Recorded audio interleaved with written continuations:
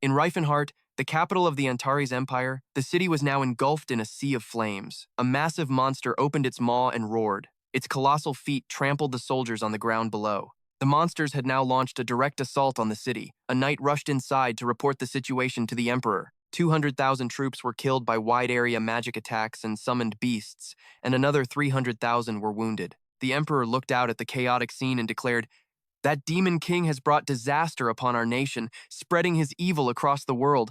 Who will help us put an end to all this? The demon king will fall at the hands of true heroes.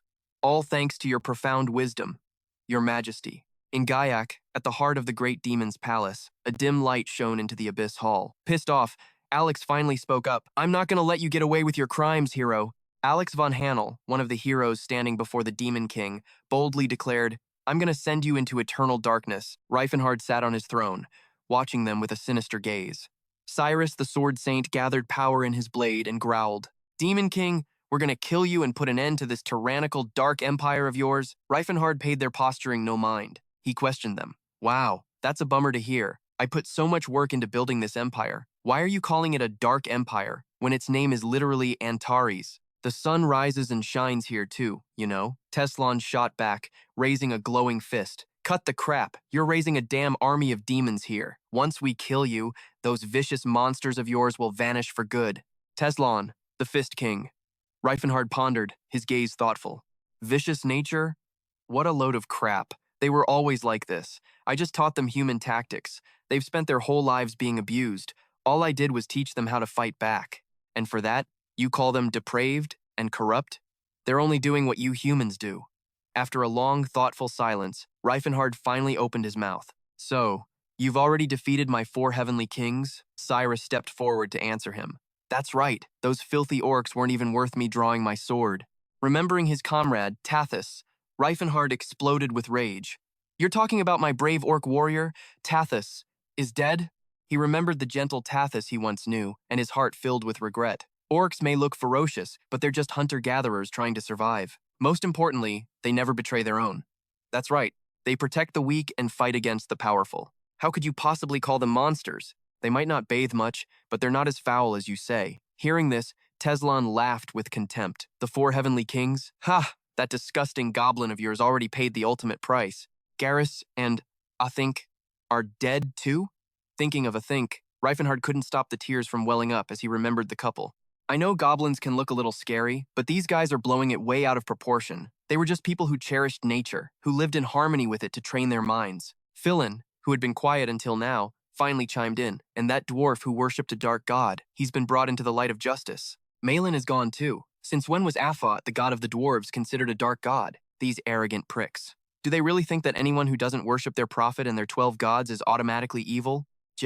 Light then began to taunt Rifenhardt about the dark elf. "I also sent some fallen dark elf bitch back to meet her ancestors. She was a total pushover against my magic." Remembering Cirrus, Rifenhardt could no longer contain his fury. He instantly unleashed his power, roaring, "Cirrus too? Are you begging to die?" Cyrus's group gloated at his explosive reaction. "There it is, finally showing your true colors. That dark elf bitch was already lost to the darkness. We don't show mercy to creatures like that." Rifenhardt could only clutch his head, feeling utterly helpless at what had been done to his comrades. A dark elf? Seriously? Her skin might have been darker than yours, sure, but that was only because humans destroyed so much of the forest that she was forced to migrate to the barren lands. You're calling a noble, pure-blooded elf a dark elf just because she got a damn sunburn. Cyrus's group didn't bother to respond. They just launched their attack. "I will avenge the fallen with this sword." Rifenhardt no longer bothered looking at them, a defiant smirk playing on his lips. "Are you even going to listen to a word I say?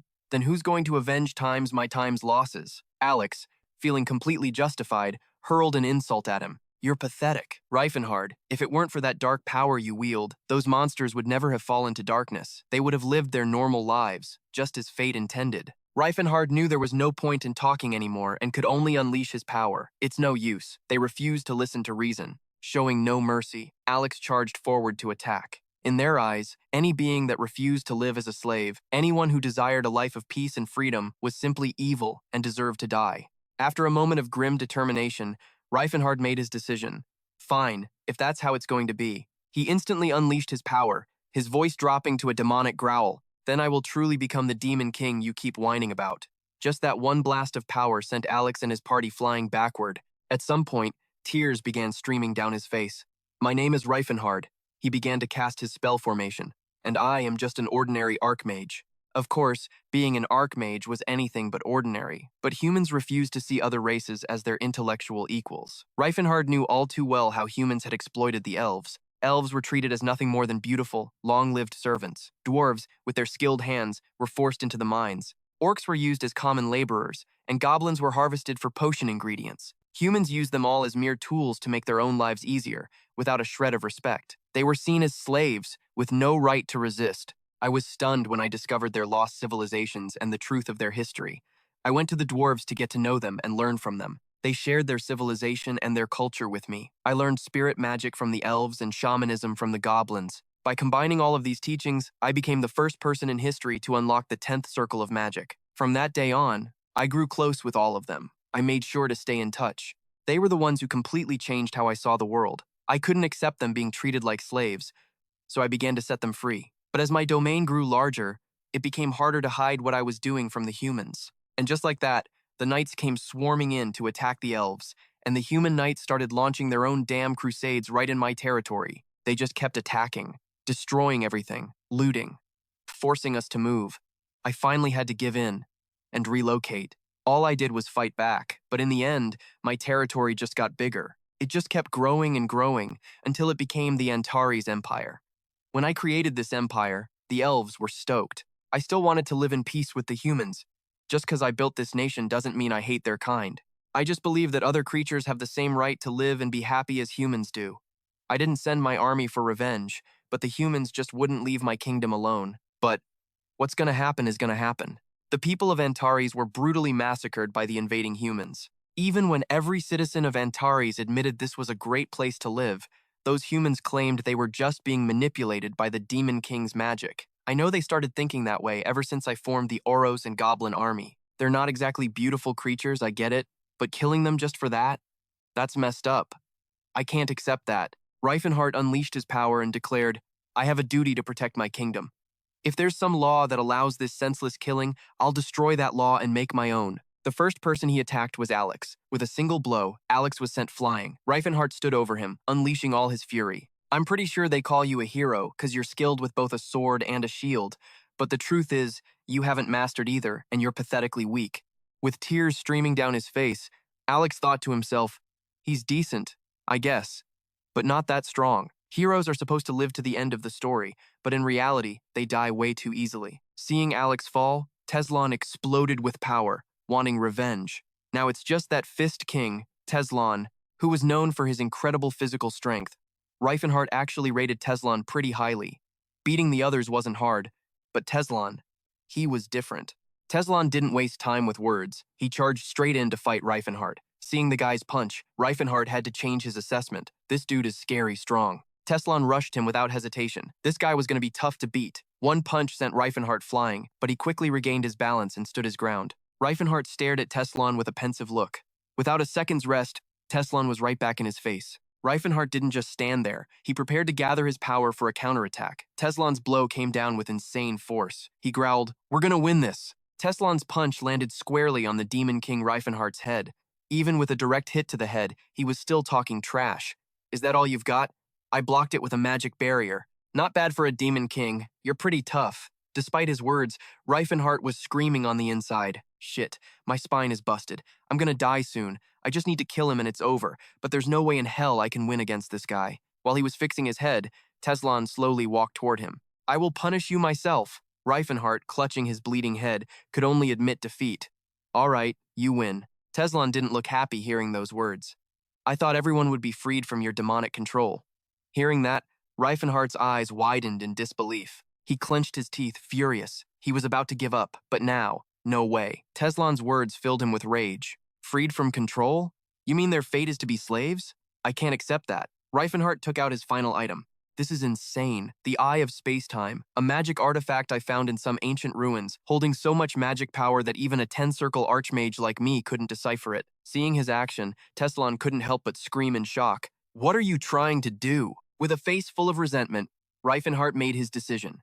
The Lord of Space-Time Reversal, a pillar that can turn back time and even trick the gods. He decided to use this divine artifact. I don't know if this will even work, but it's not like I have anything left to lose. Stop me if you can. Hearing the taunt, the Fist King Teslon immediately charged at Rifenhardt. Meanwhile, Rifenhardt was trying with all his might to activate the space-time portal. I can't die. Teslon was already on top of him. Rifenhardt held on for dear life, trying to activate the spell. I can't just die like this.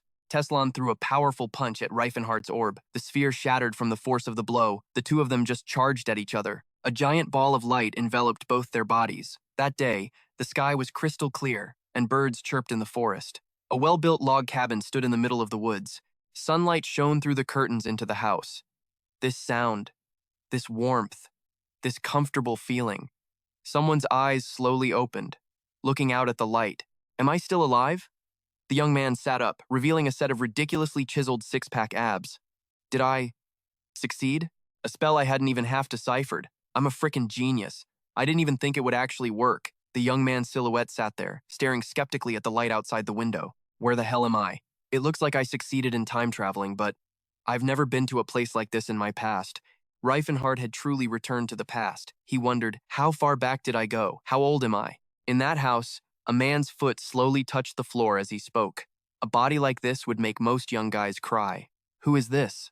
What's with all these calluses? This body is all muscle and scars. It's disgusting. A mage just needs to be good at magic. What's the deal with this useless six-pack? It feels weird to say this about myself, but my body when I was young made a few girls go crazy for me. And when I grew up, I got even cooler and made a few more cry. What's with this dumb face? Where's my perfectly sculpted face gone? Now my body looks more like a statue than my face does. What the hell happened? Did my space-time reversal spell fail? Is that why I'm in the body of some random dude? But his face looks really familiar. If that's the case, does it mean I'm not in the past? Am I still in the present, but I've swapped places with the soul in this body instead? Dark brown eyebrows, defiant eyes, and a stubborn mouth. If this body got bigger and grew a beard, it would be the indomitable martial king, Teslon. Just then, a loud voice called out, "Model, Teslon, the sun's high in the sky. What are you still doing in here? Why haven't you come out yet? Today's going to be another great day." Jorat walked into the house with a grin. Seeing that massive build of his, the boy's face went pale as he stammered, "You, who are you?" And he thought, a monster. Seeing him stammer like that, the man leaned down and asked, "Why are you looking at me like it's the first time you've ever seen me?" Hearing that, the boy replied, "I'm asking because I seriously don't know." Jorat frowned and said, "Teslon, haven't you used that amnesia excuse twice already? You should know that excuse won't work anymore." As soon as he finished speaking, he grabbed the boy's head and cheerfully dragged him outside, saying, "Now, let's head to the training grounds." Seeing this, the boy screamed in horror. Wait, training? Then he thought, from the looks of it, this must be Teslon's master, the strongest fighter the continent has ever known, Sword King Jorat Gram Protasi. Right now, he was tied tightly to a tree, causing him to scream in fear. "Hey, old man, would you please just listen to me for a second?" Jorat gently covered his mouth and said, "Quiet now. You're talking way too much today. All right, let's begin the training." As he spoke, he picked up a bamboo stalk from the ground, and in an instant, the boy's face contorted in pain. And just like that, he whipped the bamboo stalk right into his gut, tears streaming from the boy's eyes from the blow. Then he thought, what the hell is happening? Without letting him rest, the man continued to beat him relentlessly.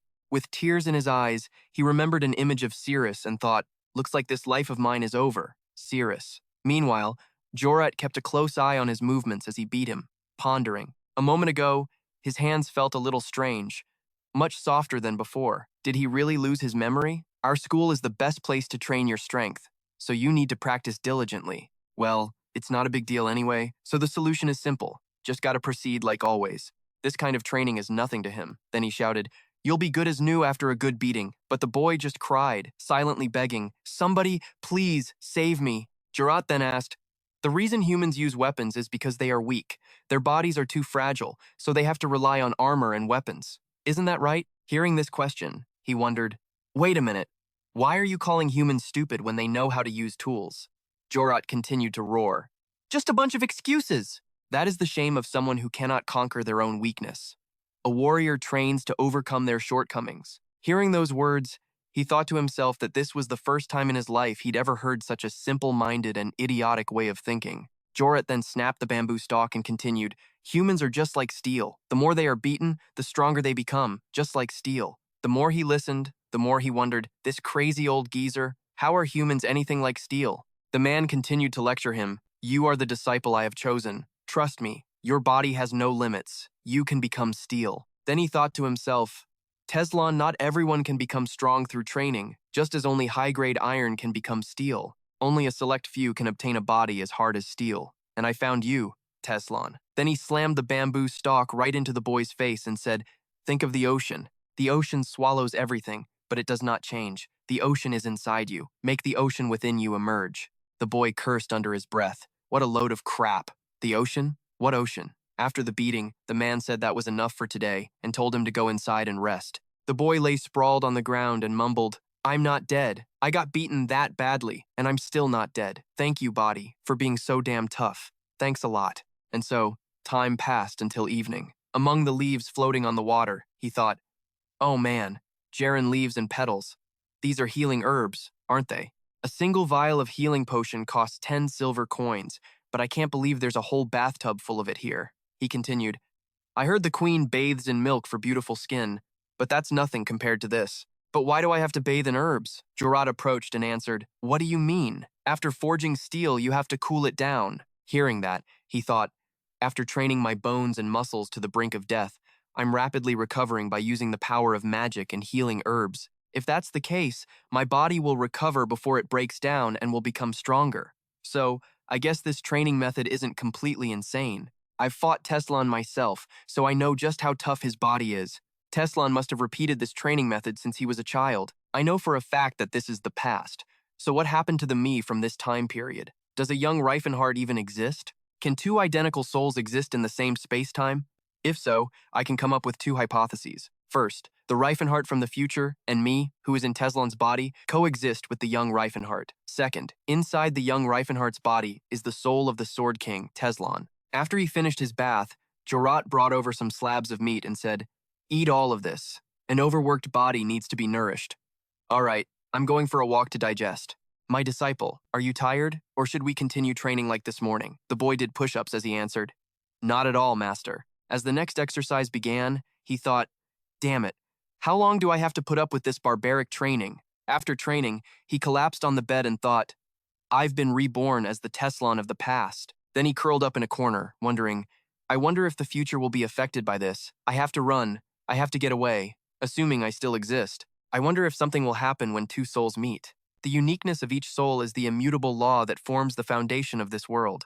If you're unlucky, your soul will just disappear. The young Rifenhardt won't become a mage for another 10 years. He's probably studying hard, just buried in books in the Delpia Magic Tower, so he probably won't run into me. What if Teslan has taken over my body? In that case, he's definitely slower than me. Teslan's strength came from torturous training with his master. In my frail body, he can't do a thing. Not as long as he hasn't reached level 10. This kind of brutal training requires a master's guidance. There's no way he could do it alone. No, with Teslan's level of mastery, he might just find a way. Then he snuck out and said, anyway, the first thing I need to do is escape this prison. No sooner had he finished the thought than he bolted outside, thinking, I'm escaping. I don't care what I have to do tonight. I'm getting out of here. Suddenly, Jorat appeared out of nowhere with a smile and asked, my disciple, where are you off to? Seeing him, I screamed internally, asking myself, that weirdo old man, when the hell did he get here? And Zorat just says, you've been quiet for a month or two, and now you're trying to run off again? This is the 9th time, isn't it?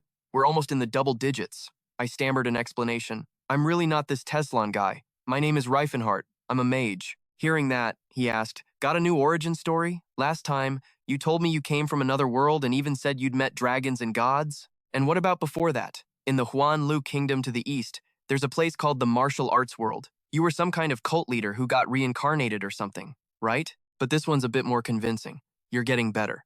Now, go back to sleep. As he spoke, he grabbed me by the head and dragged me back, while I thought, that damn geezer. I failed today, but I'll definitely succeed tomorrow. Yeah, I'll admit it, my escape attempt today was a failure, but don't think you can keep me locked up here forever. And whenever I tried to escape, Zorat would appear out of nowhere and say, I went through all this when I was a disciple too, so I get it. Just hang in there a little longer. After being dragged back so many times, I realized I'd given up on the idea of escaping the man they call the Demon King because the word quit just isn't in his vocabulary. That's when he told me he had 30 years of experience preventing disciples from running away, and in all that time, there had never been a single one who didn't try faking an illness to escape. At that, I looked up with resentful eyes and thought, even if I got lucky and escaped, that man would chase me to the ends of the earth. It's better to just pass his tests fair and square and get off this mountain. That's how I lived in a prison filled with love for 2 years. Then Zorat said, "You did it. You finally awakened your own power." And just like that, I had successfully awakened my aura. I heard that even the Sword Saint Cyrus only awakened his aura in his late 20s.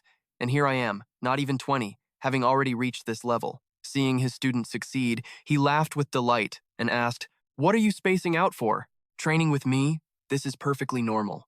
If you stimulate your survival instincts and train your body, your will to live will amplify your life force and the power needed to release your aura. This much probably won't hurt you, right?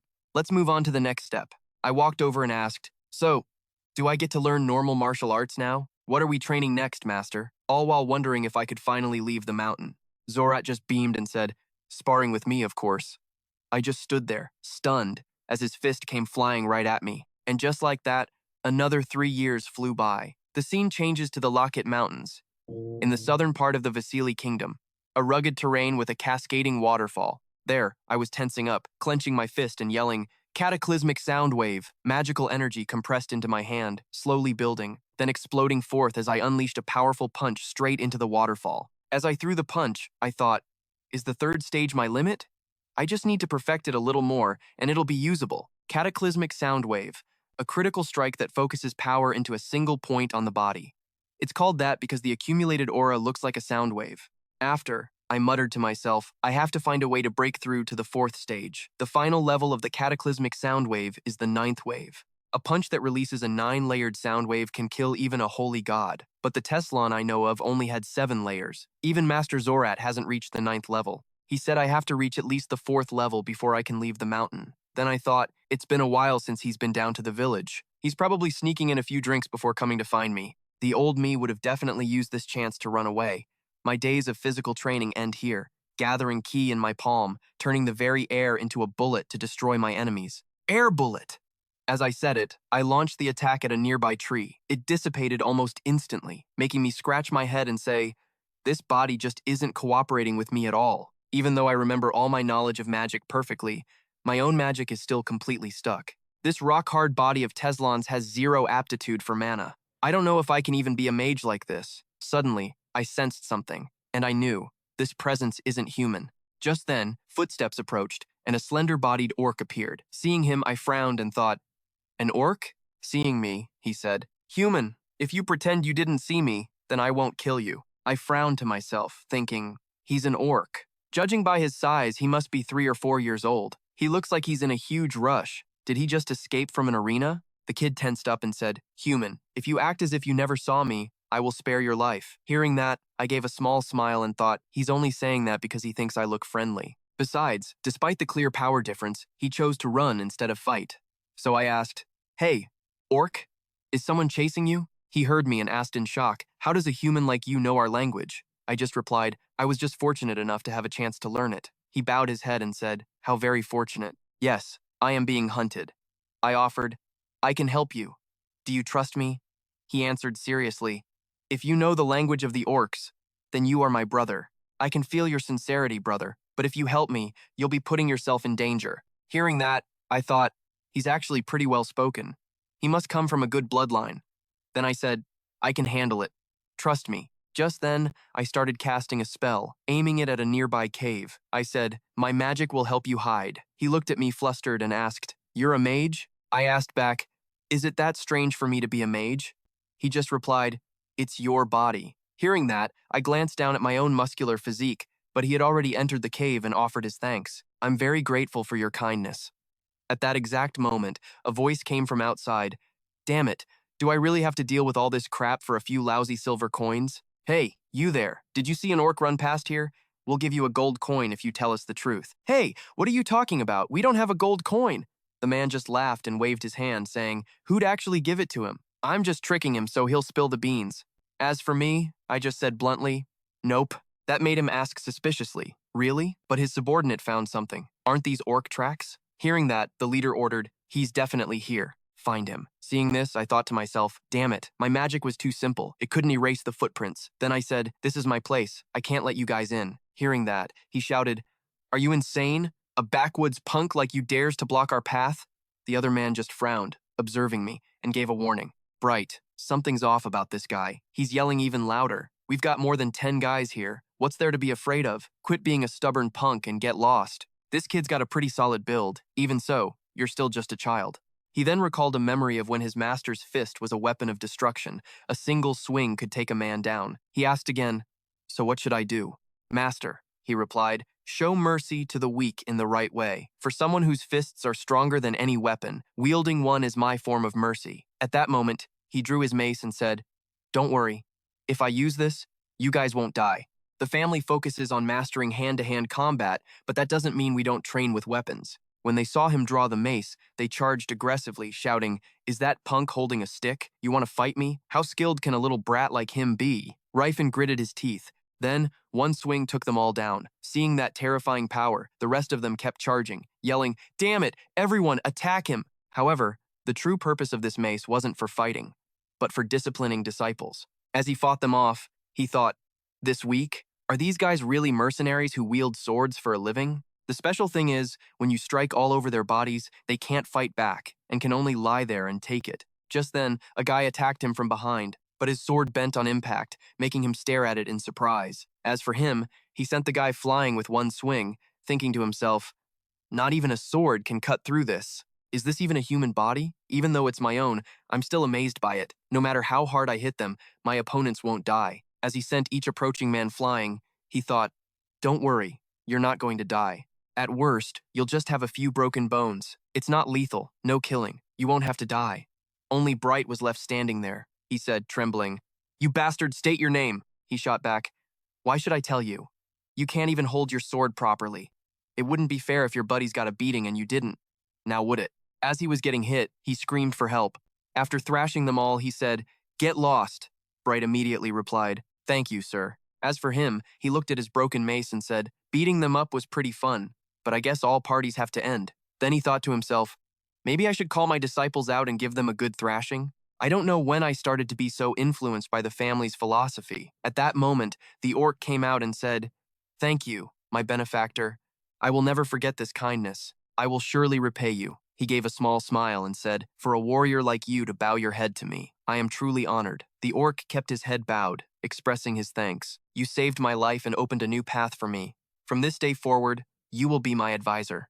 Whenever you need me, consider me your sword. In orc culture, an advisor holds the highest position, to be respected and obeyed, much like how human knights serve their lords. The orc, still bowing, asked, may I know my benefactor's name? He smiled brightly and replied, I am. But he paused, thinking for a moment, then answered, my name is Rifenhardt. He mumbled the name back to himself, Rifenhardt. I will remember this name. Then he asked, this world is ruled by humans. Where do you plan to go? Where do you think you can even go? He answered bluntly, this continent is vast. There's bound to be a place for me to settle down. If not, I'd rather die wandering than die as a slave. Hearing this, he suggested, past those mountains, about a 2-week walk to the south, there is a wasteland. It's a place your kind calls the Land of Hope. Go there. Other orcs are also hiding there, from the Blue Bear tribe. I have to get going now, too. Taking the hint, the orc started to leave and said, then I shall be on my way. Suddenly, he shouted out, ah, that's right. What's your name? The young orc smiled radiantly and replied, I am the son of Crota, the heir of Lateus. My name is Tathit. He was stunned when he heard that name, and watching the orcs retreating back, he thought, he's Tathit? One of the 4 heavenly kings, the great warrior Tathit. He is the chieftain of the Blue Bear tribe, who later becomes the great leader of all orcs. I wonder if the real Teslon ever met Tathit in the original timeline. Then again, with a personality like his, he would never have helped an orc. Then he said, it seems the gears of fate have begun to turn. He continued to watch Tathit, thinking, fate is truly a fascinating thing. He smiled softly as he watched him go, remembering the sound of roaring cheers, the image of Tathit from his past life, his people, and Cirrus, his comrade, and the image of himself smiling along with the words, someday, I will meet my friends and my brothers again, the descendants of those brave warriors. Half a year had passed since the strange encounter with Tathit. Joris threw a punch and roared, take this, disciple! He unleashed an immense and ferocious power. Panicked by the attack, Rifen quickly braced himself and used a protective shield. After the explosions, Joris laughed heartily. Good. Very good. Your defensive shield has reached its peak. I still remember it like it was yesterday. You were still insisting that Teslan was Rifen after getting beaten senseless. With his hands on his hips, he retorted, "That was 6 years ago. Why do you keep bringing it up, master?" He stroked his beard. "It's already been 10 years since I began teaching you, huh? You're much stronger than you were back then, but why are you still so tiny?" Rifen was stunned. "What do you mean by that? Small? I'm over 1 meter tall," he roared. "Nonsense! A member of the Heavenly Phantom Gym must be at least 2 meters tall." The first Martial King, Van Kenchu. The second Martial King, Ken Brennan. The third Martial King, Rast. Joris pushed Rifen's head down. "Have you been diligently following the breathing technique I taught you?" He vaguely thought to himself, "The Teslan I knew was around 2.3 meters tall." He replied to his master, "It's probably just my body type, master." Sweat streamed down his face as he thought, "Is he crazy? I don't want to get any bigger. No freaking way. If I use that breathing technique, my body will look totally grotesque." Joris reluctantly agreed, "I suppose so. As long as you're solid with that tiny physique of yours, it's fine." From atop a large rock, Joris watched him train. "All right then, show me the final result. Begin." A glint appeared in Rifen's eyes. He coiled and leaped high into the air, the muscles in his arms bulging. He used the Calamity Sound Wave. He twisted his body, unleashing a powerful strike. Pillars of power shot skyward as he slammed his fist into the rock. Calamity Sound Wave, 4th stage. Water burst from the fissures, spraying everywhere and creating a stunning sight. Joris stood on high as boulders were thrown even higher than his own head. He burst out with excitement. "Incredible!" He praised him while laughing. "With a move like that, no one will be able to defeat you." Rifen looked at the muscles bulging on his arm. "I did it. Calamity Sound Wave, 4th stage." His master looked at him. "It seems the time has come for you to go out into the world." He replied with a yes. Joris continued to praise him. "You have done well, Rifenhardt, my disciple. From now on, you can live freely as you wish. I don't care if you become a good person or a villain. Live the life you desire." He closed his eyes sincerely. "That is your reward for all your years of training." Sweat dripped from his face as he called out, "Master Zorat." He cut him off and began to reminisce. 60 years ago, the third Martial King, Rasto, told me to remember 3 things. First, it's fine to accumulate wealth, but don't do it through dishonest means. A young Zorat asked, "But sir, I thought you said it was okay to become a villain," he replied. "I'm saying, if you really want to, at least be a villain with some class. Have your own damn style." Zorat was confused. Asterisk. What kind of weird-ass ideal is that? Asterisk. Rasto continued his lesson. "Second, whenever possible, side with those who are treated unjustly. Isn't it better to be praised and respected?" Zorat repeated, "Those who are treated unjustly, not the weak." He explained, "Being weak doesn't necessarily mean you're being treated unjustly. Besides, there are countless people in this world weaker than you. How are you supposed to tell them all apart? And the third, and most important thing, whatever you do, never let the martial arts of Tianfan be lost." "Now," Zorat said to him, "you must find a disciple and pass on this great technique. Got it?" Rifenhardt stood firm. "Yes, master, I will take it to heart." He beamed and threw a pouch to him. "Finding a talented kid isn't something you can do overnight. Remember this for the rest of your life. But when the opportunity comes, don't miss it. Take this. It has clothes and travel money." He took it, bewildered. 30 silver coins. "I thought people in the Vasily kingdom were pretty well off. And you have a mansion, don't you, master? You should have given me more." Even though this was still half a year's living expenses for a commoner. He stroked his beard and chuckled. "Our school has a rule about paying a fee to those who leave the mountain. We even raised the fee because of inflation. It used to be just 25 silver. I've also prepared a small gift for you at the carriage row. You can find it with this map. Feel free to visit if you're ever nearby." He opened it to look. Standing on a rock and looking back, he wondered, asterisk, "Is it really okay for me to leave? Am I really free to go?" Asterisk. A massive pillar of energy shattered the ice and rock. He yelped in shock. Holy crap, Zorat was using his power. He thought, asterisk, "Go, my disciple. Don't dwell on this parting. Move forward, and don't look back." Asterisk. His master's grim face scared him into shouting, "I am the successor to the greatest doctrine in the world. In the outside world. In a house." A man called out in fear, "It's too dangerous, village chief." The chief was not afraid. "I have to say what needs to be said, even to a noble," Edward asked. "What is it, chief?" The chief walked over and explained, "I'm requesting payment for all the food you and your knights have consumed." The arrogant man tossed a gold coin and thought, asterisk, "These damn peasants, asterisk." "Here," the man said. "This should be enough." The village chief accepted it with a thoughtful look, while the man thought smugly, asterisk, this must be the first time these lowlifes have ever seen a gold coin. Asterisk. The chief stammered, "Es, sir, this is nowhere near enough." A vein bulged on Sir Edward's face. "What?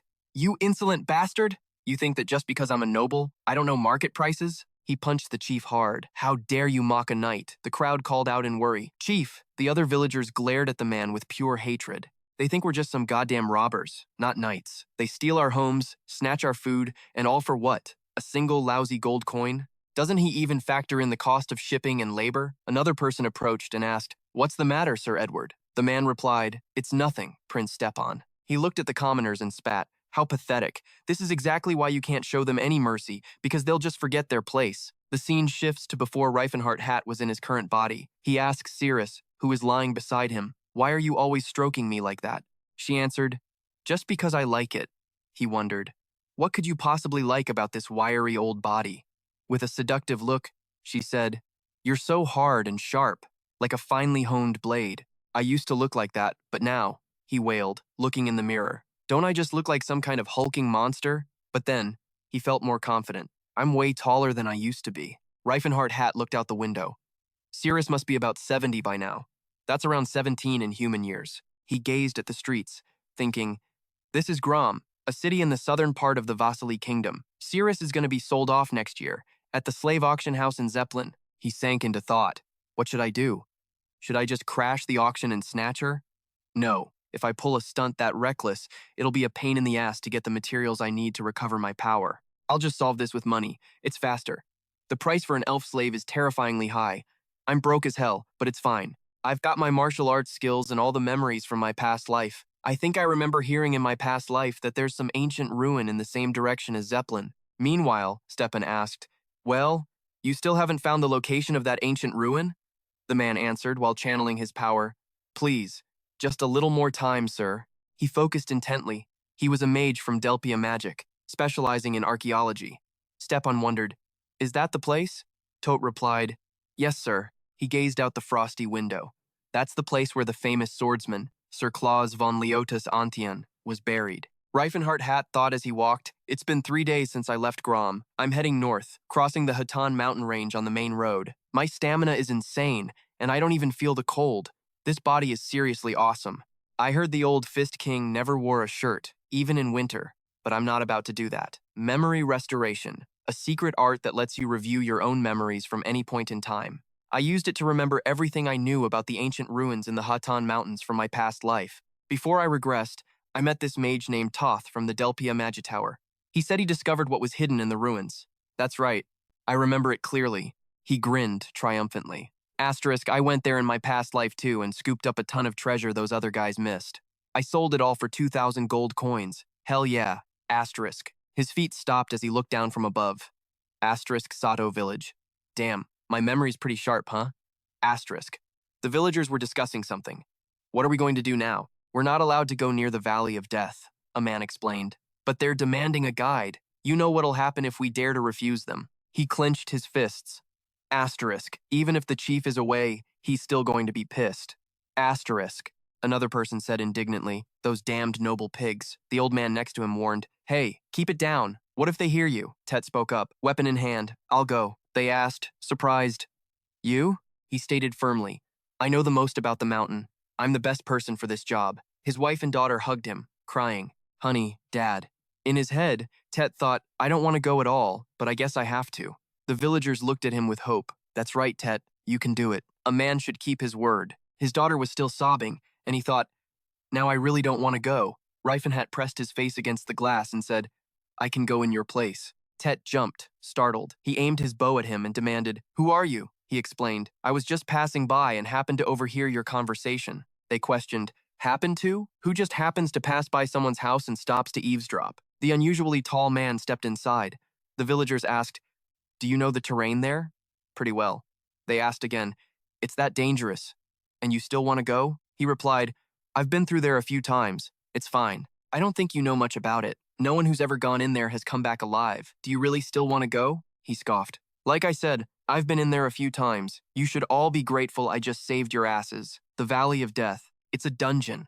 A remnant left over from the Silver Age. something that's been forgotten for a very long time. 50 years ago, there was a great swordsman named Kot. He was still very young, only 45 years old, when he awakened the light sword. He took part in every expedition on the continent, and his heroic tales spread throughout the Vasili kingdom. But fame makes a man arrogant. Kot then entered the valley with only one companion and lost his life there. But what's strange is that the Antian sword he carried also vanished within the ruins. The demon sword, Antian, is a treasured heirloom of the Antian clan, passed down through many generations. They are still trying their best to find that sword.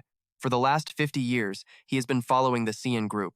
He looked at the two of them and thought, he could be Cross's grandson. Lenia looked at Stepan with admiration. You move with such graceful power, even when you're not on horseback. My lord is truly a top-tier knight, he replied bashfully. You're too kind with your praise. Lenzia, I'm not as great as you say. He watched them, annoyed. Look at that elf slave, smiling at them. Rifenhardt looked at him. Is there only one priest in the group? His name is Silent, huh? He looks so young. Does he even know how to use spells? He wondered. And besides, is this kid even a guy? He watched Stepan and Silent talking, thinking he should try to chat with Tot. It's been a while since I've seen him, but those two are way too deep in conversation. He's been rambling on ever since we left, and this whole vibe is just weird. The two of them were looking at each other so affectionately. It dawned on him, wait a sec, could he be? He broke into a cold sweat. No way. He's too nice, it can't be. How could he be? Edward turned, breaking his train of thought. A wise choice. Traveler, he asked the man. You mean choosing me as the guide was a good thing? It's not that great. I just had to go in place of the villager. The man closed his eyes. Yes, because the villagers were too scared, so no one dared to do it. He replied, of course they're scared. What's there to be scared of when you get to travel with the brave knights of the kingdom? The man said smugly. He looked pissed, thinking, these damn knights, every single one of them is a selfish coward. Seeing them act like this is so cringy. How are these losers supposed to get anything done? A growling sound came from the trees, getting both of their attention. Strange creatures leaped out at high speed. Their fur swirled like arrows shooting up. Then the beasts appeared, diving down unexpectedly. They spread their wings, revealing sharp fangs. It was a monster ambush aimed right at the group. Everyone, get into formation! A beast lunged at the group with its claws and fangs. Lencia leaped forward. How dare you disgusting monsters attack me? You are blessed by the prophet. Swing your swords! The knights of Antian heard the command and attacked. Tot used a fireball spell. The magic weakened the beast's attack power. The group of knights suddenly began to glow with power. It was all because of the support magic. Watching Stepan's swordsmanship from the side, Rifenhardt thought, not bad, especially that Stepan kid. He's stronger than I thought. That buff spell is pretty decent. He looked around.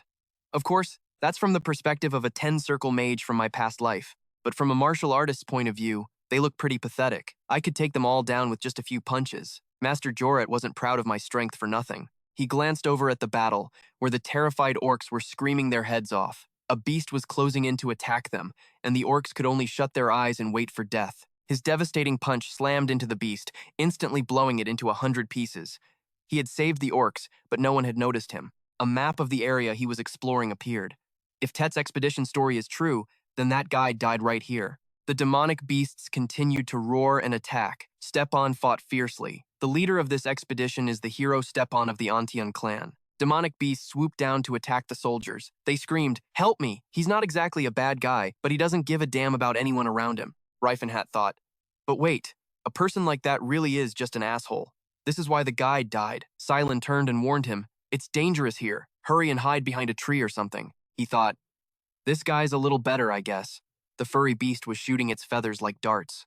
The feathers hit him but did no damage at all. Getting hit by these feathers doesn't even hurt, but one feather shot right into his eye, and he screamed. My eye! Clutching his eye, he punched the beast to smithereens. Did I not cry all my tears out during training? Why am I crying now? Stepan asked Edward.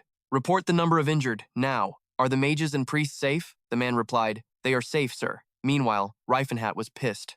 Hey, don't you care if we live or die? Stepan ignored him and immediately shouted, the knights of Antian are strong! Feel free to rest and enjoy the thrill of victory! He turned to start a conversation with Tot. I should use this chance to talk to him for a bit. Thank you, mage. We survived because of you. He replied, it was no big deal. He asked further, I heard you're from the Delpia Magic Tower. I have a friend there. Tot was stunned. A friend? He mentioned the name. His name is Rifenhardt. Do you know him? He looked up. Ah, Rifenhardt, you say. That kid has a big guy like you for a friend? Tot laughed sleazily. That little kid is pretty cute and kind. He broke into a cold sweat. Huh? Again? Tot was confused. But, what are you asking for? He answered calmly. Ah, I just want to know if he's living well. Also, has anything major happened to him lately? Tot replied, he's working hard studying magic. Rifen lowered his gaze. Hasn't anything strange happened in the past few years, sir? He wondered. Strange? I don't think so. Tot's face twisted in disgust as he recalled Rifen's face from his past life. His nose is still as sharp as ever, his eyes are like jewels, and his skin is so damn smooth. He thought, this guy's just like Joris, obsessed with his own looks, but in a different way. Crap. What am I supposed to do now? Should I just beat the hell out of him? He forced a smile. Besides all that, has his personality changed at all? He said, I'm not sure. I have little interest in the thoughts or actions of that child. C asked, are you injured? Rifen looked at him. I'm fine, so please go check on the orcs over there. He went over to the orcs to heal them. Hold still. The orcs were shy. It's okay, High Priest. We're not in pain. This is nothing, really. It doesn't hurt at all. A guard asked, Priest, those guys just need to lick their wounds and they'll be fine. Why are you wasting your energy healing them? He ignored their words. Rifen thought he was kind for healing them, but at the same time, he treated them like pets, not people. The orcs were grateful.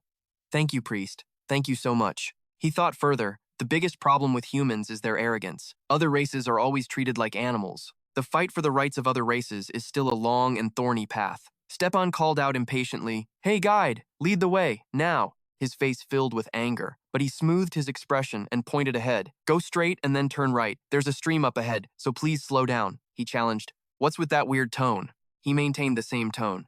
It's nothing, sir. A few hours later, the knights and soldiers were exhausted. They complained, a death viper and a dire wolf, and then over 20 goblins. How can this tiny mountain have so many damn monsters? Rifen smirked to himself. Why? Because I didn't take the established path and just plowed straight ahead. That's why we're running into so many monsters. Do you need to rest, sir? Stefan panted angrily. Everyone get up! The knight is too arrogant, and the priest is too rigid. The mage is just petty and mean. My nature as a mage in my past life is really burned into my very soul. It's true, I showed you the fastest way was to go straight. I didn't lie. It's not like I did it just to piss you off. Stepan warily climbed onto a rock. So this is the place where Sir Klaus died. I never imagined there'd be so many monsters on such a small mountain. Then his eyes widened in shock. They had arrived at the ruins. He was ecstatic. Whoa, is this it? Edward turned. This is definitely it, Sir Stefan. The ancient Panton ruins were shrouded in mist as they slowly approached. Stefan's group stood before the gate. Tot pointed. This is the entrance. Iwi said, I think we can go inside right now. Your Highness, he called out. All right, everyone get ready. Rifen smiled knowingly. Well then, I'll be waiting here. My job as a guide is over, sir, he grumbled. Fine, your work is done. You can go back now. Rifen feigned distress. But I have no way to get back to the village by myself. The guy finally realized. Therefore, since you worked so hard to guide us here, we will protect you on your way back. Rifen smiled as he clenched his fist. So you weren't planning on doing that from the start, huh?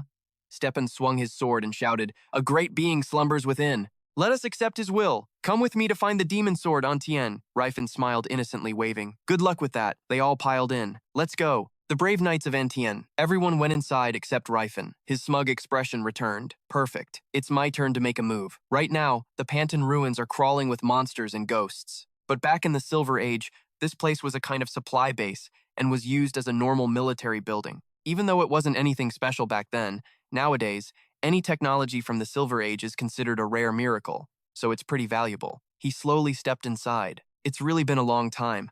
I came to scout this place out with Siri before. We were so happy back then. He remembered her voice. Rifen, are the wind spirits whispering that this is a secret passage? He'd replied, Great job, Siri. You're my goddess. She opened the door and they walked in together. He remembered the intimate scene they shared here. I'm so embarrassed. Embarrassed? I'll reward you with a kiss. Rifen blushed at the memory. What the hell were Siri and I even doing in such a dangerous place? I was pretty bold back then. He touched the wall, tracing the memory, the password. It's based on the left side of the Libra constellation, with the emblems of water and earth inverted. Yeah, that's it, right? I mean, I basically already know the answer. He used magic. Ugh, I don't have enough mana, so activating this isn't as easy as I thought. Another problem is that this body's brain isn't exactly the sharpest tool in the shed. After a moment, the door opened. There we go. He folded his coat and set it on the floor. I'll just take this off for now. I spent 10 silver coins on these clothes. I'm not just gonna throw them away. He stretched his body, warming up. All right then, shall we test out this body's abilities? A loud scream caught his attention. He spun around. What the hell? They went in from that direction, so why is the scream coming from over here? Rifen looked down the stairs. Wait a sec. Now that I think about it, this secret passage is a back door leading to the third basement floor. If it opens, that counts as a kind of unauthorized entry. He broke into a cold sweat. Unauthorized entry? Now I remember. This place is a military building after all. That magical system will reactivate its defenses to repel any intruders. Before, it was just me and Siri, so we didn't have to worry about the other areas. But now, Antien's group is in the basement. They must have triggered a trap and fallen to the second level. His face went blank. Well, looks like they're totally screwed now. Inside, a knight had a blade pressed to his throat. Stepan shouted in alarm. Sir Thomas, he wondered. What in the world is that thing? The creature wielded a massive scythe, its eyes glowing red, its body something out of a nightmare. He was terrified. We can't beat that thing. The monster is enormous. How can a mere human possibly defeat a demon like that? Silon was chanting a healing spell. Oh, goddess Philanes, please let your healing light envelop this soul. The knights recovered instantly. Thank you, priest, he thought with a smirk. Of course, I have to do this much. I can only survive if they're safe. I almost died when the floor suddenly collapsed. He looked at Tot. Thank you, sorcerer.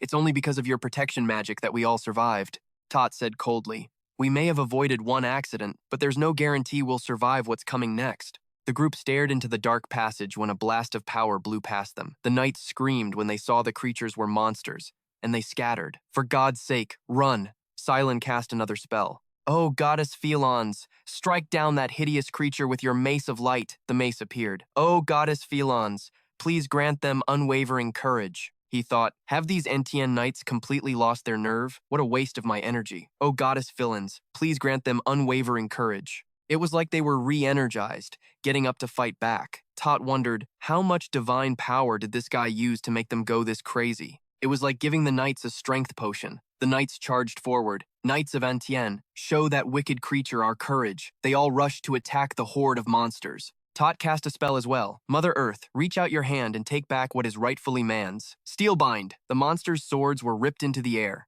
Lenia twisted her body to attack the demon. She struck the monster's body directly. Though heavily injured, she tried to press her attack, but the monster sent her flying with a single punch. She caught herself with her hands, blood trickling from her mouth.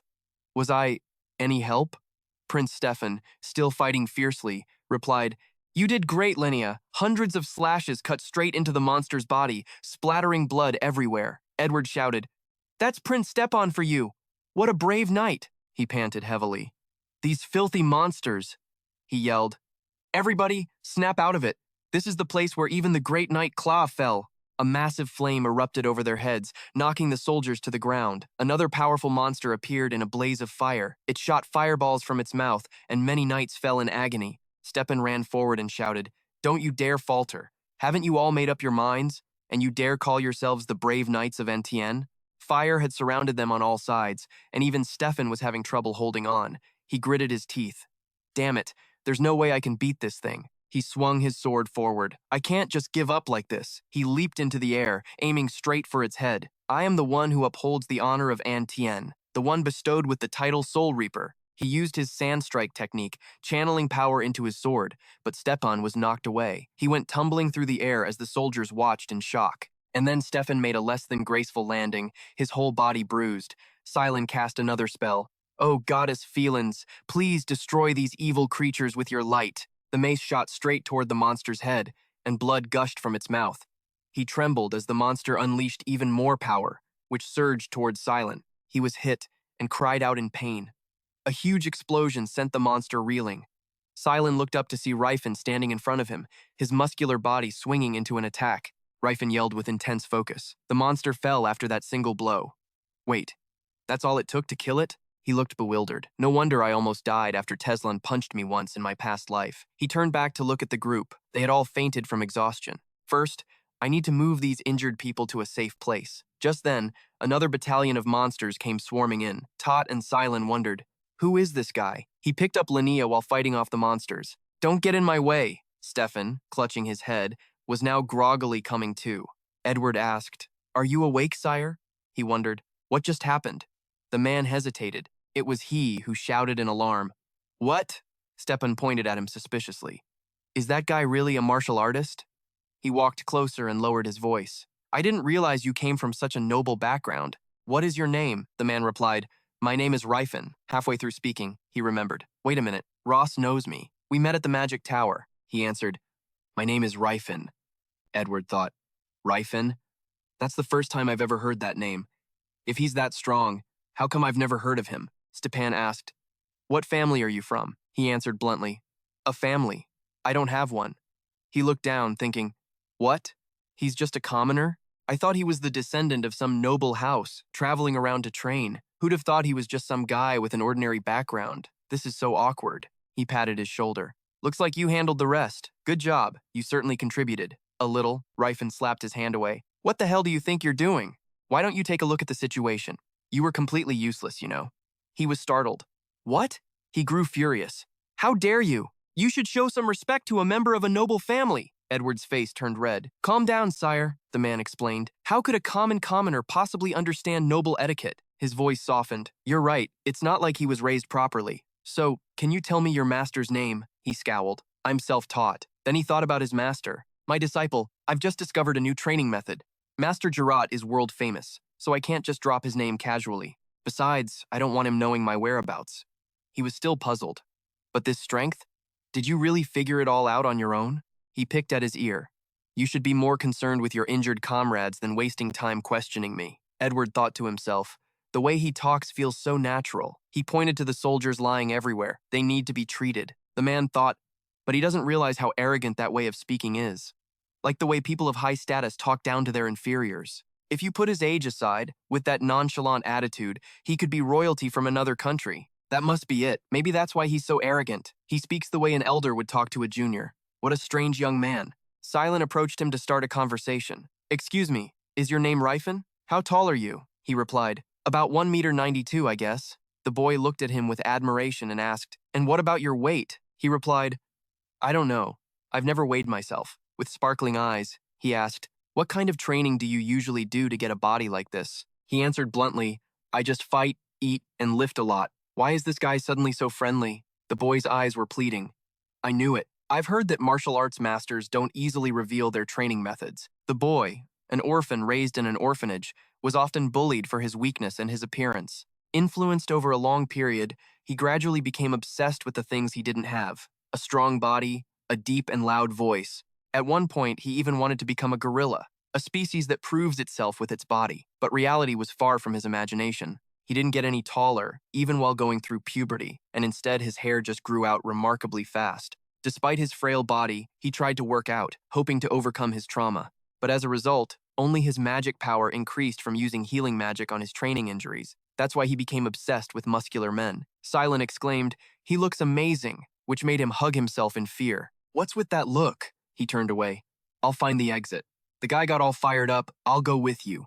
He asked, what if someone gets hurt and you're not around? The guy sulked and cried. Stepan turned to him. Fine, I'll go with you. Lenzia, you stay here and help everyone. She accepted the order. Yes, master. He asked if it was okay. He replied, do whatever your lordship wants. The two of them walked down the corridor. The guy followed behind, thinking, even if it's just an unwanted coincidence, I don't want to admit I got help from some country bumpkin. He should be proud that he helped a knight. The fact that he does whatever he wants is concrete proof of his disrespect for the knights. Arrogant bastard. I'll just wait and see if you act the same way when a demon shows up. I'll show you my skills and make you learn your place. A vision appeared of him hugging the guy's leg. He thought, Stepan really is strong. I hope a demon appears. Before he could finish the thought, he was dazed after being knocked out by Rifen. It's time, get some shut-eye. He stood strong before the horde of demons. They were small, but his body moved swiftly, taking them down one by one, and in a flash, they had all fallen. The obstacles have been dealt with. Time to go find the treasure. He entered a secret cellar and rummaged through everything. Nice. 50 silver coins from the Silver Age, and it has to be around here somewhere, right? Found it. A spatial pouch. A magic tool that can hold items 10 times its size, and the weight is also reduced by 10 times. There are a few other things too. A Skyfire forge, a Qui-Hoen dagger, magic crystals, a whole bunch of valuable stuff. Stepan woke up, holding his head. What happened? He stood there nonchalantly. Oh, you're awake? They attacked your lordship from behind, and you collapsed right after. The guy seethed. Damn it, why is my luck so shitty today? He hesitated. Thanks for protecting me. He gave a sly smile. It was nothing. He thought, I might have to knock him out again. While Rifen was clearing out all the items in the ruins, Stepan had been knocked out at least 3 times. I'm not hitting him by mistake, am I? Whatever. Even if I am, he'll be fine. He woke up with no memory of what happened. Strange. Even though I was on high alert, I didn't sense anything. Is there something wrong with my body? Maybe I should get some supplements when I get home. He scratched his head. The pouch is full. Maybe I should come back for the rest later. Looks like we've reached the end of the road. Let's turn back. The guy said, I guess so. The whole group headed back towards the exit. Silen clung to him, asking, Are you a royal noble? Rifen was blunt. A noble? I'm just a commoner. The guy was puzzled. A commoner? But you're so strong. What gives? Is a commoner not allowed to be strong or something? He looked up at him. Not only that, but the way you talk is as if you're their superior. He tilted his head. Huh? Silen explained. As a martial artist, I know you're confident and can speak to Sir Stepan as an equal. But I didn't think you'd do the same with Sir Edward, who's over 40 years old. He was taken aback. Right, I'm only 22 in this life. I have to be more careful with my words and actions. He explained, I'm not good at talking to people, so I don't really understand etiquette. The group stood before a tightly shut gate, and Stepan pushed it open. Rifen and Silen were stunned. Another monster was waiting for them. It's a Gribbus monster, he thought. Why is that thing here? I remember it wasn't supposed to be here. Stepan went forward and drew his sword. It seems this demon is the guardian of this place. Rifen stared at it. I know, but it still hasn't been dealt with. The monster let out a loud roar. He warned, Let's go back. It'll be hard to defeat that thing with our current numbers. A soldier shouted. Sir, look at the sword that demon is holding. The demon sword Antian, Edward asked. Are you really planning to face that demon, my lord? He drew his sword. Obviously, the man yelled, trying to stop him. That's too dangerous. We should return to the clan to gather more forces. I know the sword is here now, the guy argued back. What are you talking about? Don't you see the great knight's sword being defiled? Stepan gritted his teeth. I cannot retreat. I will reclaim that sword at any cost, even if that sword is in the hands of death itself. He raised his sword and rallied the soldiers. Everyone, advance! Rifen was silent. Idiots. The massive demon in the ruins of the Silver Age, the spatial rift has a system designed to automatically supplement the system's deficiencies. However, due to an incident, the supernatural monsters in this place were imprisoned and controlled by the defense system. In other words, these creatures, also known as dungeon guardians, were living freely before being kidnapped and forced to work as guards for the dungeon. Furthermore, the monsters that have merged with the ruined system and gained its power will become much more formidable creatures. He stared at it, and this type even killed Clo, who was said to be the incarnation of the god of light. If a demon of a higher level than a Tag Grand becomes a dungeon guardian, it must possess power on a completely different level from the demons here. Stepan turned to look at the soldiers. That monster is chained up. Are you all such cowards that you'd fear a chained enemy? Rifen had a serious expression. Are you guys really going to fight that thing? There's no way you can win. You'll all die. Edward turned back. I am grateful for your help, but in the end, you're just a barbarian with no honor. There are things in this world worth risking your life for, he thought, but you don't have a snowball's chance in hell of beating it. Stepan shouted. Knights of Antian, bet your lives and show your courage. He was speechless. You guys couldn't even take down a Tag Grand. What the hell are you going to do against this thing? Silen prayed. Goddess Philans, may your blessings be upon everyone. Stepan lunged to strike it. Begone, you fiend!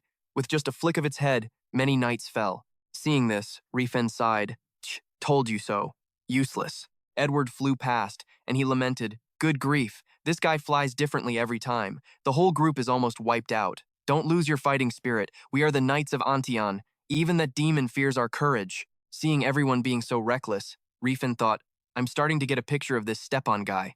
It's like talking to a brick wall. He won't listen no matter what I say. At least that Edward guy is relatively realistic. He probably understands the monster's power to some extent. As for Stepan, he has indeed been fighting Gribbus up until now. To put it simply, he charges in, gets knocked back, and tries his best to slash and stab the monster. But honestly, he's only leaving minor scratches. Silen continued to use magic. O goddess Philanon, please, bring down your sacred hammer upon that evil creature. Suddenly, the monster let out a savage roar. The hammer appeared. Goddess Philanon, unleash your holy hammer and help us defeat this beast. He chanted the spell, conjuring countless hammers that aimed straight for Grish.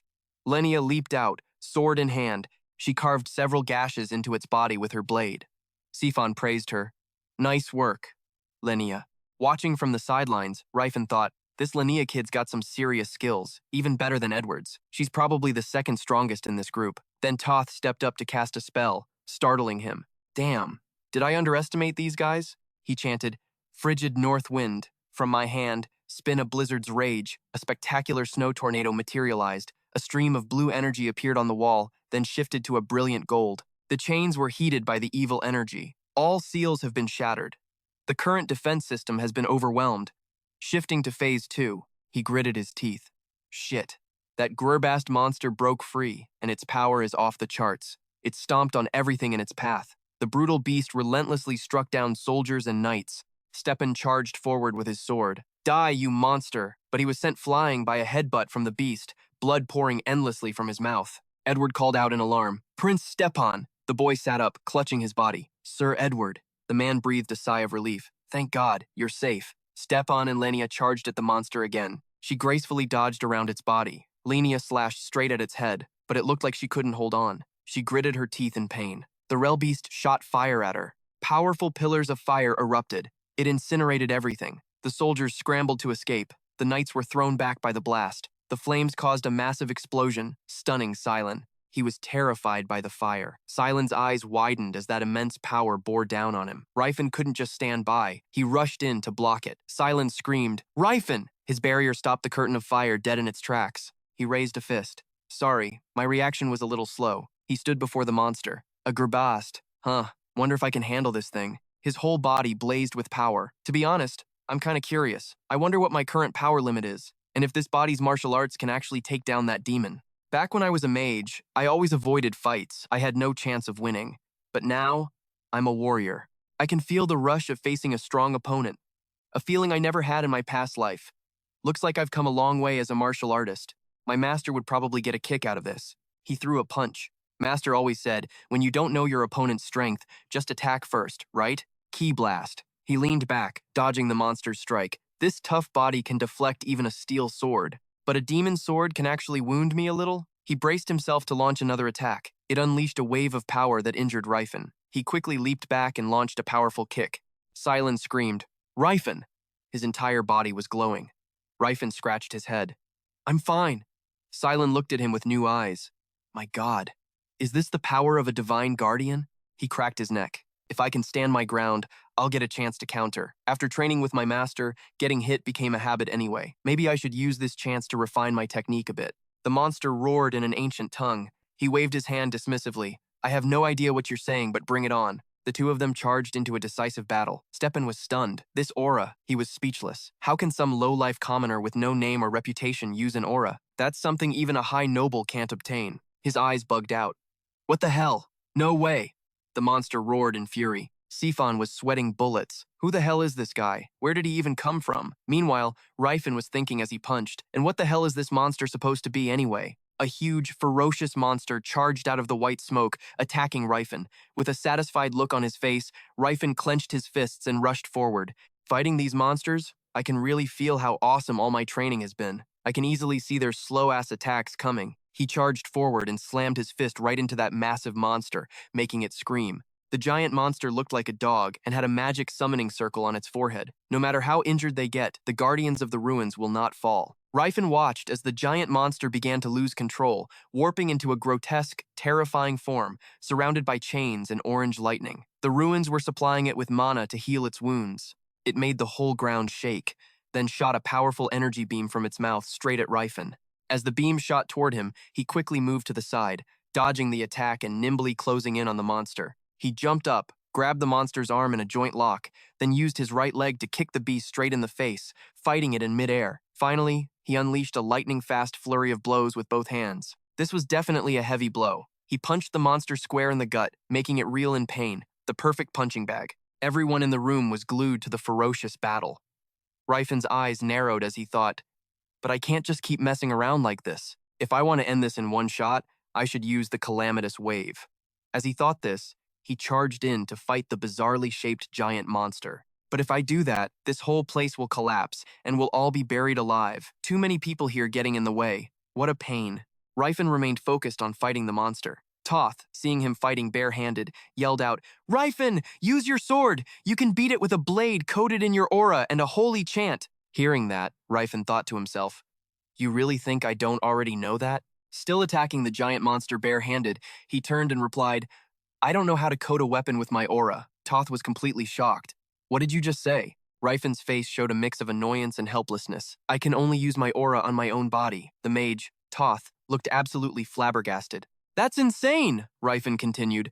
That's just how our martial arts school works. Silent shouted Rifen's name. While holding back the giant monster's arm, Rifen turned to look at Silent and thought, now what? After shouting his name, Silent continued, that thing's body is super tough, right? Rifen, straining to hold the monster back, replied, tough? Yeah, I guess it's pretty damn strong. Hearing that, Silent replied, perfect. Silent brought his fingertips together and began to cast a spell, surrounded by magical, beautiful streams of reddish-pink light. From now on, I will manifest my incarnation. Philinon's blessing. Silent screamed. Red-pink lightning bolts immediately wrapped around Rifenhardt as veins popped on his face. Philons, please bless this sword in your name. Activate, Rifenhardt yelled, gritting his teeth. He launched the giant monster into the air. The massive beast was thrown upwards, slamming straight into the ceiling. Streams of bright crimson electricity surrounded Rifenhardt, his tensed-up face looking terrifying. The sacred art of amplification. Divine impact. That spell is usually cast on metal, but you're using it on a human body? Meanwhile, Silent was getting hyped. It's working! Silent, with his long red hair and a massive grin, cheered him on. Now beat that damn monster to a pulp. He's so handsome, but damn, he's insane. With veins bulging and sweat pouring down his face, Rifenhardt looked kinda ridiculous. He charged straight in to attack. Asterisk. Might as well get this over with. Asterisk. He rushed forward, slamming his foot into the monster. Divine kick! He followed up with a knee strike. Divine knee! His face filled with resolve, he clenched his fist and charged. Finally, he threw a punch to finish the monster. Divine punch. Then a vertical beam of crimson light shot through the beast and slammed into the ground. A flash of crimson light erupted like fireworks. Rifenhardt stood in a victory pose as the monster exploded into pieces. Rifenhardt's heroic victory pose made Silent's eyes widen with admiration. It was almost romantic. The magic circle on the ceiling flickered and began to warp. The branches surrounding the circle vanished one by one. Both of them were suddenly stunned, their mouths hanging open. Silent spoke first. So, is it over? Rifenhardt shot back. Hey, dispel the spell already. Edward helped Stepan to his feet. Stepan stammered.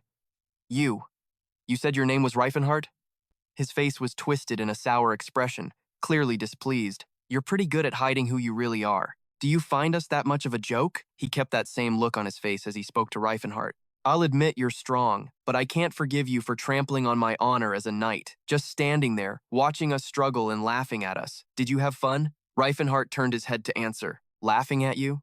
I never laughed. Rifenhardt looked confused, frowning as he thought, asterisk, I only laugh at things if I find them at least a little interesting. I couldn't give a damn about this guy. So why would I bother laughing? Asterisk. Rifenhardt turned to walk away, but Stepan wouldn't let him, drawing his sword and lunging at Rifenhardt. You bastard, how dare you turn your back on me? Stepan charged, but Rifenhardt ducked in time, calmly picking up his own sword. Stepan's attack missed completely, and Rifenhardt just looked at him with an expression of utter exasperation. Rifenhardt gave Stepan a light push, sending him tumbling to the ground. Stepan looked up, a bit embarrassed. You bastard! How dare you dodge? Rifenhardt crouched down next to Stepan, speaking in a gentle tone. Look, I never laughed at you, so just take it. Causing all this chaos just to get your hands on this, huh? Edward said mockingly. Even when faced with something so precious, the guy didn't show a hint of greed.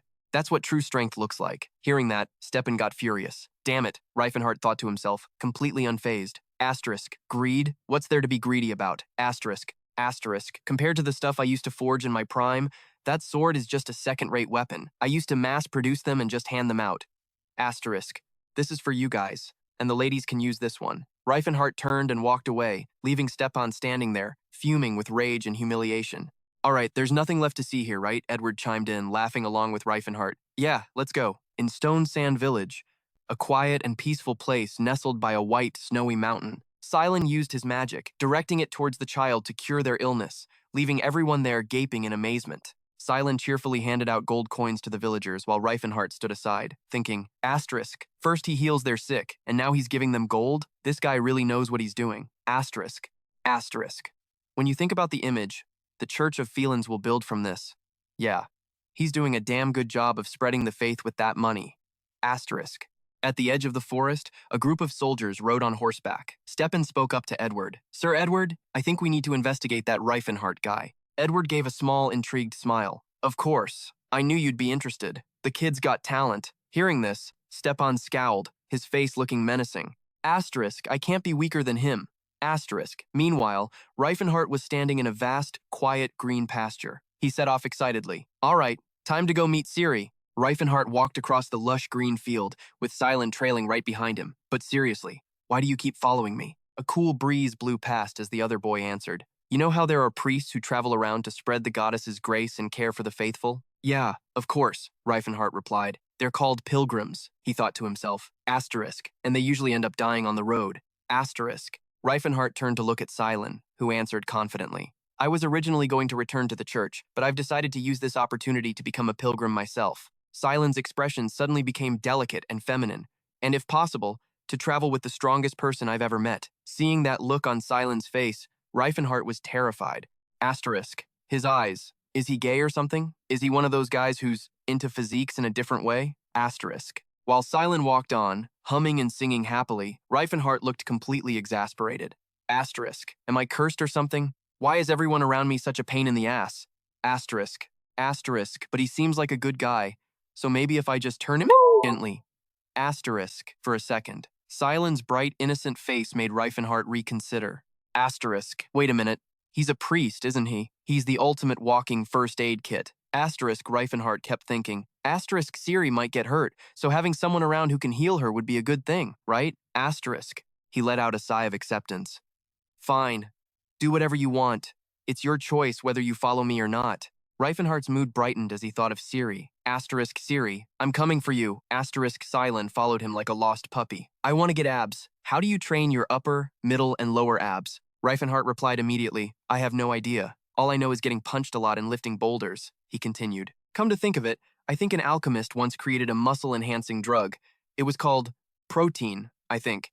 Silent piped up, I'm not interested in that sort of thing. Elsewhere, a magnificent white palace stood. In a quiet corridor, a voice echoed, Damn it. What the hell kind of training did you give him? Inside the room, a butler was bowing his head in apology to a man named Beret. My deepest apologies, young master. I did my best. But the heir of the Beret Merchant Guild screamed, An elf should be loyal to their master, offering up both their body and soul. He turned to the white-haired girl on the bed and screamed, I knew it! A cheap knockoff assassin like her was way too good to be true. Why is an elf so damn arrogant? The girl replied, I was born this way. He yelled again. You've got that look in your eyes that pisses people off, she answered softly. These are the eyes I was born with. He turned to the red-haired elf, who could only try to calm him down. With a dissatisfied look, Beret continued in a loud voice. Butler, I don't give a damn how much it costs. Just buy me some decent merchandise for once. Damn it. Even if I bought her because she was cheap, she's still just a defective piece of crap. The elf's face was lifeless, but Beret kept screaming at her with utter contempt. Take her back. Her face was pensive, yet blank and emotionless. In Elfenheim, the elf slave market has a long-standing tradition in the duchy of Zeppelin. The elf girl, number 148, had been returned for the third time. A war map appeared. The duchy of Zeppelin, a nation specializing in commerce, located in the far north of the continent. The war map zoomed in on the location of the powerful nation of Zeppelin. It bordered several other countries, a nation with a thriving commercial industry thanks to the Jurin River flowing through its territory. The map revealed a magnificent citadel of the Duchy of Zeppelin. We arrived in Zlin, the capital of this duchy and its center of commerce. On the street, the crowds of people were bustling with activity. Rifenhardt and Silent had reached the duchy and were blending into the crowd moving through the streets. Silent looked around and said, This is supposed to be the best merchant city on the continent, so it's as packed as I expected. Rifenhardt also looked around as he walked, replying to Silent, Whatever. This duchy was founded by merchants who bought the land from Kingdom G. Merchants get all sorts of special privileges, and the people here value money above all else. Rifenhardt walked on ahead, paying no mind to Silent. He was only thinking about how Cirrus was here. Silent, struggling to keep up, called out to Rifenhardt, Can we slow down a little? What are you trying to do? Show off how long your legs are. On a street corner, Rifenhardt and Silent saw a lavishly dressed man with a cane ordering his goons to hold down an old man.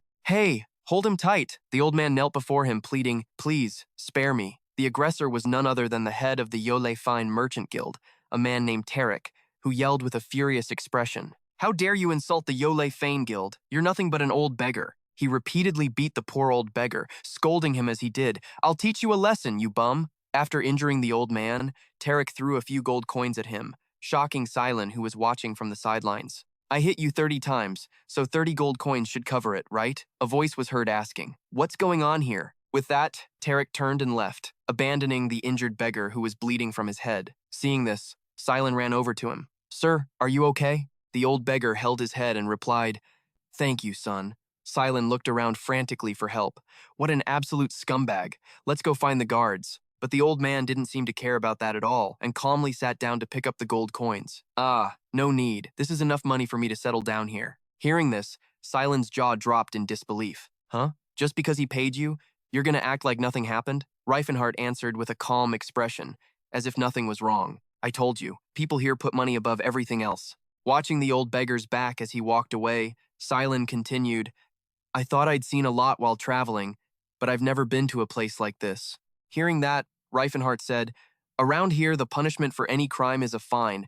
If you have money, you don't have to go to jail. Rifenhardt turned to keep walking, and Silent asked, So what are you planning to do in a town like this? The two of them crossed a simple, yet strangely elegant white bridge as Rifenhardt answered, To buy something. Hearing this, Silent immediately asked, What? Rifenhardt's face was serious, covered in sweat, as he answered Silent's question. To buy an elf. Silent's face went pale with fear, his eyes filled with suspicion as he hugged himself. So you're that kind of guy. Rifenhardt looked completely helpless but tried to explain, I know what you're thinking, but it's not like that. He pressed on. Then what is it, huh? Suddenly, Rifenhardt's face went pale, finding it hard to speak. There's no way I can explain my past life to him. He replied reluctantly, Ugh, whatever. Think what you want. Silent looked annoyed. Men are all the same. Hearing that, Rifenhardt shot back. You're a man too. You know that, right? Silent turned his head to look at him, replying with an annoyed expression. Yeah, well, fair point. On a beautiful, quaint street under a hopelessly romantic blue sky, Tarek sat in a magnificent room, a gorgeous, elegant, and classy woman by his side. He said to her, If they're so mad, they should try working harder. All they'll get for insulting us in the street is a handout. The girl beside him said softly, You are right, master. Tarek, surrounded by beautiful women, was suddenly startled by something he saw. His face turned purple when he saw Beret. Beret, long time no see. Beret's face darkened as he scowled and said his name. Tarek. Tarek asked, What's up? How's that knockoff assassin you bought recently? Beret's face twisted with displeasure as he thought, Damn it, why do I always have to run into this guy here? Then he replied, Well, she was disobedient, so I returned her 2 weeks ago. Old Tarek let out a loud, pleased laugh. You can't even tame a single elf slave. No wonder Carrion can't become one of the top 10 merchant guilds. Hearing this, Beret shot back. And you think you can? I heard a lot of people returned her before I did. That's why she was so cheap. Tarek's face took on a cunning expression, as if he were plotting something. I wonder what kind of face he'd make if I managed to tame that fake assassin. This'll be fun. I should head to Elfenheim soon. Meanwhile, elsewhere in the duchy, Rifenhardt looked completely exasperated, sweating and at a loss for words. What are you doing? Silent was training with all his might. Can't you tell? I'm training. Rifenhardt looked at his scrawny body, completely bewildered. Geez, he's so skinny, he thought to himself. He's trying so hard, so why doesn't he have a single muscle to show for it? Rifenhardt said, Don't overdo it. We can't have you collapsing from muscle pain. Silent slumped to the ground, panting and drenched in sweat. It's fine. I can still walk. Suddenly, Rifenhardt's expression changed. Hey, are you? All at once, Silent struck a surprisingly dainty and ladylike pose and said to him, What do you think? Problem solved, right? Rifenhardt's face went deadpan again, totally speechless. Asterisk. So that's why this kid's got no muscle. Asterisk. An image of a pocket watch appears. Healing magic is basically like hitting rewind. You build muscle by tearing it down and letting it rebuild, but if he just uses a spell to heal himself, he's just resetting himself back to square one. All I could do was stare helplessly at this dainty-looking Silent in front of me. Asterisk. This moron. You're just wasting your time. Asterisk. His expression stayed helpless as he thought. Asterisk. All his training this past year has been completely useless. Asterisk. Silent noticed his expression and asked, What's up? Something happen? He grudgingly replied, It's nothing. I'll teach you a better way to train later. He glanced at Silent. But with hair that long, doesn't it get in your way when you're training? Silent grabbed a lock of his red hair. Even if I cut it, it just grows back super fast. Pretty cool, huh? Rifenhardt asked why it grew back so quickly. What's usually on your mind to make your hair grow that fast? Rifenhardt turned towards the main gate to leave. Anyway, I've got enough cash now, so I'm heading to the slave auction. Seeing him go, Silent scrambled to catch up. I want to go with you! An image of a huge, hideous monster next to a beautiful girl appears. This auction house sells a ton of different slave races. All kinds of races show up. The most popular are the elves. They're worth more than orcs or dwarves, all thanks to their looks. The prices for each race pop up, and the gap is huge. That's why they cost way more than other slaves. Assassin, 800 gold. Female elf, 300 gold. Young female elf, 100 gold. Young male elf, 30 gold. Orc swordsman, 10 gold. Orc slave, 5 gold. Young orc, 4.5 gold. No one buys male elves. High suicide rate. Rifenhardt and Silent are chilling on a plush sofa in some fancy room. Asterisk. Another reason they're so popular is their long lifespan. Asterisk, Rifenhardt thought. Asterisk. But that also means they stay kids for way longer. There's that famous joke about how any dumbass merchant who buys a young elf will die of old age before they grow up. Asterisk. Rifenhardt glanced around the room. I heard this is a slave auction house specializing in elves. Been around for 300 years. Rifenhardt crossed his arms, his expression darkening as he scowled. Asterisk. Calling a slave auction paradise. How disgusting. Asterisk Silent turned to him. I've never been to an auction house before. His eyes went wide with awe. Looks like they're treated way better than the orcs. Rifenhardt's face was a mask as he replied to Silent. They're still slaves. You think they're happy about it? Hearing that, Silent looked over at Rifenhardt, confused. But they used to live in the wild forest, right? Wouldn't they be happier being taken care of by people? They don't have to worry about starving or anything. Rifenhardt just stared at Silent without a word. Asterisk. Right. That's what a normal person would think. Asterisk. He was lost in thought. Asterisk. You can't just force people to change how they see things. Asterisk. Asterisk. Forcing it would just create fear. I need to build a different kind of empire, not like the one I made in my past life. Asterisk. Rifenhardt was still lost in his thoughts. Asterisk. Not some dark empire of a demon king, but a real nation for the other races. Asterisk. Across from them, a man who looked like an MC started introducing the people coming out. My sincerest apologies for the wait. These are the assassins that our establishment is so proud to present. Rifenhardt's expression didn't flicker, but Silent turned bright red and covered his face. The man noticed. Perhaps this is a bit much for the young lady. My apologies. Inside, he was thinking, asterisk, seriously, who brings a young girl to a place like this? Asterisk. Rifenhardt scowled, resting his head in his hand. Asterisk. The fairies of the forest, descendants of the great spirits, reduced to this. Asterisk. Then he spoke up. Do you have any assassins with darker skin? Hearing this, the man chuckled. An unusual preference, sir. You don't prefer them fair-skinned? Rifenhardt's face faltered, and he stammered, No, that's not what I meant. Silent saw this, turned to him, and whispered behind his hand, Didn't you just give me a lecture about how enslaving other races is a bad thing? The man walked over to Rifenhardt and explained that they did have one assassin with darker skin, but never mind that. Please come have a look. He led Rifenhardt and Silent down a long, spectacular hallway. Beautiful girls were training in front of a fountain. The man went on, We guarantee all our elves receive physical conditioning. We also have specialized training regimens to produce a variety of goods. Passing by an area where beautiful girls were cooking, he gestured to them. And we always feed them fresh vegetables, fruits, and nuts. Elves raised on high-quality food have a much more pleasant aroma. There are many cases of malnourished elves out there, but as you can see, our elves. Rifenhardt's face contorted with rage, glaring at the man with murder in his eyes. I don't need the sales pitch. Just take me to the elf. The sheer killing intent in his voice made the man break out in a cold sweat. Arriving at a cell, he told the two guards, I'm here to see number 148. The door opened, and he led them into a huge hall where tons of people were sparring. Some of the assassins aren't fully mature yet. We have them train in here, the man continued casually. And the female elf you see over there is the product you requested. Tears streamed down Rifenhardt's face.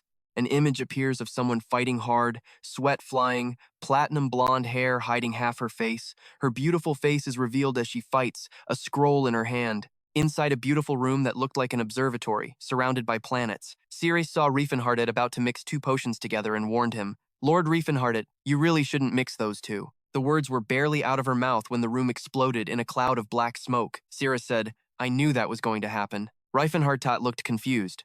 Huh? Why did it explode? Siri's deadpanned. Why would you mix fire herb with rock seed?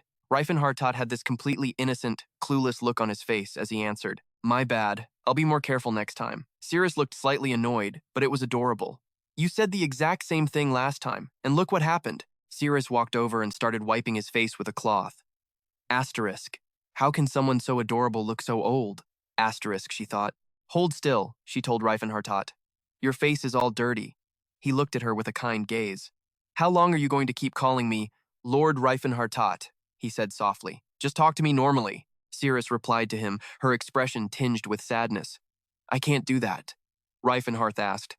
But why? Meanwhile, the entire kingdom was besieged by the flames and black smoke of war. Rifenhardt stood on the castle balcony, looking out over his kingdom. Behind him, his most loyal retainers knelt in reverence. Tai, with a solemn and serious expression, said, I have come to bid you one last farewell, my master. Rifenhardt turned his head slightly to look at his trusted followers and said softly, Athinka, Malin, Cirrus, why the long faces? It's as if this is the first time you've ever seen someone on their deathbed. Standing on the castle balcony, Rifenhardt gazed out at the kingdom, being consumed by smoke and fire. The entire continent has gathered over 2 million troops to overthrow the Demon King, the common enemy of all humanity. Is this all the strength they could muster? Tens of thousands of soldiers in the distance were slowly advancing towards the castle. Rifenhardt continued, I wonder how they'll deal with the aftermath of this battle, when so many nations will be brought to ruin because of a single fight. That means they cannot accept our existence. Tai looked at Rifenhardt and asked, Are you not coming with us, my lord? He continued to look out calmly at the kingdom, saying softly,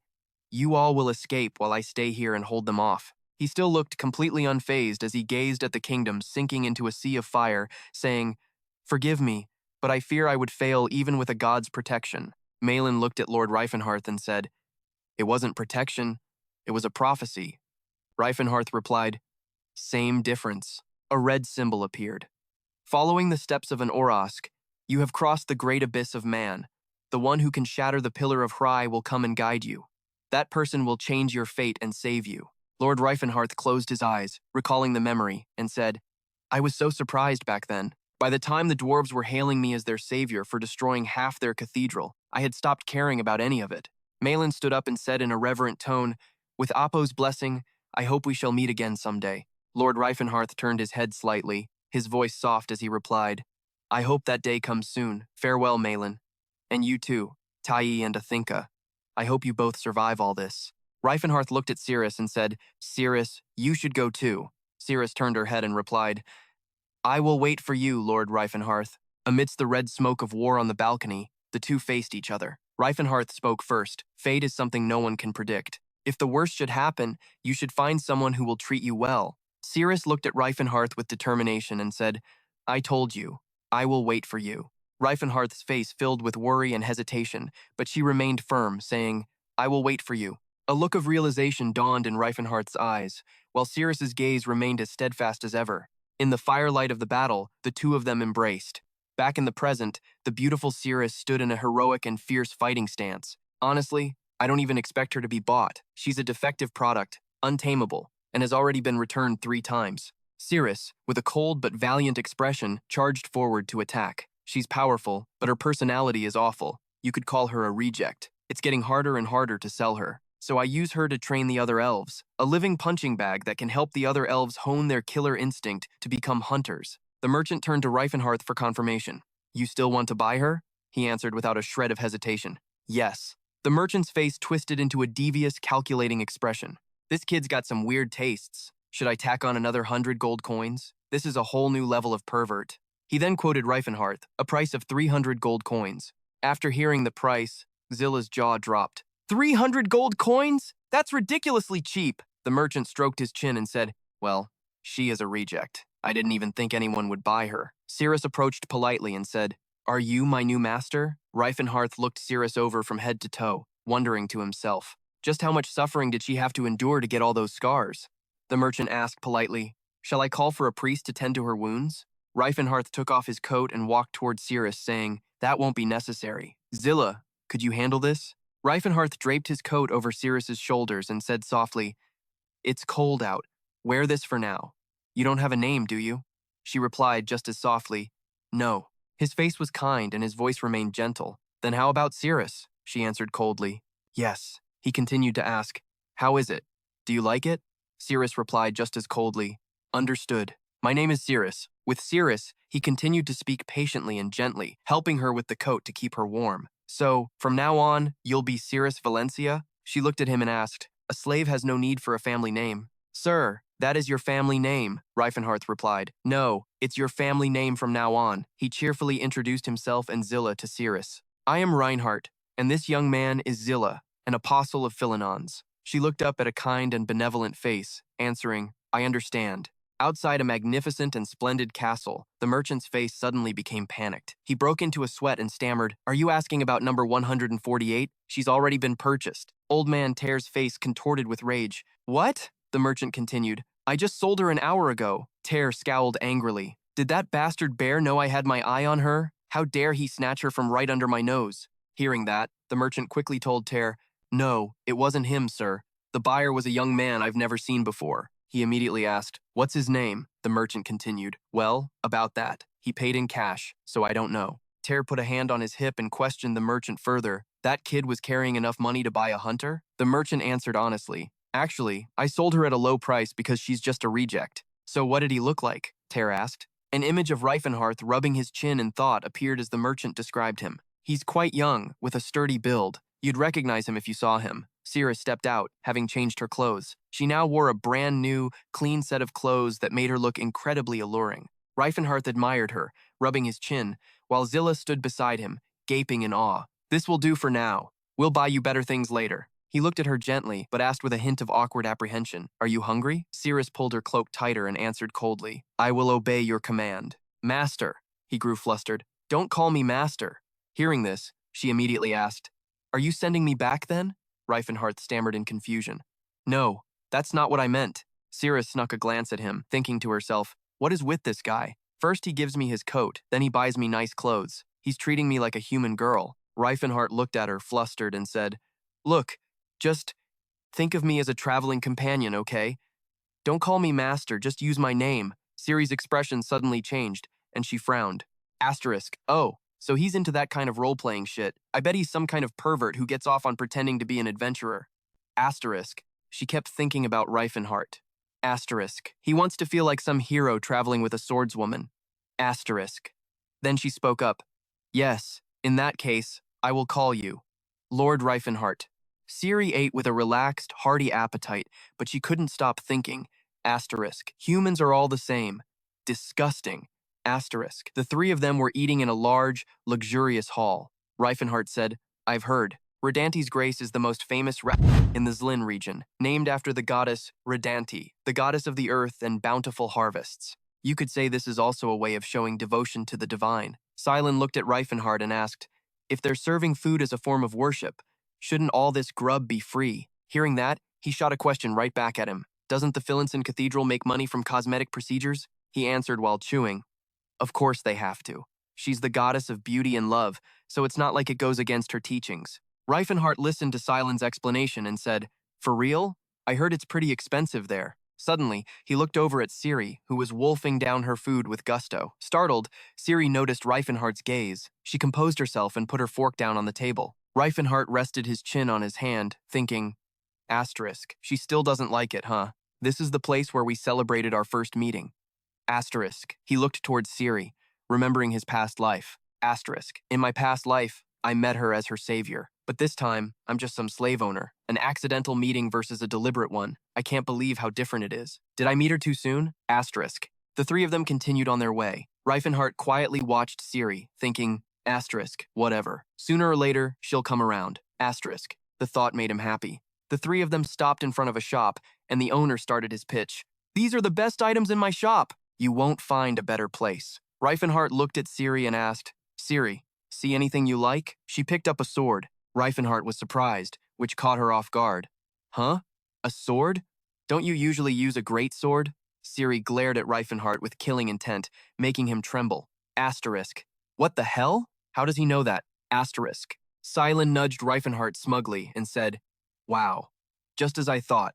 A true master can tell what weapon someone uses just by looking at their hands. Siri spoke up. I never thought I'd be able to use a weapon made of mren. It's what I've always wanted. Silin also picked up a weapon, making Rifenhardt curious.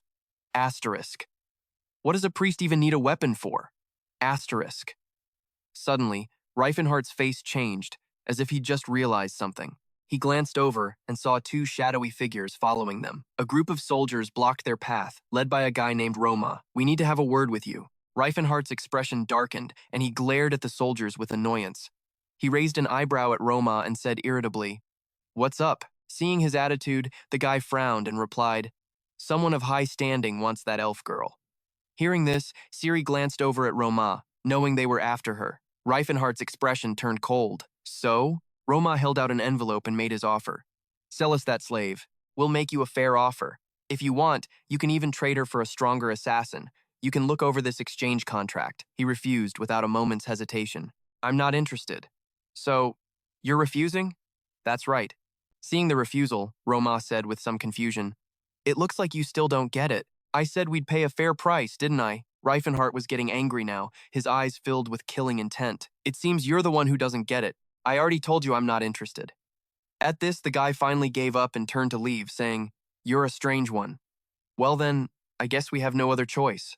Seems you're quite fond of that elf slave, huh?" With that, he and his men left. Rifenhardt watched them go, confused. "What's with that guy?" Silen chimed in. "What a charming personality." Soon, the sky darkened. Inside a mansion, an angry Tarek demanded, "What? Why did you come back empty-handed, Roma?" Roma bowed before him and answered, "No matter what price I offered, he refused to sell. He's just a kid who doesn't understand how the world works." But this didn't calm Tarek's anger. He yelled, "You should have just beaten the crap out of him and thrown some money in his face." The man explained, "There were too many people watching. It was best to handle it conventionally." At this, his voice suddenly lowered, his eyes becoming dangerous. "I'll find a chance to kidnap the slave. Then I'll claim she died and compensate him with double the money. That elf slave was sold for a dirt cheap price anyway, so if we do it this way, we won't have to pay much." Pleased with this plan, Tarek finally said, "Good. This time, take Lord Lantis with you. He hasn't done anything lately." It's time he started earning his keep. Soon, dawn broke. In his room, Rifenhardt took out a bag of gold coins. He sat on the bed, staring at the bag and thinking, "*, I thought I'd have to pay at least 200 gold coins, but it looks like I have more left than I expected. Asterisk. Asterisk. Ah, no. If I want to rebuild the empire, this is pocket change. Asterisk." Rifenhardt looked at the pile of money, calculating. Asterisk. "Should I consider investing instead of lugging all this heavy cash around with me?" Asterisk. As he thought about it, he recalled the empire's hardships. Asterisk. Come to think of it, this was around the time the famine hit the neighboring Groven kingdom. It was a lush, green kingdom, an agricultural nation. Asterisk. The Groven kingdom, with its fertile land and bountiful harvests blessed by the earth goddess Redanti, had never even had to consider preparing for a famine.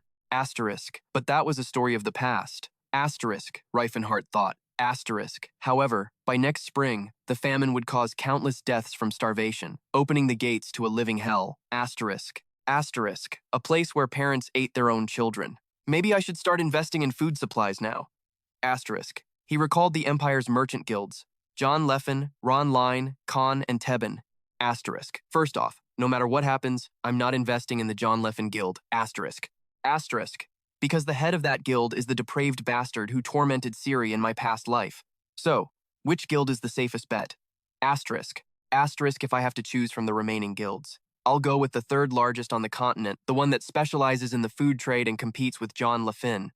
Asterisk. The Tab Merchant Guild. Its leader, Sivon 10, was drowning in paperwork. "Damn those Roni bastards," he grumbled. "Are they really selling wheat and barley for half price? They're a bunch of immoral scoundrels, yet somehow they're the second largest guild on the continent. At this rate, we're going to lose all our partners. We need to clear all these promissory notes as fast as possible if we want to get this situation under control." Suddenly, a servant opened the door and announced, "Sir, you have a visitor. He says he wants to invest." Sivon, ready to refuse, said, "A small amount won't even make a dent in our current problems. It'll just be more work for us. Send him away." But when the servant mentioned the investment amount, he's offering to invest 1,500 gold coins, Sivon exclaimed in surprise. "What?" It was Rifen. He dropped 3 bags of gold onto the table and said with a smirk, "I want to invest the full 1,500 gold in grain." Sitting across from Sivon with his arms crossed, Rifen continued, "The location will be the Groven Kingdom, next spring, during the barley harvest." Startled, Sivon shot back, "What? Did you just say the Groven Kingdom?" he said hesitantly. "Selling grain to the Groven Kingdom is like trying to sell soap to orcs. No one will buy it." Rifen shot back. Once they get used to it, even orcs become pretty damn good at using soap. What are you talking about? Ah, nothing. Rifen continued his pitch. If this fails, it's my problem. But if it succeeds, you get a piece of the pie. So, why not? The guildmaster replied anxiously. Even so, I can't in good conscience advise a client to invest in a guaranteed failure. Why don't you reconsider? Hearing this, Rifen pretended to grab his money bags. Fine, forget it. If you don't want my business, I'll just find another guild. Sivan quickly tried to stop him. Hey, wait a minute. He explained the guild's situation. To be honest with you, our guild, we're not doing so well right now. But with this kind of money, we could get through this rough patch and really thrive.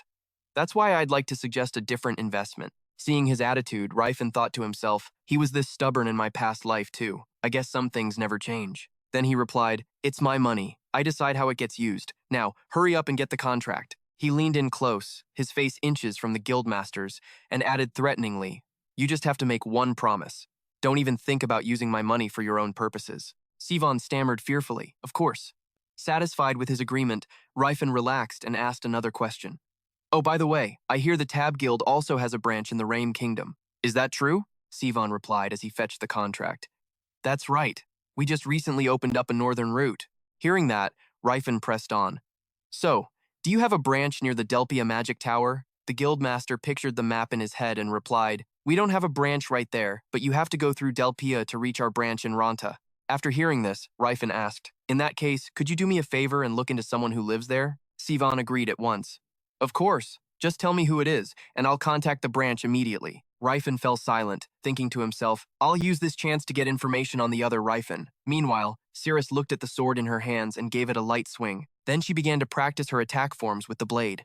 Silen, who was watching nearby, was amazed. Right now, Cirrus looks like a real warrior. She remembered her mother's words. We high elves are the guardians of the forest. Her mother held her close and whispered lovingly, all elves live in eternal happiness under the protection of the world tree. The elves and all the animals are our friends, and all the trees give us their sweet fruit to nourish us. Though we are now oppressed by humans and have fallen into this wretched state, someone will come to guide us back to paradise one day. Sometime later, the elven stronghold was burned to ash. All that remained were her mother's words. We are the descendants of the great spirits, my beloved daughter. You must never forget this pride. But her eyes were hollow. An elf had told her back then, you're a pretty one. You'll be sold off to a good place. From now on, learn loyalty and manners here so you can become a proper slave. She remembered the days of savage beatings, the long nights in a dark cellar, and the starvation, and the taunts that always surrounded her. The other elves mocked her. The fact that she was a pure-blooded high elf was nothing more than a running joke. The sword was what saved her. Remembering these things made her attacks fiercer. All the adults she could remember had carried swords. They fought bravely and died with pride. That's why she loved the sword. By swinging it, she could remember the glorious images of her parents, the ones who fought so courageously. Her blade cut through the air, one strike after another, as tears streamed down her face. Cirrus whispered to herself, it's been so long. My memories are fading. But in her heart, she still held on to that phrase. The words her mother had told her, our beloved daughter, you must never forget this pride. When she finished her practice, a round of applause came from behind her. Behind her, Silen watched with admiration. That was so awesome. How'd you do that? Cirrus replied softly. You just have to give it your all. Hearing that, he replied cheekily, Tsk, you sound just like Rifen. Are all swordmasters like that? Nah, probably not. Silen suddenly threw a punch at the air. Like this, suddenly, a voice made him turn around. There they are. A group of men was walking toward the entrance. The man ordered Cirrus, you, elf girl, come with me. The newcomer was Romat. He gave her a sinister smirk and said, we're here to take you to your true master. Hearing this, Cirrus looked him straight in the eye without a hint of fear. Romat and his men blocked their path. Silen pointed a finger at them and demanded, hey, who the hell are you guys? The man gave a cold smirk. I doubt anyone's gonna get in our way. I've said what I came to say. Silen stepped in front of Cirrus. Hey, I told you, she's not for sale, you get it? Enraged, Romat drew his sword and shouted, you damn annoying brat. Cirrus lunged forward just in time, blocking his blade with her own before landing a slash across his face. Seeing this, the rest of the soldiers charged at her all at once. Cirrus easily dodged their attacks. With just a few graceful strikes, she took down all of them. Romat stared at the scene, grinding his teeth. How dare a filthy elf slave? Watching the soldiers fall one by one to her, he was secretly stunned. Asterisk, damn, she's strong. Asterisk Silen then began to use his magic. Oh, revered felins, Punish these disrespectful fools with your iron mace. Suddenly, something came flying at him. Luckily, Cirrus pulled him away in time. Behind them, a sword was lodged deep in a tree trunk. Silen's face went pale with fear. Romas, the attacker, said calmly. Even if you died, no one would give a damn. Silent trembled and said, "That bastard." Cirrus stood in front of him, reassuring him. "It's okay." With that, she grabbed her sword and advanced toward them. Silent, not understanding, called out to her, "Cirrus." She gripped her sword tightly, pointed it straight at Romus's group, and said confidently, "Dealing with guys like you is a piece of cake." Seeing her looking down on him, Romus gritted his teeth in anger. He turned his head to those behind him and ordered, "Get to work." Immediately, someone from behind him stepped forward and replied, "Yes, master." Seeing the person who stepped out, both Silent and Cirrus were a little startled. An orc warrior stepped forward arrogantly and spoke, "I am under orders to capture the elf." Tanada looked at her with a reluctant expression and said, "I'm sorry, but I'm forced to do this. I'm sorry, but being captured is a fate you can't escape. Don't resist anymore. An orc's vocal cords can't produce complex human language." Cirrus silently sized him up. Asterisk, he's much stronger than the others. Can I even beat him? Asterisk. As he charged, Romus instructed, "Tanada, don't hold back." He obeyed, replying, "Yes, I will capture her." Quick as a flash, he launched a direct attack on her. The continuous barrage of attacks startled her a bit. The sword thrust straight for her. Luckily, she managed to lean back and dodge the attack that seemed aimed to take her life. Faced with this, she gritted her teeth and thought, "Asterisk, he's really strong." Asterisk. She charged forward to counterattack, thinking she should have brought that other blade. Attacks from both sides were exchanged relentlessly. Romas, standing outside the fight, yelled impatiently, "What are you doing, Tanada? You can't even catch one damn elf girl?" Tanada, drenched in sweat, thought to himself, "Asterisk, damn it, looks like I'll be going hungry again tonight." Asterisk. The fight grew more and more intense, and Tanada increased the force of his attacks on Cirrus. She clenched her teeth, enduring his blows. Tanada raised his broadsword and charged his massive body towards Cirrus. Even so, she didn't flinch for a second, ducking low and charging straight at him. Seeing her action, Tanada was a little surprised. When she was almost upon him, he swung his sword down. Cirrus looked at him with a determined gaze, raising her own sword to block his. Her eyes showed no fear. On the contrary, they were ice cold. Tanada had guessed her intention, but he was still a bit surprised. Asterisk, she's not dodging. Is she planning to? Asterisk Cirrus knocked his sword aside, making him grunt, as a slight smirk appeared on her lips. A precise sword thrust went straight for his armor. Tanada reacted in time to dodge the attack, but was still injured. He gritted his teeth, looking at her and thinking, "Asterisk, I almost killed her right there.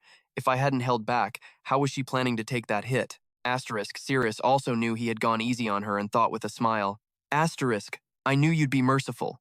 Asterisk. Suddenly, Silent called out from behind, "Cirrus, can you block a throwing dagger?" She turned her head to look at him and replied, "Sorry, maybe once." Hearing this, he felt relieved enough to use his magic, saying, "I trust you." Romus also realized his intention, picked up his sword, and cursed, "You bastard." He threw the sword towards Silent, saying coldly, "I told you to stay still."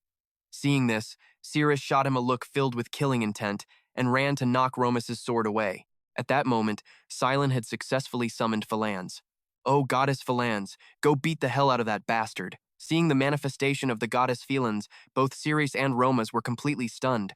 Romas even showed a fearful expression and broke into a cold sweat. The goddess Phalanx charged towards the soldiers. A violent explosion erupted, turning earth and stone into dust. Silent ran to Cirrus and said hurriedly, "Even though holy power only works on undead and demons, I bought us some time. Let's run. Now." She agreed. "All right." As they were running, he heard Cirrus call him, and then Silent's whole body felt light as she lifted him up. Cirrus kicked her sword hard, sending it forward. The sword flew and embedded itself firmly in the wall. Cirrus jumped onto the sword, then used it as a launch pad to pull Silent up after her. Cirrus leaped towards the glass window, holding Silent tightly to keep him from getting hurt. Seeing them escape, Romas ordered, "Tanada, after them." Just as he finished speaking, a man leaning on a staff approached and said, "What's this? Did you guys fail? You've created this whole mess and still couldn't even capture the elf girl." He flinched, turned around, and said defensively, "No, it's not like that. She was just stronger than I thought." The man chuckled and said, "I didn't think you'd fail to capture her even with Tanada by your side, an elf who can go toe-to-toe with a veteran orc warrior." Lantis approached with his sword and added, "Well then, guess I'll get a piece of the action. Which way did she go?" Romas pointed towards the broken window and said, "That way." The man nodded and replied, "Okay." Then he leaped up towards the window. In a single leap, Lantis passed through the shattered window. Romas was stunned, his eyes wide with disbelief as he thought,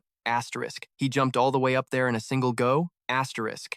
He walked along the building's corridor, thinking to himself, asterisk. So this is the power of someone who has awakened their aura. Asterisk. He then mumbled, I'm suddenly in the mood for a game. Lantis's face was filled with amusement as he grinned and continued, hide and seek. Unaware of the danger closing in, Silent and Cirrus were frantically searching for a place to hide. After running for a while, they finally saw their room. Silent turned to Cirrus and said, we have to get back to the room to grab our things. She immediately warned him, but there will be people in there. Silent stubbornly replied, we can deal with one or two of them.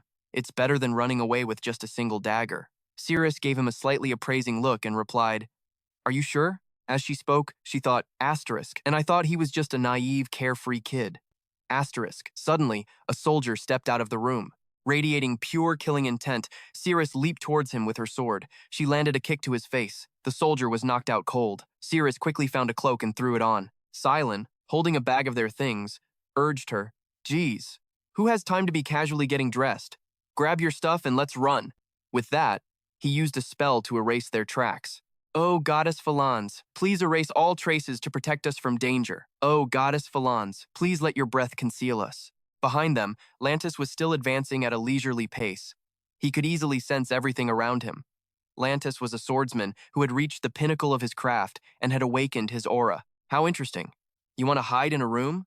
And an enlightened master can vividly sense every movement of all life within a 300-meter radius, as if seeing it with their own eyes. Lantis walked up to the room and kicked the door to pieces. Who would have guessed that brat could use presence-erasing magic like a damn high priest? By the time he stepped into the room, there wasn't a soul in sight. Staring at the sunlight streaming through the window, Lantis muttered, they ran, huh? Just then, Romet ran up. Seeing Lantis alone, he asked, where are they? Lord Lantis, don't tell me they got away. He turned to the guy with a cryptic smile. Shut it. They couldn't have gotten far. Get the hounds after them. Meanwhile, Silent and Cirrus had already left the building and were heading down a small street. Cirrus looked around and asked, wouldn't it be better to stick to the main road? Silent explained, no, we need to stay hidden as much as possible. If people find out we're runaway slaves, they'll turn on us in a heartbeat, he thought to himself as they walked. In the end, the church was the most comfortable place.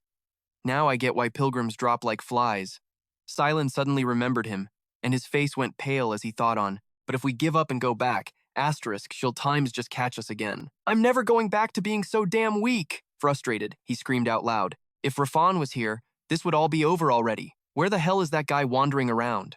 Hearing this, Cirrus asked curiously, is this Rifan guy really that strong?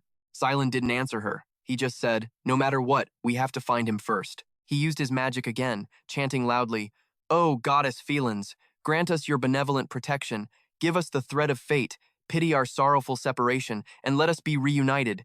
Turn of fate.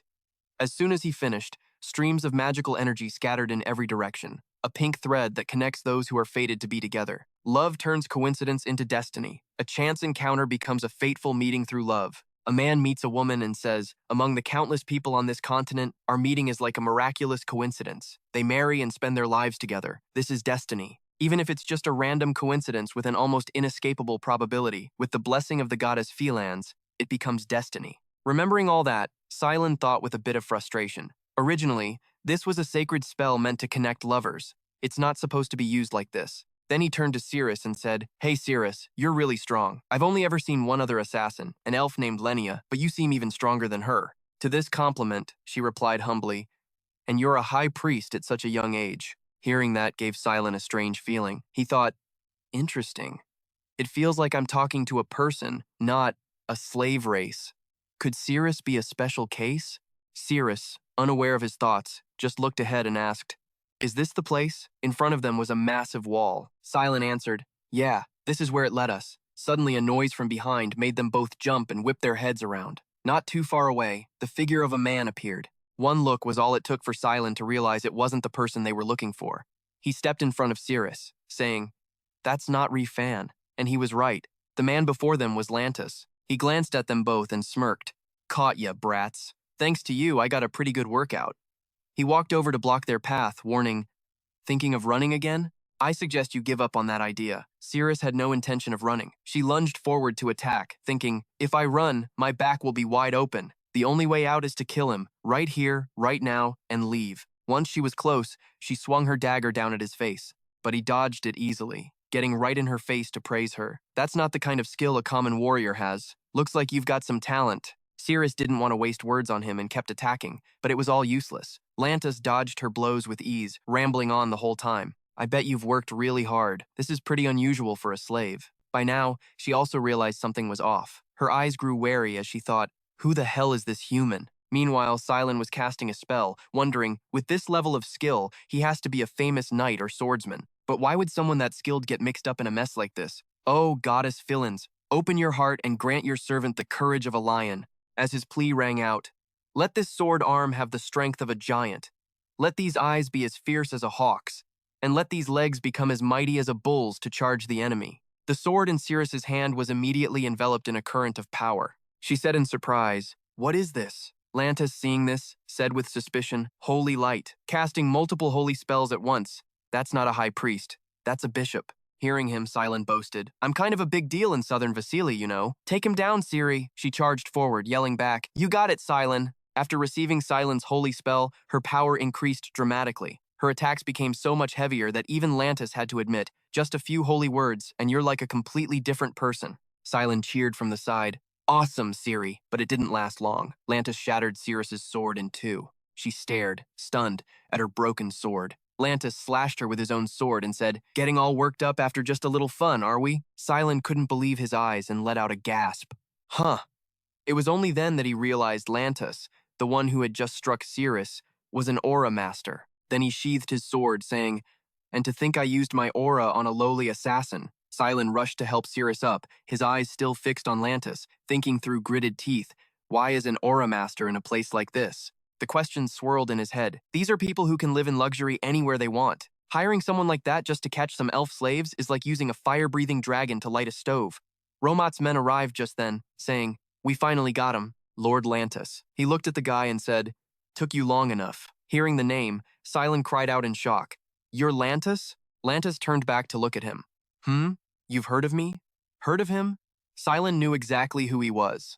Lantis Kannat, a famous knight from the western kingdom of Kan. He possessed an aura from a young age, a descendant of a famous family. He demonstrated outstanding martial prowess when he awakened his aura at just 30 years old. The entire western kingdom of Kan rejoiced at the birth of an aura master. However, Lantis had an ugly secret that he couldn't let anyone find out. His face back then was one of pure, unrestrained lust that was his dark side. The guy had a sick, indescribable sexual fetish. First, it was the elf slaves. Then it was the people in the royal capital, and he even started going after the nobility. It's a sexual fetish for an object, or a part of the body that isn't a reproductive organ. And so, he became the greatest disgrace in the history of the Western Qian kingdom. Silen screamed at him in fury. You monster! So you've been hiding out in these ruined city gates. Hearing him, the man just replied calmly, you seem to know a lot about me. Silen yelled back, of course I do! Do you have any idea how many times I've heard the story, if you wander around at night, Lantis will get you?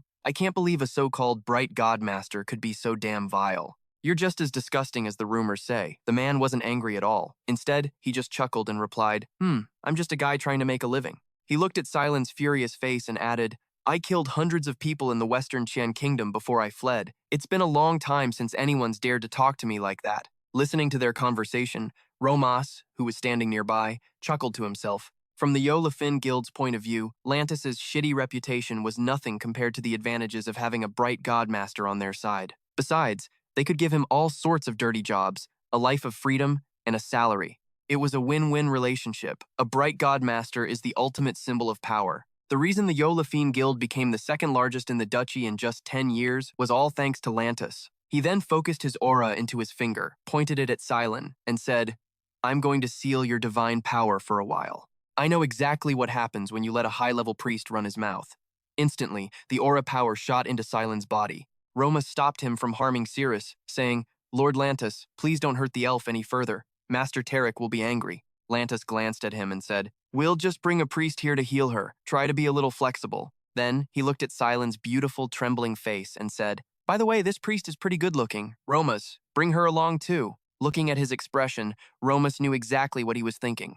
Silen panicked and yelled, hey, I'm a guy. Lantis didn't care. In fact, He looked even more interested. A man, you say? Well, this should be a new experience. As Romus was about to lay a hand on him, he said, don't worry, I'll take real good care of you. Instantly, silence slashed at the man's hand. Are you kidding me? Don't you dare touch me. Seeing this only made Lantis more intrigued. He watched Silent get to his feet, body trembling, and said, Your tendons should be severed, no? How can you still stand up without any treatment? You truly are the most vivid, beautiful, and fragile little monster in the world. His words nearly drove Silent into despair. It's such a shame, I'll have to cut off all your limbs. Just as Lantis was about to strike, a massive explosion erupted behind him. Silent looked at the newcomer, his expression changing completely, as if he'd just been thrown a lifeline. The newcomer growled through clenched teeth, spitting out each word. Found you, you bastards. Silent screamed. Rifen was absolutely furious, veins bulging on his face as he snarled, How dare you go after Cirrus? Rifen emerged with the blast of air, walking calmly with a commanding presence. Lantis watched his silhouette pass by and wondered, Asterisk, what the... Asterisk? Then he thought, Asterisk, he's not just well-trained. I can feel an incredibly strong presence from him. Who the hell is this guy? Asterisk. Standing next to him, Roma said with a pale face, He's the one who bought that elf slave. Lantis gave a sarcastic laugh. Didn't you guys tell me he was just some insignificant kid? My senses are going wild just looking at him, and you call that an insignificant kid? He continued to think, Asterisk, I can't even gauge his abilities, and I'm an incredibly powerful aura user myself. That means he must have awakened his aura, too. Asterisk. At that moment, Rifen was taking off his coat, telling Silent, Thanks for protecting Ceres. Lantis watched him and wondered, Asterisk, but how is that possible? Isn't he too young? Asterisk. Asterisk, I guess. He just looks young. He must be around 40. Asterisk. Then, he drew his sword and said, It's been a while since I've met someone as strong as you. Hearing that, Rifen let out a sarcastic laugh, his voice ice cold. Don't pretend you're some knight when you're just a disgusting old pervert. Bring it. Provoked by his words, the old man gritted his teeth, drew his sword, and charged. Rifen didn't hesitate, concentrating his power into his fist. In an instant, he launched himself straight at the man.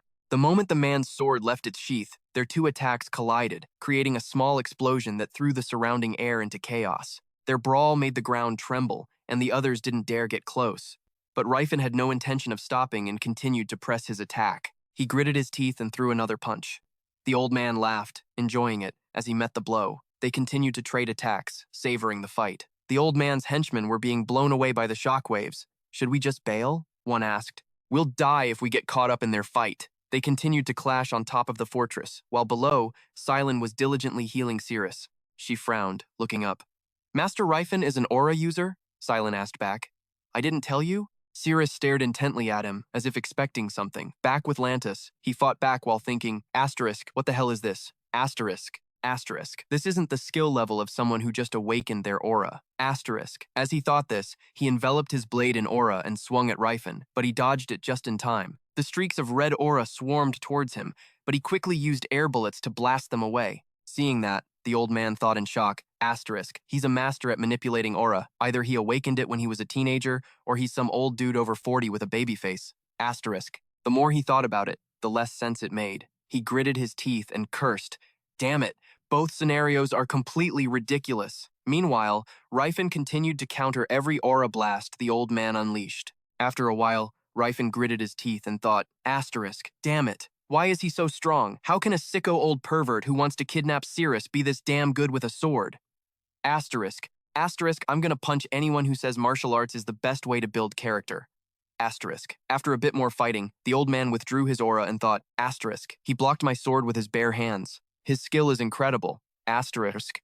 Asterisk. Who is he? Asterisk. He then asked, Are you a disciple of the Fist King, Joris? Rifen frowned, but didn't answer. The man pressed on. Why would someone as strong as you be so obsessed with some elf slave? Hearing that, Rifen flew into a rage. Trembling, he shot back, Who the hell are you calling a slave? Model. Those slaves have feelings and desires, too. A powerful aura surged straight at the old man. He channeled strength into his fists, roaring. Have you ever actually sat down and had a real conversation with them? Have you ever wondered why they have to be slaves in the first place? As he spoke, he threw a punch right where the man was standing, shattering the stone platform. The man quickly fought back with his aura blades and shot back. What the hell is this nonsense you're spouting?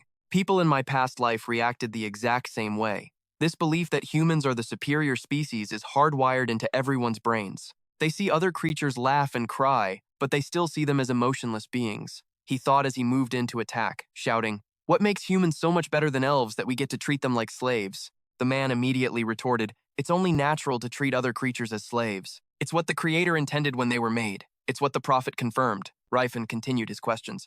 What would they even do if they weren't slaves? Why should the descendants of the great elves be slaves? Have you ever considered that if humans didn't rule the world, we'd times be the ones stuck as the pathetic slaves? With that, he threw an aura-filled punch, forcing the man to leap high into the air and launch his aura blades down. Even though he was covered in cuts, he still thought, when humans enslaved orcs, they celebrated. When humans captured dwarves as slaves, they celebrated again. When they enslaved elves, they kept on celebrating, just because they were human. Covered in wounds, he rose defiantly before Jay, saying, "If you're so cool with slavery, you better be prepared to become a slave yourself." Hearing this, the man asked in disbelief, "Are you insane? You really think those elves are on the same level as humans?" Before he could finish, he launched an attack where the man was standing, but Jay had already backed away. Giving him no time to rest, he rushed forward again and yelled, "Sirius is not a slave!" He continued to unleash attacks on him. With this slave system across the whole continent, even people with no power or strength are forced to live lives that are basically slavery. It's called serfdom. This twisted way of thinking will make humans regret it one day, but these stupid mortals don't have a damn clue. If these chains aren't broken, if this philosophy doesn't change, then someday, humans will be the ones living in fear of their leashes snapping. Just then, Jay was slammed into a wall by Rifen's attack. He continued to advance, filled with rage, thinking, "This has to change. I'll change this, no matter what it takes." Jay stared at his face in terror. He threw a powerful punch straight into the man's gut, making him cough up blood. The wall shattered, and the man was sent flying outside, crashing into a nearby building. But Rifen stood his ground, holding on to his vow. "I will change it, whatever it takes. And no one is ever calling Sirius a slave again. No one gets to treat anyone else like a slave ever again." At the same time, he thought, "I'll change the whole world for her." Sirius looked at him and wondered, is something wrong with him? She remembered Rifen's words while he was fighting Jay. Sirius is not a slave. It made her think, I just thought he was some psycho. Elves aren't slaves? She kept replaying his words in her head. Have you ever had a decent conversation with them? You could become a slave yourself. Have you never once questioned why they're seen as slaves? Did you ever think that if humans didn't rule the world, they could be turned into slaves too? But then she thought, just how deep into his act is he to be spouting all this crap? Is he really that hopelessly messed up? But she kept thinking back, how could the descendants of the great spirits be born as slaves? And she remembered her mother's words, "We are the descendants of the great spirits." As she pondered this, her eyes filled with emotion. Meanwhile, Jay was trapped under layers of shattered concrete, crying for help. Rifen asked coldly, "Why should I save a despicable old bastard like you?" The man immediately said, "I swear on my sword, I'll spend the rest of my life atoning for my mistakes and doing good deeds." He calmly said, "Judging by your face, it looks like you're telling the truth." Before he could finish, the man yelled, "Of course I am." Then he asked, "But I really hate people like you. You think as long as you confess at the temple, you can do whatever evil you want, don't you? If you really wanted to atone, you should have turned yourself in to pay for your crimes." Hearing this, the man panicked and started screaming, "Then I'll turn myself in. You don't need to dirty your hands over a scumbag like me." He looked down at him with cold eyes and said, "My hands are already stained with blood. Fine, I'll take your word for it. If you really feel remorseful, you must also think you deserve to die, right? You probably think you need to die quickly to pay for your sins. Am I wrong? You've reflected on it, haven't you?" Hearing that, Jay stammered a reply, "Well, about that." But before the man could think, he finished him off. Sirius stared in shock as he slammed his fist into the ground, growling, "Don't you dare talk about atonement so casually. A scumbag like you has no right to even say those two words." Time passed. In the same spot, Rifen walked over to the two of them and asked gently, "How are you feeling?" "Looks like you weren't hurt," Silent replied. "I've already healed myself." Hearing that, he praised, "As expected from the best walking first aid kit."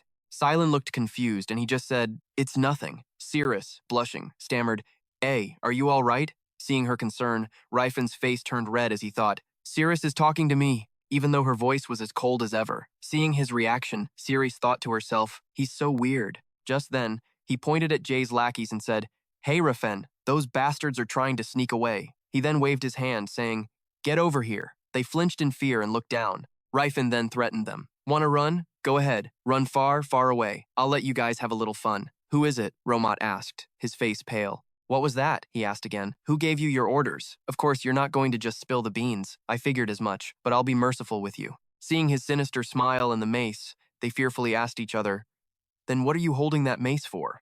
And after some time had passed and they had the crap beaten out of them, he asked gently again, I'll ask one more time. Which bastard is the mastermind? The three of them replied, It's Tarek, the head of the Yolafane Merchant Guild. He lives in the southern suburbs of Zeppelin. You need to go through the south gate of the castle and turn left at the three-way intersection. The moment I heard that name, my eyes went cold just thinking about his face. Tarek.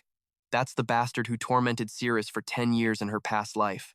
I wanted to kill that scumbag the moment I rescued Cirrus, but unfortunately, by the time I went looking for him, he was already on death's door. Romat spoke up then, asking, You're planning to go after him? Even for you? That's impossible. Tarek owns the second largest merchant guild in the duchy.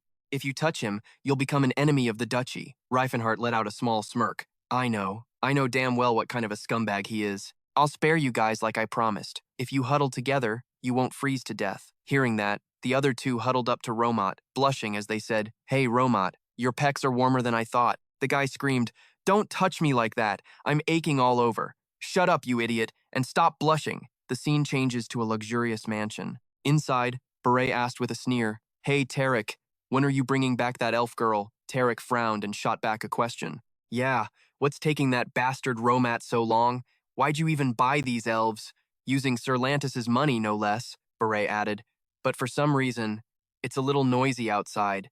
Tarek replied, We're probably just unlucky enough to have some lowlifes out there causing a ruckus. Just then, his guards were charging in to fight back, but one by one they were sent flying with bloody noses, completely wiped out. Rifenhardt sighed, looking bewildered. Damn, it's harder not to kill them. Silence sat down and began to chant, Oh, Felins, watch over your young servants and erase their painful memories. Hearing the spell, Rifenhardt asked, Isn't that a spell used to heal a broken heart? If I'm not mistaken, it erases memories, Silent explained. Physical attacks are painful memories, too. If it weren't for my ability, how were you planning to deal with the witnesses?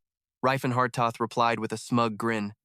I was going to sneak in alone and leave with that bastard's head. Silent said, intrigued, It's a good thing I can use my memory erasing skill then. I also want to see that scumbag beaten to death for the sins he's committed. Hearing his excited tone, Rifenhardt told him he was pretty damn eager. Suddenly, a brave subordinate stepped forward to block their path and shouted, Tanada will stop any intruders. Rifenhardt looked at him with a hint of pity. Oh, warrior, the one you're protecting isn't worthy of your loyalty. Why do you raise your sword for him?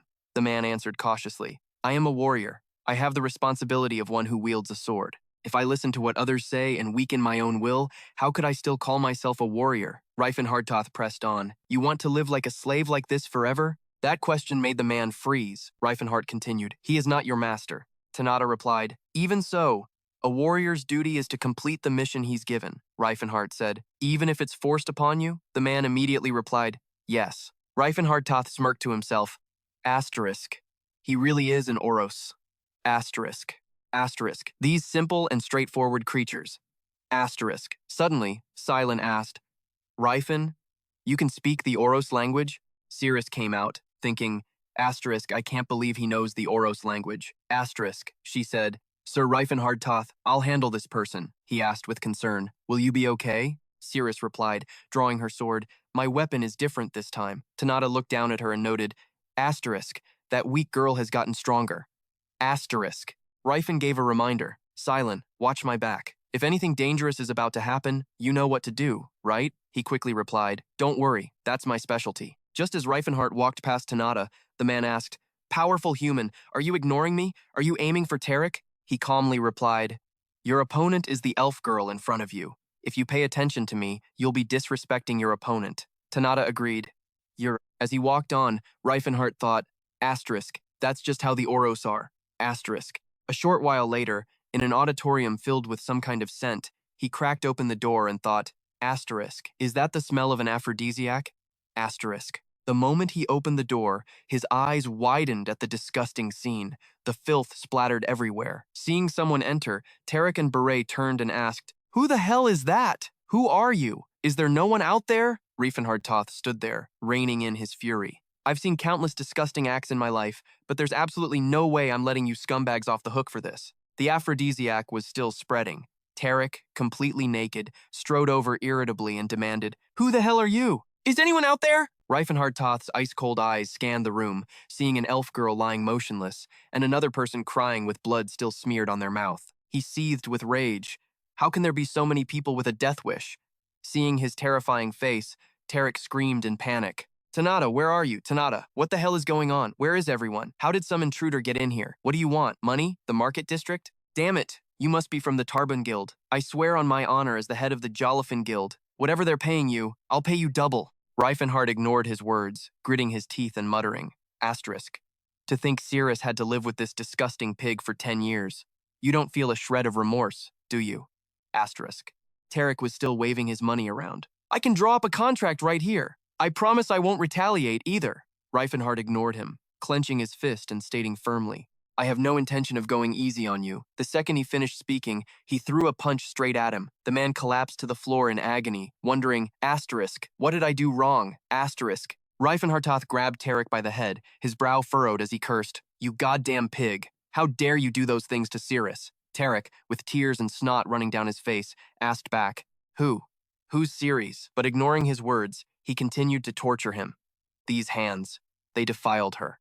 Did you use these feet to kick her? I can't even imagine the things you did to her. You think getting beaten like this is unfair, but have you ever stopped to think about how the people you murdered felt?" Beret just pointed a finger at him and accused, You killed him, you murderer," Rifenhardt scoffed. "Hilarious. And you've never killed anyone?" Beret's neck veins bulged as he argued. "I've never done anything wrong in my life," Rifenhardt calmly stated. "It's not that you haven't sinned, it's that you don't feel guilty." Cirrus and Silent looked in from outside, seeing Tarek unconscious on the floor. Cirrus frowned. "That's so cruel." But Rifenhardt looked down and said, "Death is too good for these bastards." Silent came in and replied, "I agree with you."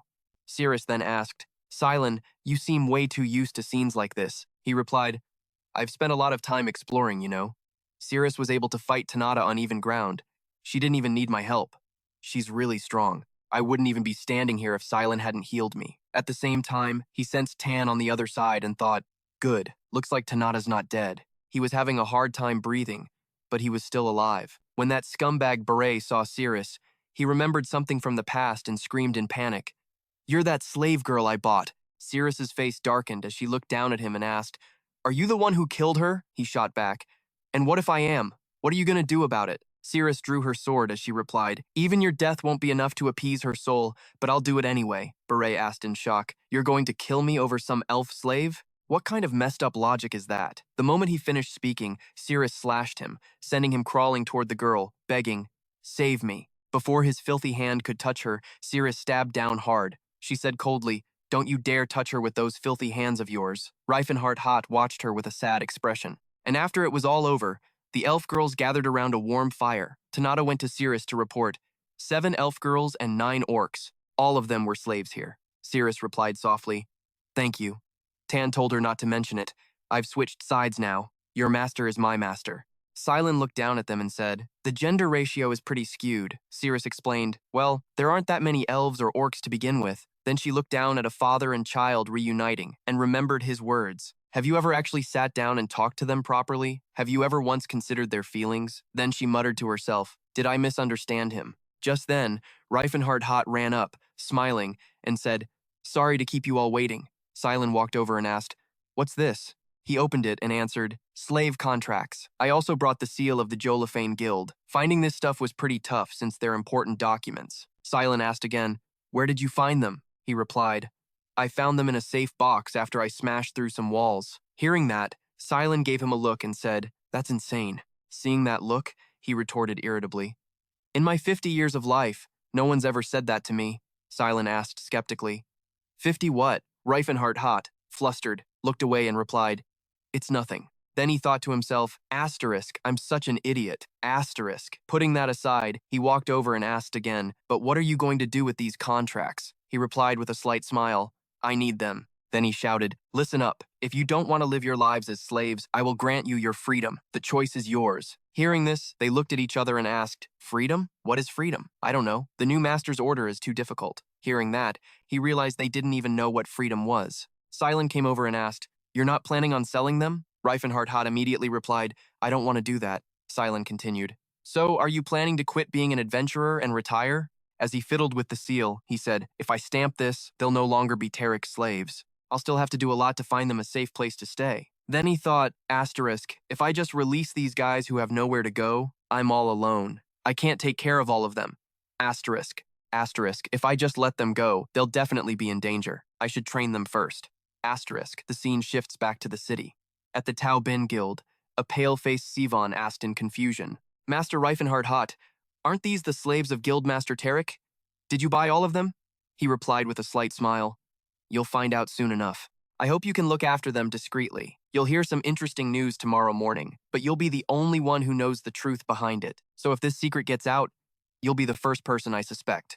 I'm just saying, you don't need to worry too much. Hearing this, Sivan nervously swallowed. Seeing his fear, Rifenhardt took out a bag of money and said, for now, I'll give you 100 gold coins up front. This should be enough for you to take care of them. Seeing the money, he exclaimed, 100 gold coins? Then he thought to himself, asterisk, this guy. He must have robbed the Jolafane Guild's manor. Asterisk. Then Sivan replied, I have a piece of land near the Zeppelin cliffs. I'll keep them there with my own slaves, so no one will find out.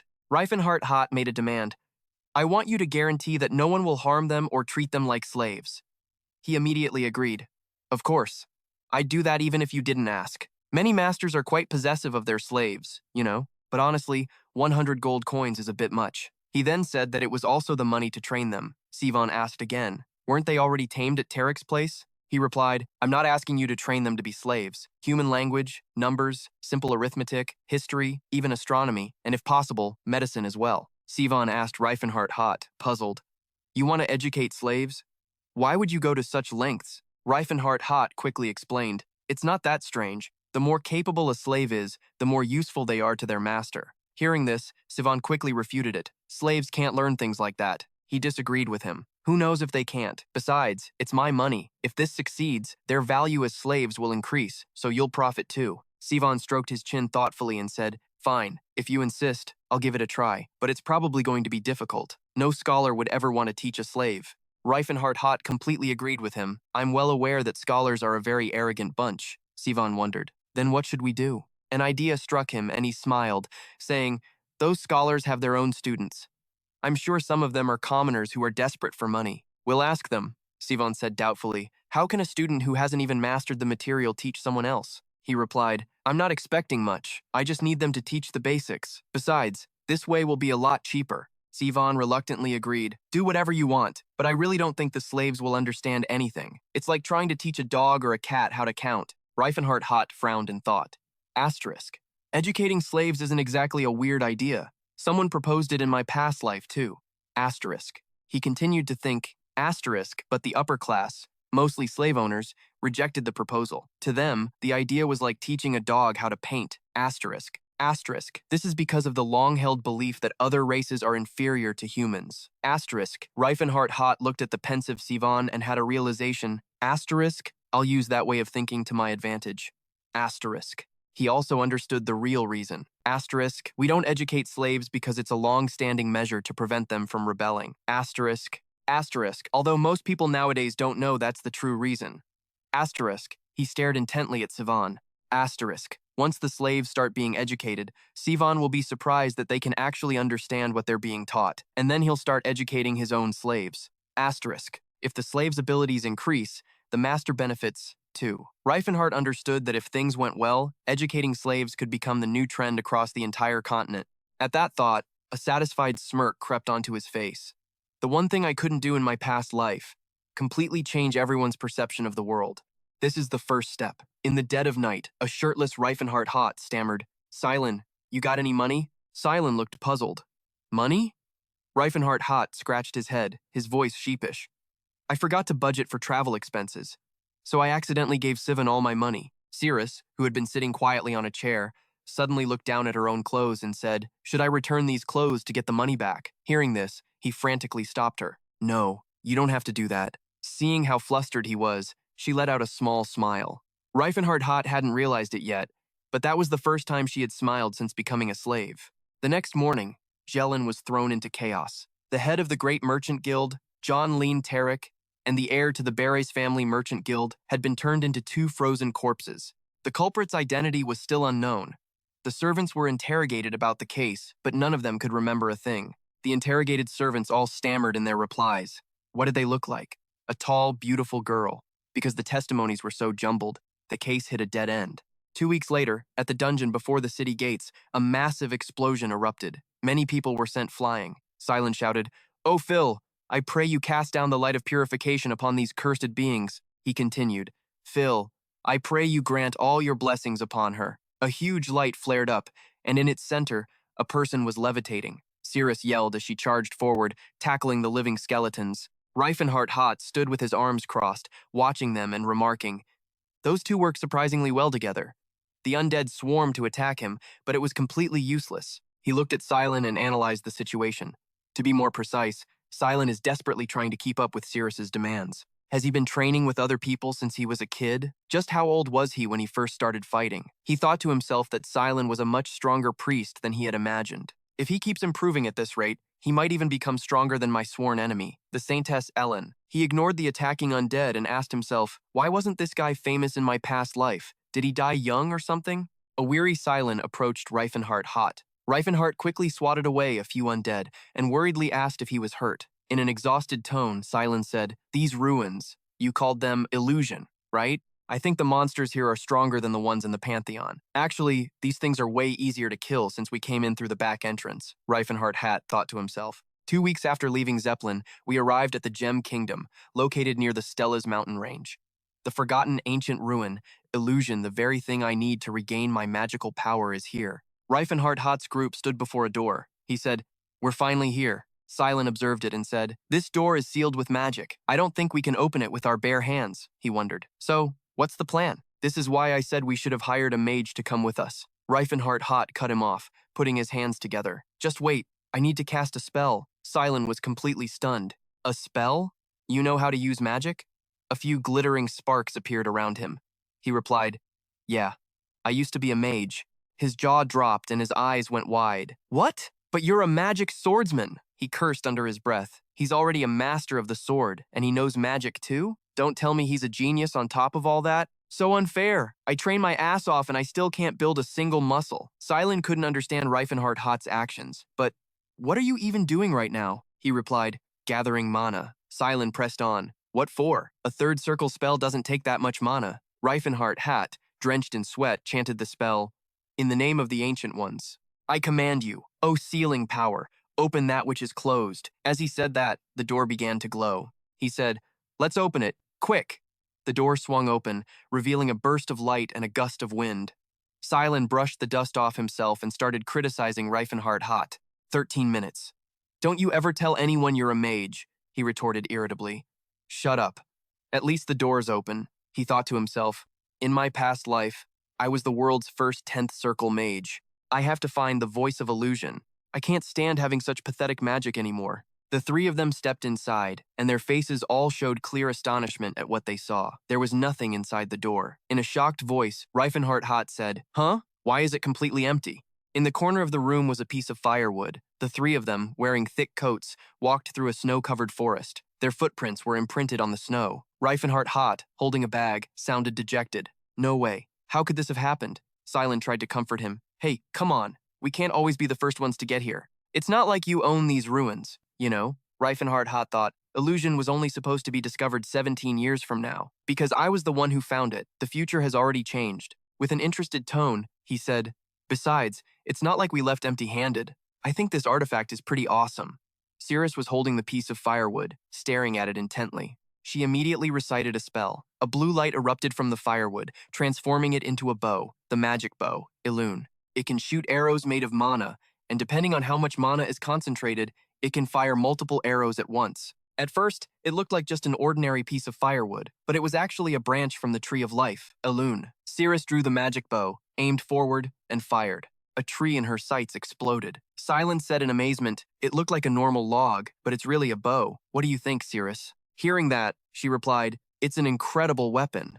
He then turned his gaze to Rifenhardt and asked, "How could someone just leave behind a weapon that amazing? And how did you even know it was an artifact?"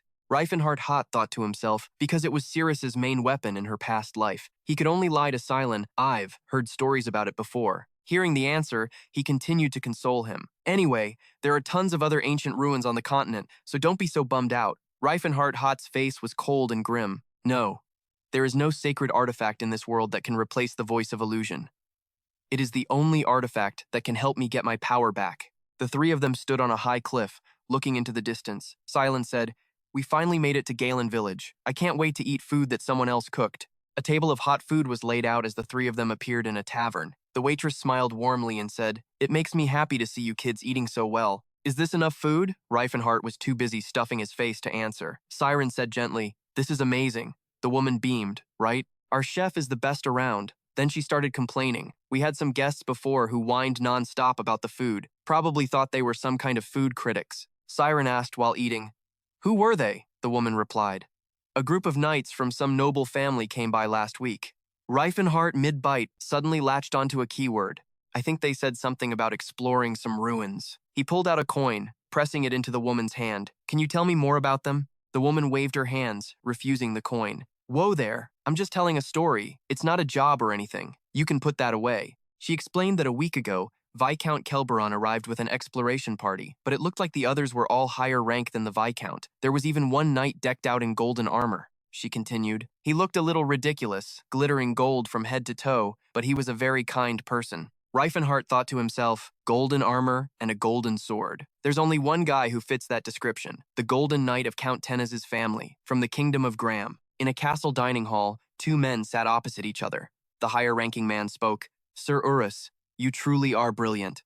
The man named Urus replied, "It is all thanks to you, my lord." The other man continued, "But you were the one who took down the monsters in those ruins. Just as expected of the Golden Knight of Graham, it's an honor to witness your skills firsthand, commander of the Tenez family knights." Urus Tenez replied, "Don't you worry, Viscount Kelberon. As promised, 1/3 of the treasure we found belongs to you." Urus received the praise, just what I'd expect from the Golden Knight of Graham. "It's a true honor to meet you in person," Urus replied. "Don't worry, Viscount Kelberon. I always keep my promises. 3 of the treasures will be yours." At a castle surrounded by mountains, the afternoon sun was setting. The Viscount smiled across the dining table and said, "Just fighting alongside you was more than enough. I don't care about that other stuff. You can have it all if you want." As he spoke, he thought to himself, "I've got plenty of money. Getting in good with Sir Urus is what's really important." Across from him, Urus asked, "What did you do with that pile of adamantite and orichalcum?" The man laughed loudly and replied, "I had them forged into a few weapons." Urus raised his wineglass and said slowly, "I see the Kelberon family's reputation in mining isn't just for show. You've got some skilled dwarves." The Viscount laughed and pointed to the 2 girls standing behind him. "Oh, it's nothing special, sir. These are my daughters," he prompted them. "Go on, say hello. This is the famous Golden Knight of Graham, Sir Tenez." He smiled brightly at the knight. "I know you're already married, but I figured there's no harm in them getting to know you." The knight replied, "Pardon me, but I have no intention of getting close to any woman besides my wife." The Viscount was a little flustered. "Did I mess up somewhere?" According to the rumors, he was supposed to be. As he spoke, a look of pure horror washed over his face. Urus, his face twisted in rage, crushed the wineglass in his hand. His voice was ice cold. "I don't have a sister." The Viscount and his 2 daughters were terrified. In a trembling voice, he said, I apologize. A truly terrible mistake." Suddenly, a loud scream echoed as a servant frantically threw open the door and ran in. The Viscount ordered, "What is it? Spit it out." The old servant replied, "A demon. It came out of one of the treasures." The servant said its name was Sephiaton, and that it was outside, rampaging and attacking people. The terrified guards who had been beaten to a pulp were crying for help. Urus stared out the window at the scene. So there was a summoning artifact among the treasures? His eyes suddenly darted towards something. Urus gritted his teeth. "That bastard." A man walked into the chaos, shouting orders. "Get a grip on your swords! Evacuate the wounded and maintain formation." He told the mages to fall back. The knights raised their shields as the man grabbed another shield and weapon. The young man with a commanding presence stepped forward. It was Cyrus. The mages faced the demon and began their incantation. "O great Arius, your foolish followers beg for your aid. Chilling wind, obey my command." All the mages chanted in unison towards the demon. "Freeze the enemy solid! Frost spike!" Sephiaton was stopped in its tracks by layers of ice. Sephiaton easily shattered the ice. Lot raised his sword and commanded all the knights. "Good work! Just hold him off until the commander arrives." Suddenly, his face turned red with anger as he questioned someone. "What the hell are you doing?" Cyrus charged forward, gripping his sword tightly. He leaped high into the air, aiming straight for Sephiaton, who glared at him furiously. With a look of grim determination, Cyrus swung his sword straight at the demon. The blade left a long trail of light, and blood splattered everywhere. Cyrus flashed a smirk, but suddenly a massive shape appeared right in front of him. Lot quickly jumped in to block Sephiaton's attack. He looked angrily at Cyrus, who had been sent flying, and yelled, "You idiot!" Cyrus struggled to sit up, blood pouring from his head, when a flash of light appeared, stunning Lot. Something pierced through the ice and stabbed straight into Sephiaton. Cyrus, propped up on his hands, witnessed the scene before him. A pair of boots stepped forward as a voice instructed Lot, "Get this moron out of the way and maintain the perimeter." Cyrus's voice trembled as he called out, "Brother!" Lot shouted, "Sir Urus, the commander is back." With a cold expression, he slung the golden sword over his shoulder and glanced down at Cyrus on the ground. In a threatening voice, he said, "Who are you calling, brother? I'm no brother to something born from a filthy bitch's litter." Hearing this, Cyrus's face fell, his sadness plain to see. Urus paid him no mind, turning his gaze to the demon, Sephiaton. An unawakened person's aura won't even scratch it. He slammed his sword straight down, and the ground shattered from the impact. He lifted the sword. Urus held it up before his eyes, his face as cold as steel. "Awaken, Eldros!" The sword began to hum, small pieces on it shifting as a magic circle appeared around the blade. A smaller magic circle also appeared at his feet. A golden light enveloped him, forming a suit of golden armor. He was covered in gold from head to toe, golden armor, golden sword. He said, his voice a challenge, "Bring it, you demon from another dimension." The sky suddenly darkened. Back in the small house, a surprised voice cried out, "Huh? Wait, is that the Golden Knight?" The questioning voice belonged to Rifenhardt. Siren added, "That's right. He's super famous. You didn't know?" He answered sheepishly, "Hey, give me a break. I've been living up in the mountains." She heard that and said, oh, right." Siren sat on the bed and explained, "He's one of the most powerful magic swordsmen on the continent, totally on par with a true aura user." Model. Rifenhardt wondered, "Is he that famous? Have you heard of the guy?" Silent spoke up, "Sir Rifenhardt." He suddenly looked at her and said, "Hey, those pajamas actually suit you. What do you think?" She replied softly, I guess so." Silent looked at him resting his head on the bed and said, "Look, even if that guy's strong, he's probably no match for a real aura user. He's only strong because of his magic gear." Rifenhardt thought for a moment, then spoke, "But it seems the Eldros is the strongest magic armor in the world right now, though mastering it is a whole other problem. Vangelis, a magical material several times rarer than mithril. The Eldros magic armor and the magic sword made from that metal are top-tier relics from the Silver Age, passed down through generations of the Tenez clan. The user of the Eldrin and the Eldros is called the Golden Knight. Whoever wears the Eldros can activate crazy powerful spells with barely any effort. That's what lets them go toe-to-toe with an aura user." Ursus, clad in his golden armor, said, "My body is as light as a feather on the wind." "Of course, that's only if the wearer uses it right," Sephiaton yelled. Not missing a beat, Ursus charged straight at it to attack. He flew up high, slashing right into its body, and blood spurted out. Ursus gripped his sword tight and said, "Awaken." Sephiaton didn't stop. He used the eightfold destruction spell, and the ground shattered and flew everywhere. Back in the room, Rifenhardt lay with his hands behind his head and said, "The Tennis family is the only one that's always researching how to max out the Eldros's power, but you can't reach ultimate power just by relying on magic gear." Silent quickly shot back, "Rifenhardt, you're giving those magic swordsmen way too much credit. Honestly, aura users don't think anything of them. They only respect the Tennis clan because their advanced magic armor tech is useful. That's it." Ursus rushed toward the demon and continued chanting, "Borrow the gaze of death. Let a teardrop trace my body. With the senses of a dragon, observe the entire world." Silent shared what he knew. "From what I've heard, their family's swordsmanship is a lost art, so they have to rely on that holy relic. From their perspective, that might even be for the best." Ursus charged the demon, yelling, "A breath of corrosion, carried on the wind." Silent said of Ursus, "No matter how hard that guy trains with a sword, he'll never be able to get an aura." He shared a piece of intel. One Golden Knight gets chosen every generation. Meanwhile, Ursus was attacking fiercely, launching fireball after fireball. Rifenhardt said, "Having a martial artist in the family who's almost as strong as an awakened aura user is a huge advantage, huh?" Where Ursus was, the demon exploded. Silent continued, "But it's pretty tough for a magic swordsman using the Eldros to really make a name for the family." Ursus continued, using the 1,000-mile freeze magic. Huge chunks of ice began to appear, and he told the demon in a cold voice, "Die." Then he ran it straight through. The demon was destroyed. The knights standing on the side yelled and cheered. Cyrus didn't join in the hyped-up atmosphere. He just stared ahead with sad eyes. Ursus slung his sword over his shoulder, looking all high and mighty, his eyes incredibly sharp and cold. At that moment, Rifenhardt lay on his bed, thinking, could I even beat that guy? Rifenhardt lay on the bed, lost in thought, wondering if he could be defeated. Silen, sitting on the bed across from him, asked curiously, are you seriously planning to take down Count Tennies? He stated his goal. We have to get the artifact from the ruins. Silen was curious. You mean you're going to steal it? Rifenhardt was shocked. Silen explained, in the Titan Duchy, I worked with you because you were doing the right thing. But Count Tennies discovered the ruins himself and became the legal owner of the artifact. That's completely fair. He said that if we take it, we're basically just thieves. Rifenhardt heard his reasoning and thought it made perfect sense. Yeah, you're right. He sat up, trying to figure out how to convince the guy without having to bring up the whole past life thing. He said, Silen, as my partner, I need to tell you this. I told you I was a disciple of the Skyfall Martial School, right? He replied, yeah. And you're also Marshal King Zat's disciple. He continued, that's right. As you can see, there are certain trials you have to pass to complete the training. Just then, Salus was curled up asleep, leaving only Rifenhardt and Silen awake in the room. A lit oil lamp illuminated the entire room. She was sleeping soundly. Silen asked skeptically, so, you're saying your master left the artifact in the ruins and wants you to retrieve it, right? Rifenhardt replied, yeah, it's a traditional training method. Our school's ways are a bit old school.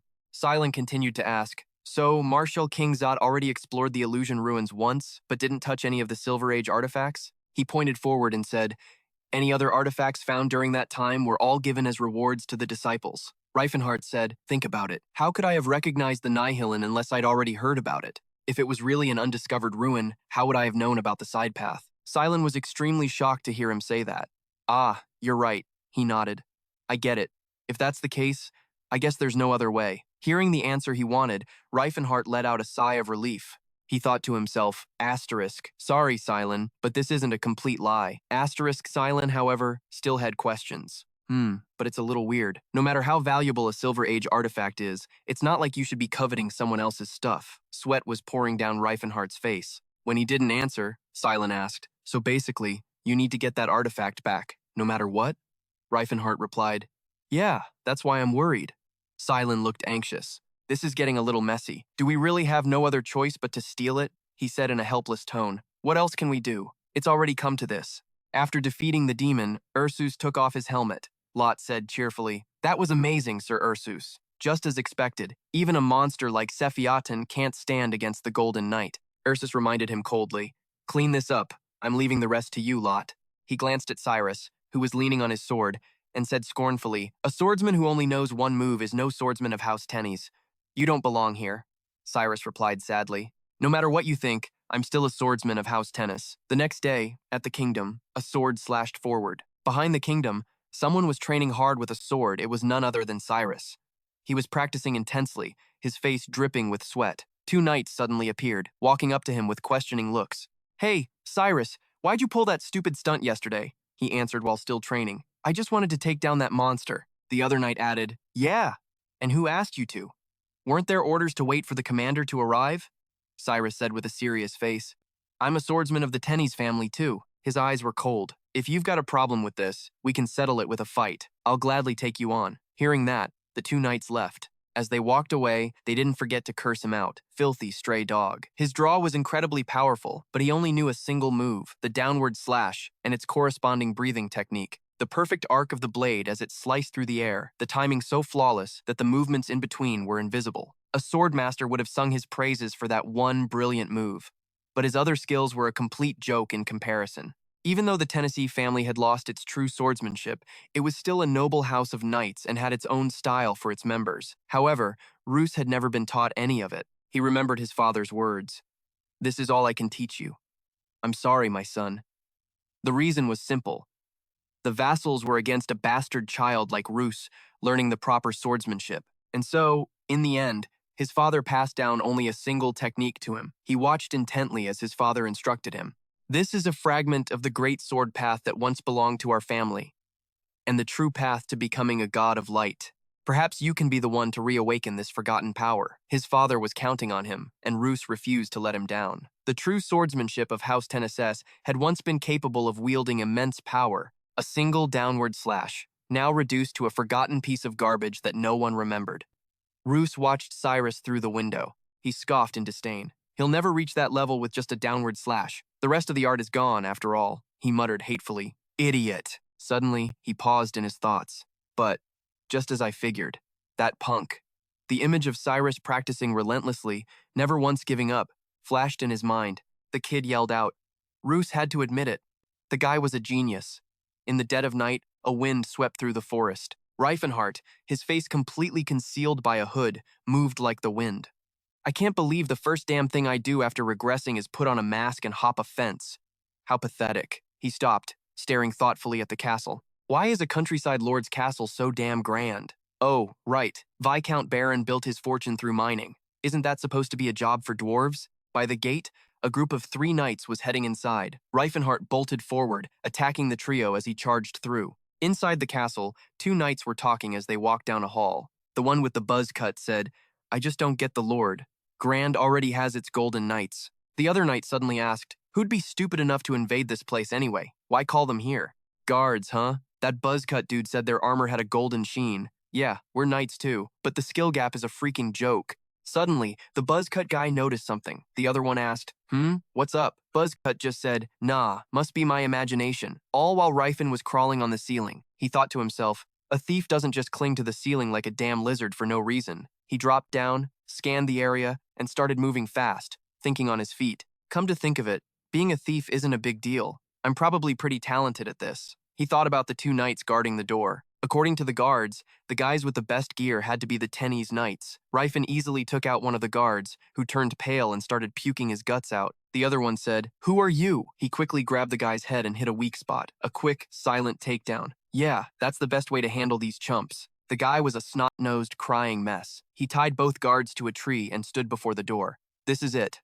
Rifen scanned it. A motion detection barrier and a heat detecting spell. I know what this is, but not being able to just turn it off is a real pain in the ass. He spotted a rock near the door. If this is a magic barrier, there's got to be a core to the magic circle somewhere. He picked up the stone. There it is. Ancient runes carved right into it. Rifen crushed it, and all the barriers on the door vanished. He stepped inside a warehouse, crammed with containers. Rifen scanned the secret stash inside. A sealed jar, a bottomless bag, and a celestial harp. God, I missed you guys. He saw a rack of swords on display. It looks like they sorted them. But who the hell did this? That's not a Helson blade, it's a Talus sword. They look alike, but the magic tech is completely different. Unbelievable. Rifen spotted a small box, his excitement surging. This is it, the voice of illusion. He moved forward, and suddenly his foot snagged a tripwire on the ground. Rifen froze, his eyes shooting upwards. The wire was connected to a bell. It started ringing like crazy. Rifen panicked. A simple bell trap. So stupid. The man in the bed sat up, with a panicked look on his face. The woman next to him asked, honey, what's going on? The man roared in anger. Hey, what the hell is happening? The man shouted, there's an intruder in the south tower. Rifen was on the run, thinking to himself, I get past all those other insane obstacles, and I fall for a stupid trap like that? Man, I'm just not cut out to be a thief. Looking at the mob chasing him, Rifen thought, if I let my power slip even a little, they'd all be dead. But damn, controlling it is tough. Those guys kept yelling, get him! And one of them screamed, stop! You vile bastard! A leader type pointed his sword at him. Hold your positions. Mages, open fire. The mages were already on the castle walls, ready to go. The moment he gave the order, they unleashed everything at Rifen. He instantly moved behind a man. He put a hand on the man's shoulder. Hey, really sorry about this. The man was completely confused. Huh? Sorry for what? Before the guy could even react, Rifen shoved him forward, using him to block the barrage of fireballs from the mages. The man was now burned completely black. Seeing this, the leader of the soldiers was absolutely horrified. You dare use someone as a shield? How can you be so damn cruel? Hearing the insults, he put on a blank, innocent face, thinking to himself, his armor had a blessing on it. That's why I did it. The other man continued to order his soldiers to shoot.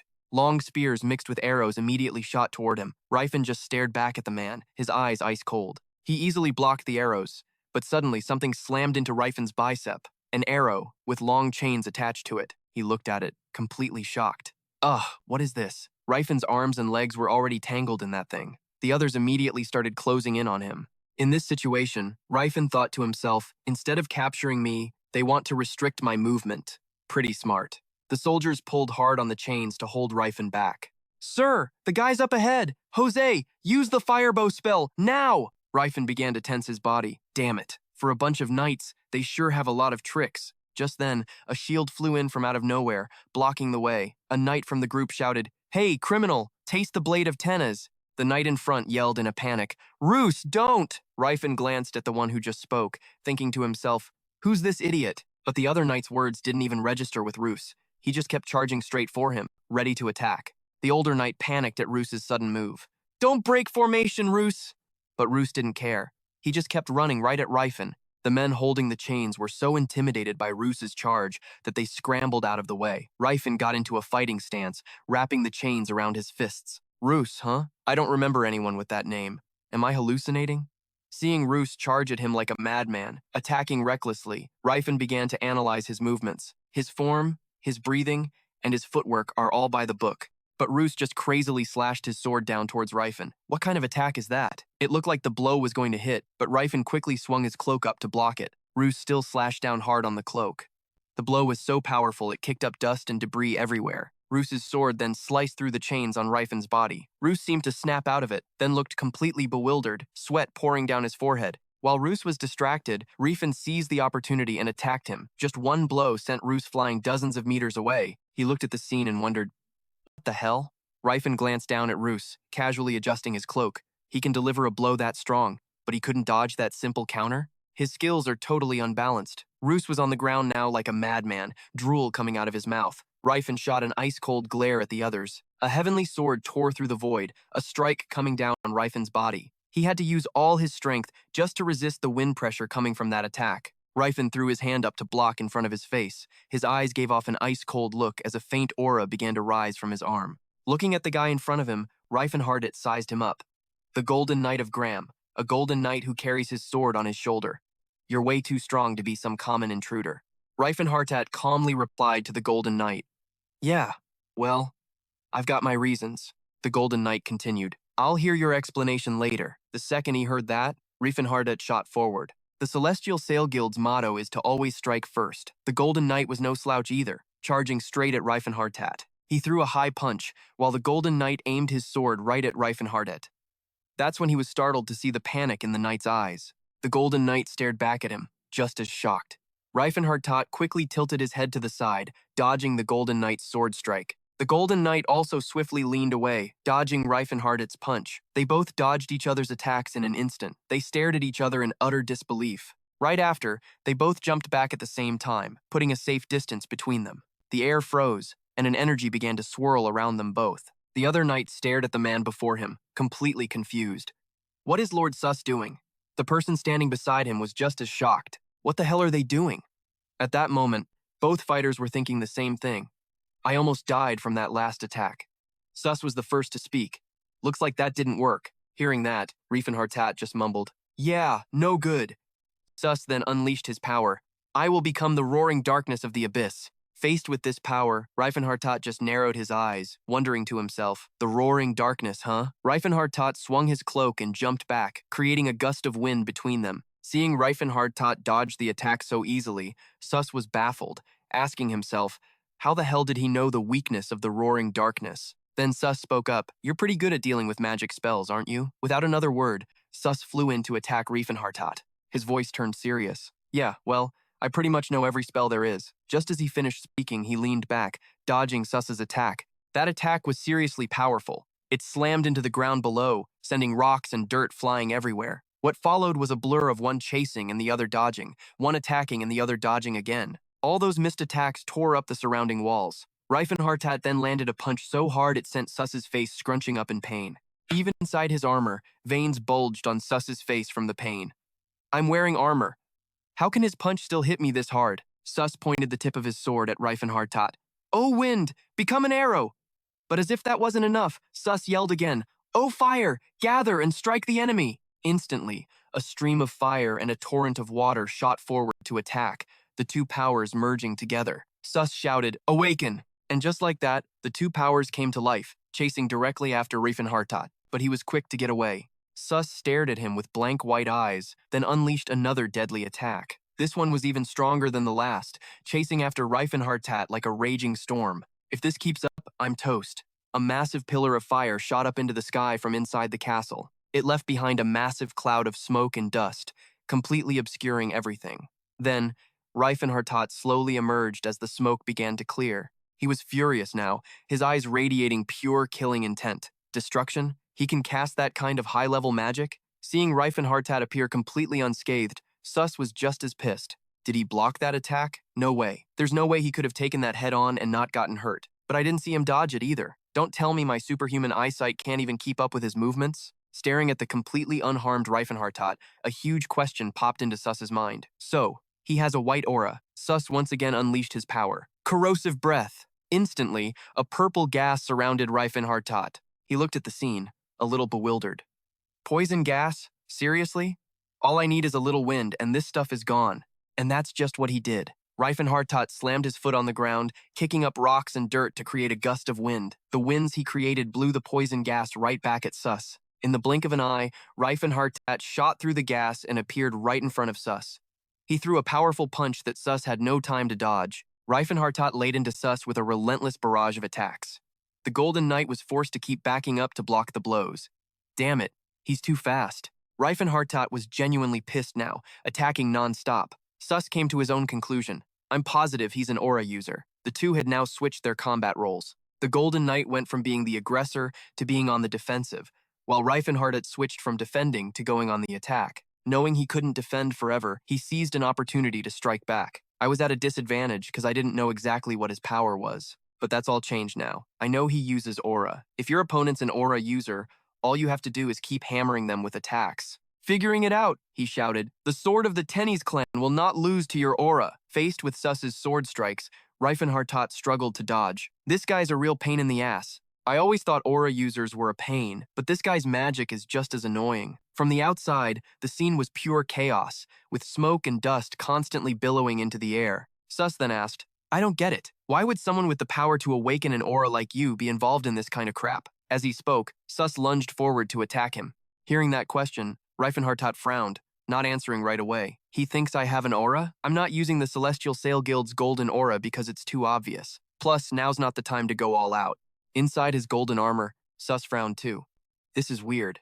That kind of power has to come from an aura user. But he's not using it.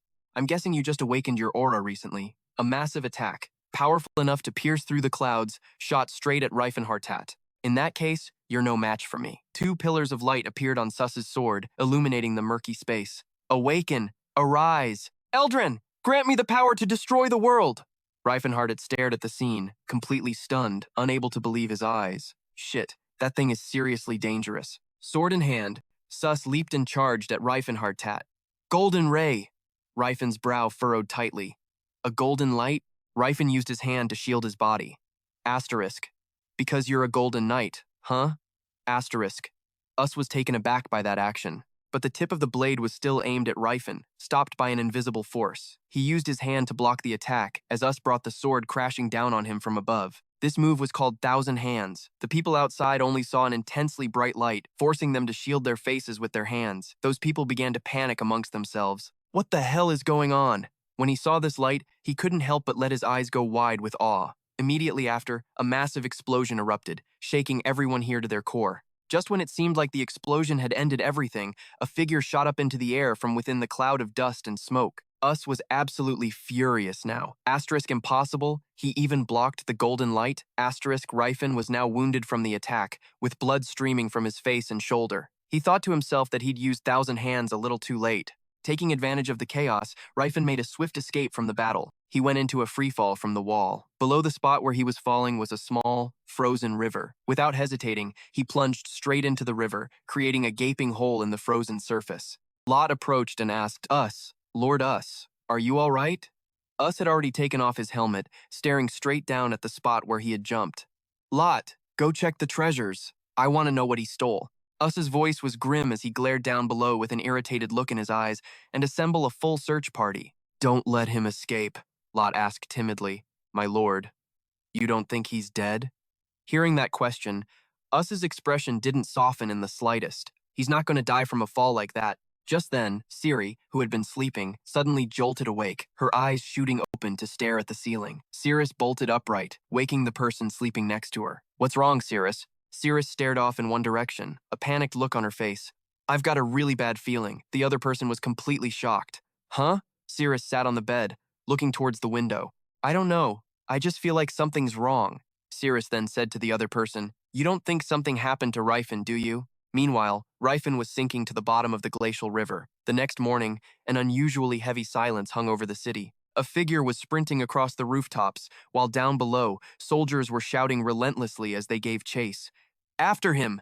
Get that thief!" The people below were scrambling to come up with a plan to catch Cirrus. "Cut them off, block their path." Cirrus was carrying Silon, who complained dejectedly, "Cirrus, I'm a dude. Carrying me like this is so unmanly." Down below, two men were casually flipping a coin. "Sir Knight, I think they went this way."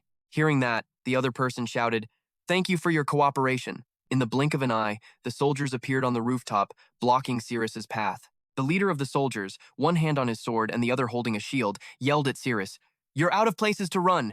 Drop your weapons and surrender." Cirrus didn't waste time talking to them, immediately unleashing a spell on her opponent. Nihilin. The soldiers were completely stunned by the sight. "What the hell is that?" The words were barely out of his mouth when the soldier next to him was hit by the attack. Just then, Us appeared, his demeanor somewhat less ferocious than the day before. "Lot, what's the situation?" When asked, Lot turned around. "My apologies, Lord Us. They are not your average criminals." Us spoke in a cold tone, his hand drawing his sword as he spoke. "All right then, I'll handle them myself." In a flash, Cirrus had already finished off the soldiers. Cirrus smiled and called out, "Silon." Silon was on the verge of tears. Fine, you can just carry me like this." Inwardly, he was sobbing. Asterisk. "When is Rifen ever going to help me build some muscle?" Asterisk. Just then, a loud voice shouted out, "Wind Blade." Hearing the sound, Cirrus immediately looked in that direction. As the voice faded, an attack slammed into the spot where Cirrus had just been standing. She quickly grabbed Silon by the waist and dodged away. Us was now wearing his golden armor, levitating in midair. "That's enough. You damn brats." Seeing that it was Us, Cirrus's brows furrowed tightly. Asterisk. The Golden Knight of Graham? Asterisk. With that thought, she drew her sword. As the blade was slowly drawn from its sheath, Us glanced at Cirrus's action. Asterisk. That's no ordinary sword. Asterisk. Cirrus aimed the tip of her sword at Us. He watched the scene and wondered. Asterisk. He gave a sword that valuable to some slave girl? And she's a high priestess too? Asterisk. Asterisk. So they really aren't just a bunch of petty thieves?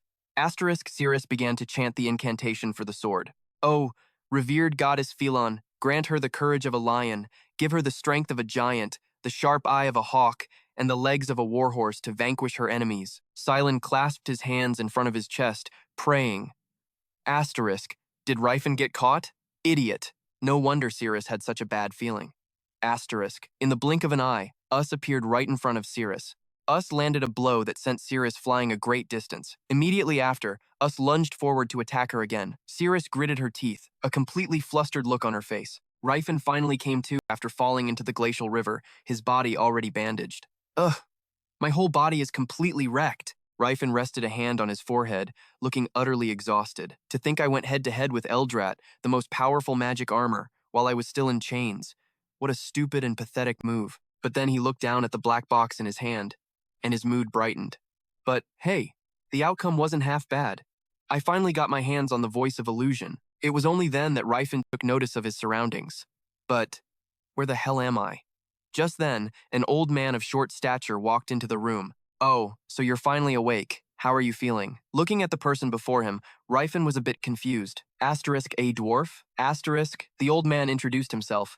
"The name's Hedos." Rifen was still a bit out of it, but then he also introduced himself. "I'm Rifen," Hedos spoke up. "It's going to be difficult if you try to get up. Do you think you can manage a meal?" To Hedos's question, he could only mumble an answer. Sure." Hearing his reply, Hedos spoke to the girl standing near him. "Excellent. Miss Xiaola, would you please bring some barley porridge over here?" Xiaola did as Hedos asked, and brought the food over. Looking at the girl in front of him, Rifen quietly sized her up. Asterisk. This isn't a child, but a woman brimming with vitality, even by dwarf standards. Asterisk. Xiaola brought the food to him with a bright smile. "Thank goodness you're awake. Please, try to eat a little something." Her full name was Xiaola Jiao Hammer. Xiaola placed the food down next to Rifen, who now seemed a bit awkward. Asterisk. This is weird. Dwarves would never treat a human this nicely. Asterisk. My question was answered the moment the dwarven elder appeared. Haas smiled at him. Oh, you're awake? The savior of our people. This is Spirit Enfant del Fiston. Hearing this from Hos, Rifen's face went pale with fear. The savior. Gon closed his eyes and began to calmly explain to Rifen. 6 years ago, our high priest received a prophecy from Amph, a person who possesses a body of steel and a brilliant mind. Follow him, for he will appear on the dark path, upon the tears of the north wind. He will change our destiny and bring salvation. A capable and intelligent person will drift down the frozen river of the cave, so pull him up and make him your savior. The high priest secretly revealed the prophecy to all the dwarves on the continent, and it said that ever since, Gunpide has waited every winter for the person mentioned in the prophecy. Hearing this flood of information from Gamp, Rifen could only force a smile. Haha, that Amph guy. In that time, he really changed his tune. Amph is the god of the dwarves, the one who sends down prophecies. If it was 6 years ago, that's when I regressed. When I was sent back from my old body to this one. So that means Amph started making his move the second I got here. Rifen lowered his gaze and smiled faintly. He's pretty quick on the uptake. Even though I screwed up once before, he still wants to give me his blessing?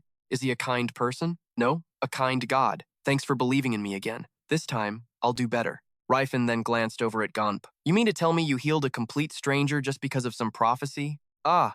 Instead of answering his question, Gunpede asked one of his own, do you think Amph speaks nonsense? Outside the dwarven cave, an eerie purple light bathed everything, and the cavern was strangely silent. Xiaola spoke up then, breaking the tension. Your recovery speed is incredible. Rifen stood up and stretched slightly. It's all thanks to your care that I got better. Xiaola seemed a little startled by that. All I did was give you some barley porridge. Rifen glanced away, thinking to himself, if I'd eaten some meat, I would have recovered even faster. Xiaola asked cheerfully. Since you're feeling better, should I call for Lord Gunpede again? He said he still had a few things to tell you. He turned his face away. I'll go find him myself. These people are the Steelhammer tribe. Xiaola took Rifen's hand and led him toward the others. Instead of giving you a crutch, how about this? I'll support you. They are the mountain dwarves, living as slaves to Viscount Kenbaran. Unlike elves or orcs, even as slaves, the dwarves have preserved their traditions and culture. That's because the role and purpose of dwarves are different from those other two races. Dwarves are the only enslaved race that performs specialized labor, and that's because humans can't learn their skills. The soldier brandished his sword, threatening the dwarf. Quick! Tell me how to find the ore veins, the dwarf replied. You just have to listen to the earth. Simple, isn't it? It's because of the dwarves' inherent reliance on their social structure. The enslavement of dwarves happens on a tribal scale, which helps them preserve their culture. Because they've held on to their faith, they still have priests. 2 dwarf girls were chattering about him nonstop. It's a human, a human. The girl next to her spoke up. Are they saying he's the savior? Hearing them talk about him like that, Rifen thought to himself, and because of that, I got a ton of help when I was building my empire. Because among all the different races, they're the only ones who understand the concept of society. Rifen looked down at Xiaola and asked, how many people are living here? Xiaola smiled cheerfully and replied, about 60 people. After hearing her answer, he asked again, are all of them under Viscount Kenbaran? Xiaola smiled brightly. That's right, we are the slaves of Viscount Kenbaran. Rifen looked around, then added, I don't see any male dwarves. Xiaola continued to explain to Rifen, they're usually at the mountain mines. To prevent any rebellions, the humans take the dwarven families hostage. At that answer, he frowned slightly. I really shouldn't have asked about that. Then, Rifen's eyes fell on the iron door in front of him. Gunpede appeared before Rifen just then, his hands behind his back. Savior, welcome to the temple. You're looking much better. Hearing this, he replied, yeah, it's all thanks to you. By the way, just call me Rifen, none of that savior stuff. At that, Gunpede chuckled. To be honest, we don't understand why you are the savior either, Gunpede said softly to Rifen. But just by looking into your eyes, I can tell you don't see us as slaves. His face fell at those words. It's true, I have good intentions toward the dwarves, but if we're talking about the fate of an entire race, isn't that a whole different story? Gunpide smiled gently and told Rifen, we don't know why Anfei chose you to be the savior of our race. We are simply doing our best to grasp the hope that our God has given us. The prophecy isn't false, but of course, no one knows how you will bring about salvation. Right now, my mission is to do everything in my power to assist you, Gunpide added with a smile. But you really are strange. When you heard us talk about you being the savior, your expression was as if you'd already expected it. Rifen's face was visibly blank. Something like that. Rifen got straight to the point. Why did you call me here? Gunpide simply replied. The high priest wishes to see you. He was a bit confused. Who is this high priest you're talking about? Gunpide maintained his calm demeanor. Amp's high priest, Lord Marilyn. Gunpide also explained, he is the pillar of the entire dwarven race. Rifen thought with an inward smile. So that old geezer was still the high priest 30 years ago. Huh. After thinking it over, he said, well then, I guess I really do need to meet him. Gunpide just chuckled softly. How interesting. Hearing this, he was completely baffled. Gunpide looked up and said to Rifen, I thought this might be a bit sudden and hard to believe, so I was struggling to find a way to explain it. Unlike us, humans can't hear the voice of truth, but you act as if you already understand everything. It's truly astonishing. At Gunpide's remarks, he just gave a small smile. Immediately after, Rifen's expression hardened as he stared straight ahead. In my past life, the Antures Empire fell. Even if I do exactly what I did before, the same thing could happen again. Marilyn's a wise dwarf. If I discuss it with him, we might actually come up with a solution. Rifenhardt continued to analyze the situation in his head. Around this time, Marilyn should be at the main forge, so it's not too far from here. Gaunt looked up at him. Lord Marilyn is at the Amph Temple in the main forge. Of course, its location is top secret, so only a few people know about it. Tula then spoke up. So, we'll send a guide with you. She is the only one left among us who carries the warrior bloodline. My name is Tu Lustio Hammer, and I will do my absolute best. Gamp's face fell. You seem to know an awful lot about us, even about the High Priest's existence. It seems you even know where the main forge is. Gamp turned his face away, his voice trailing off. Humans who know about the voice of truth of the dwarven race, they usually avoid talking to us. Noticing the hesitation in Gamp's voice, he cut him off. I'm well aware of that. Gamp was startled by Rifenhardt's words. So you really do know the truth about it? Rifenhardt just gave a slight smile. Gamp got straight to the point. Can you tell me how you know so much about us? Rifenhardt smiled softly. I'm sorry, but now's not the time. In the middle of their conversation, Hedos rushed in with a panicked look in his eyes. Hey, Savior! Rifenhardt immediately glanced over at him. Gamp was the first to speak. What happened? Hedos said frantically. Did you have any companions with you when you came here? An elf and a young man. Hetos delivered the news to Rifenhardt. It seems your companions have been taken hostage at Viscount Kenbaran's castle. Upon hearing the news, his face was one of utter shock. Sus stood on the fortress wall and shouted down below, we have to find where that damn thief is hiding. Forget about chivalry for now. I don't care what kind of torture you have to use. Sus ordered the two soldiers guarding the door. Get as much information out of them as you possibly can. The two soldiers immediately responded. Yes, sir. Sus glared at the two of them with an incredibly dangerous and malicious look in his eyes. Looking inside, one person was bound by chains, the other by magic. He thought to himself, an elf with a magic sword worthy of a knight commander, and a Phelon priest with divine power on par with a bishop. He glanced towards the empty dungeon. I will find out every single one of your identities. The black-haired soldier looked at his comrade. How are we supposed to torture someone? Do we just beat them up or something? His comrade was just as worried. What if they die? Torture is about making them suffer, not killing them. The black-haired soldier seemed to get it. Ah, well, that makes things difficult. The two of them opened the door and went inside. Screw it, it's our orders, so we have no choice but to see it through. Silon and Cirrus gritted their teeth as they glared at the two men. All right then, I'll begin the interrogation. Understood, Virus, Lento said to Silon.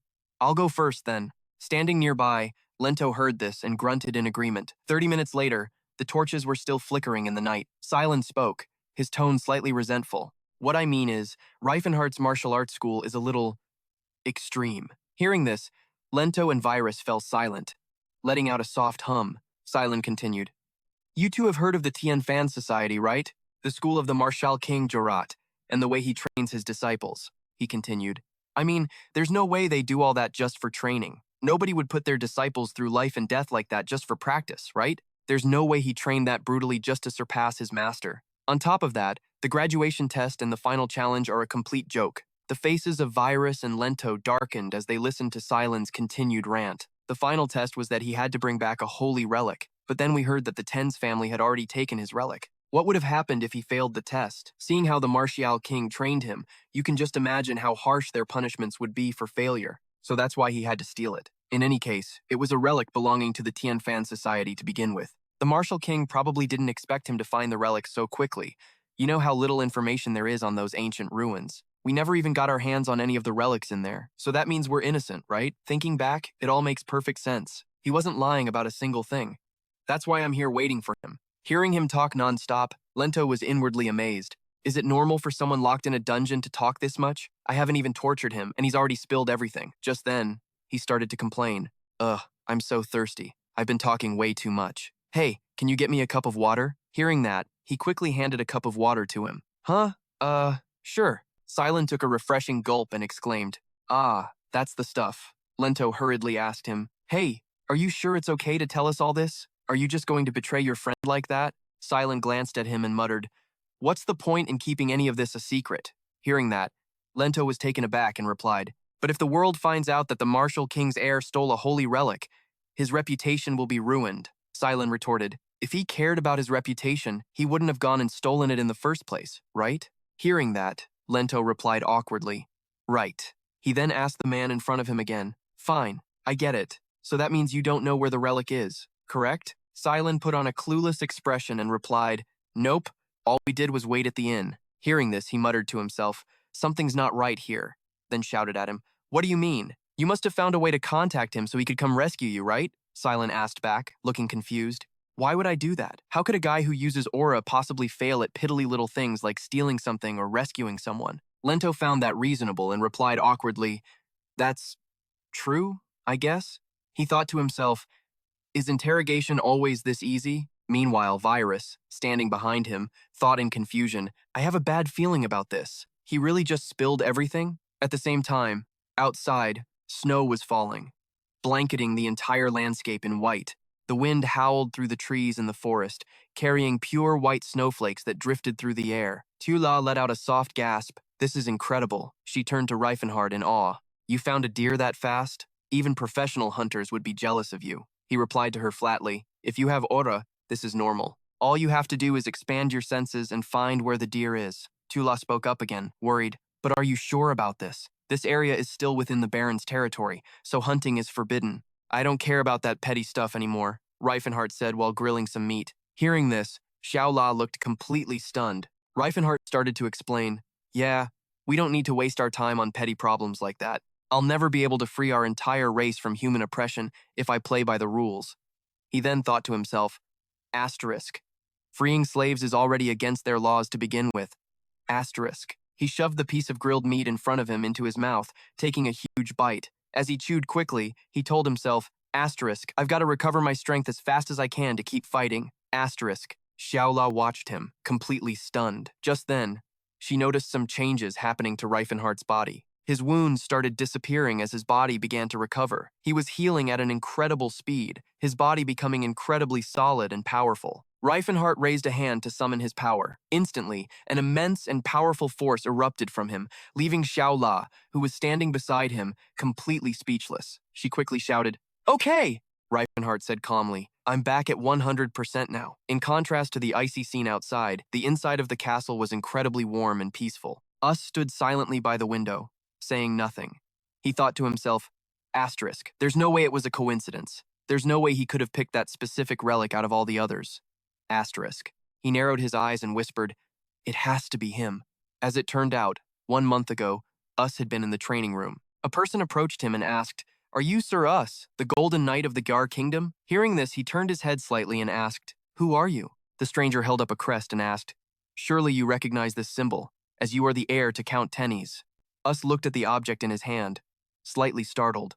Is that a silver saint? He turned his face away, confused, thinking to himself, Asterisk, the day I was officially chosen as the heir, my father told me a secret that only the heirs of the family are told. About the existence of the Silver Saints. Asterisk. A group of people with power so overwhelming they could take down an entire kingdom, a group of sages with wisdom far beyond human civilization. They operate from the shadows, never revealing themselves, and only appear when humanity is in danger. He continued to think, Asterisk, I was told that even the emperor of a kingdom is only considered to be on a similar level as them. Asterisk. All the heroes, the most powerful people on the continent, have no idea of their true power. At this thought, Us knelt on one knee and said respectfully, Greetings, my lord. The Silver Saint, that stranger, then handed him a scroll. Us asked in surprise, What is this?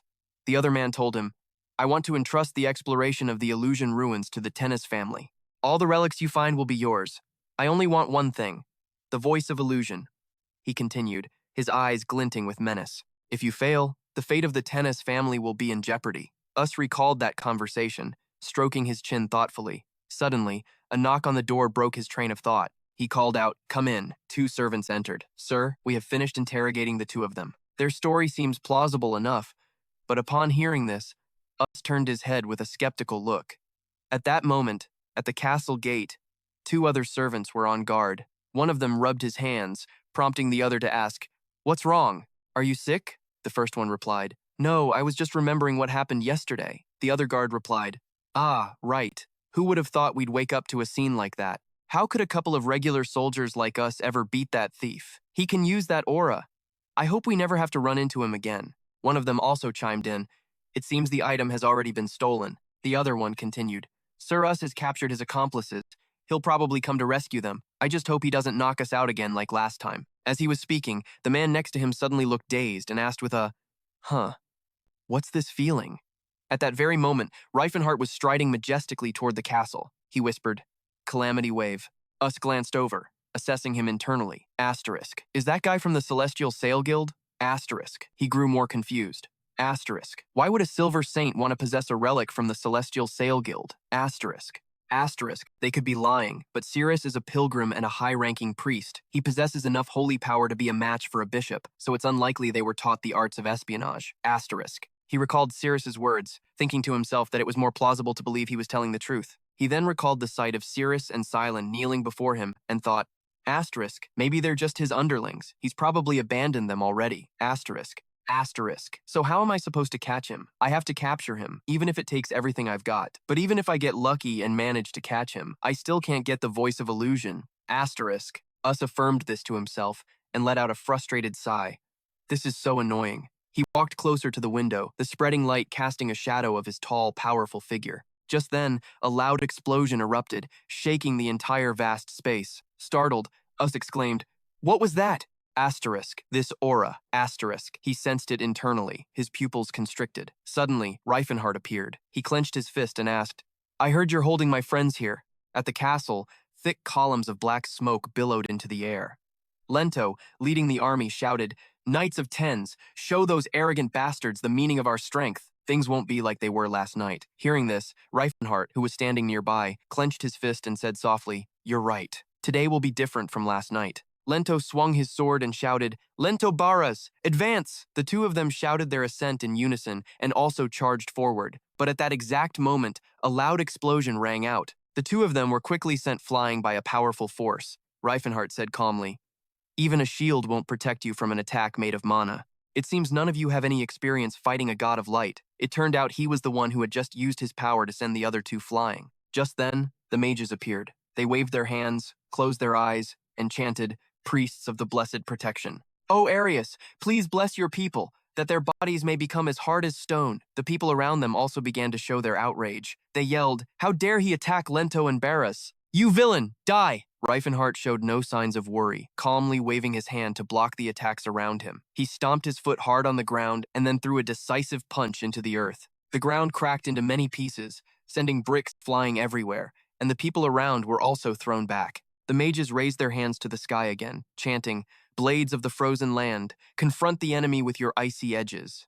Another one shouted, "O flame, become an arrow and vanquish the enemy." Someone else's rocket is being summoned again. Lafitte Grand Air, the lightning storm is coming. Thunderstorm. Seeing them casting spells non-stop, Rifenhardt thought to himself that he should take care of the mages first. Then, he raised his hand to the sky and began to summon his chain air blasts. A brilliant golden light shot quickly towards the mages' position. They were sent flying in every direction, groaning constantly. "Ugh, my leg! You ruthless bastard!" Seeing this, Rifenhardt thought to himself, mages usually lose concentration over minor injuries, especially at this level, but I thought at least 1 or 2 of them could take the pain. He secretly decided, next I'll take down the priests, then charge in and knock out every single person around me. One of them said to him in pain, "If you're a real god of light, then fight like a man." Hearing that, Rifenhardt scoffed, thinking, what a cheap shot. "Seriously? You guys are the ones ganging up on a single person," he said, all while relentlessly punching and kicking the guy, making the crowd around them cry out in fear. "You monster! He's choking him to death!" The one being restrained by Rifenhardt cried out in fear. "Cough! Please, spare me." The people around him also screamed, "You devil! Let go of Priest Lahan!" Meanwhile, Rifenhardt was secretly calculating, some priests have spells that get stronger when they're injured, so it's best to just knock them out without hurting them. The terrified mages shouted to each other amidst the chaos. "Cough, my neck! Priest Smart, the net! Quick, throw the net at him! Fire the arrows!" Rifenhardt just gently waved his hand a few times, and all their plans went up in smoke as they were all sent flying amidst a swirling cloud of dust. Seeing this, the people nearby cried out in alarm, "What? He's much stronger than yesterday. Is this the power of a god of light?" Loth turned around and saw his teammate standing motionless, screaming at him to move. "Roos, what are you doing? Fight, damn it! That bastard, Roos. Every time I tell him to stay put, he charges in to fight, but now he wants to chicken out of a battle?" He thought angrily, then shouted, "I'm disowning you. When we get back to the clan, I swear I'm cutting ties with you." Roos stood still, his face a mixture of panic and bewilderment. After a moment, he came to a conclusion. So, that's how it is. Aura. It controls the flow of power and strengthens it when needed. Such a dazzling light. He squinted, staring at Rifenhardt in front of him, and whispered, "I can see it now. I can see everything. I can see why he moves like that, and the flow of his power. I can see everything so clearly, and I understand it instantly. Something no one ever taught me. Something no one could ever teach me. The kind of movement and breathing, along with the flow, that only someone who has reached the pinnacle of martial arts could master." He recalled every move Rifenhardt had made during the fight and suddenly understood. So that's how you're supposed to move in that situation. Those are the movements of someone truly strong. It's only natural that I admire him. He tightened his grip on the sword in his hand, steeling himself. Just then, a flash of light tore through the space it was Rifenhardt, unleashing his power. He just furrowed his brow slightly and began to channel his energy. Suddenly, someone appeared out of nowhere and began to parry his attacks.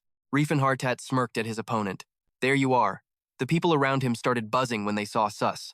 "Commander? Sir Sus?" He immediately said to Rifenhardt, "In the name of Tenez, I will not forgive your crimes. Look what you've done to my knights." Hearing this, Rifenhardt replied with a look of contempt. "Why are you pretending you just got here? You've been hiding behind them this whole time. Did you think I wouldn't notice you crouching behind that wall, watching the fight from afar?" Hearing this, Sus panicked and stammered, "How did you?" Hearing that, Rifenhardt thought to himself, "Looks like that magic armor gives him power on par with a god of light, but none of the sensitivity that comes with it." Then he crossed his arms and calmly asked Sus, "You probably wanted to see how strong I am, right?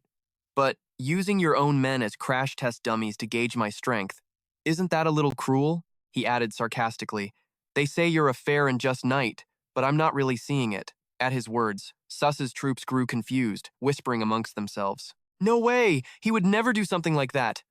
Rifenhardt seized on their confusion to pile on even more. "If not, then why were you so late?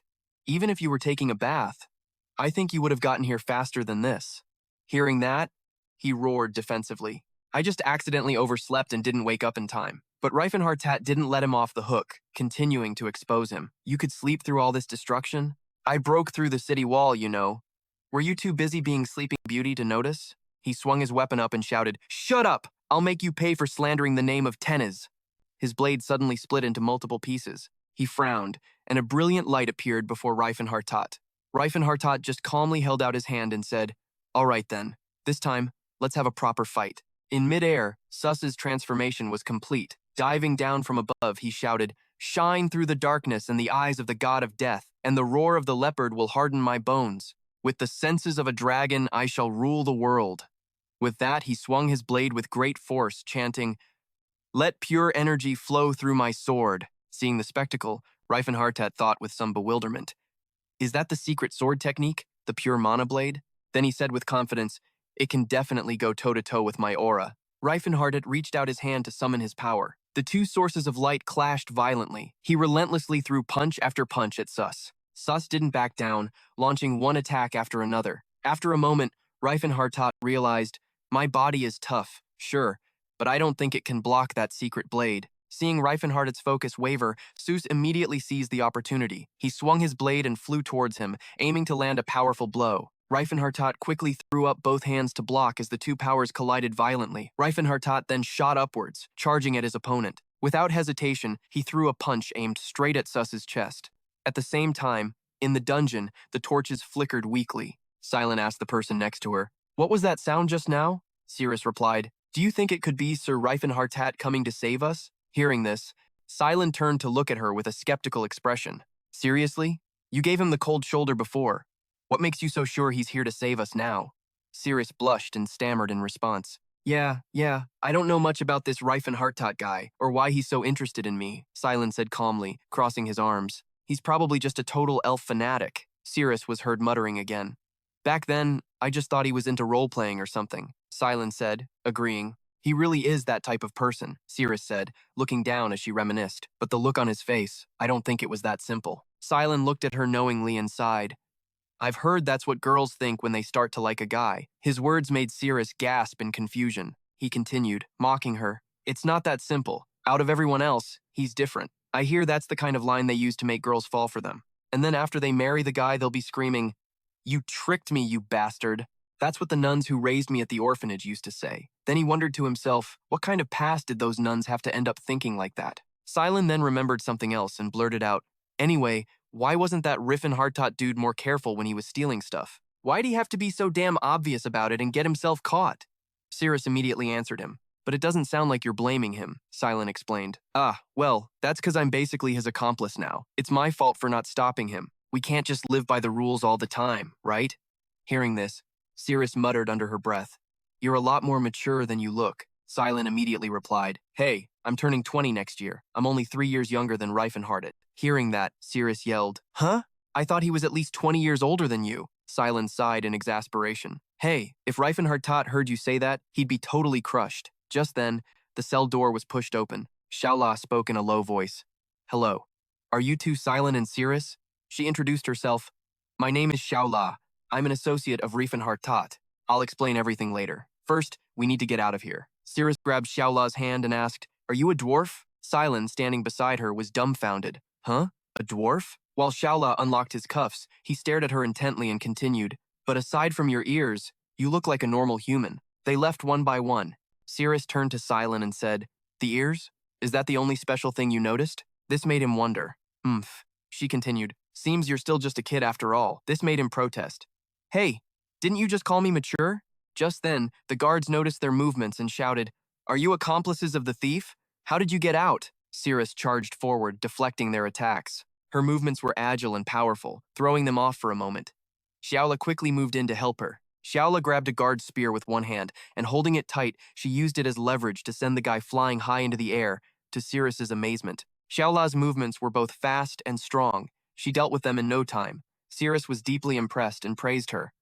You're insanely strong. Shaola laughed awkwardly and said, Well, we dwarves are pretty strong. She then urged them on, Let's go, quickly. Then, holding a flare in her hand, she quickly threw it through the window. The window shattered with a crash as the flare flew out. A brilliant light exploded in the sky. Seeing this, Rifenhardt knew that Shaola had successfully rescued the other two and said softly, Looks like Shaola made it. Eus noticed it too, narrowing his eyes as he realized it was coming from the dungeon's location. He uttered in disbelief to Rifenhardt, Don't tell me. You were just the decoy? He answered, gritting his teeth. Why else would I waste my time here? Now, I can finally cut loose. Hearing this, Eus exclaimed in shock.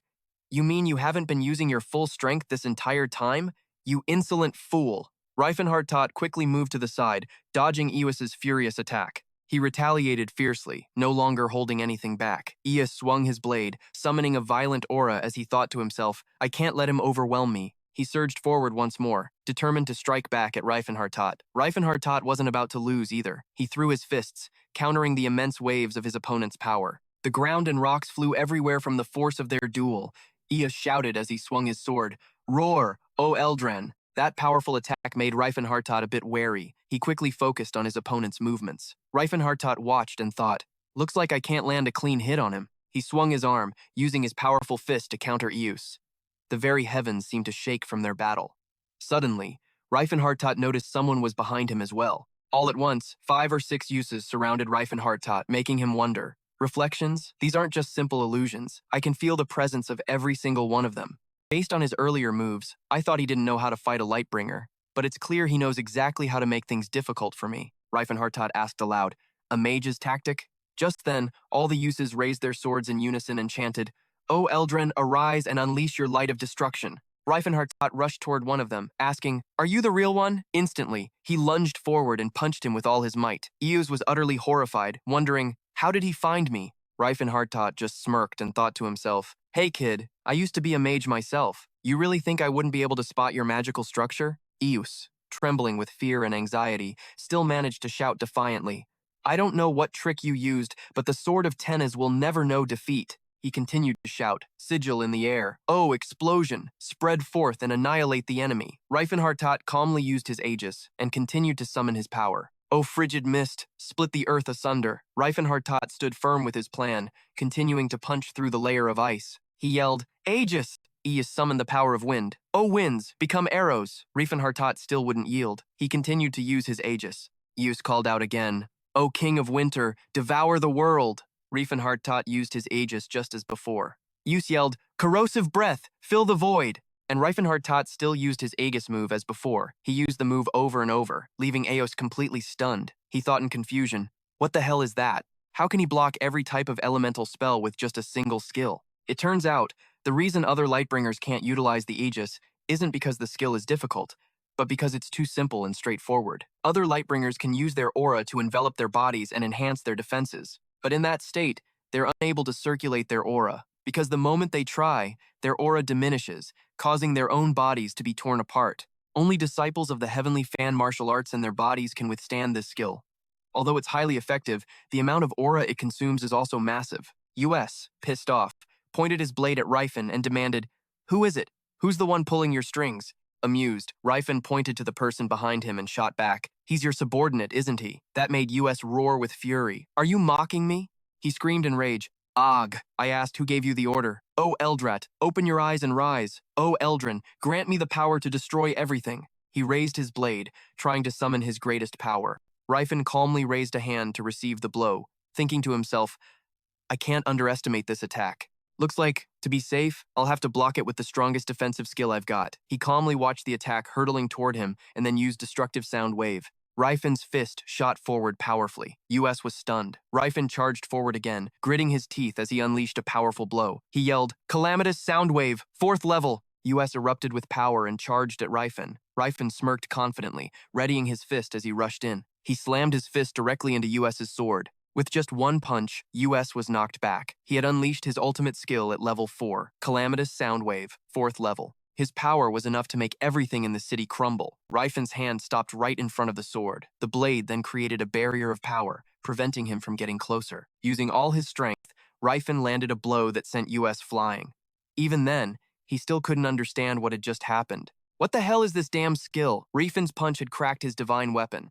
With just one punch, everything around them was shattered, including US. He looked at his current state and understood. Damn it, I'm at a disadvantage. His attack power is insane. Only then did US remember the techniques Rifen had used earlier. I get it now. He channels aura into his fist and detonates it the moment he throws the punch. He finally understood the strategy. The aura explosion creates an incredible attack force, like throwing a stone into water. In US's mind, an image of a whirlpool appeared, but it was more like a vortex, devouring everything around it. No wonder he's been kicking my ass this whole time. Even in this situation, he refused to accept it. I'm a golden knight. I can't lose this pathetically. Rifen clenched his fist and punched through the sword's ring of fire. Suddenly, the sword's power barrier was shattered by his punch. Then, everything around Rifen began to crumble. He swung his fist and slammed it right into the chest of US. With that one punch, he sent him flying straight into a wall. His power was immense, creating a wave of sound that enveloped his body. At that moment, he was punched so hard he flew right through the city wall. Now, there was no sign of US, only his battle sword remained. After the fight, Rifen was completely unharmed. The soldiers who witnessed this couldn't believe their eyes. How is this possible? Lord US lost? He looks totally wrecked. US was beaten to a pulp, and his sword was cracked and broken. The blade of Tenaz had been defeated. Rifen slowly walked toward the sword, thinking to himself, an ancient demon armor linked with Eldrin, a powerful demon sword. As long as the blade isn't completely destroyed, it'll eventually recover, though it'll take at least half a year. Rifen handed the sword back to Lot and explained, "You've got it wrong. This thing is too valuable. Taking it would just be a massive headache for me."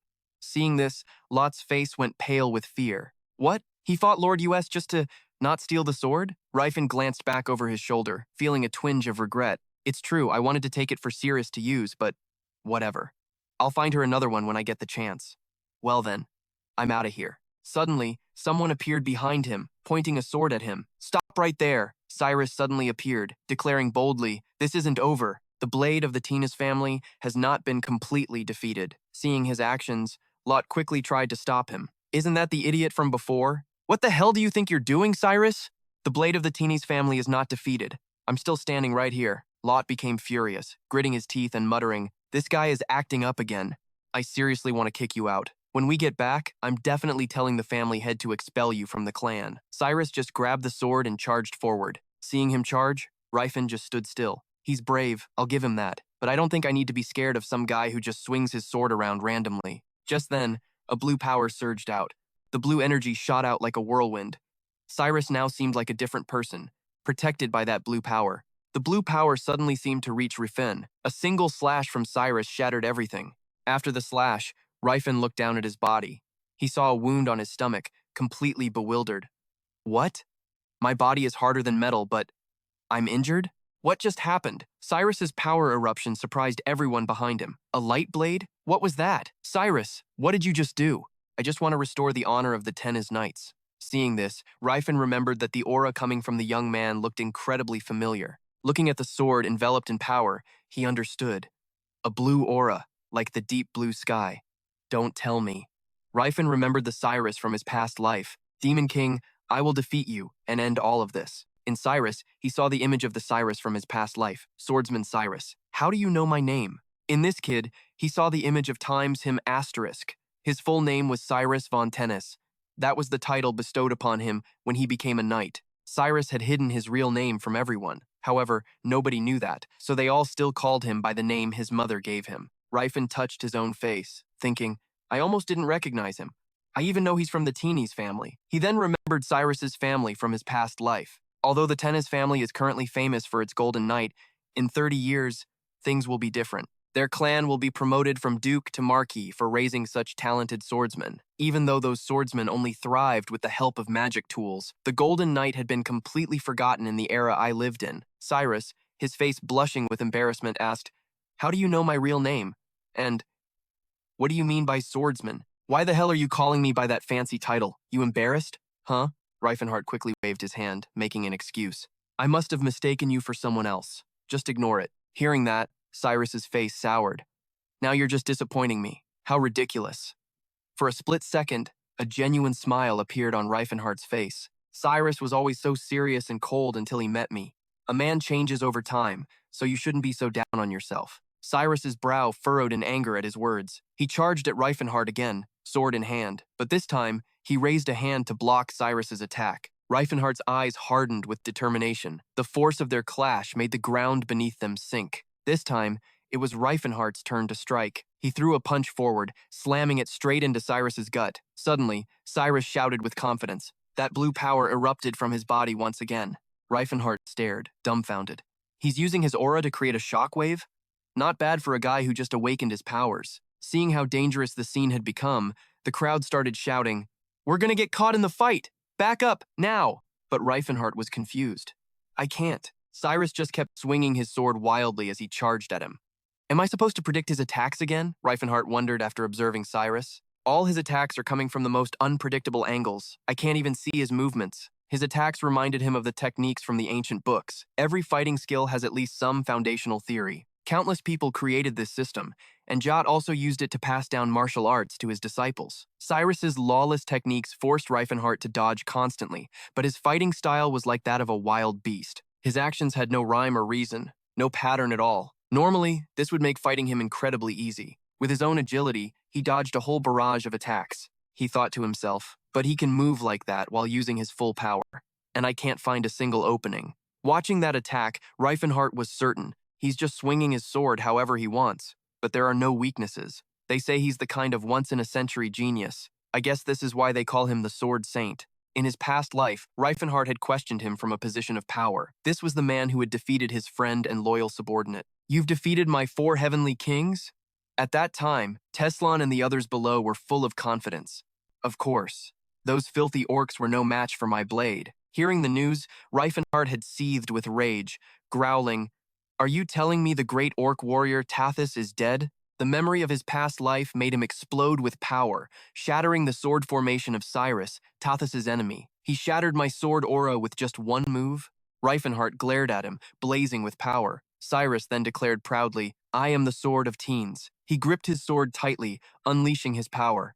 A slash he had practiced more than any other sword skill, with a determination that seemed ready to split the sky, the fighting spirit of a man who would one day become his mortal enemy. Rifenhardt's eyes filled with hatred, and he resolved, I'll kill him right now and end this damn fate. He didn't hold back, stabbing Cyrus straight through the stomach. With eyes full of hatred, Rifenhardt spoke. I'm glad we met this early. Goodbye. With just one punch, he sent Cyrus flying. He flew far away before collapsing on the ground. Rifenhardt stared at Cyrus, power radiating from his hand. But then, suddenly, his eyes filled with confusion. He couldn't believe Cyrus was managing to get back up. I am the Sword of Teens. The Sword of Teens never gives up. Rifenhardt's gaze softened. He looked at his own fist, completely baffled. That attack should have finished him. I was definitely trying to kill him, unlike when I fought Cyrus and the others. Cyrus somehow forced himself up to face Rifenhardt again, and yet he's still alive. He hasn't even collapsed. Even if he was just a corpse standing upright with no strength left, he was still on his feet. An internal struggle began in Rifenhardt's mind. Should I just kill him? Two opposing thoughts appeared in his mind. I want to kill him, but a voice is telling me I shouldn't. Rifenhardt remembered the image of Cyrus from his past life. It's not just because he hasn't committed his crimes yet, but if there's a chance he'll kill someone important to me in the future, isn't it better to just erase him while I still can? Another thought surfaced in his mind, but then Rifenhardt remembered how Tathis felt. Tathis, an orc with the soul of a great warrior, wouldn't want me to kill him. He'd probably even be pissed at me for stealing his chance for revenge. Thinking this, he became certain of one thing. Tathis would definitely be furious. Just like that, Rifenhardt decided to turn around and stop fighting Cyrus. My duty is to give them a place where they can fight fairly. I'll spare your life. While Cyrus was still confused, he gave him a warning. Live and get stronger. Even though he spared him, Rifenhardt's eyes remained wary. For my friend, Tathis. He remembered the events of the past. In his previous life, Tathis had fought the Sword Saint Cyrus many times. Those battles made both of them stronger. After all, that's what a rival is for. It was remembering those events that led Rifenhardt to this decision. Maybe it was thanks to Cyrus that Tathis gained the strength of a great warrior. If I kill him, I might also be destroying Tathis's future. That's right, this guy has to be killed by Tathis's own hands. And with that, he turned and walked away without a second glance. Cyrus and the others behind him stared at his back, stunned. He unconsciously ground his teeth, seemingly furious. Suddenly, Cyrus let out a scream that startled the person next to him. He slammed his sword down, the force creating a small earthquake. Cyrus's scream turned everything around him to ash. In the forest, the snow began to fall heavily. Xiaoluo turned her head, cheering happily. Rifenhardt, you're back! Rifenhardt returned to the group and exclaimed excitedly, I'm glad everyone is okay. Thanks to you, we had a new and unique experience. I'd also heard that we'd go through a lot of different things on this pilgrimage, but I never expected to get thrown in jail. My bad. Silent shot Rifan a dark look, a clear threat. It's not like anything really bad happened, anyway. But Cyrus is an elf, you know? And a girl. Did you even stop to think how terribly things could have gone? Hearing this, Rifan rushed over to check on Cyrus. Are you okay, Cyrus? They didn't do anything to you, did they? I'm fine. Those knights were more decent than we thought. Seeing her in danger had made him sick with worry. So, we got lucky. Yeah, I guess we should be more careful from now on. Did you get what you wanted? Yep. Xiaola looked at the item in Rifan's hand, curious. What's that for? It doesn't look like anything for fighting. I don't know either. My master just told me to bring it along. The group quickly got ready to leave. Let's get out of here. The people in the city began to clean up and take back their homes. During the cleanup, Virus and Abron started gossiping. Are you serious, Abron? I saw it with my own two eyes. Lord Virus, standing above, heard everything. A god of light had finally appeared among the teens' knights. He didn't look happy hearing them talk. Everyone was gossiping about Cyrus. Oz clenched his fist, green with envy. Aura. So that kid has the power of aura now? His eyes couldn't hide his seething resentment and contempt. How could the son of some filthy woman get power like that? Oz imagined his father patting Cyrus's head, showing his complete trust in him. A god of light finally appears in the teen's family. And of course, my damn father has always been so open about how much he adores Cyrus. And the elders. They praise me to my face. But the second I turn my back, they're whining about how there's no god of light in the family. Now that Cyrus had everyone's trust, something they'd wanted for so long, just having a god of light would boost the family's status significantly. Seeing this, Os's heart filled with bitter resentment. So what about me? He stood silently, staring at the sword in front of him. Os's armor and sword were slowly repairing themselves. This is the sword of Tenes. After a moment of self-healing, the sword of Teens was whole again. Oz, with a grim look on his face, declared, I am the sword of teens. On a mountaintop, a lone figure stood quietly. Cyrus just stared toward the sun with a dopey grin. He was genuinely happy to have achieved something. I only just awakened my aura, but the whole world has changed now. I'm still not strong enough, but it's just a matter of time. I'll catch up to him soon. While Cyrus was celebrating, Oz appeared behind him. This is just the beginning. Soon, very soon, I will become the true sword of Tenez. What are you so happy about? You lost. The two brothers talked just like that. Brother, I heard you awakened your aura.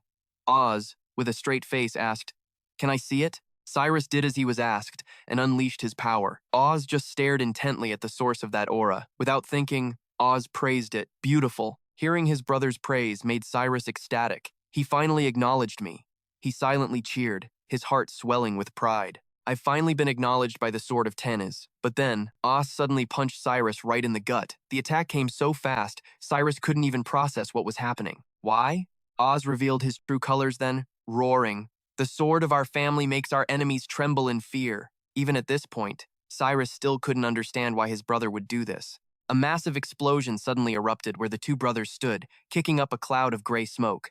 Oz gripped the Sword of Tenez tightly and declared, There is only one sword in this family, and that's me. I could never acknowledge a low-born piece of trash like you. Cyrus tried to parry the attack with his own sword. Just then, a voice called out from behind them. What's going on over there? What was that explosion? Without a second thought, Oz shoved Cyrus off the cliff.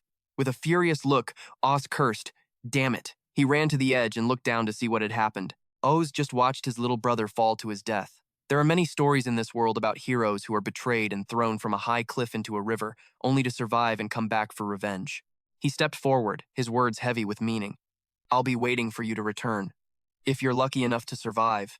Just then, Lot and his men ran up to see what was going on. Lord Oz, what happened? Cyrus. He tried to attack me to steal my position as the rightful heir. Lot and the others were shocked. How could that be? How dare someone with his filthy bloodline try something like that? Even if he did awaken his aura, how could he harbor such dark ambitions? Oz made up another excuse to blame Cyrus. Where did he go? I fought back, landed a strike, and knocked him from here into the river below. When no one was looking, he let out a triumphant smirk. Now, even if you survive a wound like that and come back, even with your awakened aura, you'll no longer be a match for me. Lot quickly gave his men an order. Find Cyrus, now. He couldn't have gotten far. You're a traitor to the family now. Having gotten rid of the thorn in his side, Oz was secretly thrilled. Have a nice trip, my dear little brother. In the forest, everything was blanketed in white snow. Rifan's group pressed onward. Along the way, Cyrus came up beside him with a question. Lord Rifan, how did you meet Xiao-La? The dwarves saved me from drowning in a river. Cyrus was surprised to hear that. So, the dwarves saved you? That's right. It was because of a prophecy from Apost that I would be the savior of the dwarven people. Xiao-La, from behind them, explained for Rifan. That's right. According to the prophecy, he's the one who will help us dwarves. That's why I'm helping him. The two of them kept talking about the dwarves. So the dwarves believe in gods too? Of course. I mean, they even have a bishop. Yeah, every race on this continent, not just humans, is born with its own set of beliefs. Rifan explained it clearly to Silen. The dwarves believe in Apost, but isn't he supposed to be some evil god? What did Apost even do? He began to tell them about the 12 gods of this world, the 12 gods and the narrator. Among all those gods, there were two whose status wasn't exactly impressive. They were Eldia and Apost, the god of the dwarves. Hearing these legends, Silen started to break out in a cold sweat. As the legends go, Apost was known as a god of evil power. But honestly, even Silen couldn't understand why he was seen that way. Suddenly, Cyrus pointed to the other side and screamed, Lord Rifenhardt, look over there. Silen had spotted something in the river and was alerting Rifenhardt. I could be wrong, but down in the river, it looks like someone's floating. Sure enough, it was Cyrus floating in the river, and just like that, they pulled him from the current. Seeing him, Rifenhardt thought to himself, Asterisk. How the hell did this happen to him? Was he stabbed and then tossed in the river? He looks pretty seriously messed up. Asterisk. Do you know him? Yeah. Something like that. With that, Silen helped treat Cyrus's wounds. I wonder if this has anything to do with the prophecy? The carriage wheels rolled slowly along the road. Cyrus finally started to come to. He sat up and looked outside, completely bewildered. Why the hell am I in a carriage? Cyrus remembered the sight of his own brother stabbing him and all the grueling training sessions from before. In our family, he was this great knight that I always wanted to be like. I trained my ass off so I wouldn't be a disgrace to him on the battlefield. I just hoped that if I got strong enough, he'd finally see me as his brother. Cyrus then remembered the look in his brother's eyes, not a single shred of mercy for him. But in the end, it was all for nothing. His wounded body aching, Cyrus let out a faint groan. Hearing the noise from inside, Rifenhardt turned back and asked, "So, you're finally awake?" Cyrus came out to talk with them. "You guys saved me? You were seriously injured. We pulled you out of the river." On the way, Cyrus became curious about where they were headed. "Where are we right now?" "This is the Vade colony. It's been 3 days since the battle at Kelleron City." Rifenhardt explained why Cyrus was here. "We were originally going to stop at an inn to find a healer for you and wait for you to wake up, but Silent did everything he could to bring you back. Looks like you're just not ready to die yet. You've awakened your aura. That's the only reason I was able to save you." Hearing their blunt words, Cyrus couldn't help but frown. "It's only thanks to the healing power of your aura that you survived that fatal stab wound." Seeing his attitude, Rifenhardt called him out. "You look like you're still plotting something, huh? I have no idea how you got into this mess. But at the very least, we saved your life. You could at least thank us, right? We even had to hire a coachman to drag you along. Thank you for saving me." Rifenhardt glanced to the side, giving all the credit to Silent. "All right, if you've got any money, you need to pay for the treatment. And thank Silent. He put in a lot of effort to bring you back from the dead." Rifenhardt, already scheming about how this could benefit him, began to speak. "Making the Sword Saint owe me a favor will give me a huge advantage in the future. Even if he becomes my enemy, he can't exactly kill the person who saved his life. All right, so what do you say to my offer? You owe us your life." Hearing this, Cyrus sighed sadly and agreed. Yeah, their campfire lit up the whole area. Cyrus sat with them and told them everything that had happened. "So that's the deal. I guess I can't go back to my family now. I was betrayed and framed for trying to kill my own brother to take over as the head of the family." Hearing all this, Rifenhardt silently put the pieces together. "In my past life, after he came of age, he fought a duel with his brother to become the family head. That was the first time I learned who he really was back then. It seems like the future has already changed a bit. So, what are you going to do next?" Cyrus stared quietly at the sky, his heart filled with doubt. "What am I going to do?" At this point, he had no idea where to go or what to do. "I've been betrayed. If I go back to my family, I'll just be executed." Suddenly, Cyrus suggested joining them, causing Rifenhardt to choke on his food. "I don't have a home to go to now. I was wondering if I could travel with you all." While everyone was still stunned, Cyrus quickly explained, "You guys are the ones who saved me, so it only makes sense for me to follow you to repay my debt. My family has abandoned me, so right now, this is all I have to offer you in return." With a less than thrilled expression, Rifenhardt tried to politely turn him down. "You don't really need to repay us like this. It's because of you that I was able to awaken my aura. So I want to follow you and learn more." Rifenhardt scrambled to find a reason not to let Cyrus join. "But you don't even know who I am. How can you trust me like that? I just need to know that you're the Martial King's disciple. That's enough for me to trust you." The image of Cyrus kept flashing in Rifenhardt's mind, putting him in a difficult position. In his past life, driven by a desire to become stronger, he traveled the entire kingdom, seeking out others who had awakened their aura to spar with and learn from. Now, everything's changed, and he's following me. Is this how his life as a wanderer begins? While he was lost in thought, Cyrus, with a look of pure determination, declared his loyalty to them. "Am I really the one responsible for creating such a powerful sword saint?" The Rifenhardt from his past life appeared in his mind, trying to warn him.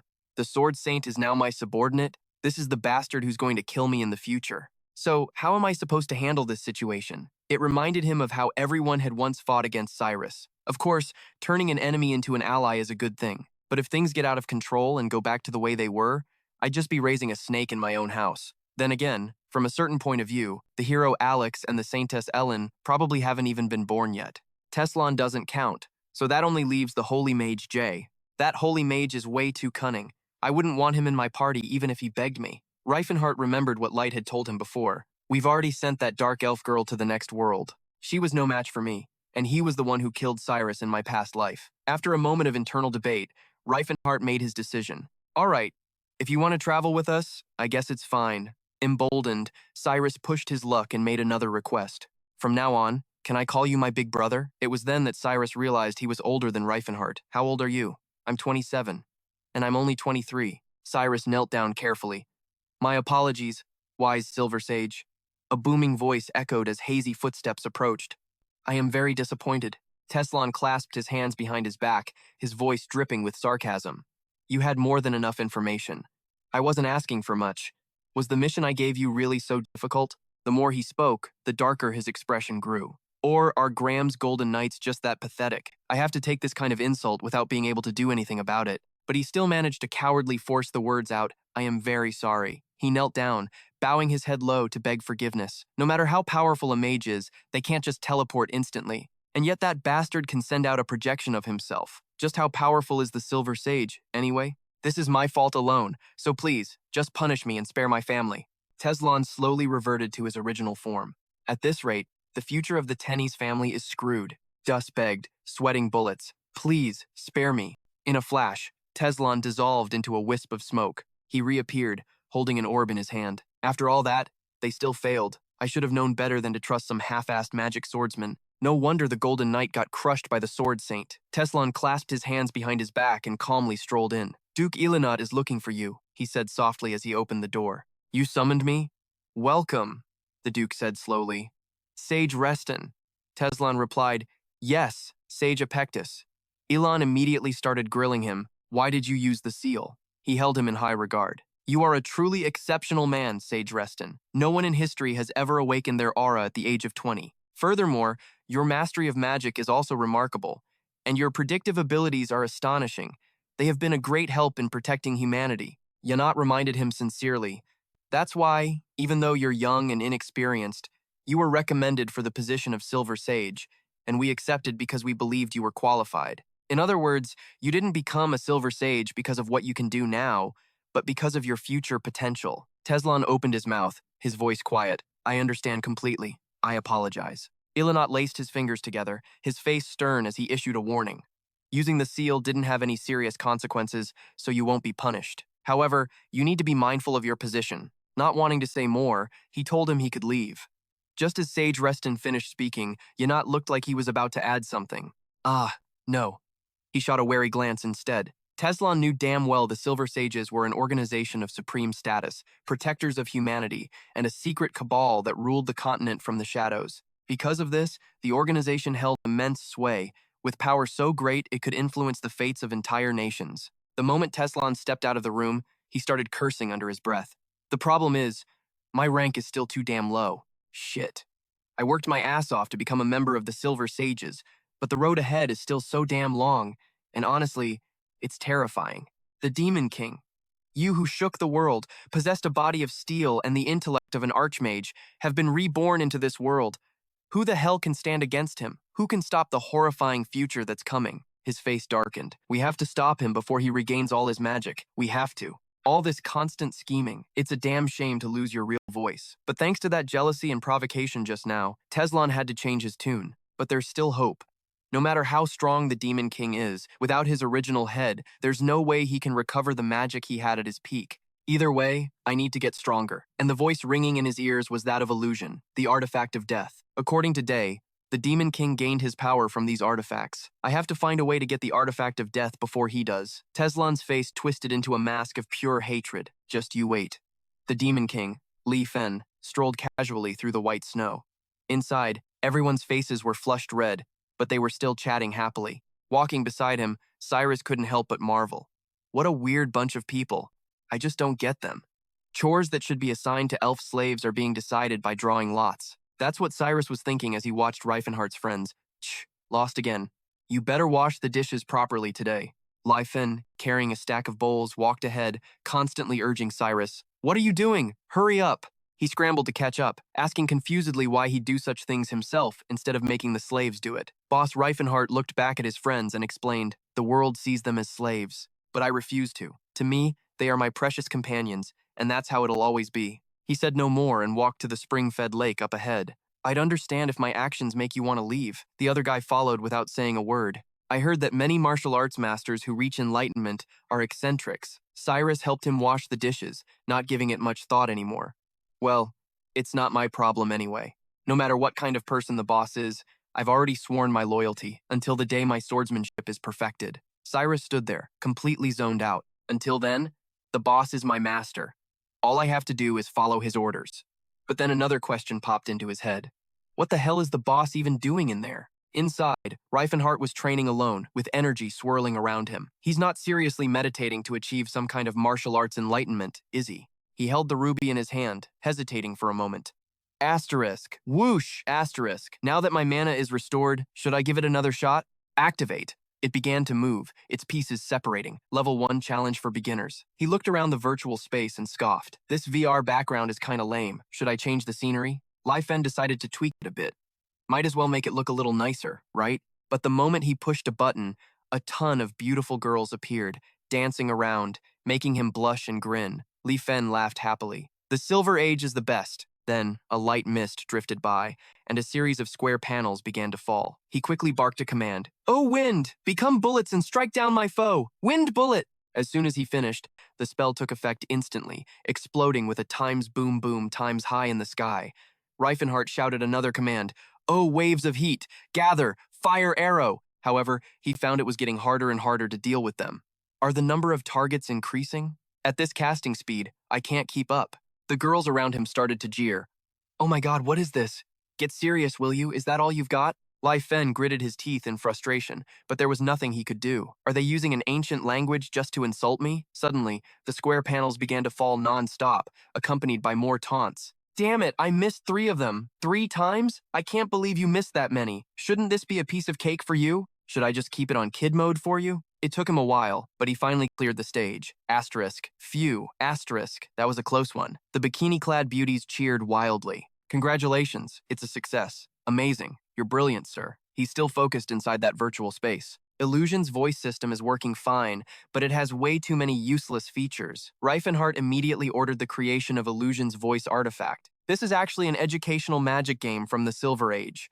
This cube is pretty damn effective. In the game, you can choose from scenes like a casino, a school, a park, and so on, complete with hype music and cheers from beautiful girls. The point system you get for clearing stages really gives you a sense of accomplishment. An artifact that not only boosts the user's morale, but also hones their magical proficiency. He stared at the cube, wondering, just how much did people in the Silver Age hate studying to create something like this? Or were they just lazy? Or maybe knowledge was so easy to come by that its value dropped. I don't get why there's only one of these amazing things in the world. This is pretty useful for Rifenhardt. With this, even using Testron's muscle-filled head, I can probably get back a good chunk of my magic skills. Of course, it'll be nothing compared to me in my prime. Suddenly, a voice called from outside, and Rifenhardt poked his head out to see. "You called me, Silent?" Silent excitedly pointed into the distance. He looked over and saw a magnificent view of nature interwoven with classical architecture. That's Strassen. They say Strassen is a strategic commercial hub where the northern trade routes intersect. A friendly stall owner handed him a contract. "This is the information commissioned from the Qin Merchant Guild. Please sign here." Rifenhardt carefully read every single page. Finally, "I can confirm the condition of my body." His eyes landed on a specific line. At the age of 16, he contracted a strange mental illness and went insane. He insisted on calling himself Testron, not Rifenhardt. So, it's confirmed. Testron, the King of Fists, has been resurrected in this era. Rifenhardt was certain of one thing. We swapped bodies. Tch, I was hoping that wasn't the case. He stared intently at the record. According to the intel, at 16, Testron left the Delpia Magic Tower, and no one's heard anything about him since. Looks like they lost his trail. Whatever. It's probably tough for a merchant guild to dig up any more than this. Rifenhardt studied the following lines. "In my past life, I officially became a mage at 28, 29 years old. The issue wasn't my ability, it was the higher-ups at the Magic Tower who wouldn't let me set foot outside the place. So how the hell did Testron manage to leave? But this still isn't enough." After reading it, he burned it. "I need more information. I've got to find a skilled bounty hunter from the Tao Ping Guild. Let's go." Cyrus, from behind, looked confused. "We're leaving Strassen already?" he responded coldly. "Then again, maybe it's time I told them our real destination." Rifenhardt glanced back. Meanwhile, at a mansion glittering in the twilight, Silent was jumping up and down, excitedly telling them the story. At first, I thought Rifenhardt was just some country bumpkin, but then he suddenly ripped his shirt off and killed a demon. It was so freaking cool. Cyrus got caught up in the excitement as he listened. "Wow, that's our leader for you. Hiding his true power like that, he's so humble." Silent kept gushing, not realizing he was standing right behind them. "I don't know about humble, but he's definitely hiding his strength for some reason." Rifenhardt's face darkened. "What do I do now? Would it be okay to bring Roos to the main forge too?" He stood still, watching them for a moment. "They're my friends now," Rifenhardt thought, and slowly began to speak. "There's something I need to tell you all." Rifenhardt laid out the plan. "The place we're heading to isn't the ancient ruins of the Silver Age." They listened, their curiosity piqued. "Is that so? So we're not going to the Xe Tata mountain range?" He answered bluntly. No, we're still going there. Rifenhardt seriously laid out the route, but I'm sure you're all curious about the specific destination. Before I tell you, I have to share my dream and my purpose in life with everyone here and be completely honest. I don't see elves, dwarves, or orcs as slaves. Hearing this, they all froze for a second. And I want other people to share my way of thinking. His ambition was immense. My dream and purpose in life is to create a world where all of these races are free from slavery. The four of them stared at him with horrified expressions. Cyrus's face went pale as he blurted out, I have no idea what you're talking about. So you want to just release the elves and dwarves back into the forest? Rifenhardt explained. They're no different from humans. They have their own thoughts and feelings. Don't talk about them like they're wild animals. Cyrus looked uncomfortable, scratching his head. Yeah, but Rifenhardt did not like that reaction one bit. To these guys, what I just said was probably no different than telling them to treat livestock as equals to humans. In their eyes, elves and the other enslaved races were just livestock that could speak human. Even Silent chimed in. I think that way of thinking sounds a lot like you. His eyes were full of hope. So, you want to change the world? Rifenhardt confirmed. Yeah, your goal isn't just to free slaves, is it? His ambition didn't just stop there. No, I want to do much more than that. It was like Rifenhardt had become a different person. Even if it means making the entire world my enemy, I will make my dream a reality. So, I want to ask you all, will you join me on this path? Silent was filled with faith and hope in him. Of course I will. Cyrus stepped closer and called out his name. Silent, he said with a smile. Well, I don't completely agree with his dream, you know. To be honest, I think it's a completely unrealistic dream. I totally get the intention, but I also think it's weird that these races are treated like slaves. Plus, it's rare to meet talented people like all of you. Then, his expression turned joyful. Besides, dwarves and orcs have men and women too. I must spread the love of Philin to everyone. I will become the first person in history to spread the faith to other races. Rifenhardt was a little worried for Silent. You could end up being hated by all of mankind, you know. What if I attack the nobility and try to free all the slaves? Silent was still grinning from ear to ear. If you think it's necessary, then I'll do it, he retorted. But that's illegal, dude. Silent ain't scared of shit, so he'll just cover his face. Cyrus, on the other hand, doesn't look too thrilled about it. Honestly, man, I have no clue what you're talking about, but I swore my loyalty to you. Whatever path you take, I'm with you. Rifenhardt was kind of floored by that. His answer sounded like something a real knight would say.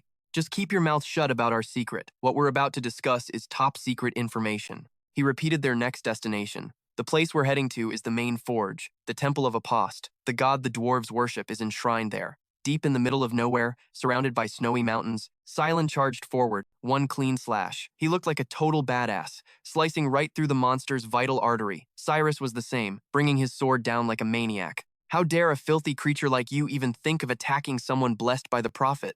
Rifenhardt was totally satisfied watching them fight. Dwarves can link up with the earth to get a temporary power boost, and Roos is a god of light. These ogres are no match for us. The monsters dropped one by one, blood splattering everywhere from their mangled bodies. All of them died with their mouths hanging open. With one hand, you skewered every single bear there. Silent glanced around. This place is crawling with monsters. I think there are way more here than in the other ancient ruins. Rifenhardt's voice was serious. That's why no one's ever made it this far. The dwarves must have had a reason to build their temple here. Cyrus felt like something was off. Can dwarves seriously live in a place like this? Of course I believe what you're saying, but he just replied, just follow me, and you'll see for yourself. And it didn't stop there. From a distance, giant eagles started diving in. Rifenhardt screamed, directing them. They're not just griffins, they're illusion griffins. We gotta find their real bodies. I'm gonna use Roos magic, you cover me. He used a spell to shatter the illusion, Gatola Deceit. Mirror of truth, shine bright.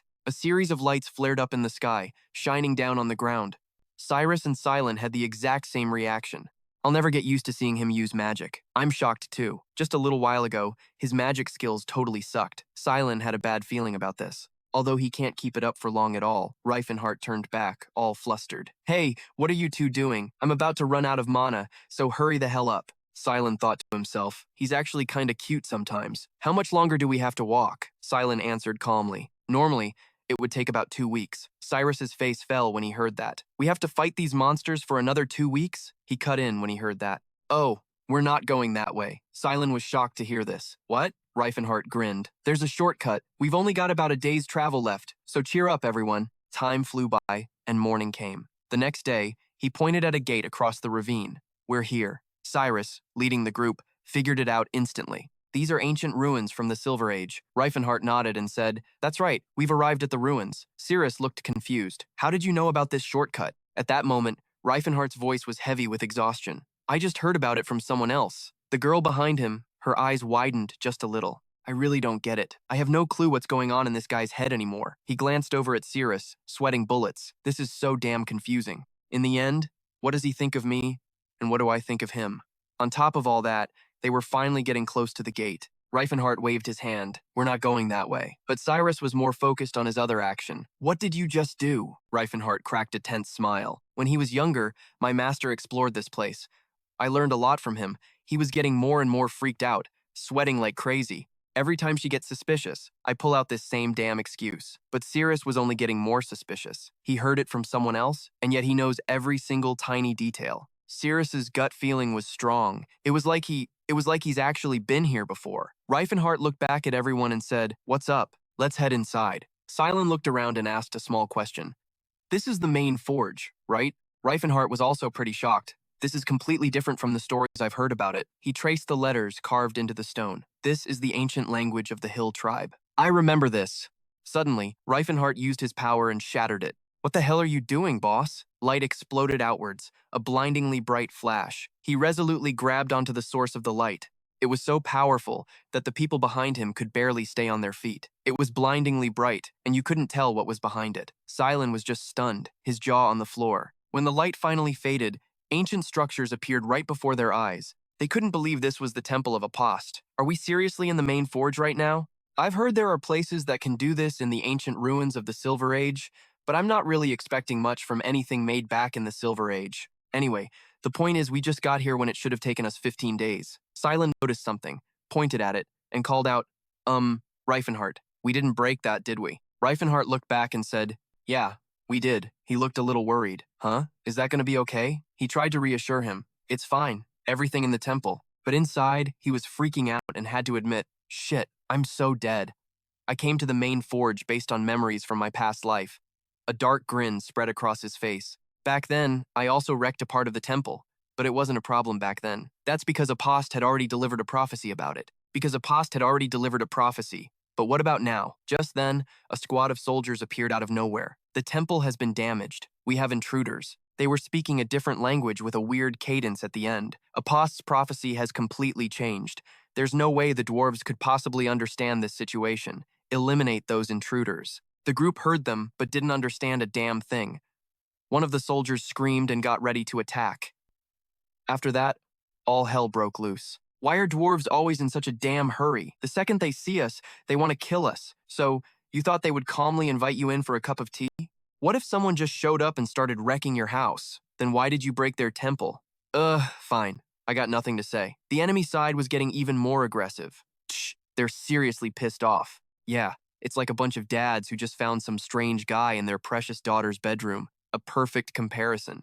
Well, the thing we broke was a part of the Temple of Apost. Cyrus went ballistic, swinging his sword in a rage. "How dare you inferior creatures try to harm a human?" Rifenhardt screamed. "Roos, stop!" He was having trouble controlling himself. "But boss," he yelled, "look, we don't want to fight," but that didn't seem to help much. Arrows kept raining down on him, coming thicker and faster. They couldn't help but scream, "He's a monster! The arrows don't do anything to him. He's looking down on us! These arrows are like ant bites to him." Rifen struggled to explain. "That's not it," he tried to shout, trying to make them understand. "The children of the earth can tell what's true. We are not your enemies."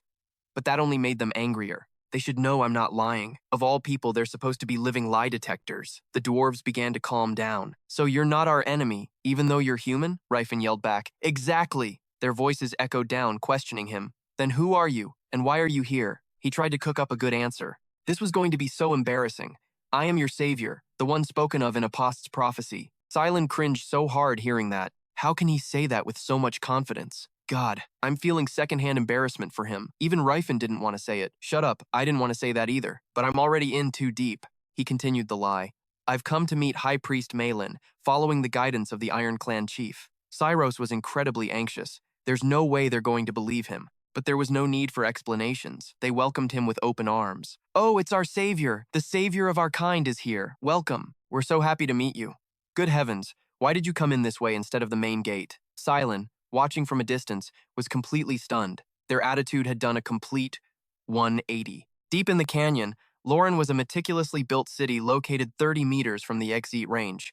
The city was 2 kilometers wide and between 30 and 50 meters high. Inside this enormous cave, the flowing river was a hot spring, and geothermal stones on the ceiling, spaced about 100 meters apart, radiated heat and light. Punvat led them on a tour.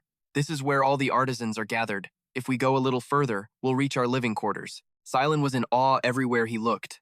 Wow, how on earth did you manage to build all of this? I knew dwarves were talented crafters, but this is on another level, Siros added, looking around in disbelief. You must have needed an incredible number of dwarves to build all this. If your clan has so many people, why didn't you rescue the ones who were enslaved? Hearing that, Silent had a different thought. Oh, so you're finally starting to find it strange that otherworlders are being enslaved, are you? Siros didn't quite understand.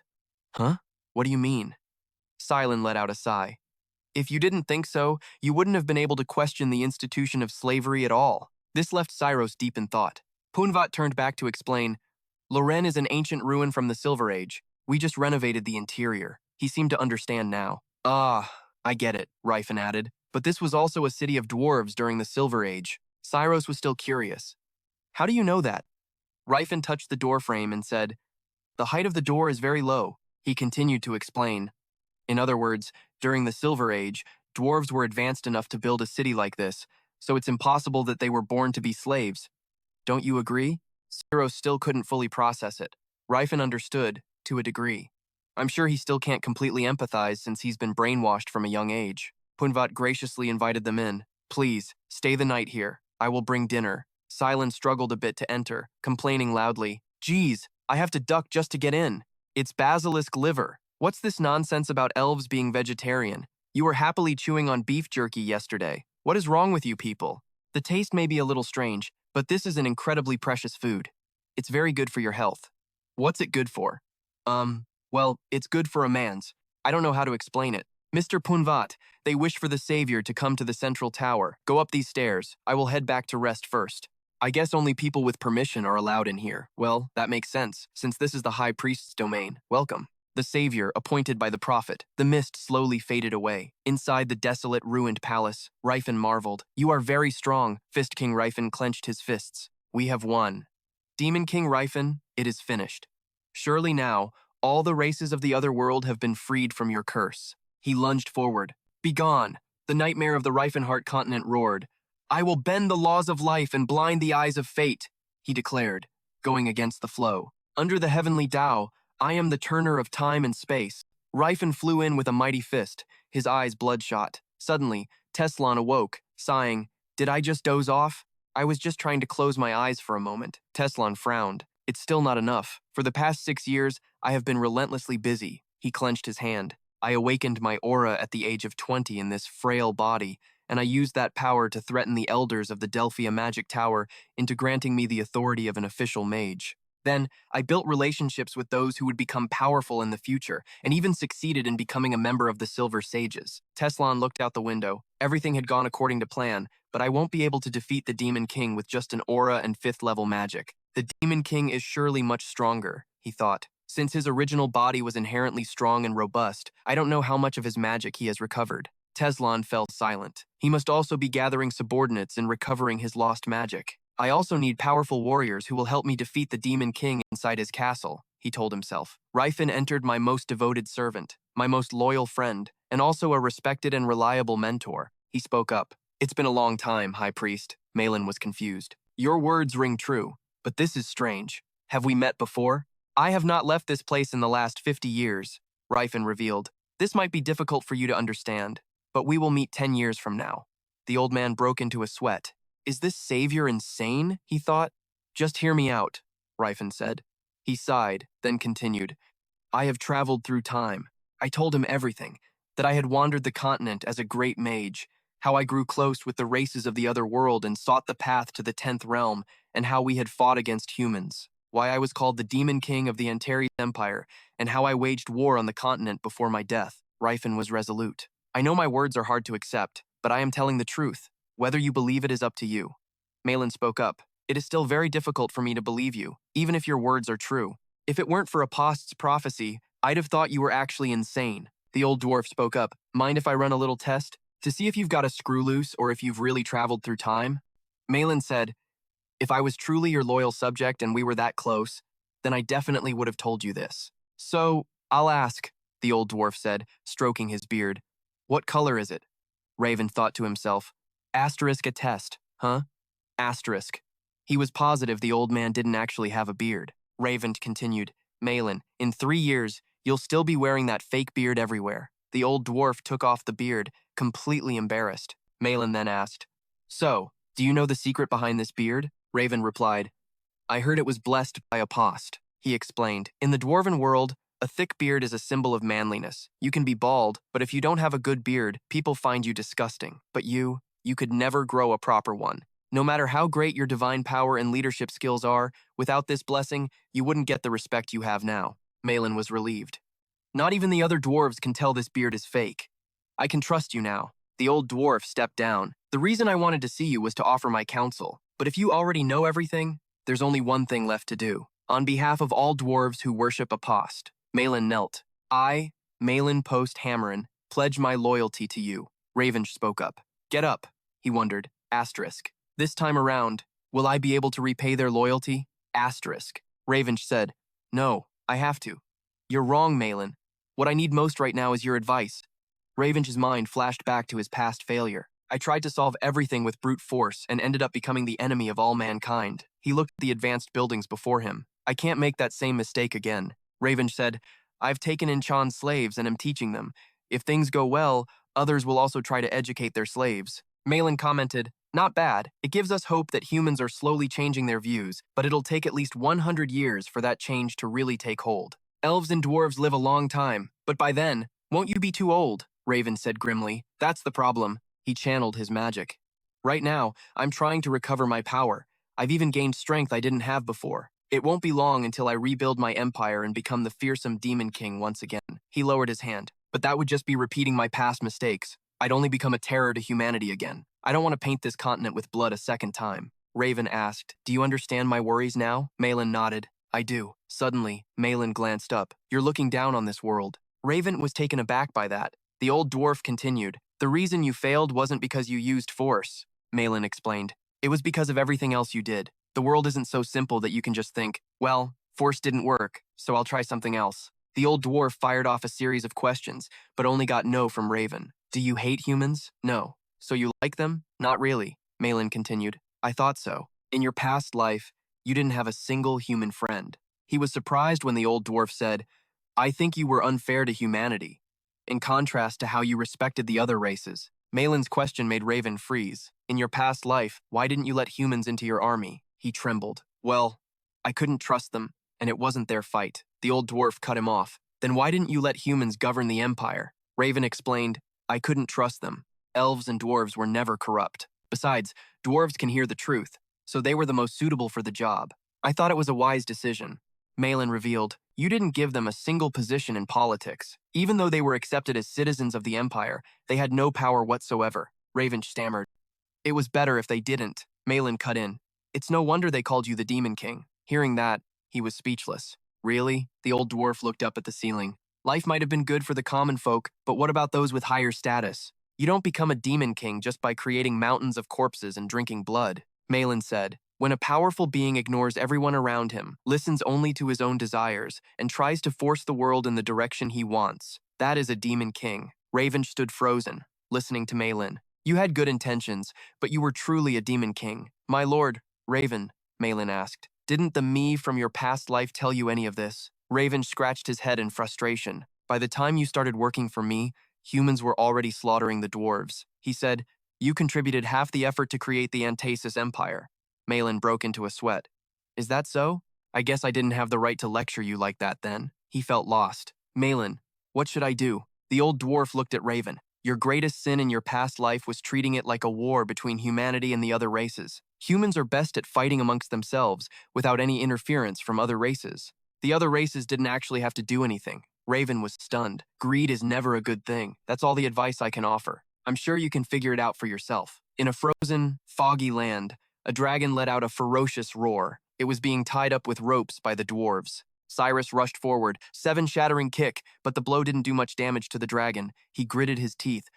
Guess a skill like this isn't enough. I tried to copy the boss's air bullets, but Sirius was right behind him.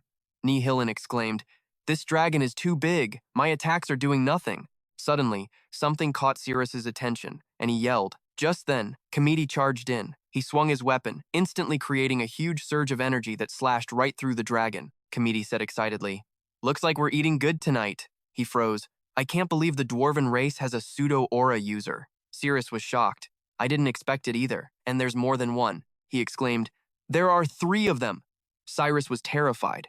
I'd heard that the dwarves' power could level an entire region, but this is on another level. It's been over a month since we came to the main forge. We had some cultural clashes with the dwarves, but a month was enough for us to adapt. The shocking thing is that there are 3 pseudo-aura users here. I'm floored, but I think I've actually learned something from them. The blizzard at the main forge was also getting stronger. Cien burst out laughing. "Hey, I got taller, by a whole 1 centimeter. Cyrus was impressed. "Whoa, nice one, Cien." Cyrus congratulated him.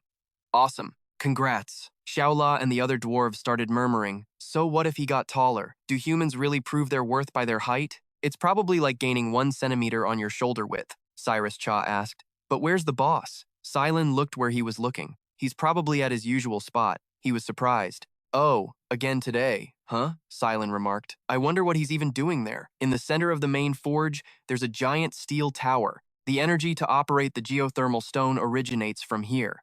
It's considered the sun and the lifeblood of the main forge. Raven put his hands on his hips. The Silver Age was truly something else. It's perfectly normal for a race from another world to lose its traditions after being enslaved. Of course, during their enslavement, most of the dwarves lost their knowledge of magic. But Apost's teachings were passed down in the form of a holy scripture. Even Apost's holy relic, Magrim, was left behind. He affirmed that Magrim was like the heart of the main forge. Raven thought that a god's power is influenced by the world of their believers. Because the dwarves' status in this world has been diminished, Apost has very little power to interfere with reality. The greatest thing Apost could do was awaken Magrim. He exclaimed, "Ha, I can do it too. But since Teslon's body has been without magic for so long, no matter how hard I try, the mana inside won't increase. I have to make this body more attuned to magic using Magrim's power. Handling mana requires extreme caution, but that's nothing to me. In my past life, I managed to move Magrim at will in just 1 year, something only the gods were supposed to be able to do. I was inspired by how I moved Magrim, and I even created a nuclear explosion and a 10th tier spell." Raven thought with disgust. "I used that spell to obliterate the Vasily kingdom in a single blow." He fell silent.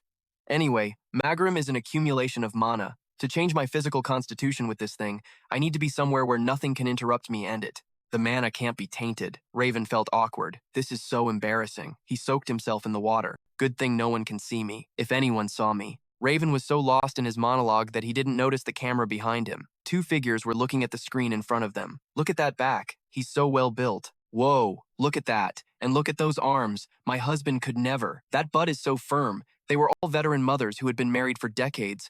Don't be fooled by their appearances. "Oh my god, I think he's turning around. Good lord, look at those pecs. Holy crap, this is amazing." 40 days after setting foot in the main forge, his mana circuits activated one after another, changing from red to purple. Raven's muscles rippled. "Oh, child of ice and snow, creature of the north wind, appear at my command." He was surrounded by a torrent of power, an elemental frost. 1,000 thoughts raced through Raven's mind. "Sweet, I successfully summoned a 5th tier divine beast. Now I just need to increase my mana." He wondered, should I search for the 4 symbols of the holy relic first? No, spring is coming soon. Should I stop by Zeppelin first? I'll probably have to go to the Groven Kingdom eventually. If I want to follow Malin's advice, I should probably go there first. Over here, they were training hard. When did Raven get behind him? "Oh, Silin, you've bulked up a bit." He blushed. "Really?" He realized, then stammered. "Of course." Silin picked up his shirt and put it on. He wondered, "Why are you back already?" "It's not time to eat yet," Raven replied. "Ah, I'm done with what I was doing," Silin asked again. "So, are we leaving this place soon?" Raven teased. "What's this? Starting to like it here?" He cleared his throat. "Well, yeah, kinda, but I'm not sure if I can spread my faith to the dwarves." Silin revealed that Roos said he'd felt something and had also gone off to train alone, just like him. He even took enough food for a whole week. Raven was surprised. He just awakened his aura and he's already reached a state of enlightenment? Kids were playing together. "Take this, you evil dragon! Taste my hammer! My axe can split the sky!" The others chimed in. "Hey, we can't let that happen. If you do that, everything will collapse." "Oh, right." Cirrus watched the children thoughtfully. She remembered, "I caught this lizard. I found a seafot tree." "Seafot roots are delicious," Cirrus thought. "I thought I'd forgotten everything. I really believed I didn't remember that time anymore." Raven approached her. "Cirrus, what are you doing here?" She replied, "Just watching the kids." Cirrus mused. "The children here are so carefree," she said. "But a hard life is definitely waiting for them, and some won't even live to see adulthood." Raven tried to stop her. "Cirrus," she cut him off. "Don't worry about it. I was just thinking about my homeland," he thought to himself. Her homeland, the Philid Desert, is a remote region west of the Rem Kingdom. It's a barren land forbidden to humans, where her family, the Danhem tribe, lives. Raven monologued internally. "Well, that's basically where my wife's family lives. I should probably pay them a visit sometime, huh?" He asked Cirrus. "Do you want to go visit your homeland?" She hesitated. "It takes at least 2 months to get there from here," Raven reassured her. "There's a faster way." He smiled. "Let's go." Just the two of us. In the middle of a vast sea of sand, 2 mounds of earth rose higher than normal. A portal of power opened. Raven and Cirrus stepped through it. "Is this really that miserable land?" "I told you it wouldn't take long." "If you use a teleportation gate, it only takes a second," she asked. "I heard only a high-level mage could summon a teleportation gate from the Silver Age." He explained, "As long as you have the technique, having 6th-tier magic is enough." Cirrus asked, "Master, is that what you teach too?" Raven's face darkened. "One of my master's friends was a mage. Where else would I have learned magic?" She glared at him with a murderous look. Suddenly, a lizard roared in anger. Raven threw a punch, and it screamed in pain. He remarked, "A sand lizard.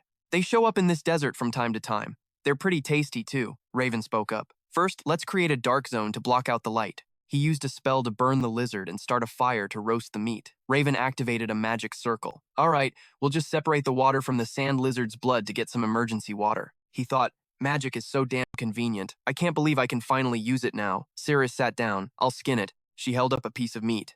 "Take a bite and see if it's cooked," Raven said while chewing. "Cirrus, how long will it take to get to your hometown from here?" "Even though I already know," she replied. "It'll take about half a day," Cirrus said quietly. "Of course.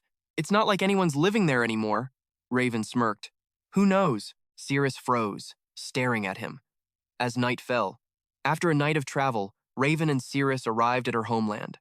Familiar voices flooded her mind. "My daughter, you must grow up and protect our tribe. Well done. That's how you swing a sword. Now you can help your father, too." She looked around. "So it's true." Cirrus was anxious. "Why the hell did I come here? There's no one left. The faces of my parents I longed for, the voices of my friends, the breath and scent of my siblings. The name they called me, the name everyone called me, I can't remember any of it anymore. I want to cry, but my tears ran dry like this desert 50 years ago." Rain silently watched Cirrus reminisce. He was confused. How can this be? In the previous life, the Dark Tribe was still doing just fine at this point. "So, why is this place abandoned now?" Rain guessed silently. "Did things change again? It's not like I did anything to cause this, right?" He spoke up. "Cirrus, isn't this village strange?" She replied. "Have you never seen an abandoned village before?" He cut her off. "No, I mean something's wrong." Rain said, "Cirrus, you said your tribe fell 50 years ago. So you're telling me this village has been maintained like this for over 50 years? Cirrus looked down. "Now that you mention it." Rain shared his thoughts. "It looks like someone was managing this place until at least 2 weeks ago." She heard something. "Please," a voice cried out. "Please, come here." The figure of a woman appeared. "Please help us." She was leading an entire tribe. Silent urged them. "Focus up. Natina, don't let them see that weak look on your face." Natina trembled. "Yes, sister." Grunter cursed. "After all that, is this what we get?"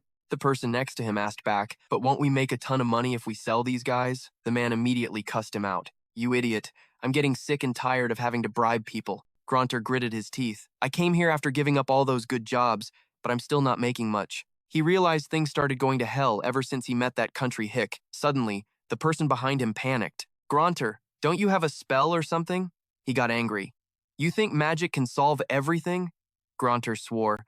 "I spent all my money hiring people, just for them to end up this useless. Why is life so unfair?" The man comforted him. "At least we got something." Silent and Natina seemed about to collapse, but at least they caught 3 of them. Grunter was pissed. These worthless kids, and one of them is a boy. Suddenly, something flew toward them. Cirrus charged in, throwing the group into a panic. "Captain Bright, A female elf is coming this way. Ooh, and she's fully grown. A walking money bag is heading right for us. Get ready. In the palace, behind an exquisitely carved door, Felena asked softly. Teslon, may I come in? She wondered. Are you reading something again? He glanced back. Felena, I told you not to ask such useless questions. Despite his words, Teslon's eyes held no annoyance. My childhood friend Felena, who stayed by my side even when I was treated like a madman after waking up in this body. Without her help, I would have never been able to awaken my aura because of the Mage Tower's strict regulations. Of course, she is a friend of the Demon King. Felena's eyes lit up. Teslon, when you smile like that, it reminds me of the past. He was surprised. The past, she quickly added. Yeah, when you were Raffen? Teslon asked. What a load of crap. What about the thing I asked you? Felena took her hands out from her sleeves. A lot of people are talking about the Fist King, Rifenhardt, right now. So cool, isn't it? His name is just like your old one. My name is not Rifenhardt anymore, Felena replied. I know, but it's just a fun coincidence, Teslon cut in. It's not fun at all. The Golden Knights were utterly defeated by the new aura wielders. This must be the work of another family that sees the Tennies family as an enemy. This will only make the new Fist King more famous. Felena spoke up. Honestly, I don't get why the Fist King is so popular. He said, power fascinates people. By the way, have you met Eros? She replied, Yep, I sent a letter and he agreed to meet right away, just like you said. Teslon thought. The letter said, if you want to defeat him, lend me a hand. Then I just gave a short reply telling him who I was. He declared, I now have a reliable ally to fight the Demon King with. Felena said, Oh, and I found someone who fits the conditions you gave me. She introduced Stepan von Antien. He's the eldest son of a noble family from the Vasily kingdom. Teslon schemed. I don't recognize the name, but whatever. If he's not useful, I'll just forge him into someone who is. He hugged Felena. Good work. Thank you. She immediately blushed. It was my duty. Demon King Ryan, I stole from you, and you stole from me, he affirmed. But in the end, I will be the one to steal everything from you. The map displayed the upcoming route. Cirrus flew forward, tearing through the air like the wind. The slave traders yelled out, Captain Bright, a female elf is approaching. Oh, a fully grown elf, a whole mountain of gold is heading our way. Get ready. One of them charged forward with an axe, intending to capture Cirrus, but before he could even make a move, he was sliced in two in utter shock. Cirrus zipped past him, his body splitting into multiple pieces as blood sprayed everywhere, and no one even saw how she did it. The group descended into chaos, everyone gripping their weapons and pointing them at Cirrus. Damn it, get her! That's no ordinary elf! Cirrus, as fast as the wind, easily broke through their encirclement. She leaped into the air, dodging their attacks. Her eyes, filled with killing intent, glared down at them. The men behind her watched in terror. Anyone who advanced met the same fate. Their heads were severed from their necks. Bright's face went pale as he asked, Where did she come from? He began to chant. A magic circle quickly formed, filled with ancient magical symbols. From the magic circle, powerful flames shot out. Oh, heat, lend me your strength! Become a flame and incinerate my enemy. As he controlled the formation, he shouted, Inferno! The fire roared violently, burning everything in its path as thick smoke filled the air, obscuring their vision. Luckily, Rand had managed to create a protective shield in time, so Cirrus was completely unharmed. His voice carried a hint of worry. I finally caught up. You can't just charge in and attack them on your own like that. Ryan then warned the men. None of you move. If you dare move even an inch, you're dead.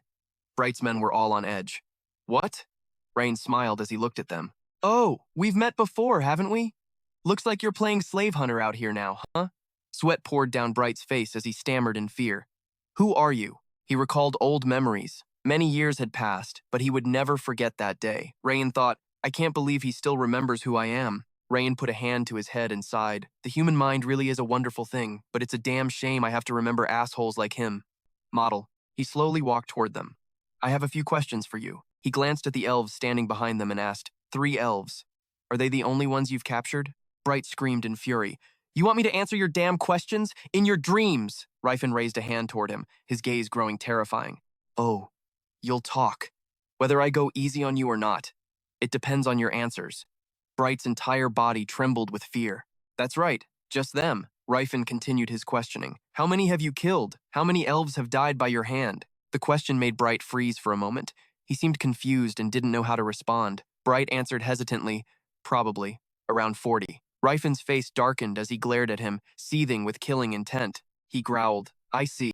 Enraged, he unleashed his power, wanting to kill the man on the spot. Then you'll pay for their lives with your own. Bright screamed in terror. Hey, Clonter, what are you waiting for? Clonter immediately launched a counterattack, but his attack was quickly blocked by Rifen's protective barrier, Shield of Golden Light. Clonter was stunned to see his attack couldn't even scratch his opponent. What is this? He's so young, but he's already a mage with power equal to my own? Rifen controlled a surge of purple energy in his hand, his mouth chanting non-stop, Cetapin Landal Pilot Katana. Power of the earth and the sky, power of the sky and the earth. These two forces shall become one. A lightning dragon was summoned. It soared into the sky, raining down furious bolts of lightning on the men below. O child of the sky, strike down my enemies with your thunder. Chain lightning. The entire group was annihilated in an instant. Clonter fell to the ground in terror. He tried to bargain.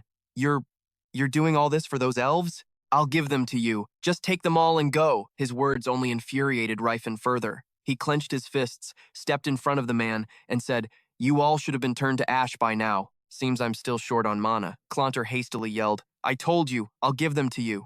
Rifen said through gritted teeth, I don't need you to do that. He raised his fist, preparing to finish Clonter off. Goodbye. Even now, the man still didn't understand why he was so furious. Wait, at least tell me why I have to die. Rifen paused for a few seconds. I thought I already told you that you'd pay for the elves' lives. Clonter was even more confused. He asked cautiously, Was one of those elves human? Rifen's expression grew even uglier, his body trembling with rage. Seeing no answer, Clonter asked again, Were those elves yours?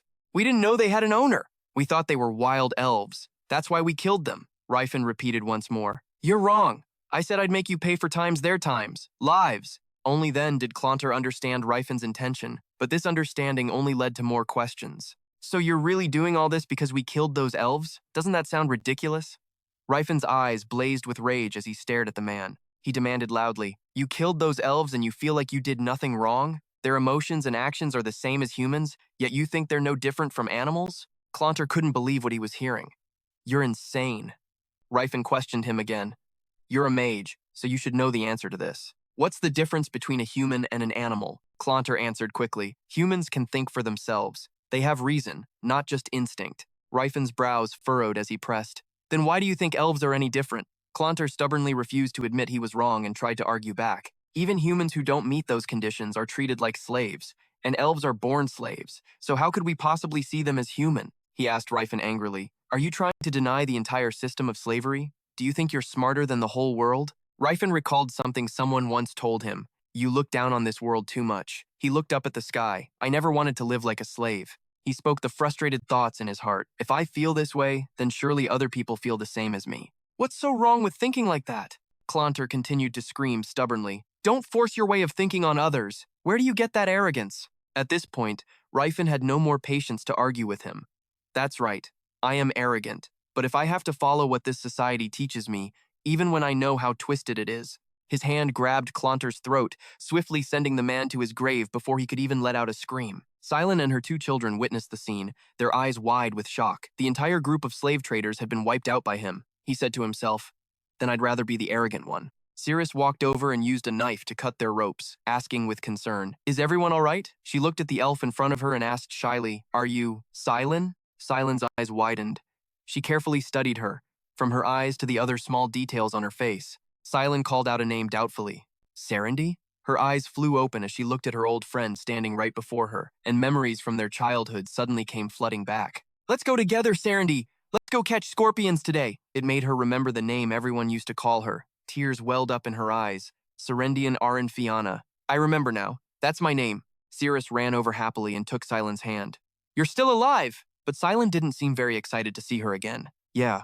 You too. Immediately after, Silent sharply pulled her hand away. Cirrus, not understanding why Silent was acting this way, could only gasp. Silent. Ryder spoke up. Mom, do you know her? Silent immediately stopped him. Don't you talk to her, Ryder. She showed no gratitude, only contempt. You've become a slave to those filthy humans. You live without a shred of honor or pride. Serendy, Cirrus stammered, not knowing how to explain. Rifen came up behind them and explained in the elven language. She is my comrade. She is definitely not a slave. Silent wondered, how does a human know the elven language? Rifen warned her gently, I won't forgive you if you continue to treat her like a slave, even if you are her own kind. Then he turned and said softly to Cirrus, Cirrus, you need to wash up too. You are not a slave. Cirrus looked up at him, wanting to confirm it again. Am I Really not a slave? His determined expression was reflected in her eyes. Rifen looked at her, his gaze incredibly gentle. He asked, "Have I ever once treated you like a slave?" Cirrus confirmed, "No."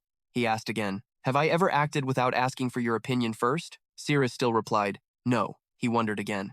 "Then why would you put yourself down like that?" Cirrus answered sadly, "But you never explicitly said that I wasn't a slave, Rifenhardt."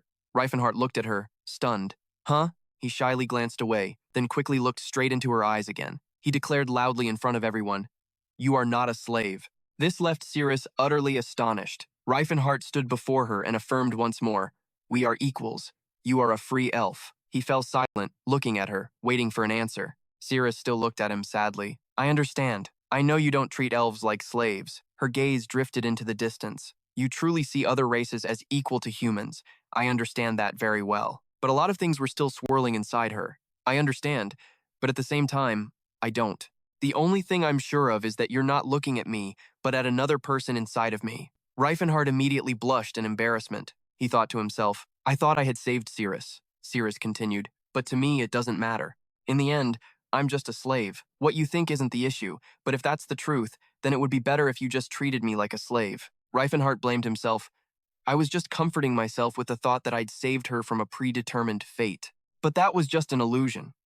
Cirrus said in despair, "Please, don't say it with such sincerity." Only then did Rifenhardt realize he had only saved the Cirrus from a past life. "I'm just a person who bought a slave with money," he questioned himself, remembering the past. A complete stranger. "It'll get cold soon, so let's buy some clothes first. You can wear this for now. You don't have a name, do you?" "No, sir." From start to finish, Cirrus just went along with him, without a single opinion of her own. "I bought her with money." "What about Cirrus?" "I understand. Is that okay? Do you like it?" "Your name will be Cirrus." "I will remember that." He even gave Cirrus a family name on his own. "From now on, your name will be Cirrus Valencia. Slaves don't need family names. Is that your family name, sir?" Bestowing kindness that was never asked for. He gradually realized everything he did was one-sided, filling her with affection. "Are you hungry?" "As you wish, master. By the way, don't see me as your master." And only knowing how to use force to solve problems while denying the fact that she's a slave. "Cirrus is not a slave." Cirrus looked down at the ground, her voice tinged with regret. "I can't return such sincerity when it's not meant for me." Hearing her words was a wake-up call for Rifenhardt. "I understand, Cirrus. This time I officially set you free. You are free. Do whatever you want." His voice echoed across the vast white sand desert. "No, Serendian Aran Fianna." He walked over to her and said, "Now, the words I just said will have a different meaning." He gave her a choice. "Whether you stay by my side or leave is your decision. Whatever you decide, I will respect it." Cirrus's eyes were filled with sorrow. "Are you trying to send me away?" Rifenhardt denied it. "No, I want you to be by my side." He looked at her, his voice serious, his expression holding a hint of anticipation. "But I will never bind you to do so again. I can only ask." Hearing this, Cirrus was flustered and didn't know what to do. "Give me some time to think." He didn't press her, instead turning to ask Silen, "Can you help her reunite with her family?" Cirrus quietly walked over to the camels, lost in thought. He looked in her direction and continued, "As I said before, she is not my slave. I will not reveal the location of your village to anyone." To reassure Silen further, he added, "I'll just wait nearby." But contrary to his expectations, she smiled and replied, "No, come with us. It would be a disgrace to my family if I couldn't repay my benefactor." Rifenhardt asked worriedly, "Will that be all right?" Silen took Natina's and Raider's hands and looked at him with trust. "Besides, you'd find our hiding place sooner or later anyway," Rifenhardt admitted. "That's true," Silen said gently. "Elves are always rational." And so, they took the slave trader's camels and headed for the elven village. Silen rode her camel up next to Cirrus. "Cirrus, I'm sorry. Please understand, you would have done the same thing if it were you, right?" Cirrus didn't hold it against her at all. "That's right." Silen glanced back at Rifenhardt and exclaimed, "You've met a really kind man." Cirrus looked ahead, her eyes sparkling brightly. "Yeah, he really is a good person," Silen said with a smile. "Right? That must be why you told him your real name." But this left Cirrus looking bewildered. She didn't understand what Silen was talking about. "What?" Silen asked, puzzled. "No, he clearly called you by your full name just a moment ago. Only then did Cirrus remember. Do whatever you want." "No. Serendian Aran Fianna." She too was extremely curious. How did he know the name I'd forgotten so long ago? The scene shifts to a village hidden deep within a ravine. A young elf entered a tent to report. "We're running out of water, Chief," Reelhard asked. "How long can we last with the remaining water?" The young man calculated silently, then replied, "Even if we ration it, we'll only last until tomorrow." Riel carefully inquired about the situation. "Have the scouts returned yet?" The young elf reported grimly. "Yes, sir. They reported that the humans have given up the search." Riel asked another question. As for retrieving the bodies of the fallen, the young man said they were still lying on the desert sands. Although deeply saddened by the loss, Riel could do nothing more than pray. May Raguin guide their souls into the arms of the spirits. Chief Riel of the Dan tribe, 343 years old. The young elf made a suggestion. "Chief, we can't stay here any longer. Considering the stamina needed to return to the village, we must depart now, while we still have water." Riel agreed with this plan, announcing that the entire tribe would prepare to leave at dawn. Though he appeared calm on the outside, his heart was in turmoil. All he could do was pray to the gods. "What should we do? Even if we can return to the village, we can't settle there for long since its location has been compromised. Eldia, please guide us." Suddenly, a noise from outside caught Riel's attention. Silent had returned, bringing Siri and Rifenhardt with her. The elves standing on the cliff recognized them. "Silent, Natina, Raider!" Riel shouted in alarm. "They're leading a human here! Don't let them pass!" The group of elves immediately launched a warning attack. "Don't come any closer!" Homemade projectiles shot straight into the ground. Cirrus curled her legs up on the mount in fear. Rifenhardt reassured her, "Don't worry, they're only firing warning shots." He calmly picked up one of their projectiles to analyze it. They heat glass to make crude slingshot bullets, but they're wrapped in elemental magic. Sirius asked, "Elemental magic?" He observed the projectile in his hand and continued, "That's right. To regulate the temperature needed to heat the sand. Even without a guardian deity, they can't summon enough spirits to fight." He explained slowly, "For hundreds of years, your people made their home here. They formed a strong bond with the fire spirits.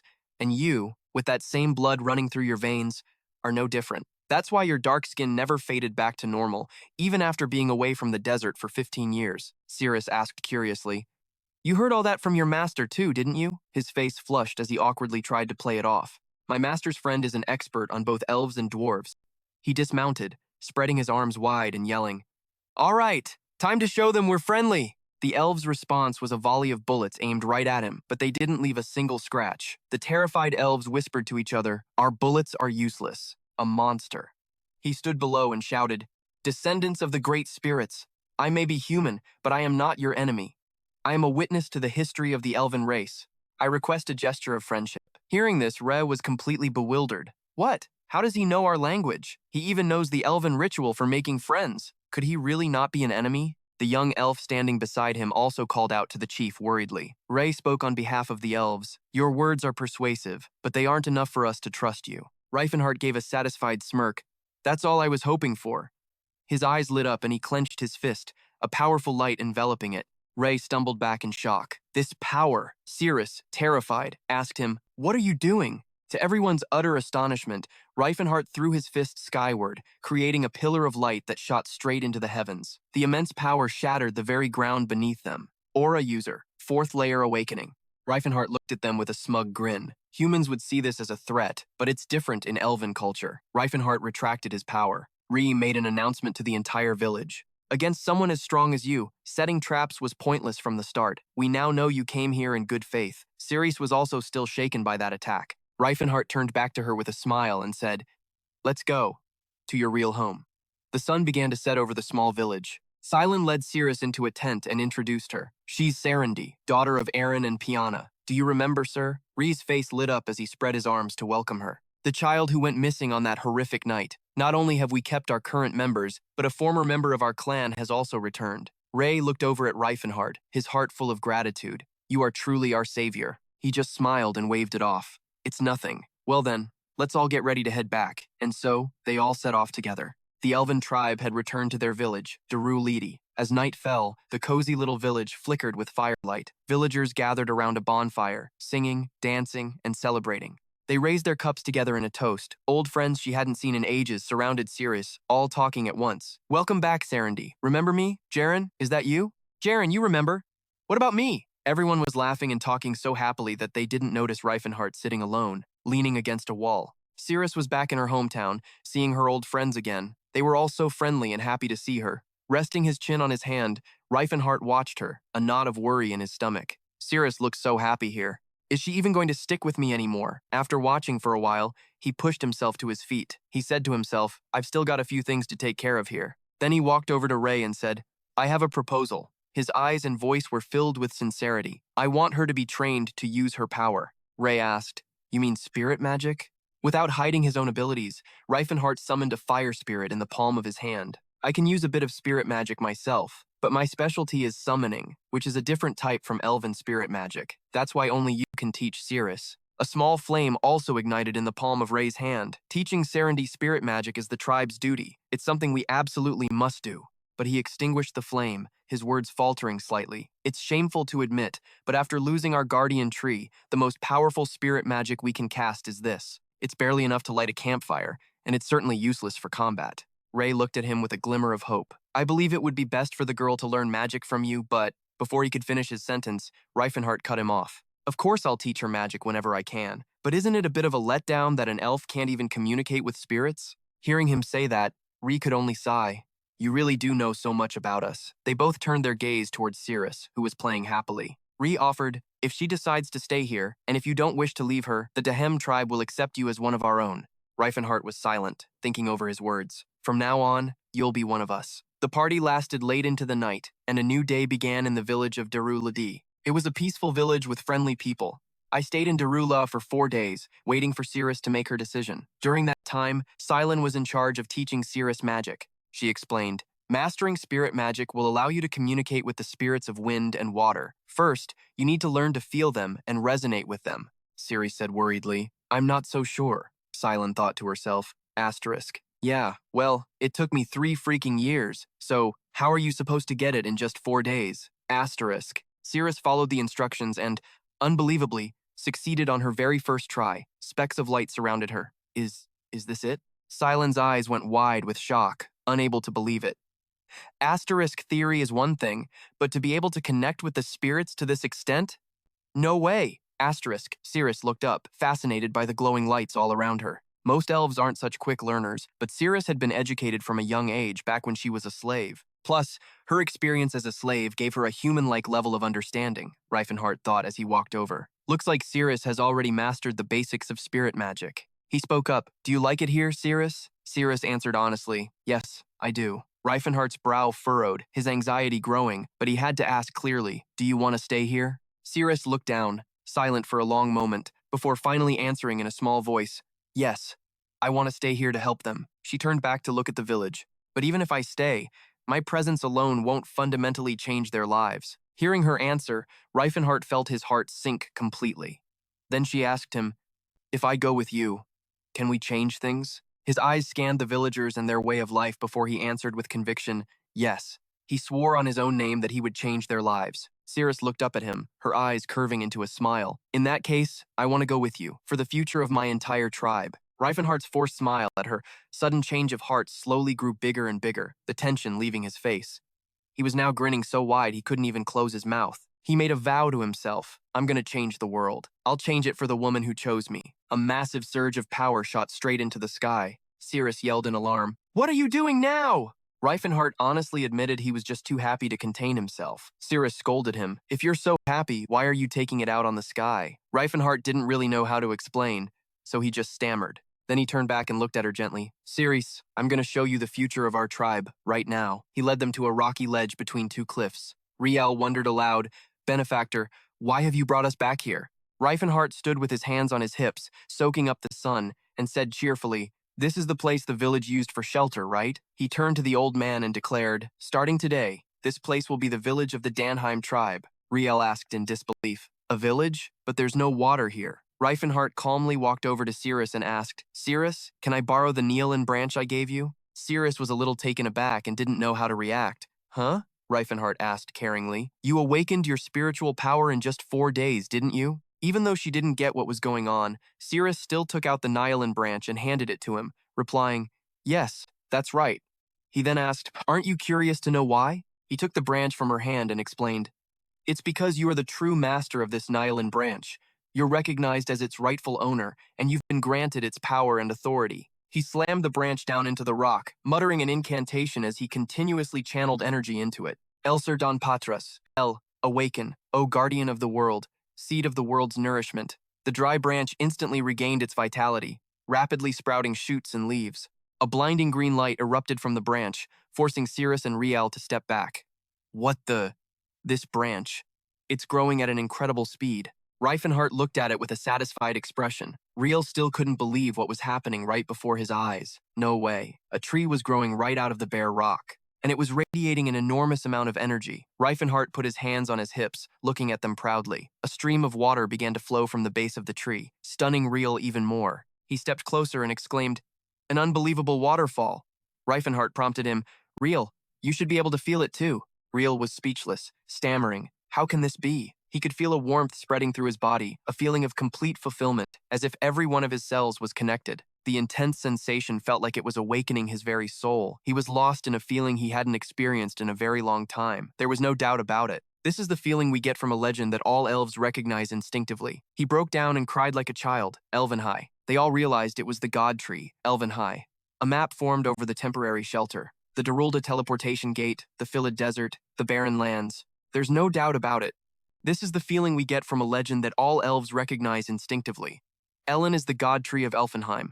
Nylon is a lost branch of the Tree of Life. I awakened the life force within it by forcing its roots into the earth, which promoted mana absorption and provided enough energy for the seed to sprout. Man, that was more stressful than I thought. I even had to use the reminiscence simulation because of how complex it was. Riel turned, his eyes wet with tears, and asked, "Who are you? Could you be the savior sent by Eldia?" Rifenhardt replied bluntly, "I'm just a friend, and friends are supposed to help each other out. Sorry about using the Nylon. I'll get you a way better weapon next time," Cirrus stammered. How? He just gave her a gentle smile. "Shall we head back to the Great Forge?" And so, they went to the forge. Ceylon came up and asked, "Where are you two headed?" Seeing him, Rifenhardt complimented. "Ceylon, you're looking a lot more buff," he said smugly. "You think so? You could be gone for even longer. It'd be no problem at all." Seeing that smug look, Rifenhardt thought, "He's so easy." Just then, a group of people ran up excitedly, saying, "Master, you're back. You could at least give us a heads up before you leave," Rifenhardt asked. "So, has everyone made some progress?" They were quick to show off. Delphi Lastrin grabbed at the empty air, and it formed into a gun. Void bullet. Seeing how far they'd come, he said happily, "Niece, every step was perfect." They kept showing off their results. "Look at mine. Me too. A new generation of warriors from the great forge mages. I selected 20 dwarves with potential and taught them basic magic," he told them enthusiastically. "You all must have worked really hard. It's awesome that everyone can already sense their own mana and has learned to use it in just 2 months. I've written all the theory down in a book, so just follow that." They quickly replied, "Thank you, Master. We'll work even harder." Varys walked over and said, "So you're back." Seeing him, Rifenhardt immediately asked, "Varys, learn anything new? I thought you were on the verge of figuring something out." He replied, "A little. I couldn't see it before, but it's clear now." Hearing that, Rifenhardt asked worriedly, "What is?" In Varys' eyes, Rifenhardt was glowing with a strange aura. Varys said, "You've really grown." Rifenhardt asked, confused, "Did I get taller or something?" He replied, "Not your physical body. The thing inside you. Are you sure you're only 23? It's like your real age is 3 times that." Hearing this, Rifenhardt thought anxiously, "What the hell did you learn?" Ceylon came out and asked him, "We're leaving the forge soon. Is the next stop another ruin?" He replied immediately, "Well, we do need the money, but our real destination is somewhere else. We're going to the Groven Kingdom. There's someone there who can help us." While Rifenhardt was wrapping things up at the Great Forge, something was happening in another land. A place colder and vaster than the Great Forge, the land northeast of the Gaim Kingdom, the frozen wastes. Here, someone with a runny nose was asking, "Can't you make the fire bigger?" The man replied, "Conserve your strength. We need this to burn all night. We can't afford to waste mana." They started with over 30 people. Now, only 10 souls remain. We still have a decent haul from the Sakana ruins. I mean, we took more stuff than all those other guys combined. Plus, I managed to get this. A book containing information about the Silver Age that we know nothing about. He then smirked, thinking, this is going to be a huge discovery when I show it to the academic world. Even though I can't fully decipher it yet since it's written in an ancient language, I've gotten the gist of it. He continued, once we reveal the truth about the Silver Age and humanity. Just then, a loud scream cut through the air, making him ask, what was that, a monster? And then something appeared before his eyes. It was the Tessalon, and they were here to attack. Seeing them, they screamed, enemies! Aaron! They're just a bunch of thieves trying to steal our artifacts. But Aaron ignored their screams and gave a cold command. Kill them all! His subordinates immediately followed the order. Advancing with their weapons drawn, their eyes filled with killing intent, they began to cut them down, one by one. He stared at the bloody scene in terror and said, "If it's the artifacts you want, take them all. We'll leave them. Just please, spare our lives." Teslan pointed his sword at him and replied coldly, "My apologies, mage, but we came all this way for you, not for some pile of artifacts." As soon as he finished, he cut him down in one slash. Felina came over and asked, "Teslan, was that really necessary?" He replied, "These are the rules from the Silver Sages. They touched things they never should have. Pages of history that no one is allowed to know, all for the sake of protecting humanity." Felina continued, "I heard the Silver Sages were guardians of mankind, but these people didn't do anything wrong." Not letting her finish, he picked up the book and said, "It's just a small sacrifice for the survival of humanity. What do you think, Stefan? Is the Berserker armor any good?" He flashed a grin and replied, "Better than anything I've ever used. Sir Teslan, I think I'll be able to crush that arrogant aura user once I get used to this armor." Sus lifted the tarp and asked, "You're not the only one who wants revenge, Sir Stefan. What about this pile of artifacts?" Teslan ordered, "Keep what we need, sell the rest. We will retrieve all the artifacts on the list for the Silver Sages to store." The Silver Sages are the protectors of humanity. There are many dangerous artifacts in here from the Silver Age. We need the right people to store them to prevent chaos. Sus picked up the necklace, saying, "Anyway, this fire ruby necklace is amazing. Wearing it feels like a pleasant spring breeze, even in the middle of a blizzard." Teslan then said, "That is a privilege only the Silver Sages possess." Suddenly, he found something. Holding a cube in his hand, he thought, "This is an illusion echo. Is this also something modern humanity shouldn't know about? Since the Demon King valued it, it can't be just an ordinary artifact." Then he muttered, "I didn't know there were two of them." Felina walked over and asked, "What period of history are humans forbidden to know that makes the Silver Sages go to such lengths to keep it secret?" Teslan said, "Don't be ridiculous, Felina. Only the Silver Sages are worthy of knowing." The scene changes. A door opens, and an old man turns and asks, "What is it you seek?" A young elf, Cirrus, slowly stepped inside and stated her request. Everything about Rifenhardt. It felt like he knew who I was the very first time we met. His gaze, his tone, his behavior. That's not how one treats a stranger. He even knew my real name, a name I'd long forgotten. "How is that possible?" The old man replied, "He was afraid you wouldn't understand." She asked again, "Why?" The old man replied calmly, "Let me ask you one question before I offer my advice. Do you trust him?" Cirrus answered frankly, "I think I could believe you if you told me he was a saint who stumbled and fell to earth." The old man said, "That wasn't my question. I will ask you again. Do you trust him?" She froze for a moment and then left. In another corner, Rifenhardt was sitting deep in thought when he suddenly asked, "You heard everything, didn't you?" Cirrus looked at him in surprise, then lowered her gaze and replied, "It's truly unbelievable." She recalled Maylene's words that he was a regressor, the first 10th level Archmage in history. He was once called the Demon King for changing the world for the other races.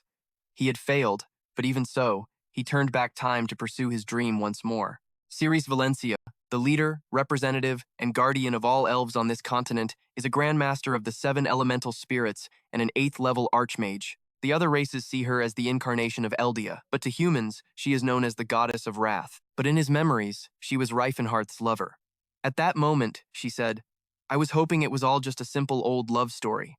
Now I understand why you acted the way you did, Lord Rifenhardt." He frowned and asked, "So, can you forgive my actions?" Cirrus nodded and said, "I will follow you. That is all I can say for now.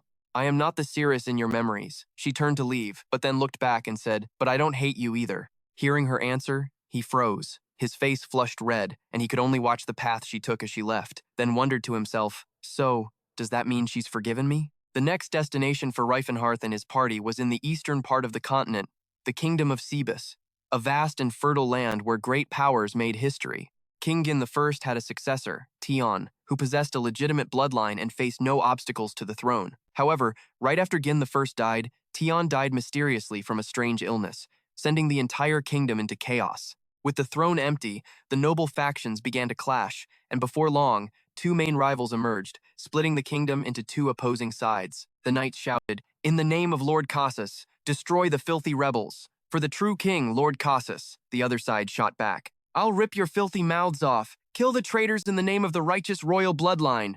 Euban Zen Corbin, the second prince, had just turned 18, but his status as the son of a concubine blocked his path to the throne. His opponent was the heir to Duke Fernando, Prince Cassus. Although he was not the son of King Gin I, his blood was closely related to the royal lineage. The heir to Duke Fernando, Casas de Groban, was caught in a civil war for the throne. At 28 years old, Casas was already a knight renowned for his outstanding martial talent, deeply trusted and respected by his subordinates. Euban, on the other hand, was famous for a completely different reason. Besides being the king's son, he was known as a useless bastard. The throne had been vacant for half a year. The civil war between Prince Casas's and Prince Euban's factions was gradually reaching its peak. At the center of the Groban kingdom lay the Delphina domain. He sat inside and asked, "How much longer can we hold on? Why did a famine have to happen now of all times? Where has Ladante's blessing gone? No, who asked me to be king? I never wanted this. They forced me. Now look at this mess." Suddenly, a voice called out, "Euban, do you hate being king that much?" He immediately replied, "Yeah, but my only options are to become king or die." She then said, "That's highly likely." Hearing that, he said, "Don't talk as if this is someone else's problem.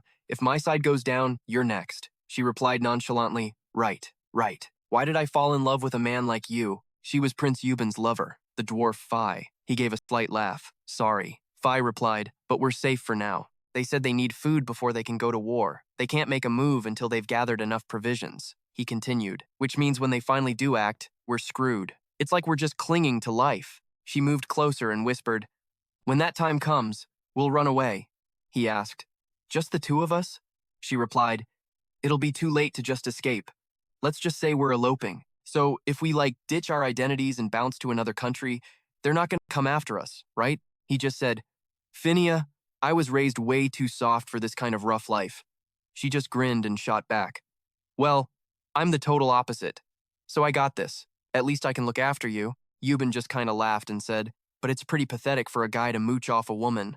Getting what he meant, she fired back, "So what? What's the big deal if a master uses his slave to make some cash?" Euban shot back, "And who's the slave here?" She just said, "What does it matter? In this world, I'm nothing but a slave, whether you're a king or not." He gently stroked Phi's head and said, "Phi, we have nowhere to go. There isn't a single world out there that would accept us as lovers." And then, they just got lost in their own little world. "I love Lord Euban, and I love Lady Phi too." Suddenly, a voice cut in, "Well, isn't this fun?"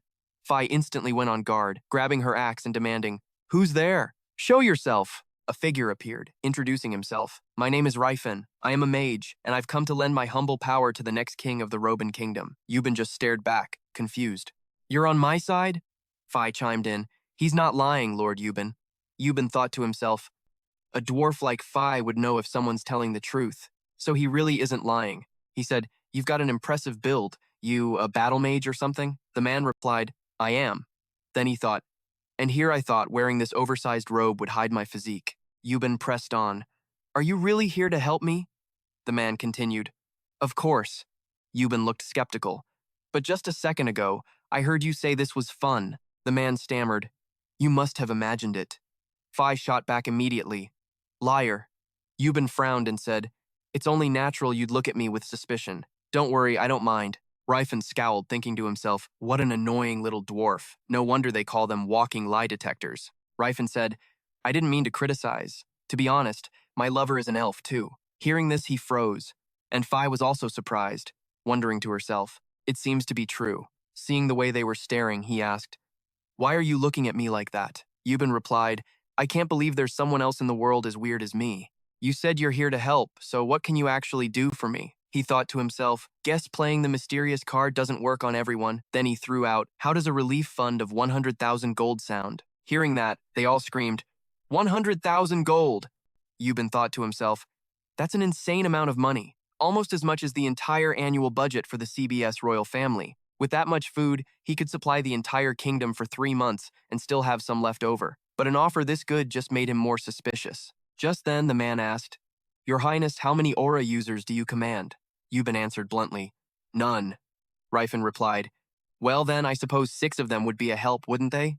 Euban's mind raced. The entire Roban kingdom only has 6 aura users. Does this mage really have the power to command more aura users than this whole country? Then he asked him straight up, "So what's the price?" Rifen bowed his head and replied, "When you become king, I want you to grant me a fiefdom."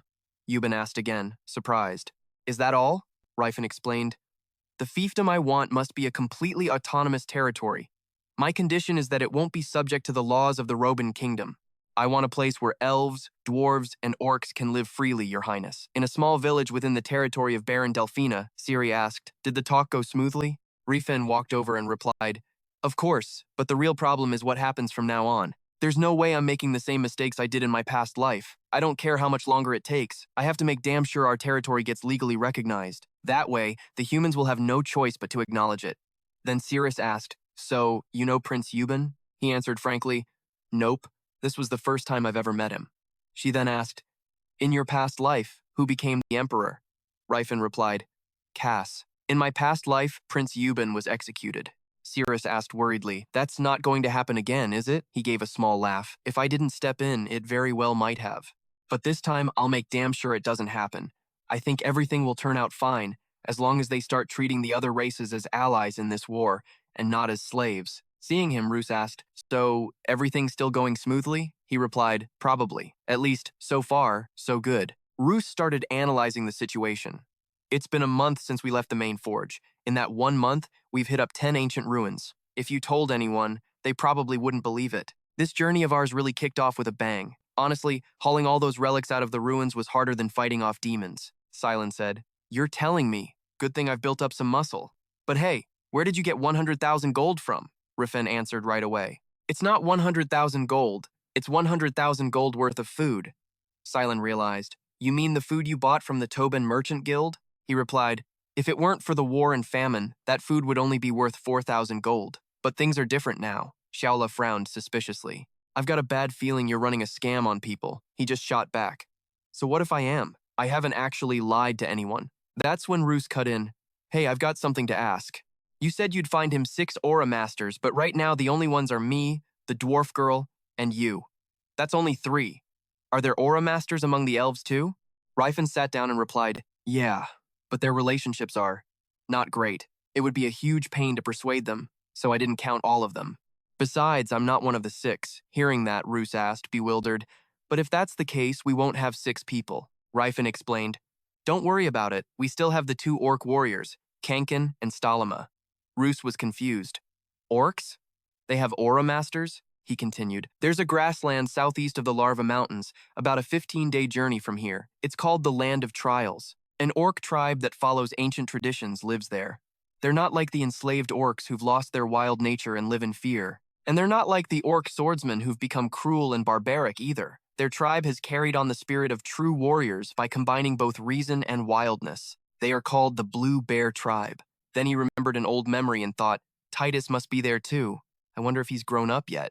Roos asked, I know some orc swordsmen can be useful, but are they really that strong? Rifen just smirked and confirmed. They're the most powerful warriors I've ever known. Straight up, even stronger than humans, elves, and dwarves. The scene shifts to a place with floating rocks. Suddenly, a flash of magic cuts through the darkness, a single light glimmering in the night. A light flared up inside the magic circle, and 2 figures appeared out of it. The old man spoke grimly. Not bad at all. You did good. It must have been tough. The sage, Leston Teslon, replied, thank you, sir. The old guard, Daus, continued. Dangerous information needs to be properly controlled. It's how we protect humanity. Everything we do is for the sake of mankind. As soon as he finished speaking, the old man vanished, leaving Teslon wondering if he'd been summoned just to hear that useless crap. I need to climb higher, get a position with more damn influence. I really want to tell them just how dangerous the Demon King is, but he sighed and mumbled, no matter what I say, they'll just write me off as a lunatic. Thanks to the Light Mage JL, I found out that Duke Iran is a member of the Silver Sages. I revealed everything I knew about the Silver Sages from my past life. That way, it all looked like my own prophecy. And just like that, I became one of them. Humans weren't the protagonists of the Great Silver Age. The ones at the center of that grand era were the elves with their Tree of Life and the dwarves who ruled the earth. They grew so powerful that 1,000 years ago, these 2 races had their own distinct names, the Eldras civilization and the Anthran civilization. In the ancient tongue, Eldras means blessing of Eldia, and Anha means blessing of Apost. Their civilizations were named after the gods they worshipped, and the Silver Sages have hidden this truth from humanity. To erase a truth, you have to come up with a believable lie. Maybe that's why they called that period the Silver Age. Protecting humanity is really just about protecting humanity's ego, and it's making us weaker and more stupid. Back to Rifen's group. They traveled from the Groven Kingdom to the Desron Proving Grounds, located east of the ancient Eastern Fland region, the Desron Deadlands. Roos looked around and noted how barren the place really was. He said he heard that the orc tribes kick out their weak children and the elderly. That's why the orcs consider it an honor to leave the village on their own when they feel they've become useless. It's probably how they manage to survive in this wasteland. Xiao La peeked out and said, "So they're all just a bunch of savages," Cirrus said nonchalantly. "The dwarves are lucky they got to inherit their legacy and have a safe place to live." Hearing that, Xiao La's expression darkened, and she shot back, "But abandoning the weak times is time savage, isn't it?" Cirrus retorted. "In an environment this harsh, a custom like that is understandable. Think about it. If the dwarves lost their abilities, could they keep the flames of the main forge burning forever?" Listening to their conversation, he thought, "Looks like humans aren't the only ones who fight amongst themselves. What a pain." Seeing them bicker, a pale-faced sea asked, "But what's your plan to convince the orcs?" Rifen answered, "I've got a plan, but I'm not sure if it'll work. We'll have to see." Siri whispered, "I thought you were going to do the same thing as last time." He pouted and said, "I had Tithus with me back then." Meanwhile, Roos was looking back behind them. Spotting something in the distance, he called out, "Something's coming this way." He was right. From afar, the thundering sound of running footsteps approached. They panicked at the sight. Before them was a horde of orcs, charging manically and screaming threats. Roos asked, "What are they saying?" He replied, "This is our territory. All humans must die." Silent added, "This is terrifying." Just then, Rifen yelled out, "Warriors of the Blue Soul, I am."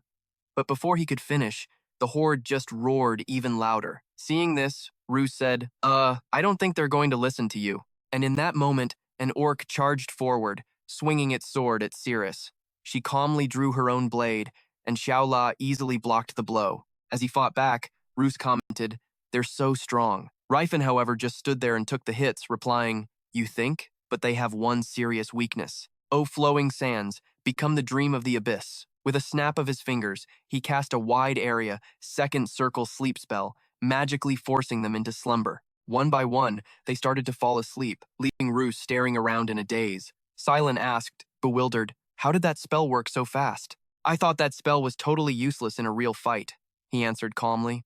"There's a reason the orcs, as good as they are in a fight, still lost to humans." Silent looked down at them and continued, "Even a great warrior can't do a damn thing if their magic resistance is that low." He then asked, "But what if someone like you was here casting protection spells for them?" Silent stammered, Well, in that case," he said, "these guys aren't even real warriors. The true warriors of the Blue Bear tribe are tasked with protecting the tribe and hunting monsters. Orcs who haven't become warriors yet patrol the surrounding area, just like they were doing. It's how they gain experience and prove they're worthy of becoming warriors." Hearing this, Roos grew even more fearful and asked, "You mean these guys aren't even the real warriors?" Rifen glanced to the side. "Speak of the devil, and he shall appear." Hearing that, Roos whipped his head around, his eyes wide with shock. Before them stood imposing, muscular orc warriors. Rifen turned his head back and sighed. "Just as I was saying." Cirrus also looked where Rifen was looking, her expression tensing up. Holy crap! A huge number of massive orc warriors appeared on the cliffs above, and a fully cloaked figure stepped out from the middle of the group to issue a warning. "This is our territory. Humans are forbidden." Rifen stepped forward alone, looked up at them, and showed he meant no harm. "Spirits of the royal warriors, I come with good intentions." The cloaked figure stared back, not believing a word. "Good intentions? Humans are hypocrites. We don't trust any of you." Undeterred, Rifen pressed on, "I know. That's why I want to show you that we're telling the truth." The cloaked figure was puzzled. What are you planning to do?" "Human."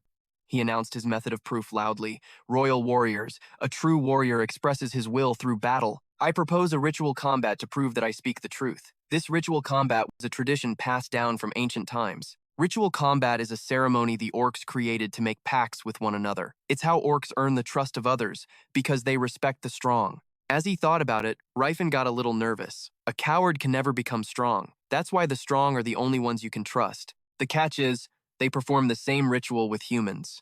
After hearing Rifenhardt's offer, the orcs roared with excitement. "You know of our glorious tradition? Accept it. You're pretty sharp for a human. The real conversation begins when our swords start talking." Rifenhardt's group was shocked they agreed so quickly. They accepted. Just as planned. That was way too easy. Cyrus asked Rifenhardt, worried.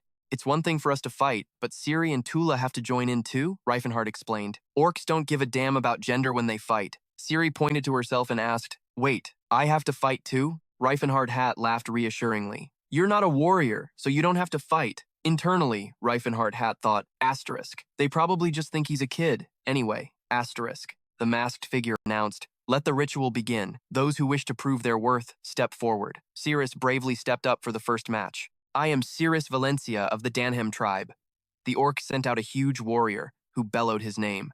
I am Janka Tho, son of Daratha, and I will be your opponent. Facing her opponent, Cirrus was totally confused, with no clue what he was saying. Janka Tho realized he was speaking Orcish, and quickly introduced himself again in the common tongue. I, Janka Tho, will fight you. This stunned Cirrus. Realizing the orcs were more intelligent than he'd thought, Silon wondered aloud, they can speak the official language? Cyrus, do you know any unofficial ones? Cyrus's face darkened as he replied, no, I've never had to learn another language. Silon muttered, guess that makes us the two biggest idiots here, huh? Meanwhile, Cirrus tightened her grip on her sword and charged in. Janka Tho didn't hesitate, rushing forward with his own weapon. Their blades clashed so hard that sparks flew. Janka Tho was forced to block Cirrus's relentless attacks. He wondered to himself, asterisk, how the hell is someone so small this damn strong? Asterisk. Cirrus also thought to herself, asterisk, damn, he's strong, but compared to my usual training, we're pretty evenly matched. Asterisk, despite the huge difference in their appearances. But that didn't slow Ceres down one bit. She was way too fast, easily dodging Janka Tho's attack. She shot back with a spinning aerial kick, slamming her heel right into Janka Tho's face. For a normal person, that would have been a fatal blow, but for Janka Tho, it barely scratched him. It just pissed him off. He charged in, attacking like a maniac, but still took the time to praise her. Awesome, elf warrior! You're a real fighter! Cirrus used everything she had to block him. She remembered what Rifenhardt had said. Asterisk. They're the strongest warriors I've ever known. Stronger than any human, elf, or dwarf. Asterisk. He wasn't kidding.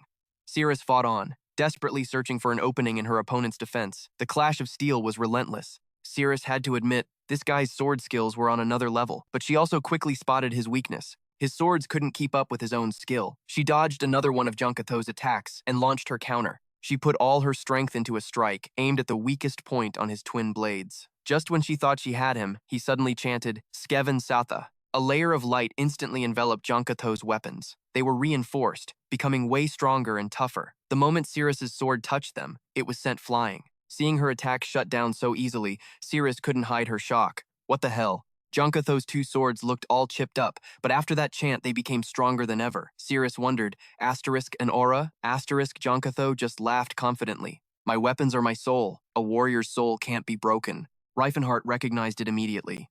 He yelled out a warning. Don't panic, Cirrus. That orc's special skill is Spirit Aura. Cirrus yelled back. Can you be a little more specific? Rifenhardt kept it short. His weapons get sharper and harder. Knowing this gave Cirrus a surge of confidence. Asterisk. So it's an orc racial skill, just like Xiaola's seismic power? Guess I should treat this like he's wielding a legendary blade. Asterisk. Time was running out. Rifenhardt frowned, trying to explain as much as he could. The stronger the warrior, the more types of spirit auras they're compatible with, but I don't have time to explain right now. Cirrus and Janka Tho clashed again in a furious exchange. She was all speed and courage. Janka Tho was pure, brutal strength. Her eyes lit up like fire as she spotted it. Asterisk, unstable stance. An opening. Asterisk. She seized the chance and leaped high into the air. Asterisk, I've got this. Asterisk. She planted a hard kick right in Janka Tho's face. Before he even had time to recover, she charged in, sword first. This time, she sent his weapons flying. Janka Tho could only watch, stunned, as his weapons flew through the air. Cirrus, on the other hand, was pissed she still couldn't destroy them. Asterisk. Damn it! It's still not enough?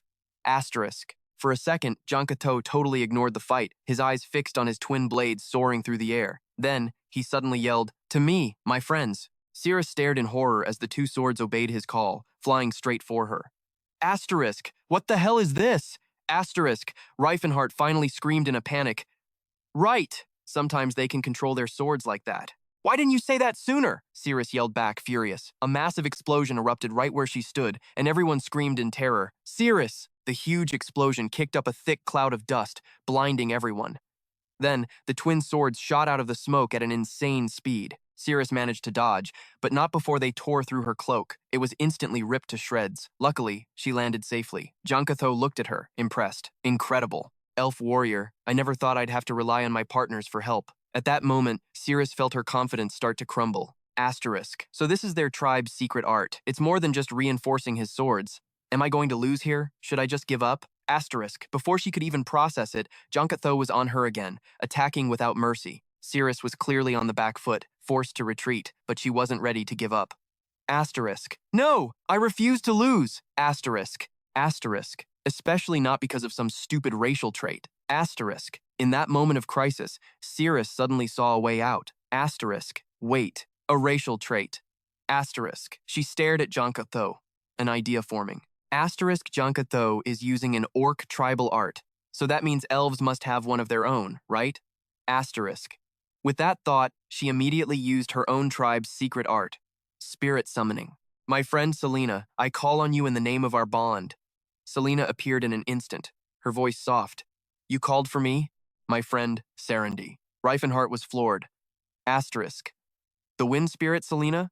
Even with Nihilin's help, she can actually summon a spirit? Asterisk. Damn.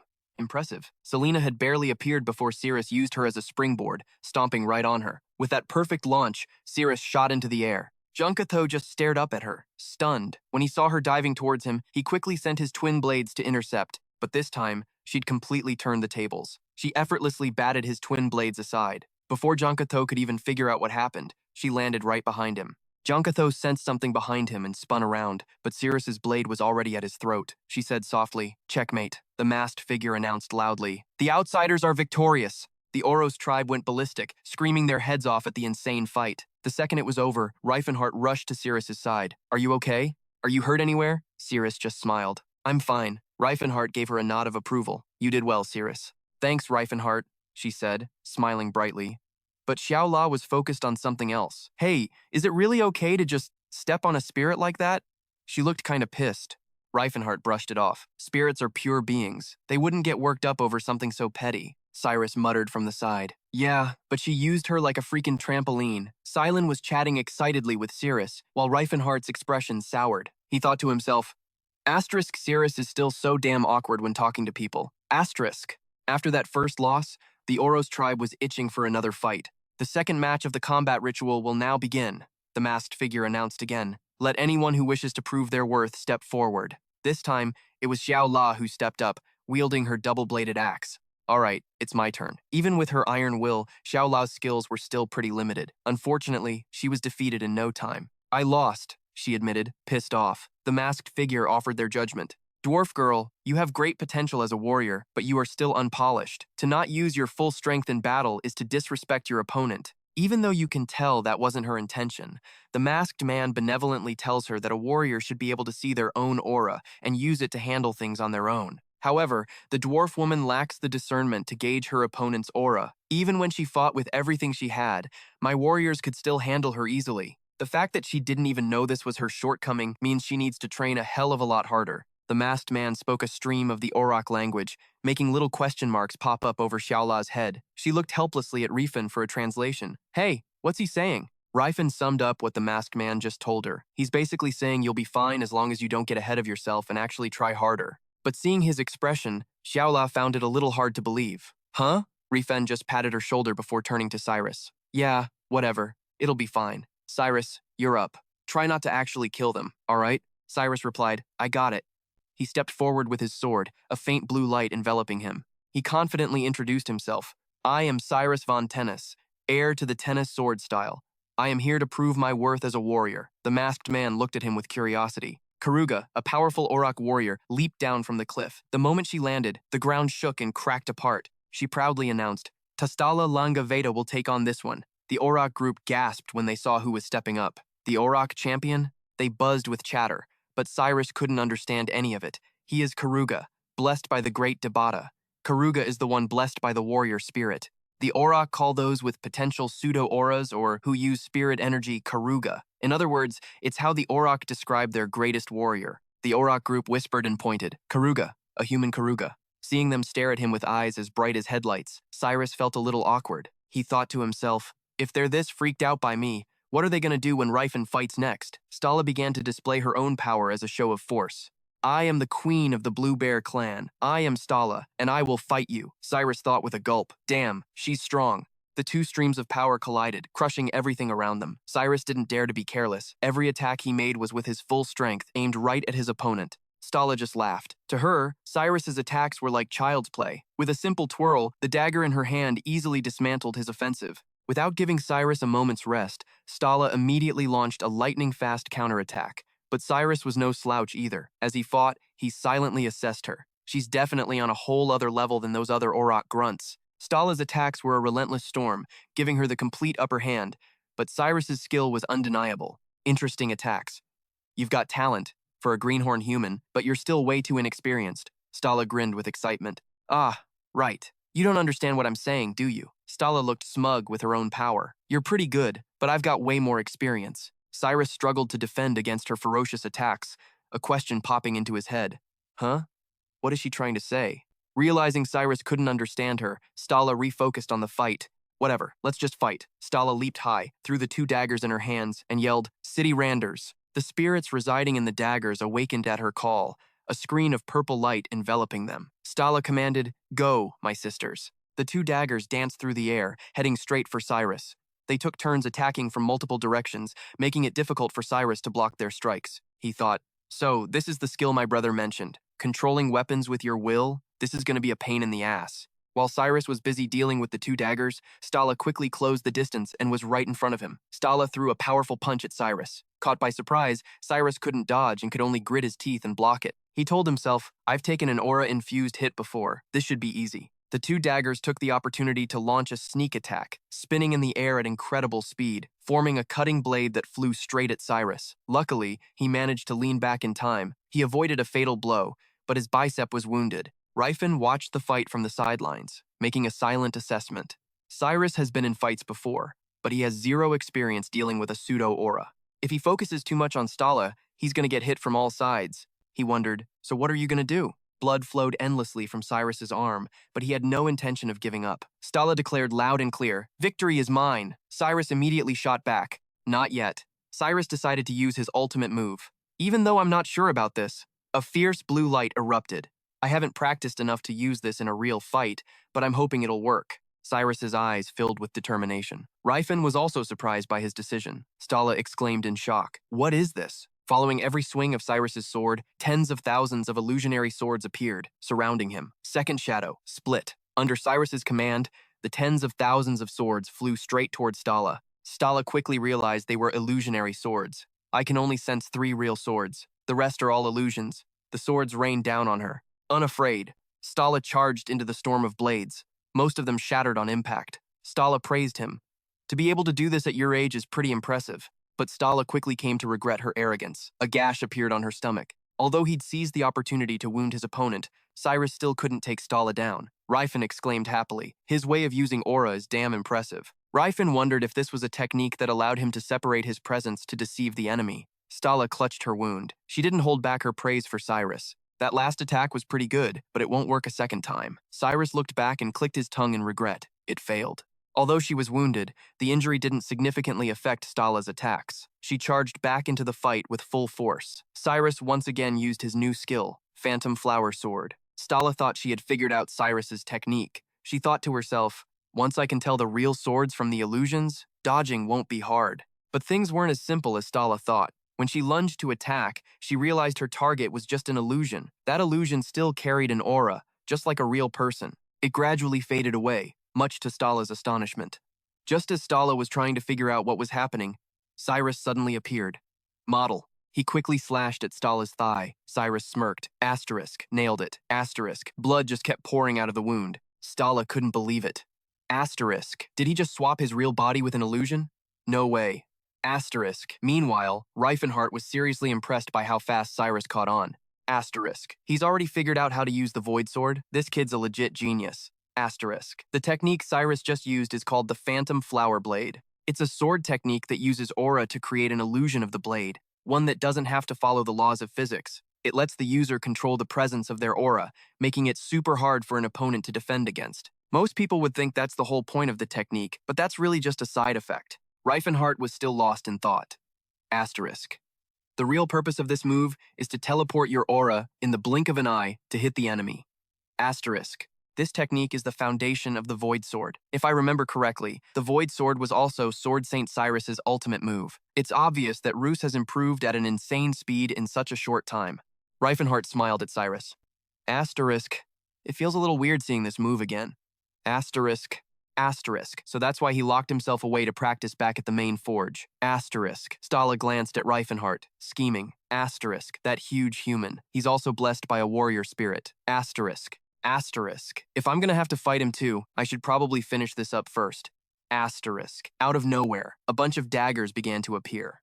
Stala yelled, "This has been fun, but let's end it here." The daggers lined up like feathers, but they were viciously sharp, as fierce as birds of prey. Stala called out, "To me, my 12 sisters." As if they were alive, the daggers shot towards her. They all gathered in front of Stala, awaiting her command. Cyrus cried out in panic, "What the?" Stala waved her hand, and the 12 daggers launched forward like arrows. But the daggers didn't aim for Cyrus. Instead, they shredded the entire area around him as a warning. Terrified, Cyrus dropped his weapon and raised his hands. "I give up." Stala proudly raised her hand, declaring victory amidst the cheers of the orc warriors. "I am the winner of the third match of the combat ritual." When Cyrus returned, Rifenhardt immediately hit him up, all excited. "Hey, next time we spar, you gotta show me that move again. I want to try facing it at least once." Cyrus came back looking dejected and shot back. "What's the point? It wouldn't work on you anyway. You never even bother to dodge, no matter how I attack." Rifenhardt then remembered Stala's attack and pointed out, "If that's the case, then her attack wouldn't have worked on you, either." Cyrus just clicked his tongue. "Yeah, who knows?" Rifenhardt threw off his cloak and stepped forward. "Now it's my turn." Stala and the other orc women were instantly captivated by his looks. "You're way too handsome. I don't think you even need to join the ritual. Everyone here is already head over heels for you." Stala then thought to herself, "Asterisk, but I can't just back down like this." Asterisk, Rifenhardt announced loudly, "My name is Rifenhardt Wat Antares. I will participate in the combat ritual." A massive, cloaked figure suddenly appeared behind Stala. He whispered, "Hey, wifey, can I take this one?"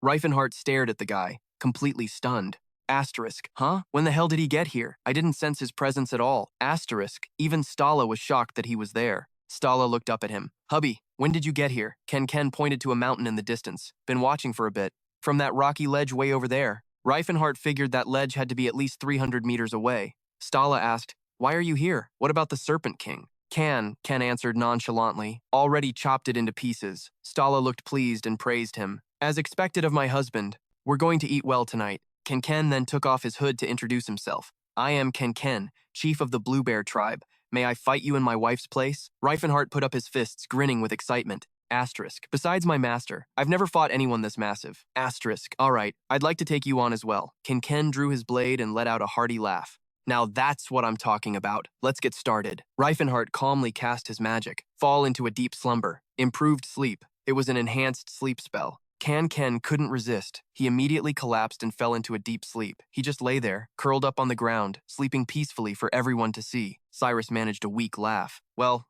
that was over quick. Don't tell me that's the end of the match." Stala protested angrily. "That's not how a true warrior fights," Rifenhardt explained calmly. "You can wake him up. I just wanted to let him know I'm a swordsman times and times a mage." Ken staggered up, rubbing his head, confused. "Was I that tired?" Stala told him. "You were just enchanted," the chief asked, shocked. "That guy's a mage?" Rifenhardt went on to explain, "My magic and my body are both weapons. If I didn't use everything at my disposal to fight, it would be a sign of disrespect." Hearing that, Ken wasn't angry at all. In fact, he looked grateful. "I understand. If magic is one of your weapons, then it is an honorable thing to use it in a fight. Thank you for your consideration." The orcs started murmuring among themselves. "Isn't magic evil? But not using a weapon you have is also wrong. Magic is a weapon? I thought it was just a way to cheat. Maybe not fighting with all your strength during the ritual is more shameful. This is too complicated. Let's just go with what the chief says." A golden light surrounded Rifenhardt. He thought to himself, Asterisk, with this body, I'll be able to gain their trust much faster than in my previous life. Asterisk. He shouted with renewed vigor, "Then let's continue the combat ritual." The two clashed without holding anything back. Not far away, the sun began to set. The Serpent King's head was waiting to be processed. Tothit gripped his weapon and approached to carve up the Serpent King's carcass. He remarked aloud, "This should be enough food for a good long while." The wolf he was raising ran over, looking all innocent. Tothit knew exactly what it was after, but still asked, "Why are you giving me that look?" He tossed a chunk of meat while grumbling, and the wolf happily snapped it up. Such a little trickster. A powerful flash of light from the direction of the fight caught Tothit's attention. He and his wolf both looked toward the light, wondering, what is that light? But he quickly lost interest in whatever was going on and turned to his wolf. "Let's head back." Rifenhardt, engulfed in blazing red flames, charged in with a hungry look on his face. Lightning sparked from Can-Can's eyes as he gritted his teeth, getting ready to rush him. Their fists collided, unleashing a massive explosion. A glint flashed in his eye as he readied his other fist behind his back. He threw a heavy punch with his bulging, muscular arm, only to be blocked by the guy's sword. Aura blast! Can leaped up, gripping his massive sword and brought it crashing down. Rifenhardt's eyes narrowed, his face tense, as he prepared to throw a punch of his own. Damn, that's the Arose tribe for you. Swinging a sword that huge like it's nothing. A blinding light exploded from his body. Chain aura burst. Can braced his massive sword, using it to block every single one of his combo attacks. He smirked, then flicked his fingers, taunting the guy to bring it on. Guess this is enough to prove I'm a real warrior. A ring of purple energy shot out, forcing the guy's head back. O spirit, descend upon this place and fall into a deep slumber. Empower. The dude's eyes rolled back into his head, and a snot bubble inflated from his nose. Ken actually fell asleep right in the middle of the fight. Rifenhardt saw his peacefully sleeping form and charged in triumphantly. Even though he's a god of light, the orc tribe's magic resistance is still absolute garbage. But his eyes froze as he saw something. Even though the guy was out cold, his sword was still pulsing with energy. The blade swung in fast, forcing him back. What the hell? Did the spell not work? Ken still looked like he was sleeping peacefully. Silent, watching from the side, was stunned. He's fighting in his sleep? Can a god of light really do something like that? Cyrus was also sweating bullets watching them fight. I'm learning so much from this. He looked over at the guy, his eyes filled with total admiration. I can't believe he can manipulate his aura to make his body move on instinct like that. I gotta train to do that move too. Meanwhile, Ken casually held his sword and let out a huge yawn as he woke up. Did I fall for a spell again? Rifenhardt stood on the other side, looking totally confused. I never saw him fight like this in my past life. Or maybe he just never had to. By this point, I'd already given the orc tribe charms to resist mind control spells. He swung his hand, unleashing purple magic. Be still as stone. Paralyze. The huge dude's body was suddenly yanked into the air above a magic circle. Ken gritted his teeth, pissed off, his eyes rolling back. Yeah, this guy definitely has zero magic resistance. He powered up so much that lightning shot from his eyes as he slammed his massive sword into the ground. But he's still in that autopilot fighting mode, blocking every attack coming his way. He's covering his own weakness by using his insane aura control. The dude laughed, psyched, as he suddenly appeared from above. This is a blast! Rifenhardt clenched his fists and looked up, just as pumped. Now this is an impressive fighting style. His face tensed. I could keep using spells, but screw it. I'm ending this like a warrior. He let out a roar and charged forward with everything he had. All right, playtime's over. Ken roared back, glaring, not about to back down as they clashed in a flurry of blows. That's what I'm talking about. A massive shockwave kicked up a huge cloud of dust, completely hiding them. The ground was totally shattered, but they were still in there, fighting up close and personal. The other orc tribesmen watched nervously. Ken's expression turned dead serious as he roared and swung his arm. Hey, human, let's finish this. Rifenhardt, totally into it, agreed instantly. Gladly. All 5 of his fingers clenched tight around a core of fiery magic. They stared each other down, the tension thick enough to cut with a knife. Rifenhardt threw a punch with his ridiculously jacked arm. Quadruple calamity sound wave. Not to be outdone, Ken charged in with his own ultimate move, lightning strike. The 2 attacks collided, shattering the ground and sending rocks and huge boulders flying everywhere. Rifenhardt was frozen in his punching stance, and Ken was still focused, blocking the attack with his sword. From the ravaged ground, a massive pillar of red energy shot high into the sky. It exploded, sending a shockwave across the heavens before slowly fading away to reveal the clouds again. The ground was quiet, the energy from that last attack completely gone from the sky. A pair of hands hovered over a pale, bare back. Can you be a little more gentle? Silen complained, his face grim. I told you it would only take a second, but you're still whimpering and crying. When is it gonna be done? The man shot back at him firmly. Even if you feel like you're dying, just deal with it, you idiot. Stala, a woman with a powerful build, appeared. As the officiator of the combat ritual, she declared the match a draw, as is orc tradition. She stood there confidently, hands on her hips, and announced, "The skill of these 2 warriors is as perfectly matched as if they were twins. They're evenly matched." An innocent-looking little girl with red hair stared, stunned to see him in so much pain. Is Phelan's healing magic really that bad? Silent explained with a frown as he kept working. It's because a piece of his opponent's aura is still stuck in his body. See these 3 pentagonal shards, each a different color? They represent 3 different things. Aura, holy power, and magic are all fundamentally different. Aura doesn't repel other auras the way magic and holy power clash. But since their natures are different, they can't just mix together perfectly. He looked over at Ken with a smile. Hey, I can patch you up too. But the big guy skillfully turned him down. Don't worry about it, human kid. These wounds will heal on their own. Ken then looked over at him with a genuine smile. Hey, human, I recognize you as a warrior I can trust. From now on, we're brothers. Night fell over the rocky lands of the Oros. Finding a new brother was definitely a reason to celebrate. If our first conversation was with our blades, then we gotta end it with good ale. As the night grew darker, a single small tent still glowed with light. Outside, a bonfire was still crackling, and massive arms lifted ivory horns filled with drink. All right, everyone, raise a glass. Silent was a bit put off by how wild they were. I mean, you could tell it was a party, but Cyrus, standing beside him, was getting nervous too. This is a little intense. I'm not sure I can really let my guard down and drink with these guys. Ken suddenly thrust a jug of toad wine at him. Come on, brother, have a drink with me! Rifenhardt's face scrunched up the second he saw it. Oh god, it's that time stuff. That nasty, hard liquor. But after taking a swig, he covered his mouth, rethinking everything. Huh. This is actually good. Did my tastes change or something? Ken saw his expression and got a kick out of it. Looks like he actually likes it. I was worried it wouldn't be to a human's taste. He glanced over at Stala and let out a huge, satisfied laugh. My brother here loves our tribe's booze this much, so how could I not be thrilled? Hey, wife, bring out the whole damn barrel. She immediately shot him a death glare, knowing exactly what he was up to. You're always quick when it comes to finding an excuse to drink. Rifenhardt took the massive barrel and started chugging it right down. Damn, impressive. Just what you'd expect from a warrior. Those orcs stared and sized him up. Are elves normally that chubby? Can't believe a guy built like that is so strong. What a surprise. The dwarf girl with him is chubby too. How the hell did she become a warrior? Cyrus glared at them suspiciously. What are they saying? He finished his drink, wiped his mouth all satisfied, and answered, They're calling you fat.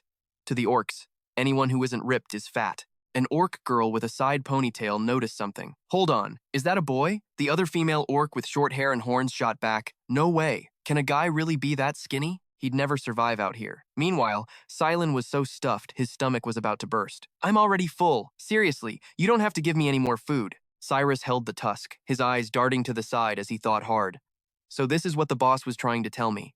Ken's eyes shifted over, a smirk playing on his lips. Looks like the shepherds are back. Rifenhardt looked over and saw a sinewy arm appear. It really is a miracle. Could that be my savior? His eyes froze and widened at the sight of a skinny figure with a dirty face. A familiar name popped into his head. Tatich appeared, looking healthy and walking closer. You recognize me, even though I look so different now? Ken could tell something was up. You two know each other? Tatich looked at him and said warmly, He's the one who saved me and guided me here. Chief. After hearing that, he looked pretty happy too. What a coincidence. Ken glanced at him and asked curiously, Hey brother, what brings you to this wasteland anyway? Rifenhardt turned to face him, his brows lowered. I want to find a better land for the Blue Bear tribe to live. The party in the orc camp is still going on, so I hope you all will lend me your strength. Rifenhardt patiently explained every single location on the map to him.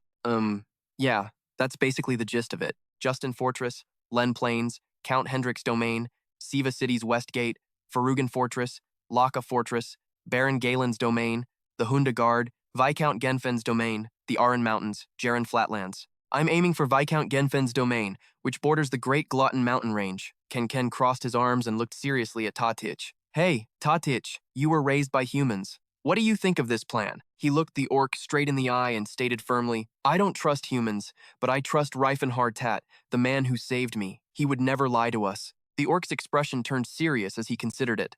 I know that. What I'm asking is, if we get involved, will our tribe be in danger? Tatich also sat down to discuss it and gave him some advice. Perhaps you should ask for advice from the Godmother and the Mukiabi. This is when we need their wisdom the most. Mukiabi means blacksmith in the orc language. A tent in the area was still glowing with light. Granta stood before the scaffolding with his arms crossed and spoke gravely. O warrior blessed by the gladiator spirit, I am Granta, Mukiabi of the Blue Bear tribe. It's an honor to meet you. The massive form of Ken stood tall behind him and spoke up. This new brother of ours has shown us the way to a different fate. For the future of our tribe, we must make a decision. A wind blew across the rocky wasteland. Cyrus, sitting on his horse, spoke up. Looks like everything's going pretty smoothly, huh, boss? Rifenhardt rode at the head of the group. The tribe is finally moving to a safer place. 100 orc warriors will join us. Tatich was also riding proudly with them, which confused him. But why is that guy tagging along with us so early? If the new orc warriors are going to join us later, they'll need a messenger. Cyrus grinned, venturing a guess. Elves, dwarves, and now even orcs. At this point, I wouldn't even be surprised if goblins joined us next. Hearing that, his face went pale as he broke out in a cold sweat. He just guessed randomly and hit the nail on the head. Some more time passed, and the map now pointed to a specific place. A few days later, Tamania Highway, capital city Pratea, Sina Fortress. Tamania Highway, this road is one of the main trade routes of the Robin's Kingdom. You could often see carriages passing by like a flowing river, caravans of them lining the road, one after another. A few figures in black cloaks were lurking nearby, looking down at the area. The leader frowned as he observed the situation. Only about 100 soldiers on guard? Prince Yuben might be a hedonist, but he's no fool. He definitely understands how important those food supplies are. A quartermaster standing right beside him was also paying close attention. Maybe because of the war, they can't mobilize any more troops. He considered this as he estimated their numbers, but there should be at least 500 soldiers. The cloaked man next to him spoke up. I can still use my clairvoyant skill to observe them. It seems there isn't a single mage among them. The leader kept a stone-cold expression, his eyes fixed on the situation. This is weird. That's way too small of a force to protect such valuable food supplies. His gaze suddenly fell upon an orc riding a horse at the front of the convoy. I can't even see a single cavalryman, and all the soldiers are tiny. They look like kids. That's an orc warrior. They must have disguised refugees or regular citizens as soldiers. The cloaked figure glanced at him, dead serious. Prince Yuben's forces can't be spread any thinner. If we attack them in this dangerous situation, they'll be in deep trouble. The leader was also getting anxious. Looks like Prince Yuben's situation is even worse than we thought. He grinned, then turned to his men to give them their orders. Our enemies are just a bunch of pathetic kids disguised as soldiers. Just scare them a little and they'll scatter. Remember to go easy on them. Strong-legged horses galloped across the grass. The leader at the front raised his sword and rallied his men. In the name of the one true king, Lord Kassat, I command you. Drop your weapons and get on your knees. A bunch of faceless, white-cloaked figures suddenly appeared. They threw off their outer cloaks in unison, forcing the leader to rein in his horse to watch. 3 dwarves appeared together. Dwarves? Malloy scowled, gripping his weapon as he yelled. They're here! We've been waiting for you, scumbags! The leader's eyes went wide, and he froze, breaking out in a sweat. Are these guys insane? What kind of moron uses little creatures like moles as bodyguards? But of course, the attendant behind him had to run his big mouth. These useless miners have all lost their damn minds. Wielding a huge, heavy axe, Kadam suddenly leaped down from above to attack. The attendant couldn't even react. He just stared, his eyes wide with shock. Kadam slashed once, and then leaped back, while the leader grimaced. The leader, drenched in sweat, hesitated as he looked behind him. What the hell? How can they jump that high? A red light flared in Kadam's eyes, and a crazed look flashed in Malloy's. The 3 dwarves attacked in a frenzy with their weapons. Army, cut them down! Charge! What the hell is going on? The leader turned back, pointing his sword at the 3 of them. Don't panic, he reminded them. They're still just a bunch of moles. The infantry swarmed the road from both sides, a packed mass of bodies. Malloy's face was grim, his brow furrowed as he sized up their numbers. So, it's infantry. Their numbers are about 8 times ours. Kadam gripped his weapon tightly, his eyes serious. Our benefactor told us not to use aura, so this is probably going to take a while. The 3 of them charged forward again to take on the entire army. Advance! They're just dwarves. What can these lowly little things possibly do? Enraged, the 3 dwarves furiously counterattacked with their weapons. Everywhere they struck, the soldiers were knocked flat. Rifen just watched silently from the sidelines, a satisfied smirk on his face. No matter how high their fighting spirit is, they're no match for us. It really was worth the effort to bring them all here. Sloane watched with naive admiration, letting out a sigh. I never thought dwarves could be so overwhelmingly powerful. The battle between the dwarves and the soldiers raged fiercely. We came prepared, but they lack both strategy and morale. Anyway, if a human could actually predict that dwarves could use aura, you couldn't call that science anymore. That would be straight-up prophecy. Don't fall back, no retreat! The leader's eyebrow twitched, and he roared in anger. Who is your master? An honorable dwarf would never let his knight die at the hands of lowly creatures like these. Malloy gritted his teeth and glared at him, clearly annoyed. That guy is really getting on my nerves. Kadam, the calmer of the 2, tried to brush it off. Well, nothing we can do about it now. Sloane ground his teeth. What does he know? We shouldn't hate the ignorant. An orc holding a weapon suddenly charged forward on horseback. Tanada, I'll kill you! The furious leader also charged forward manically on his horse. You filthy orc? You dare look down on me? Tanada brought his blade down in a decisive slash, sending the leader's blood splattering everywhere. He rode up to a carriage and announced, Sir, I have beheaded the enemy commander. Rifenhardt's mouth twisted when he heard that. A little cheesy. Good job. Inwardly, however, he didn't understand. Sir, even though you studied at the Topin Guild, it seems your way of thinking hasn't changed. At least this plan was a partial success. Before a red-roofed mansion in Baron Delphina's domain.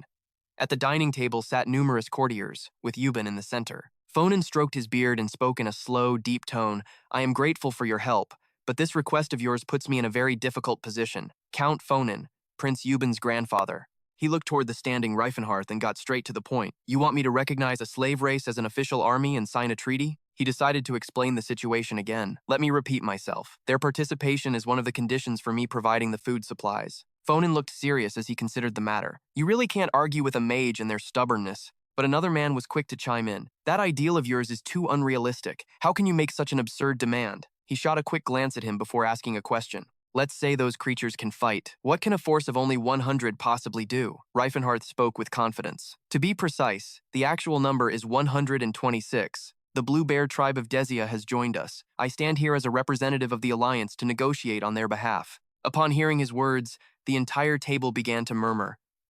What? They're just dwarves. What kind of plan could they possibly have? How are those wild elves supposed to fight? And even the wild orcs are just a bunch of savages. You can't use them in a large-scale war. You know how valuable elves and dwarves are, yet you intend to send them to the battlefield? Wouldn't it be better to sell them and use the money to hire mercenaries? I'll go to the guild. Half of Reifenhardt's face darkened, and he shot a serious glare at Fonin. Are you saying you don't trust them? He replied, looking perfectly calm. Of course I don't. A slight smirk appeared on his lips. Then we'll just have to prove it to you. Outside the city gates, night had fallen, with a few white lights shining through the gates. From the palace nestled between two mountains and below a waterfall, a thunderous voice echoed. We will take Fort Sai with our own strength. Rifenhardt found his place on the map.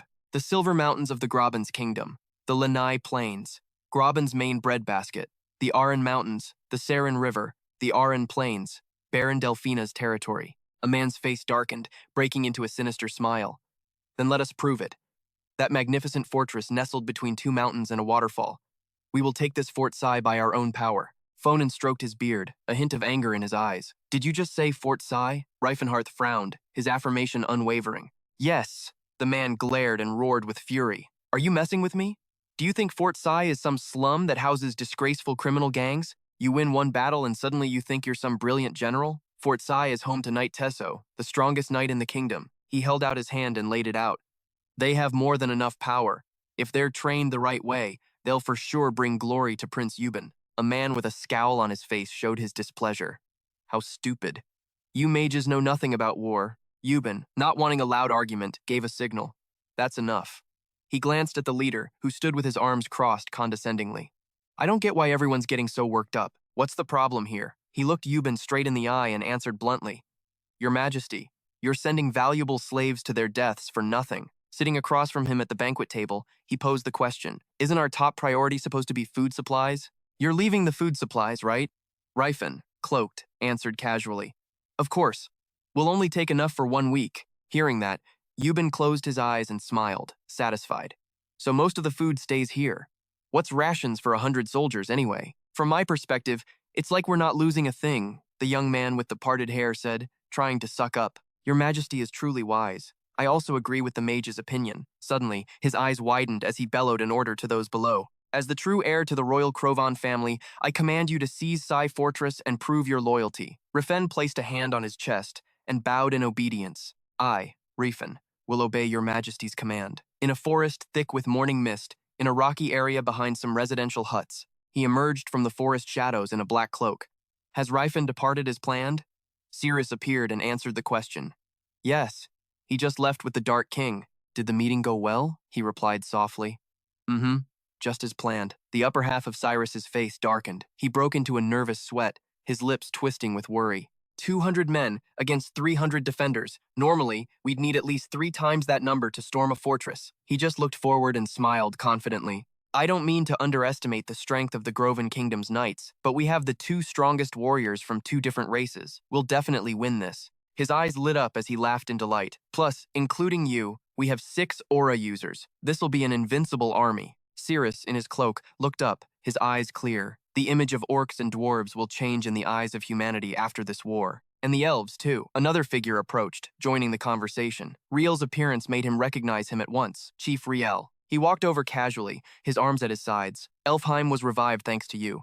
Humans can no longer see us as a weak race. A flicker of fire appeared in his palm, then suddenly blazed up, revealing a demonic face. A large, muscular body materialized within the raging flames. Sirius looked up, unable to help but exclaim in awe.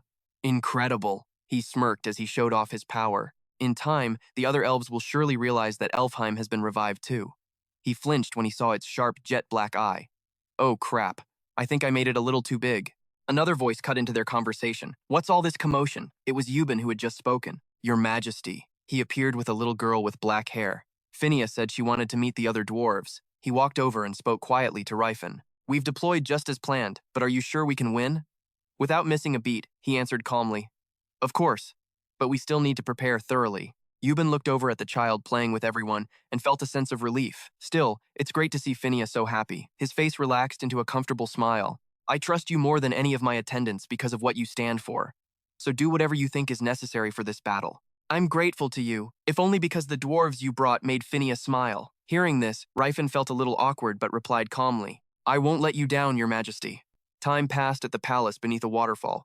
A few days later, at Sai Fortress, the dawn of spring also brought the chaos of war. A shout rang out from near the gate. We're under attack. The enemy is breaking through. Tez appeared, standing with his arms crossed and legs apart, looking completely unbothered. I rushed here because I heard we were under attack. But what the hell is this? The attendant behind him reported respectfully. We also thought the enemy was storming the fortress, but his true identity is an aura user from the Von Fernando kingdom. He stood on the ramparts, observing silently for a moment. His gaze swept over the familiar faces before he asked, Are they really the enemy? Below the fortress gate, a large crowd was constantly shouting and waving flags. I don't see any humans. They're mostly dwarves.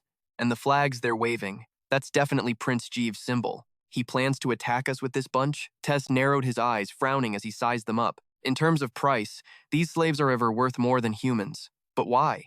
Is he just wasting money? The attendant beside him casually offered a plausible reason.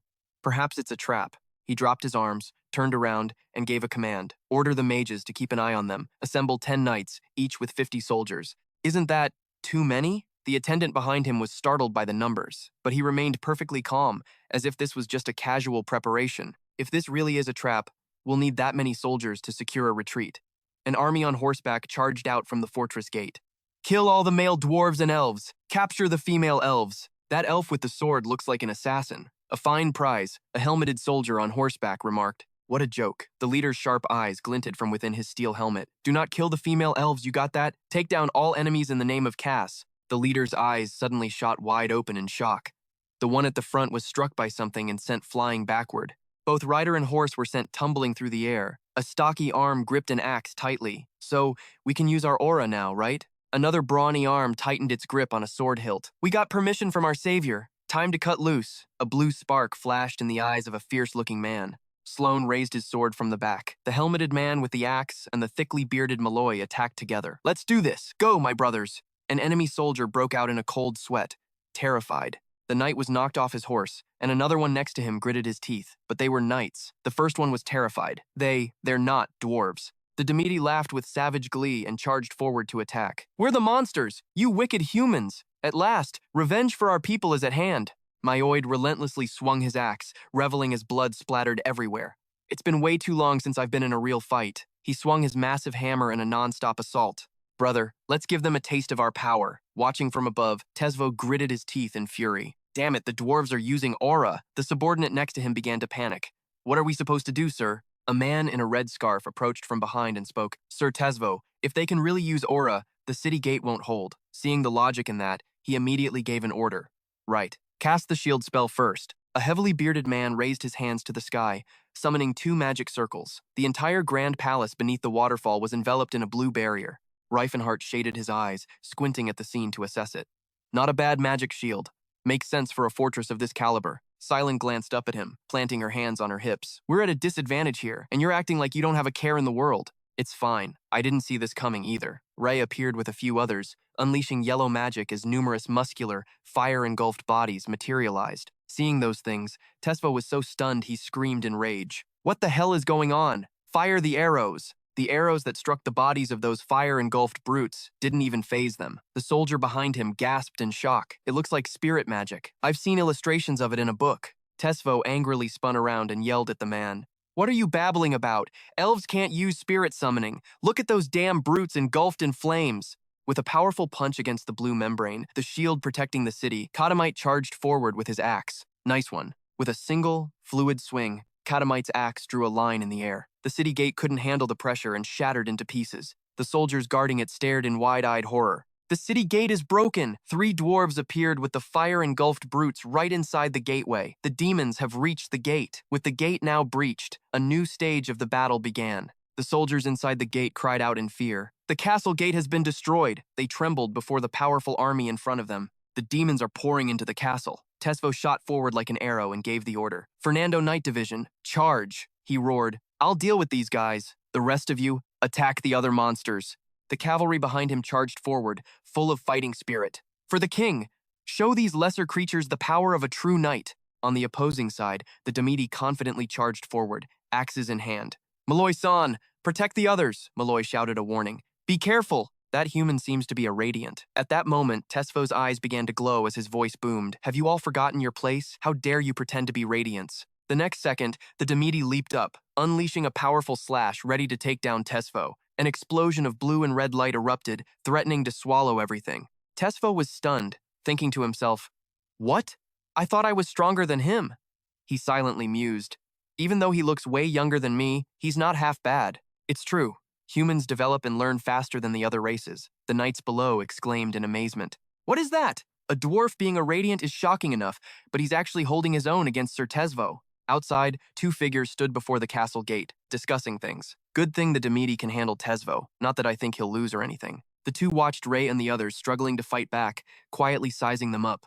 But they're all about to hit their limit. Outside, a tense Cyrus asked, Boss, is it really okay for us to just stand here and watch? But Rifenhardt answered calmly, this fight is to show the world the power of the other races. We can't interfere.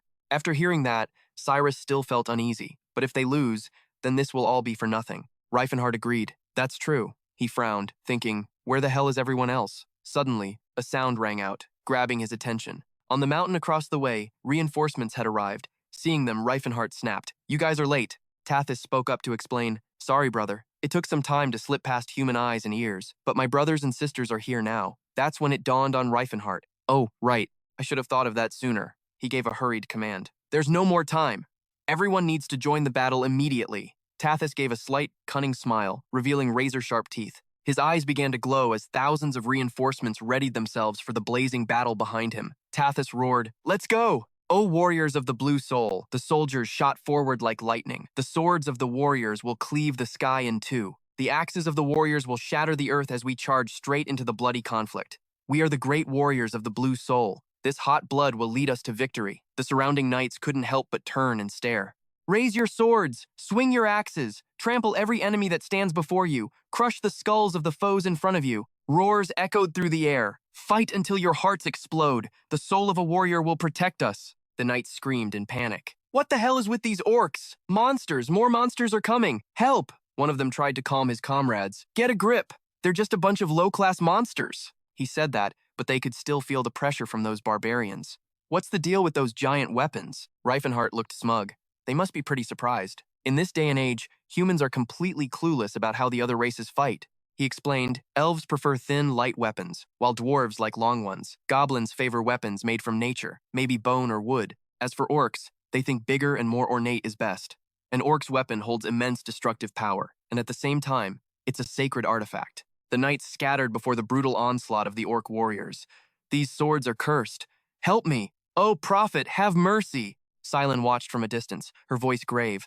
I knew the orc warriors were strong, but at this rate, the battle is completely one-sided.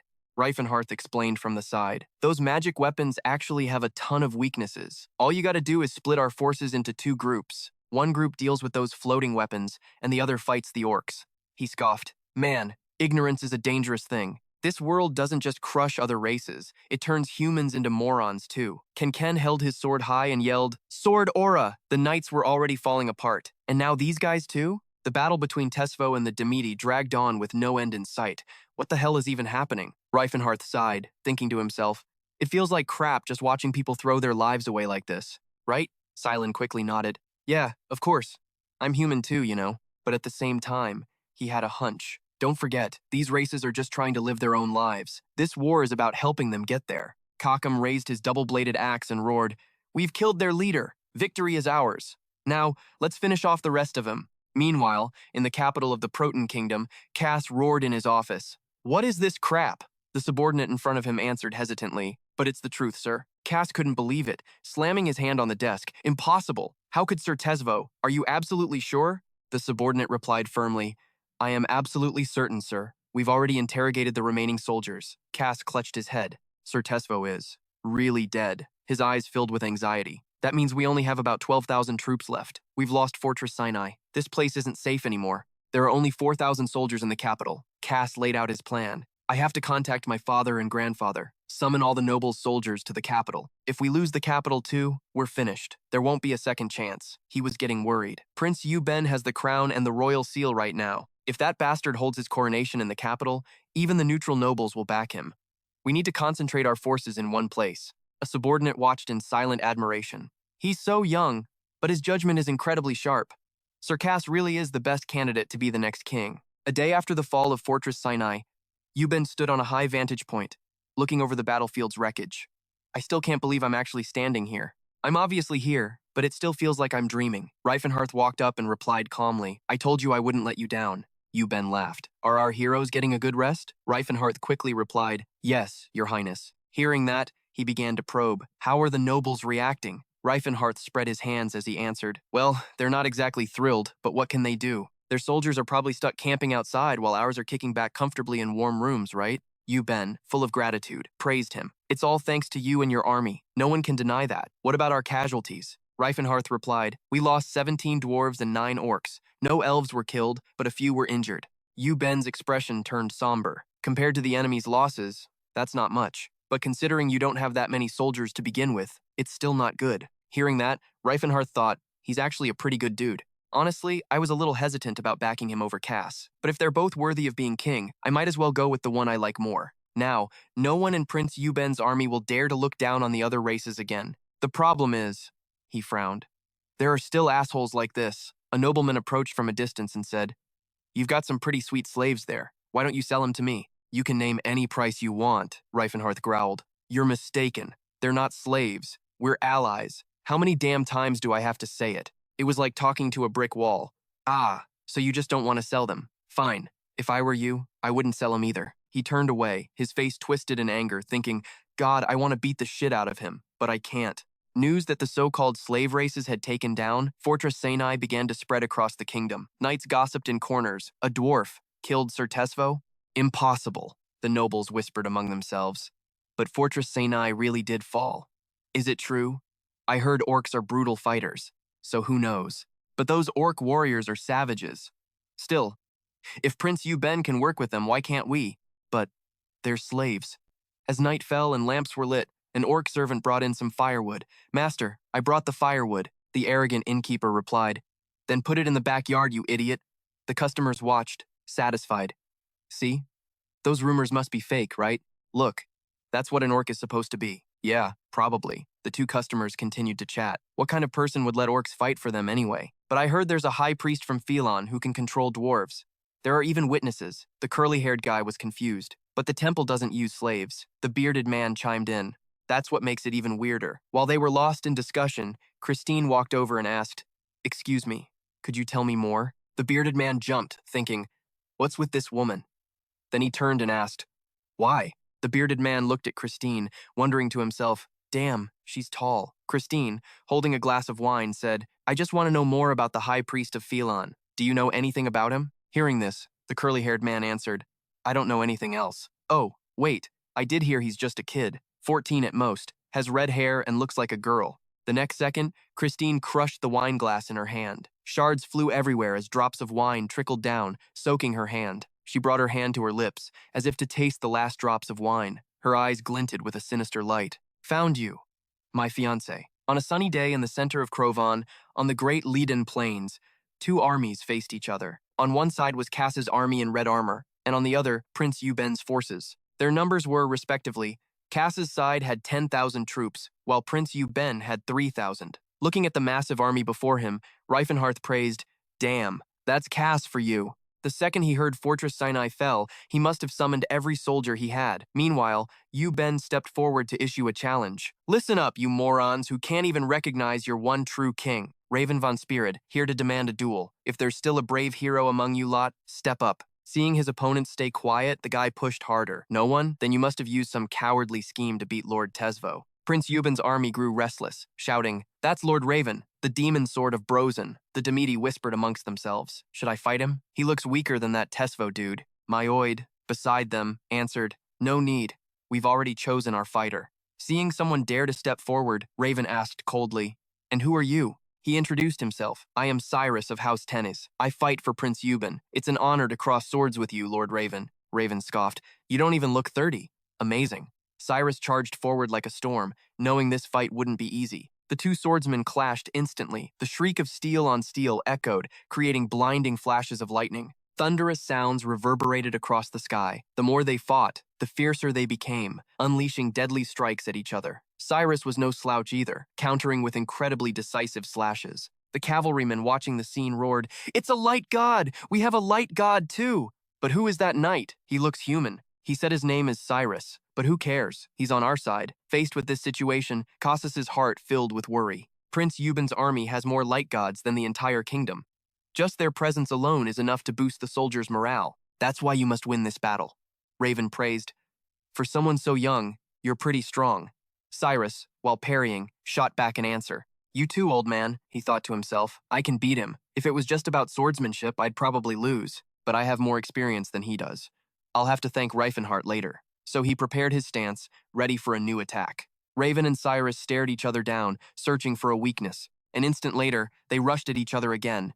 So powerful the very earth seemed to shake. While observing, Rifenhardt voiced his approval. "I just sent him out to see how he'd do, but he's doing even better than I imagined.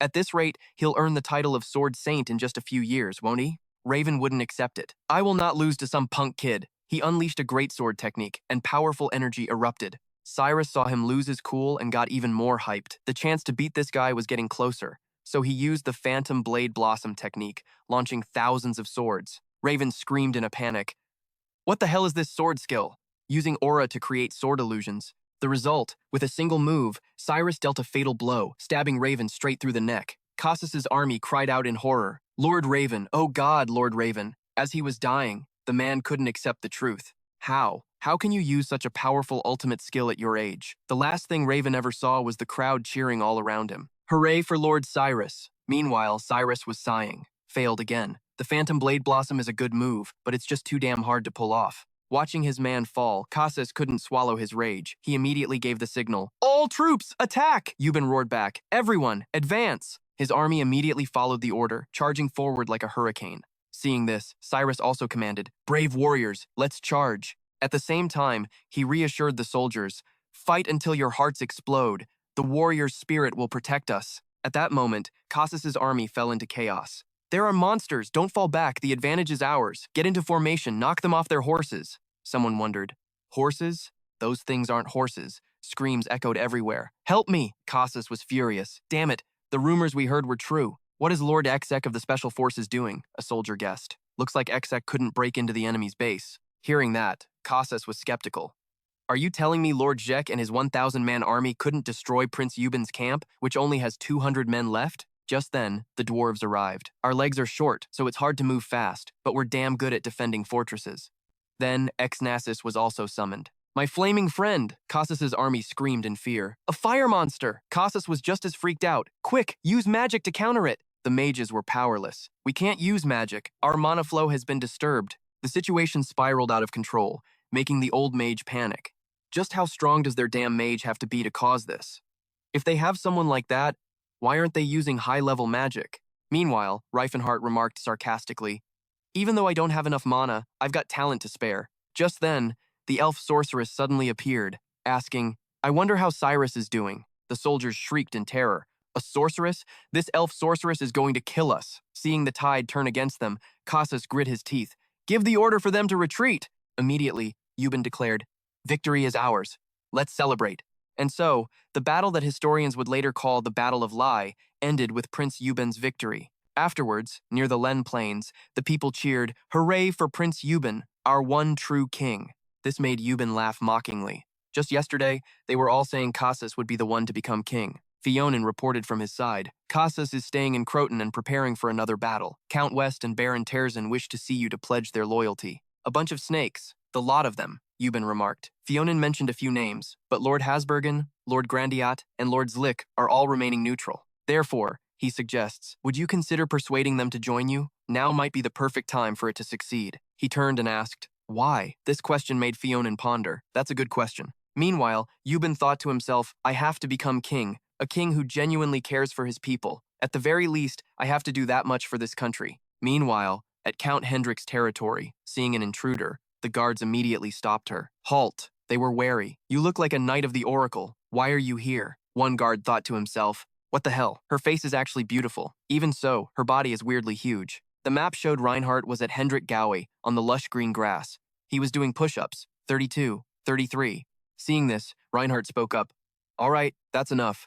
We'll let your arm muscles rest. Switch to squats. You could tell just by looking at Silen. Thanks to his contributions in the last battle, Prince Yuban's army started calling him the young saint. The fact that someone so young could be brave enough to cross a battlefield while healing people left a deep impression on everyone. Silen panted, his eyes flashing with determination as he said decisively, I understand. Squats, Rifenhardt reminded him sternly. Hey, I told you to rest. Pushing yourself like this all the time is no good. Silen didn't care, trying to flex and show off his muscles. I want to get jacked as fast as possible, no matter what it takes. Then he looked to the side and asked curiously, but what's Cirrus doing here? Rifenhardt looked over too and replied, making friends, I guess.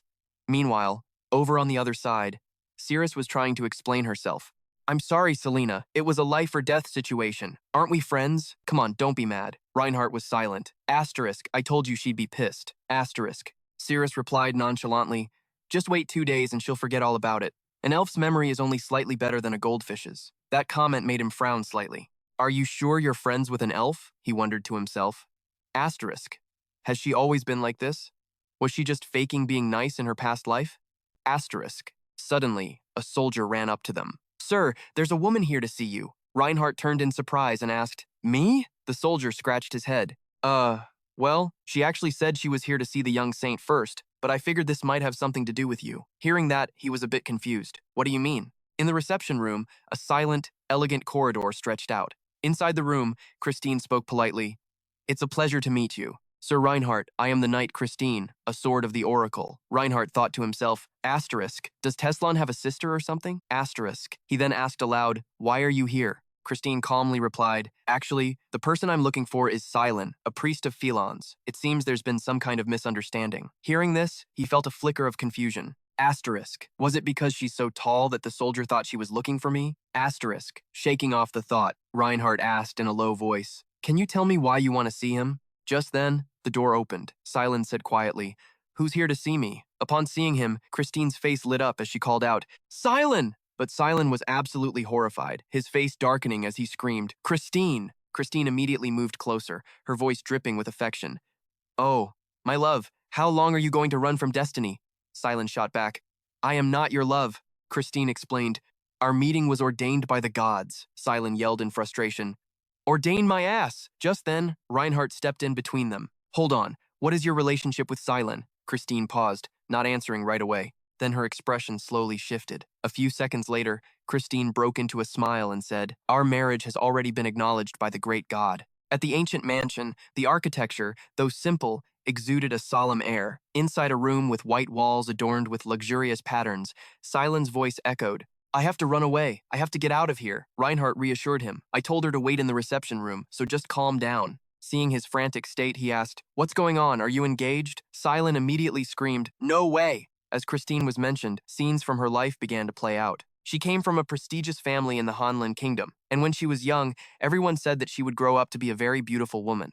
And she did become a very beautiful woman, but the problem was, she also grew to be incredibly tall. That was when the oracle's prophecy came down. She is the daughter of a god. She will become the sword of the god and the mother of a great warrior. Fate will lead her to the man of the sun. The Holy Church of the Oracle granted her the title of knight and told her to go out and experience the world. One day, she was sent to the Vasily kingdom as the sword of the church, and that's where she met her destiny, Silen. Because Silen, who cared for the wounded soldiers on the battlefield, was the perfect image of a man in Christine's eyes. And so, Christine fell in love at first sight. She made a declaration as soon as she returned to the Holy Church of the Oracle. She announced boldly, the prophecy has finally come true. I have found the father of the future great warrior.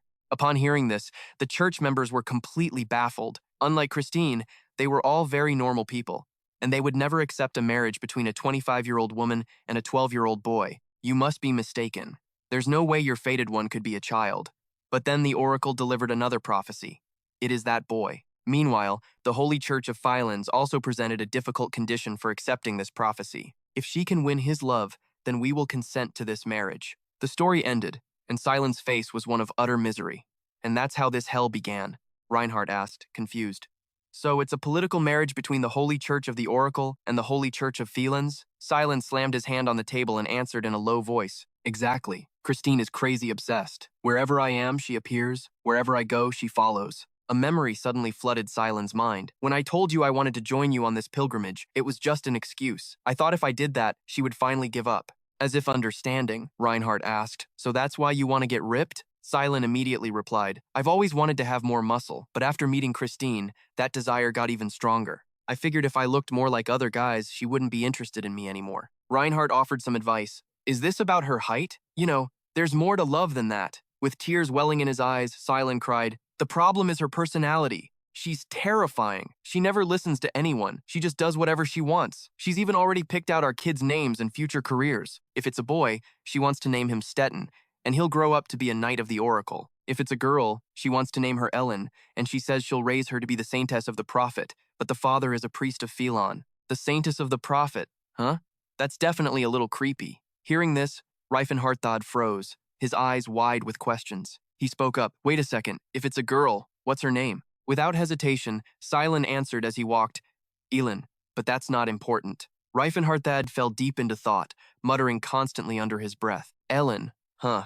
As a memory washed over his mind, the color drained from his face. Rifenhardt's gaze fell on Silen. He's the father of Saintess Ellen? He looked at me, completely clueless. Saintess Ellen, in her magnificent robes, began to speak. The vile dwarf demon who worships the god of darkness has been executed in the light of justice. To give you some background on Ellen, she was the priestess of the prophet and one of the 5 strongest warriors on the continent who fought against the demon king Rifenhardt. She even had the ability to resurrect the dead, a power that surpassed even that of the high priest. And in the end, it was at Ellen's hands that Malin died. The shocking memories flooded his mind. That nightmarish woman, she tortured me in my past life. Not only was she a master fighter, but she could bless an army of 10,000, turning ordinary soldiers into berserkers. Her blessing could make a 3-year-old strong enough to kill a fully armored knight. A question now spun in Rifenhardt's head. Is that disgusting woman really Silen's daughter? His face was a mask of pure terror.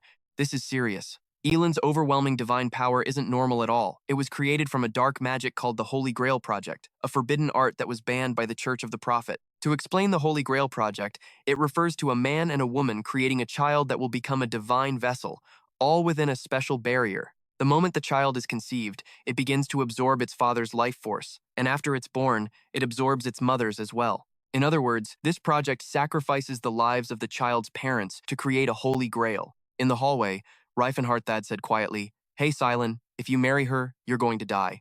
Silen replied, You mean once you get married, your old life is pretty much over, right? He didn't answer right away, thinking to himself, He's definitely Saintess Ellen's father. Now I get why he was so strong, but I never once heard his name in the future I knew.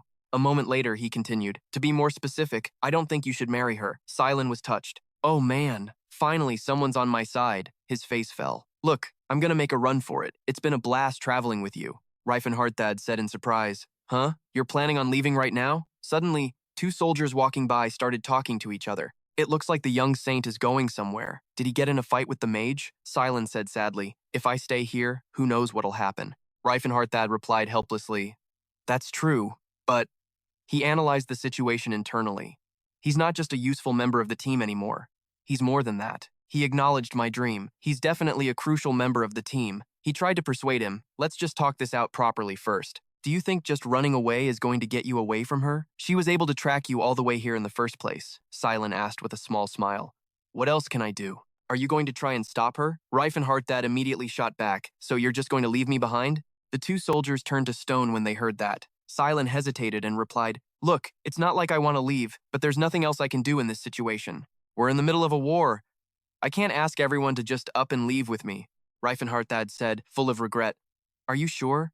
You could try to convince her that following you like this will only make you hate her more. Silen replied, If talking actually worked, I wouldn't have had to leave the Church of Phylon in the first place. The 2 soldiers blushed bright red and gasped. Oh my God, this atmosphere. Suddenly, Christine appeared out of nowhere, calling Silen's name. She had a manic smile on her face, Were you just about to leave? Then let's hurry back and get married. Christine blushed, her smile becoming possessive. Silent, let's go home, darling. We'll live happily ever after. We'll have 1 or 2 kids, a boy and a girl. Silent screamed in terror. I already said no. I really don't want to. She just giggled, looking at him. What's there to be shy about? Rifenhardt watched them, feeling helpless, thinking, she's not even listening to him. He decided to ask, hey, what do you like so much about Silent? Anyway, Christine said smugly.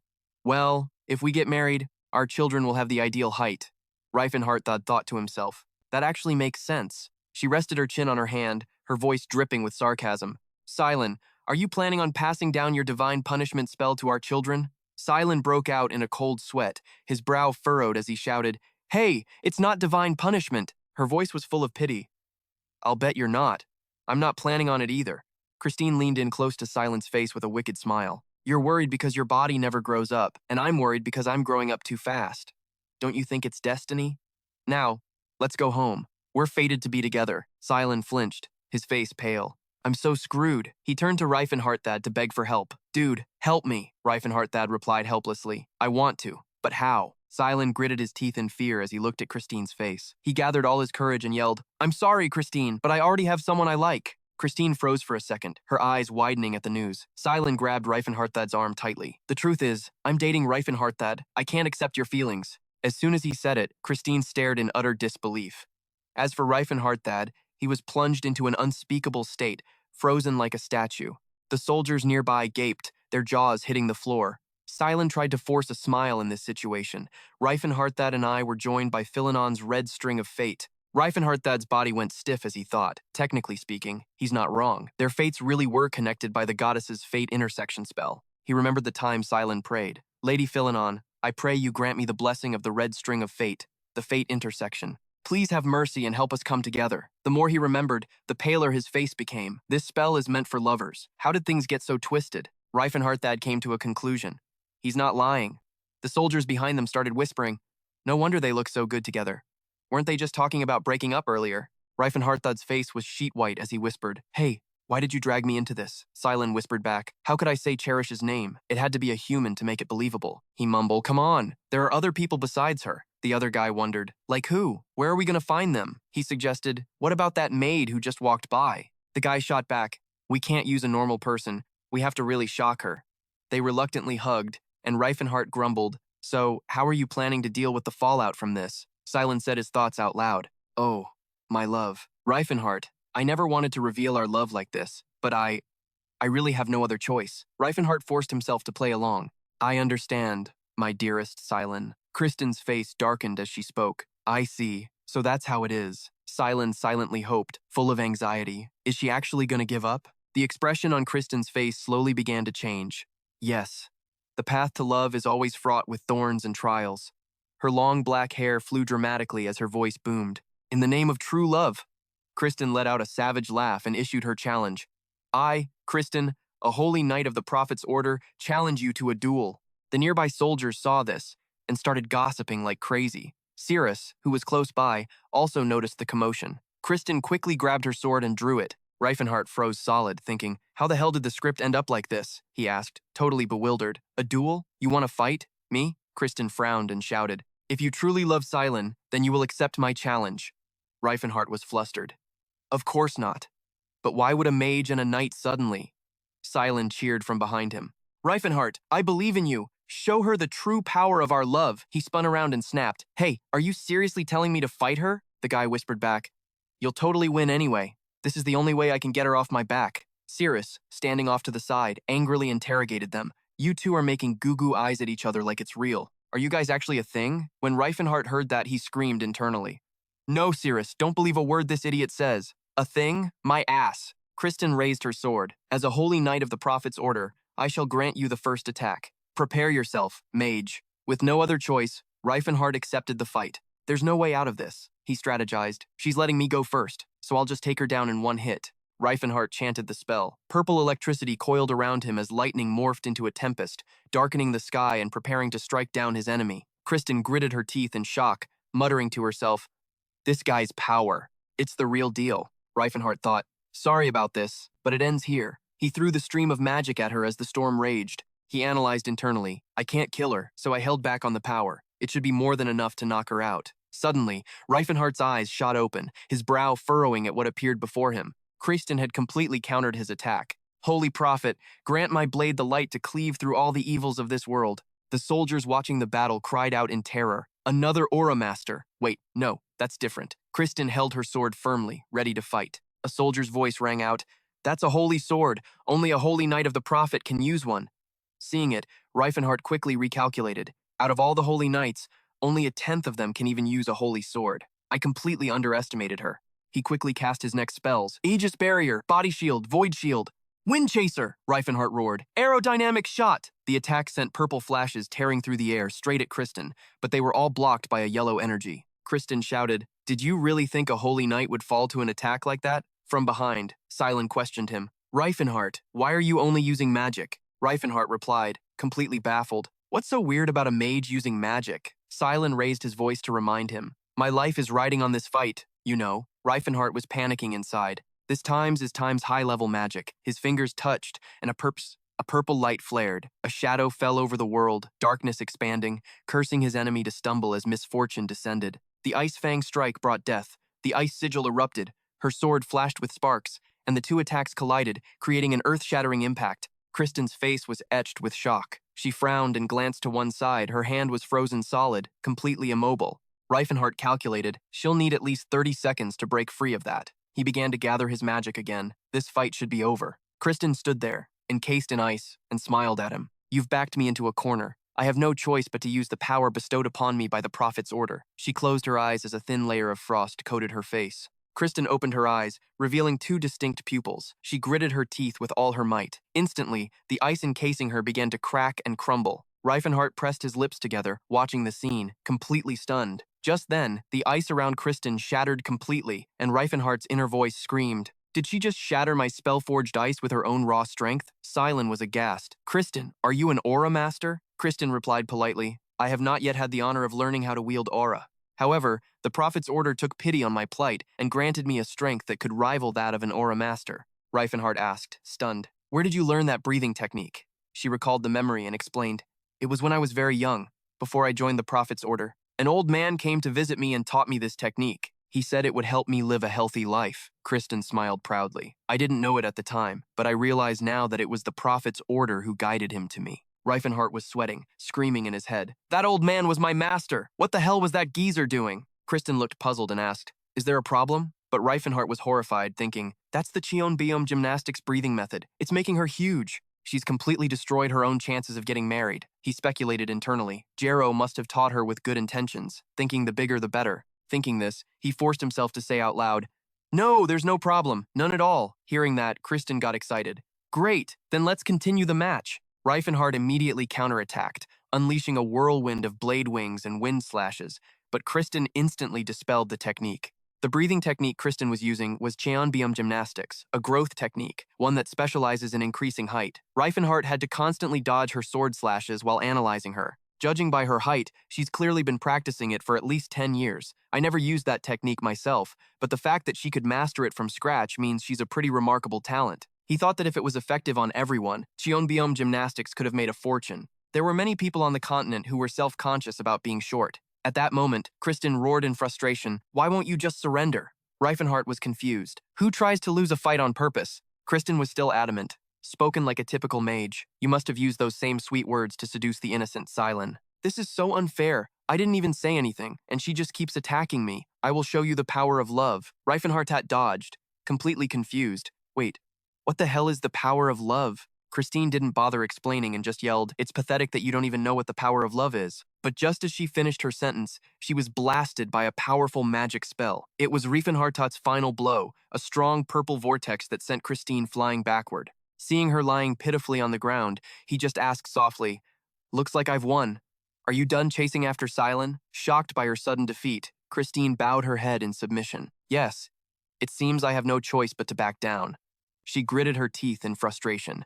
Silent, I'm too weak right now to save you from this villain. It makes my blood boil just thinking about you willingly being a toy for a brute like him. Hey, don't say weird crap like that. Then he looked up at Rifenhardt and said, We have a spiritual connection, don't we? But Rifenhardt shot him down. I have no connection with you whatsoever. Silence snapped back, annoyed. We're so close to pulling this off. Are you trying to ruin everything? Just play along. He threw an arm over his shoulder and denied it through tears. That's right, our delicate Silent. Underneath, Silent was still whispering instructions. Don't cry, now smile. This whole act made Christine burst into tears and run away. I swear I'll come back and save you, Silent. Now, only the two of them were left as a cold wind blew past. Rifenhardt asked, So, how are you going to deal with this later? Silent replied calmly, We'll cross that bridge when we come to it. The next day, at the grand and ancient palace, they still came up with nothing. What a pain. So, that's how it is. Everyone in the banquet hall was gossiping. Lord Rifenhardt and the high priest. I mean, it's unexpected, but they're a match made in heaven. They really have a type. However, the rumor actually had a positive effect. The Demeti came over to talk, so our benefactor has that kind of preference. The man next to him replied, That's right, Demeti Knight.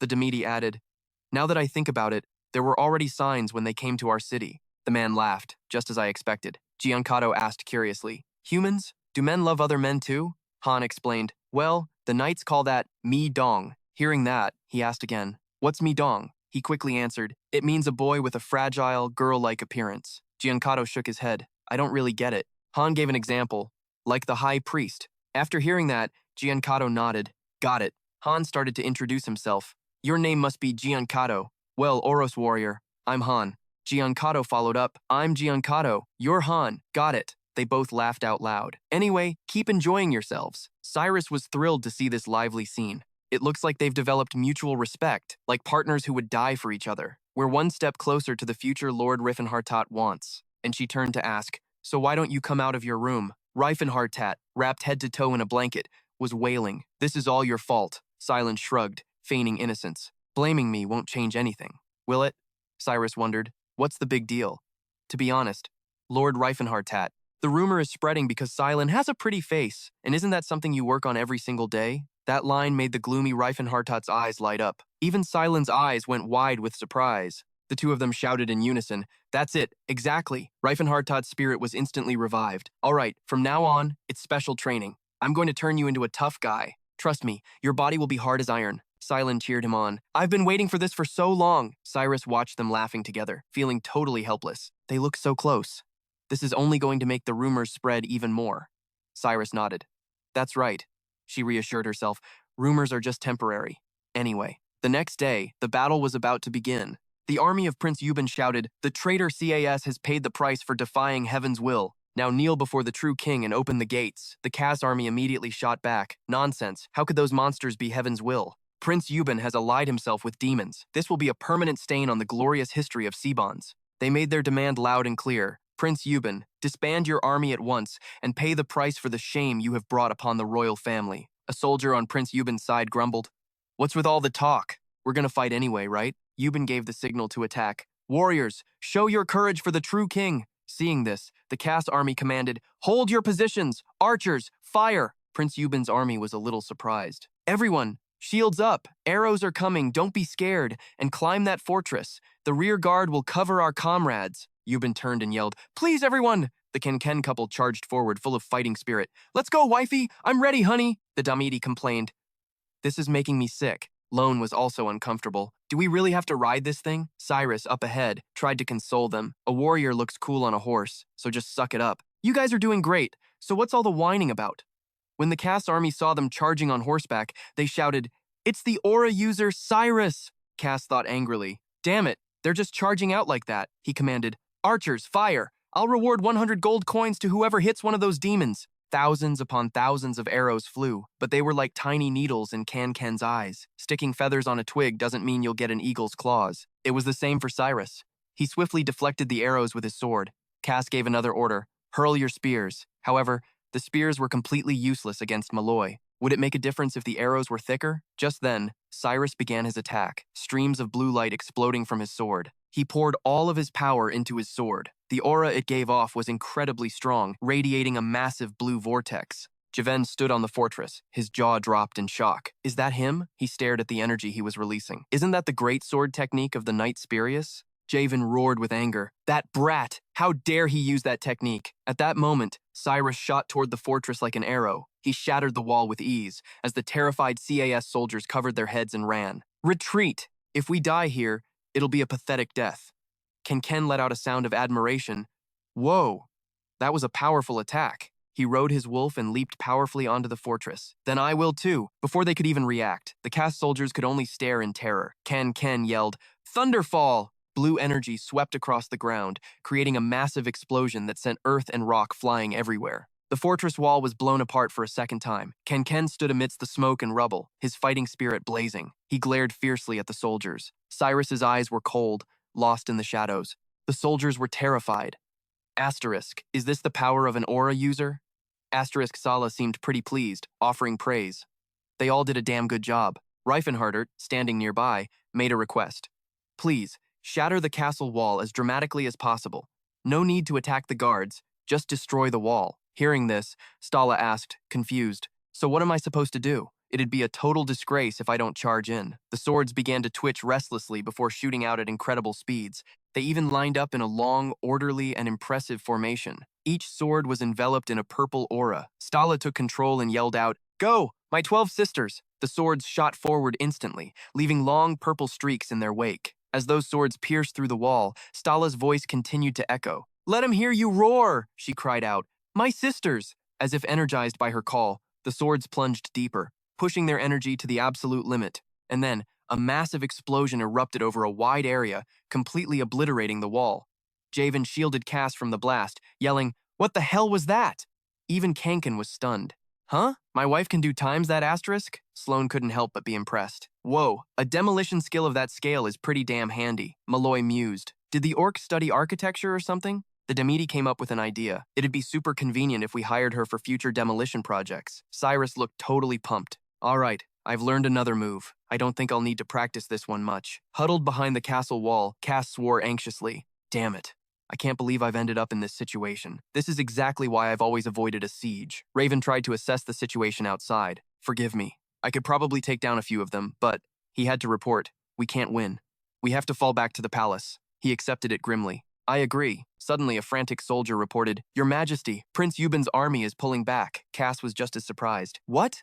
He stood up to get a better look, wondering to himself, Asterisk. They had this victory in the bag. So why are they retreating? Asterisk. Suddenly, a voice called up from below. You goddamn traitor. Your worthless life is already in Prince Yuban's hands, Cass thought to himself. Asterisk. What the hell are you planning? Asterisk. Below, one of Prince Yuban's soldiers spoke bluntly. I'm sure you realize we have more than enough power to take this city if we wanted. Then, the soldier demanded angrily, But how could we possibly harm innocent civilians? If you truly care about your people, then raise the white flag and surrender to our judgment. Cass bitterly understood their plan. Asterisk, I see. He wants to make me the villain. Asterisk. His voice trembled slightly. Asterisk. A clever tactic. Asterisk. His mind was a mess as he wondered. Asterisk. What kind of twisted strategist came up with this scheme? Asterisk. Rifenhardt remarked. Cass isn't the type of guy to keep fighting after hearing something like that. Yuban laughed in praise. You're a sharp one. Looks like we've already won this war, Fionn announced. Let's head back to Viscount Jiren's estate. We've shown them the massive power gap between us. I'm sure they'll surrender soon. No need for any more pointless bloodshed. That night in Fernando's palace, he held a meeting following the morning's failed battle. Fernando, looking worried, turned and asked, What do you think? Cass, is there any way for us to turn the tables? A subordinate offered his opinion. I don't know what kind of dirty tricks those lowlifes used, but they were actually strong enough to fight against aura users. Cass gritted his teeth. I don't even know where the hell they crawled out from. The subordinate then suggested, But they're so arrogant that they decided not to lay siege to the capital. Why don't we also pull back and prepare for the next opportunity? Cass flatly refused. No, they already have both the seal and the crown. He was tormented by the thought of the outcome. If we leave the cathedral, Prince Yuban will be appointed. The moment they take the capital is the moment we lose. Someone else wondered, why don't we ask Zeppelin or the Vasily Kingdom for aid? Cass shot back. You want to ask another nation for help to fight this time's war? Even if we won by doing that, the Groven Kingdom would just collapse anyway. Hearing this, the man couldn't hide his anger. But if this keeps up, the only thing collapsing will be Your Majesty's head. Everyone at the discussion table hung their heads, not knowing what to say. It seemed like everyone had completely lost hope. Cass could see their selfishness. Asterisk. They're only worried about themselves. Asterisk, he thought. He glanced at his own relatives and thought, Asterisk. Even my father and grandfather agree with them. Asterisk. Suddenly, someone slammed their fist on the table in a fit of rage and said, "Just assassinate that sicko prince and get it over with." Cass replied, "We've already tried that so many times." Fernando spoke up, asking, "What do you think, Sir Raven? You're an aura user. Can't you do it?" Raven explained, "No matter how much of a sicko he is, he still carries His Majesty's blood. As a knight, I cannot commit such a brutal act." Off to the side, a very suspicious-looking group of people were whispering amongst themselves. Suddenly, Javen offered his opinion, "But I agree with the assassination idea." His face filled with killing intent. "Instead of Prince Euban," he said, revealing the target. "The target should be that mysterious mage, Rifenhardt." Meanwhile, Prince Euban's army left Hendricktown and set up camp on the outskirts of the capital, on Viscount Jirin's lands. There was just enough flat ground for the entire army to pitch their tents, and its proximity to the forest and a river made it an ideal campsite. That evening, a celebratory banquet was held in Viscount Jirin's mansion. A voice rang out, "A toast to all those who have contributed to building our future kingdom. Thanks to all of you, we achieved victory. Let's celebrate." And so they raised their glasses with joy for the one true king. Rifenhardt watched this and thought to himself, "Events like this are crucial for maintaining harmony with the neutral nobles." Euban, however, was confused. "I don't get why we have to toast them when they didn't do a damn thing." Rifenhardt replied instantly, "That is precisely why we should be toasting them." He raised his glass, thinking, "It'll erase any jealousy and hatred towards the other races if we include them in this victory." He then joined the party. Only fools celebrate just with those who fought. A truly wise person looks at the bigger picture. Without the resources provided by everyone and these elite knights, how could we possibly have won? The others who heard this were overjoyed and filled with admiration. "We're humbled to hear you say that. You really know your stuff when it comes to war. You're seriously smart." Euban also praised him silently. He's got great political skills, even for a mage. I could learn a thing or two from him. Theon also came over to congratulate him. "You've got some pretty good diplomatic skills for someone so young," Rifenhardt chuckled. "You're flattering me." Elsewhere, Silen was introducing Han to Kankin, model. "Lord Kankin, this is Viscount Honorable. He is quite famous in the Groven Kingdom. Viscount Han, this is the chieftain of the Blue Bear tribe, Lord Kankin." Han looked up. "It's a great pleasure to meet you. I am Honorable." Kankin greeted him back. "A pleasure. I am Kankin." After hearing him, Han exclaimed, "Damn, you speak the common tongue pretty fluently, don't you?" Kankin held up the communication necklace. "My brother Rifenhardt gave me this very useful little thing." Hanton laughed loudly. "It's good that we can understand each other so easily." He lavished praise. "Your servant is quite brave, you know. Not like most orcs." Then Stala joined the conversation. "This is what a real orc is. We have always respected warriors and despised the weak and cowardly." Hun replied in a low voice, "You are too kind. I am nothing compared to someone like you who can use aura, my lady." Kankin felt a surge of displeasure. "Not like most orcs. That little punk doesn't even look like a warrior at all." Stala immediately snapped. "See? I knew they'd spout some crap like that. Just drink." Rifenhardt spoke up to comfort her. "Don't expect anything from humans. Just let those words blow past you like the wind. This is all for the sake of saving the other races." He glanced at Kankin and thought, "This is a pretty good start. They don't need to understand each other, but at least they'll acknowledge each other. Over time, I'm sure humans will get used to other races integrating as equals. In my past life, everything fell apart when I tried to handle it all by myself, but now, I'll try to put more faith in them." Silen is doing a great job. He's going around introducing everyone at the party. "This is Mr. Cardamity. He's one of the most elite warriors from the Great Forge." The man with the ponytail asked, "Are you the hero who took down the TF Knight?" Cardamity replied, "Just got lucky. Let's have a drink." Rifenhardt observed each person at the party.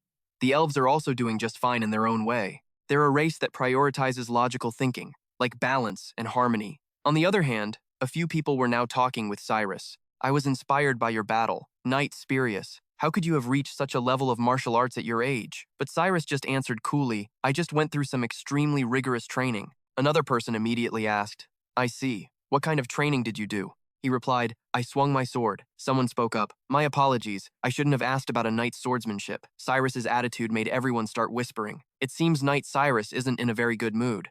Does he hate parties? I guess that makes sense. After all, a martial artist should be holding a sword, not a glass. I've also heard that dozens of aura users are extremely sensitive. Rifenhardt wondered to himself, why is he so introverted? At least people aren't taking it negatively. Then he walked out of the room. The real problems will arise after this war. After Euban was appointed king, Rifenhardt walked down the hallway, looking around. Where the hell is Silen? Suddenly, he heard a sound. A person in a black cloak had been standing there waiting for him for who knows how long. Rifenhardt frowned, a little wary. I couldn't feel his presence at all, which means he's either a ghost or, he secretly surmised, an aura user who has mastered the skill of erasing his own presence. Just then, the person in the black cloak spoke, "Forgive me, mage, this is all for the future of the kingdom." In his hand, he held a longsword. Rifenhardt frowned with tension. "I can't feel his presence, which means he's a ghost, or," he guessed, "an aura user who has mastered the skill of erasing their own presence." The man said, "Forgive me, mage, this is all for the future of the kingdom." The moment he saw his opponent's face, Rifenhardt was startled. "Spirius!" The guy lunged at him unexpectedly. The sword then collided with his arm. Rifenhardt's arm didn't have a single scratch.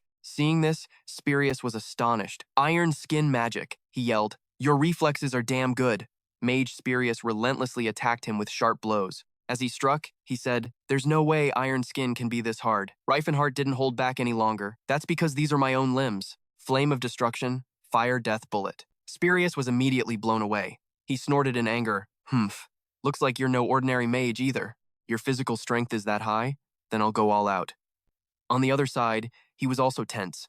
Shit, I should have considered that I'd become a target myself. What's Teslan's tiny brain supposed to do now? Dodge? On the other side, Spirius had already rushed towards Rifenhardt, hard at. So he made a decision. There was no other choice. A direct punch slammed straight into Spirius. The guy was stunned, his face pale. This fighting style. "You're a close combat mage?" Inside, Rifenhardt was calculating. That should be enough to convince him I'm just a close combat mage, as long as I don't touch my aura. Spirius stepped back and said, "Not too surprising with a physique like yours," he warned. "There are 6 aura users in this mansion. All of them will rush here." Once he realized what was happening, Spirius continued his relentless assault. "You think you can survive until then?" Seeing his opponent showed no signs of backing down, Rifenhardt thought, "How long can I last if I don't use my aura?" On the other side, he immediately attacked with all his might. "I'll finish you in one strike." Just like that, the attack shot straight towards Rifenhardt's body. Spirius's eyes widened in utter shock. There was only a scratch on his shoulder, and his sleeve was torn to shreds. "What kind of physique is this?" Rifenhardt said. "I guess I wouldn't have been able to block that without my guardian shield." Spirius stepped back warily. "His body is strangely solid. Is that also the effect of magic? But it doesn't matter." He continued to attack Rifenhardt relentlessly. The ground and rocks around them were shaken loose and sent flying. He jumped up to dodge the attack. Rifenhardt spun around, moving behind the guy, then landed safely on the ground. With muscles bulging, Rifenhardt raised a fist towards Spirius. Just as the guy was about to attack, he was blocked by an elbow strike from him. Spirius still tried to resist, gripping the sword in his hand tightly. A light flashed, and magic surged between the two of them. The guy cried out in shock at the sight before him. "This is..." Rifenhardt's entire body began to glow. Spirius exclaimed, "Aura!" He smiled and said, "Things never seem to go the way I want them to, do they?" Rifenhardt laughed coldly. "How the hell are you supposed to beat an aura user without using aura? I'm not making that mistake ever again." Spirius on the other side was now terrified. "Golden aura." Quote, "You're Jarazda's successor? Unbelievable. The Martial King's successor is a mage. So you're the next Martial King." Rifenhardt replied, "Life is full of surprises. You, of all people, shouldn't be surprised by something like this." When the guy heard that, he started fuming. "I actually felt guilty about having to assassinate a mage, but I guess I can throw that feeling away now." Hearing this, he just smiled, his body flaring with magic as he lunged. Spirius felt the immense pressure coming from Rifen and grit his teeth. Favorite student. He raised his sword high, gathering his aura. Then, with a powerful blow, the earth and stone around them shattered, flying up into the air. A pillar of pure aura pierced through the building, shooting straight into the sky. At that exact moment, Rifen charged. Spirius swung his sword down, launching his own attack forward. The two auras instantly collided, creating a massive explosion. Spirius leaped onto a wall. "How ironic. So you finally have to show your true nature." Rifen landed on another wall nearby. "You're the one who started all this." The two then lunged at each other. "I'll completely erase you from existence." He quickly launched his own attack. And just like that, another deafening explosion rocked the top of the building. But then, something suddenly appeared right in front of Spirius, making him flinch. Rifen slammed a powerful kick straight into his body. Before Spirius could even react, he coughed up blood, taking the full force of the blow. The soldiers below grew anxious seeing the commotion. "What the hell is going on up there?" Rifen let out a roar and attacked with all his might. He unleashed a spinning throw, sending the guy flying. Spirius was slammed straight into a nearby wall. The stonework buckled and then crumbled around him. He lay flat on the ground, completely immobilized. Spirius struggled to speak. "Looks like the assassination mission was a failure." He scowled. "I'm the last remaining aura user on Cass's side. If I die too." Just then, Rifen dove down from above. Another massive explosion erupted, sending debris flying in every direction. Spirius was killed instantly by the blow. Through the haze of dust and smoke, Rifen slowly emerged, his powerful body completely unscathed. The soldiers watched in utter astonishment. That aura, it's the golden aura. His whole body was now radiating a brilliant golden light. The light of Jorat. I get it now. I've heard the rumors about him. They began to cheer excitedly. The Martial King! It's Martial King Rifen! The others were stunned. Wait, nobody knew our savior was an aura user? He said he wanted to keep his identity a secret. Hearing that, the old man chuckled. Oh, is that so? I just figured he was trying to hide that ridiculously buff body of his. Yuben cried out in shock. Oh my god, are you telling me he's the Martial King? He added, the heir to the invincible body isn't just someone who can use aura, it's someone who can never be broken. His expression was also a bit flustered. Well, obviously, if you're weak and have the invincible body, you're pretty much screwed. Meanwhile, the cheering around them grew louder. Martial King, Martial King, Rifenhardt thought to himself. Asterisk, I tried to hide it because I knew this is exactly how they'd react. What a pain. Asterisk. Elsewhere, news of Knight Spirius' death in battle spread like wildfire through the capital. Apparently, the one who killed Knight Spirius was the new Martial King. People gossiped. So, there's no shame in his death. Meanwhile, a troop of soldiers marched down the street. When you compare it to Knight Tesvo getting killed by a dwarf, I guess Knight Tesvo wasn't as great as the rumors made him out to be. Phi, beside Rifen, spoke up. So many people have witnessed the incredible talents of the other races, and yet they still look down on them, Rifen mused. They just don't want to admit it, that's all. And not wanting to admit something is different from looking down on them. Things are heading in the right direction. Before them stood a citadel. Croton had been unable to hold the main gate during the last battle, so Prince Uvo's army had easily advanced into the city. The majestic palace came into view. Cass's army had called for a temporary truce and was now holed up inside the castle. The main gate was emblazoned with the image of a powerful, crowned lion. Yuben looked toward it and spoke softly. I never thought I'd see this gate again, he mused. This is truly a surprise. It's been 3 days and they still haven't surrendered. Knowing Cass's personality, I never thought he'd act like this, Rifen spoke up. I'd wager it's because of his advisors. They'll listen to him obediently as long as he has the upper hand. But that's not the case anymore. Fonan, who was up ahead, turned back and said, Then we should attack. He suddenly cut in. I'll go on ahead. Fian heard this, shocked. Oh, you will? Fi, beside him, was also curious. I thought you wanted to conserve your strength, he answered.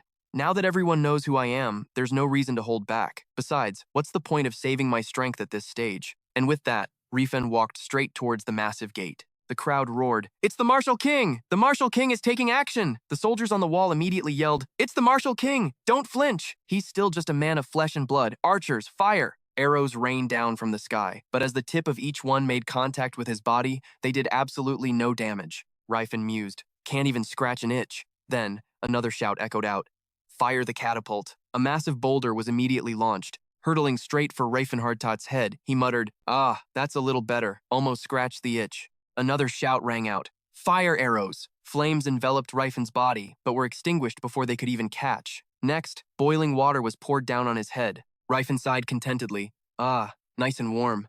The soldiers on the wall watched, their shock turning to terror. What the hell is he? He's a monster. Help us. At this point, he decided to stop playing around. Anyone who doesn't want to die, get away from this gate. Now. A golden light flared. The soldiers cried out in panic. The Martial King has an immortal body. He's coming. The invincible body is advancing. Martial King Rifen couldn't help but feel a little confused. Asterisk. What I'm doing right now is the exact same thing I did in my past life. So why is their reaction so different?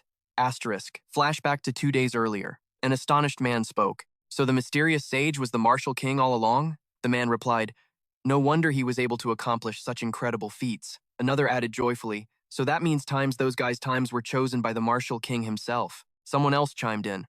I bet the Martial King has a plan to educate them so they can get used to living with us. Maybe they're completely different from the slaves we're used to. I'm so jealous of the dwarves. They were taught personally by the Martial King. He looked on, confused. Asterisk. I don't get it. Back when I was the Demon King, everyone said the slaves had become corrupted. Asterisk. The elf beside him answered, Well, people just see mages and warriors differently. Huh? She looked up at Rifen. Anyone can dream of being a warrior. Anyone can swing a sword. But magic. Only a select few can use it.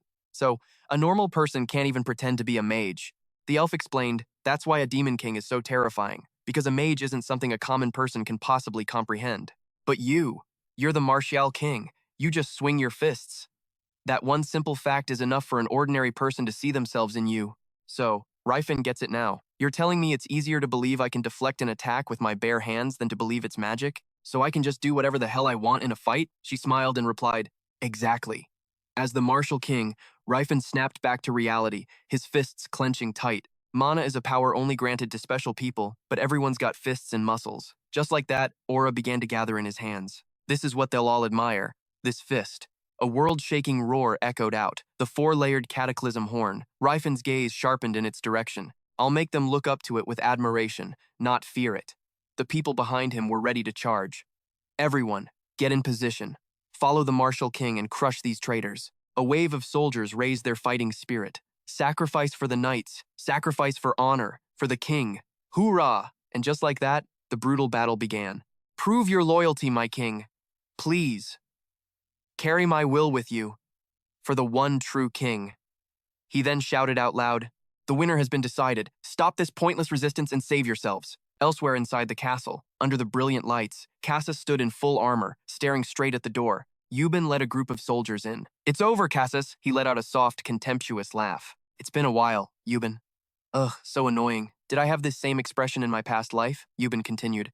Where are the others? Cassus answered, Father and the old man have been evacuated. We can't let our family line fall. Fionin reminded him, they've already been branded as traitors. There's no place for them to hide in this kingdom. Hearing this, Cassus smirked. They're headed for Chultan. We won't have the same power as before, but at least the royal bloodline will continue. That's good enough. Hearing that, he exclaimed, so they fled to Chultan, the Lantas of the Western Kan Kingdom? Euban asked. Why didn't you go with them? Cassus didn't answer, instead asking back, why do you think? With a serious expression, Prince Euban said, I see. If you had fled with them, a war would have broken out, so you'd rather die here than become a puppet king. Euban's heart stirred. Asterisk. Did he really put the people's well-being above his own? Even though he's my enemy, I have to respect him for that. And so, he said, then I will end this, just as you wish. Cassus didn't back down an inch, coldly pointing his sword forward. Not like the rumors at all. You're pretty damn decisive. So, who's gonna be the one to take my head? Euban immediately raised his shield and sword. Cousin, you may be a traitor, but you still have royal blood in your veins. I will take your life myself. Fionin spoke up from behind. Prince Euban, what are you saying? He reassured them. I know I'm no match for Cassus, but at the very least, I will prove that I have the courage worthy of a king. Euban then turned back to Rifen, who was behind him. It's a good thing I have an aura user at my back. Please, step in when you need to. Across from them, Cassus laughed defiantly. Come on, you useless piece of shit. Without hesitation, Euban charged forward. The screech of two swords clashing was ear-splitting. Following that, the two began to exchange a relentless flurry of attacks. The clash of their weapons rang out. Cassus roared. I heard you blew off your knight training to mess around with that dwarf bitch, but it turns out you were just hiding your true strength all along, Euban spoke as he attacked. Not really, I just never had a reason to use it. Just then, he raised his shield to block the attack. Fionin, on the other side, was stunned. How is Prince Euban this strong? Cassus was shocked as he fought back.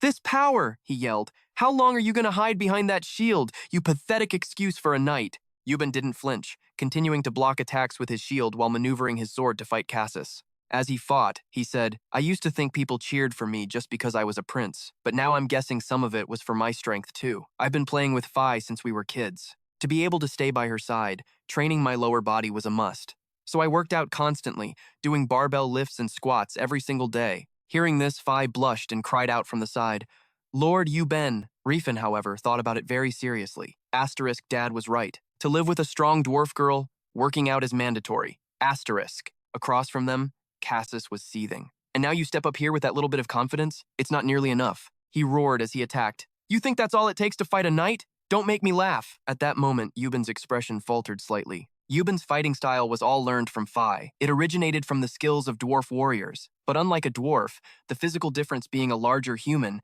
made it hard for him to use it effectively. So, Euban shot a pathetic look over at Rifen. He immediately responded, okay. Rifen then charged in. The prince is in danger. Seeing this, Cassus raged. You dare interfere in this sacred duel? And you have the gall to call yourself the revered martial king? He didn't care, and just rushed forward. The standards of my martial sect don't give a damn about honor. Hearing that, the man cursed in frustration. You bastard! Rifen's eyes widened as he instantly activated his aura and threw a punch. A flash of light erupted, and Cassus's face went numb with shock. Right after, A blinding light burst out, and from within it, agonizing screams echoed endlessly. It was so bright that the light could be seen even from outside the castle. Fionin squeezed his eyes shut, unable to see a thing. A moment later, he finally opened them and looked toward the source of the light. A large section of the stone floor there had been shattered, revealing the view outside. Dust and debris filled the air. Rifen's hand gripped the man's hair, and then he raised it high. "I have taken the head of the traitor, Cassus." Euban was still stunned by the sight, but then his gaze shifted, becoming filled with resolve. He slowly walked towards the throne up high. He took out a golden ring and said, "Bring his head out for all to see." With a sharp gaze, Euban then placed the crown upon his head.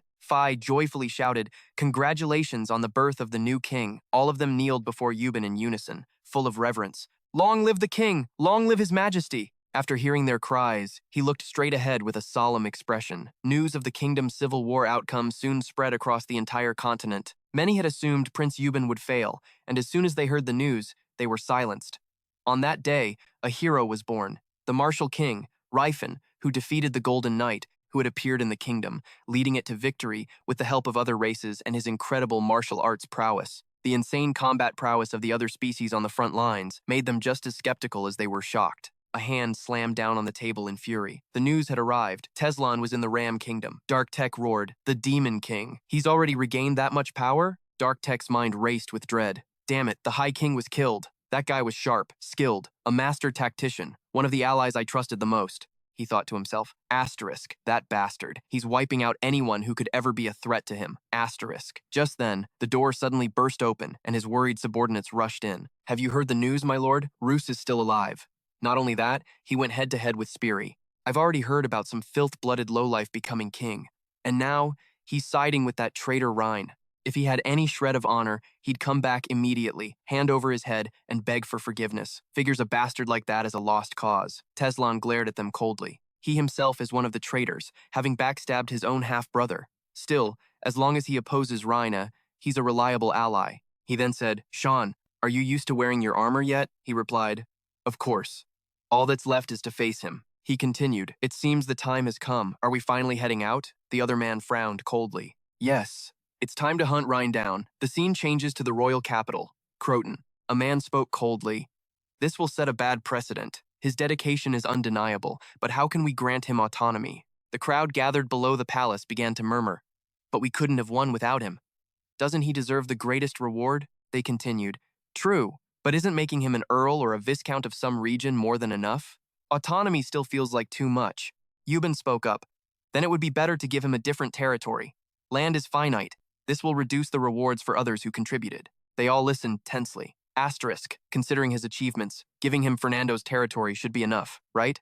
Asterisk, he thought. Asterisk, are they getting tight-lipped now that they know their own rewards will be cut? Asterisk. Then it's settled. There are no further issues. Euban then stood and bestowed upon the knight the title of Count, a territory, and the right of autonomy. From this day forward, his territory will be known as the Antares Prefecture, and at that moment, a new territory was established within the kingdom. The scene changes to the newly born Antares Prefecture. A detailed map appears. The largest region is Silver Mountain. The scene then shifts to a peaceful view, with sunlight streaming through a window. It's the window of a lavish, magnificent white room. Looking through it, the street below is deserted. Cassus lies quietly on the bed, fast asleep. He groggily opened his eyes, then shot up in shock. Cassus looked around, wondering, asterisk, what the hell is going on? I clearly remember fighting the Fist King, and then, asterisk. Suddenly, a maid appeared. "Oh, you're awake, sir?" He hesitated.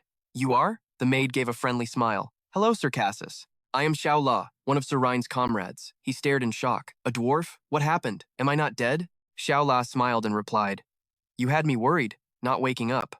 She continued, "Sir Rhine, honestly, he hit you so hard it took you a whole day to come to." Cassus was stunned. "He saved me? There's no way Prince Euban would ever allow that." She replied, "That's right. By all rights, your head should be on a pike in the capital square by now." She went on, "They beheaded a corpse that looked a lot like you and used magic to change its hair and eye color." He said, "I see, so not even Prince Euban knows I'm alive."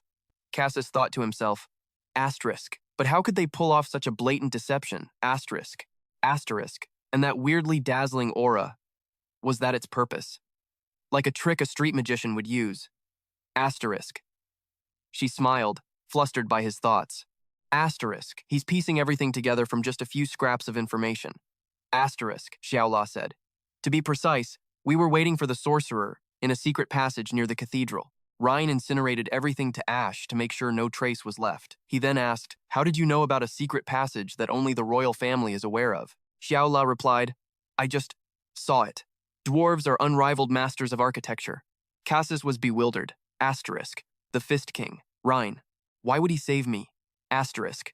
Then, it clicked. To get revenge on Prince Yuban? To sow discord among the nobility? Or is this a plot by some outside force? Xiaola spoke again. He said it would be a waste. Seeing his blank look, she explained, "He said it would be a waste for you to die." Xiaola then turned to leave. "Well then, please get some rest." He was confused. "Wait," Cassis called out, left alone and bewildered. "What is happening?" The scene shifts to the mountains in the west, once known as a viscounty, now part of the district. This place is too small to be called a proper country. An image of a magnificent castle appears. His younger brother approached, congratulating him on becoming emperor. His older brother, Rhine, walked over. "If you wanted, you could have been treated this way too." The younger brother replied, "But I could never be the king of a nation." He chuckled softly. "It's a bit embarrassing to even call this place a nation." His brother then made a suggestion. "Then why don't we demand more land? If you made a request to the surrounding barons, there's no way they'd refuse." Rhine smiled. "But then we'd lose our autonomy. My problem right now isn't the size of the land, but having a domain that is recognized as autonomous by royal authority," he continued. "We can acquire land slowly. Isn't that what territorial wars are all about?" Suddenly, a voice called from outside, "Count! The dwarves have assembled in the auditorium." Rhine said to him, "We should go." He replied, "Yes, brother." Outside, everyone was gathered respectfully, bowing their heads to the ground before the White King. Rhine looked down at them, thinking, asterisk. So these are Viscount Genfin's former slaves. Asterisk. He said, "Rest assured, you are all free now. If you wish to leave, you may go at any time. Of course, you are also welcome to stay here," Rhine added, "but the mines belong to me." "No arguments," he said gently. "I will grant you the rights to mining, or I can give you freedom. True freedom is something you must seize with your own hands." Rhine continued, "I am giving you all full authority over the management of the mines. Mine the ore, forge weapons or armor, paying taxes and rent." Their faces went pale with shock as they looked up. "Once you guys save up enough money, you can use it to buy ownership of the mine. If you want to pay in installments, you can do it over 360 months. He smirked, looking down. "In return, all I'm asking for are the exclusive rights to trade all the gear you produce." The man bowed his head and said, "You truly are the savior we heard about. We thank you once again." Rifenhardt grinned confidently. "This place is kind of a dump compared to what it was, but even the current empire started out like this. Hell, wasn't it actually worse?" The men stared straight ahead with grim expressions, followed by the others, all in unanimous agreement. Even the elves didn't show any opposition. Rifenhardt continued, "Now, I'm buying you all some land." He pointed to the map. "From here to here belongs to the Nam Hung tribe." The man on the other side spoke up. "But isn't that land outside the county?" He replied, "Yeah, it is. But it's also outside the Groban kingdom." He smiled and said, "This mountain range never belonged to any nation on the continent in the first place. So from now on, wherever the Nam Hung tribe goes, that place will automatically become county territory." The man spoke up again, "But, man, this whole mountain range isn't contaminated, is it? If you go and recklessly pick a fight with the humans, they'll team up and hunt you down." Rifenhardt answered calmly, "Then we'll just fall back here. We're residents of the county. If other tribes invade, it'll be considered a border incursion." He began to analyze. "Whether the humans abandon you or not, the county will still protect all of you.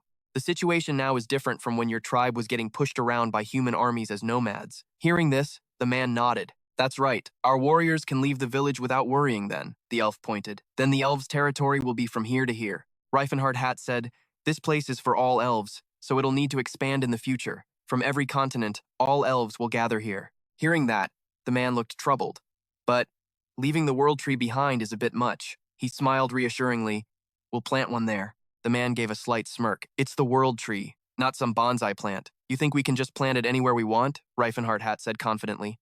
"Exactly. It's not a problem. As long as the seed is infused with the pure essence of the world tree, it can grow into a massive tree. And I know where its seed is. Before I regressed, I even linked the world trees together to weave a giant network. It's the most effective way to awaken the elves in a short amount of time." Rifenhardt analyzed the situation. The dwarves are more interested in what's underground, so the size of the territory doesn't really matter, right? The man replied, "It'll become a problem if our population grows, but for now, it's not." He continued, "As time goes on, the dwarves' main source of income will come from selling minerals and crafting items." But after hearing him, the man said, "The location is a bit of a letdown. Traveling back and forth to smelt iron is too difficult. It would be way better if we received territory adjacent to the mountain range, the elf said. For real, the distance is a problem, and the bureaucratic bullshit required to cross human lands is way too complicated, too. The protagonist smiled. That's exactly why I chose this piece of land. Because there's a dungeon here, on this mountain. They all looked at the map at once. Does it connect to Daiman through a spatial gate? He replied. Yep, of course. We'll have to brave the dungeon, activate the gate, and clear out the traps. With warriors from each tribe, it shouldn't be too hard. The man on the other side cheered, Let us do it. Savior, we'll take care of it. The elf also spoke up. But Savior, there's an empty strip of land running between the elf and orc territories. What's that for? He smiled and replied, I'm saving that spot for some people we haven't met yet, but we'll be meeting soon. Scene changed to a different location, northeast of the Glotton mountain range. Snow falls everywhere. Blue hair and long ears slowly come into view. She struggles to push onward through the blizzard. Cut to the Groban Kingdom. High mountains shrouded in clouds, flashes of light flicker endlessly inside a forest, where a tattered figure is walking. The two figures were complete opposites in that very same moment. Time skip to later. It's been 1 month since the war between the kingdom's heirs. A sword is stuck deep in the ground. Still, at that magnificent castle, Antares Castle, the endless sound of fighting rings out as two completely different figures clash weapons relentlessly. Cyrus yells, On the flank! Attack now! Tothit says, Bring it on! The shouting continues. Roos, my battle companion, is aiming for your shoulders! Cyrus immediately jumps back. It's tough to block even when you know its trajectory. I really need to get my sword sharpened. He also spoke up. Tothit, about your spirit weapon.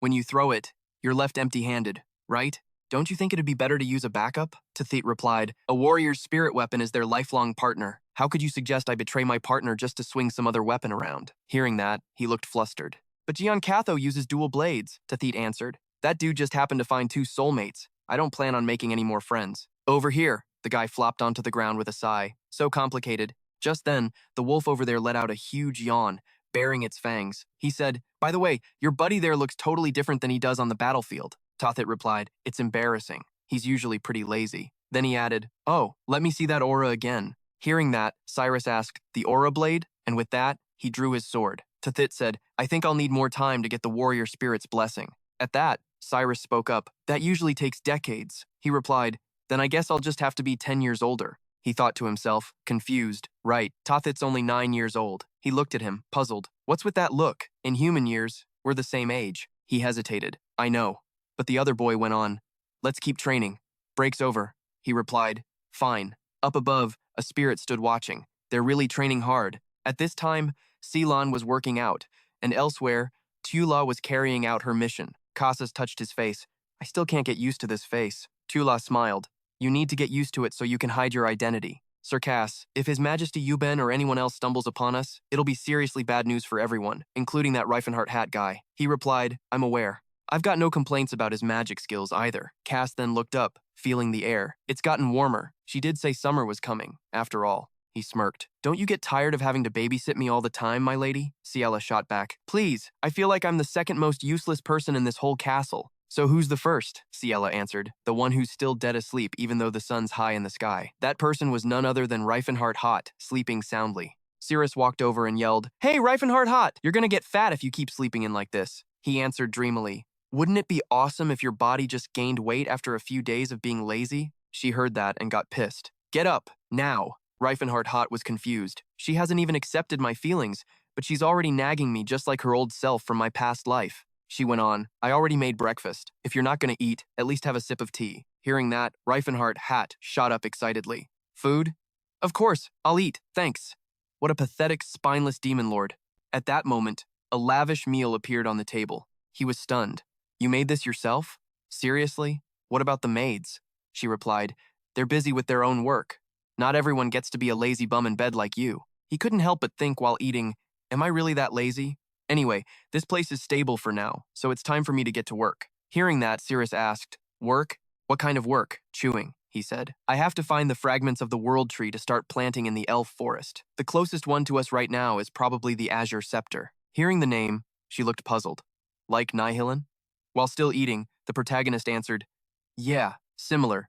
An ancient artifact that contains the essence of the world tree. After hearing that, she sighed. I really loved Nihilin. The protagonist looked up at Ceres. Sorry, I'll make you another one just like it in the future. Hearing this, she asked, you can make it yourself? Rifenhardt answered seriously, it won't be that hard if I have enough materials. I am a 10th circle Archmage. After all, she wasn't convinced. You sure don't look like one. He looked at his own hands and said, right, I forgot I still need to upgrade my mana. This body isn't suited for magic. I'm still only at the 7th circle. Then, an idea struck Rifenhardt. Can you get everyone together? We're leaving today, she added. I should probably tell you where we're going this time. Rifenhardt replied, the southwest of the Mato Plateau mountain range. There's a dungeon there called Kyotor that holds the Essence Scepter. At that, locations on the map began to connect.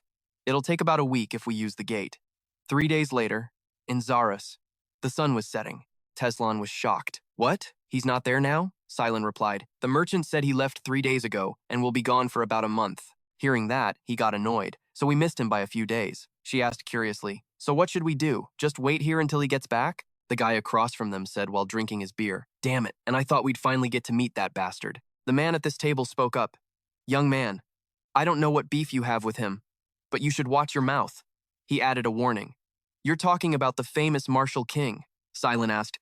He's from around here, isn't he? What's there to be scared of? The man smiled. It's not about being scared. The thing is, around here, he's the hero who stopped a civil war from breaking out in the kingdom. His followers are nothing like ordinary slaves. We believe their contributions to the kingdom's peace, under the title of knights, have been immense. He added, there are young people around here lately who practically worship the martial king. I'm just worried the things you're saying might start a fight. The guy got pissed hearing this. These damn rumors about him are making things difficult for us. This is bad. Just then, a voice called out, and they all looked up. You guys want to know where he is? A woman appeared. I am Kristen, a night oracle. Seems like everyone here sees the martial king as an enemy. They stared blankly at the woman. She was huge. The woman continued. Who knows where he's headed, but I can give you that information. Teslan didn't let his guard down. And I bet you want something in return, she replied. You bet I do. Let me travel with you. I need to kill that man. Teslan stood up immediately. We have no reason to refuse. An offer like that is everything we wanted. The woman across from him thought to herself, not that I want to, either. The scene shifts to 8 days after Rifenhardt's departure. South of the mountain range, inside a dungeon still covered in ice and snow. The battle against the monsters was relentless. There's its weak spot. Now's your chance, Cyrus. Got it, I'm on it. Left side. The monster on the other side opened its mouth and spewed something purple. He flinched and dodged the attack, just as expected. Perfect timing, too. Nearby, Rifenhardt was observing. Damn, they're good. They've already figured out the attack strategy. She smiled and turned back. This is a pretty good haul. Can I put it in my infinite bag? Before this, the protagonist had warned her, stop trying to steal stuff during the trip. Suddenly, a warning sound blared nonstop. A monster appeared, roaring loudly. It's time. It's about to enter phase 2. Get ready. After that, everything around them transformed, and the sky turned blood red. Current defense system uncontrollable. Shifting to phase 2. The chains were completely shattered. Seeing this, their faces paled. Holy crap. He's always right. Cyrus thought back for a moment. I heard he learned everything from his master.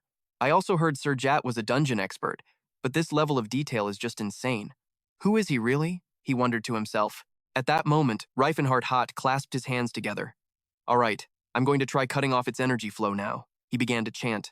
I am the ruler of mana, the raging spiritual current.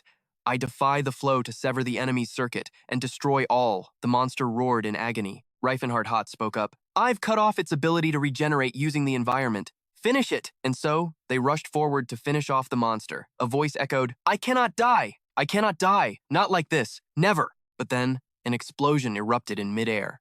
Rifenhardt was slightly startled. Shit. He propped himself up and said to them, why do they always play the victim when they're the ones who bully the weak in other dimensions? The girl ran over and asked if Rifenhardt was okay. He smiled and nodded, gently reassuring her. Then, she reached out and touched the ancient scepter. So this is the Azure Scepter, our new world tree. They continued on, crossing the great mountain range and descending to the plateau. Cirrus smiled and said, we found the Geron Essence Scepter. So, where to next? Rifenhardt smiled as he looked at the map. Not yet. There's still one more place nearby. She asked, where? He answered, this is the map my master gave me when I left the invincible body. Hearing that, Siri looked curious. Is it the location of the invincible body's treasure or something? He had said, I've prepared a small personal gift for you. This map marks the spot, so if you're ever nearby, be sure to drop by. Rifenhardt replied to Siri, I don't know. He didn't say what it was. It leads to Mount Pelum in the Matos Highlands, southwest of Santa Village, and the terrain is pretty flat. By then, the place was a complete wreck, with shattered rocks scattered all over the ground. Silent looked a bit dazed at the sight. Where is this? It looks like some huge training ground for knights. They assessed the place as they walked inside. Doesn't really look like a place to hide something. The energy is weird, but it's not a dungeon. Rifenhardt just reminded them, probably nothing to worry about. Let's just look around. As the group stood before the door, Rifenhardt's expression suddenly turned serious. Cyrus also glanced around warily. Everyone was pretty tense now. So Rifenhardt turned to them and said, "What are you so tense for? It's just the place where my master hid a gift for his favorite student." But then, a sudden tremor hit.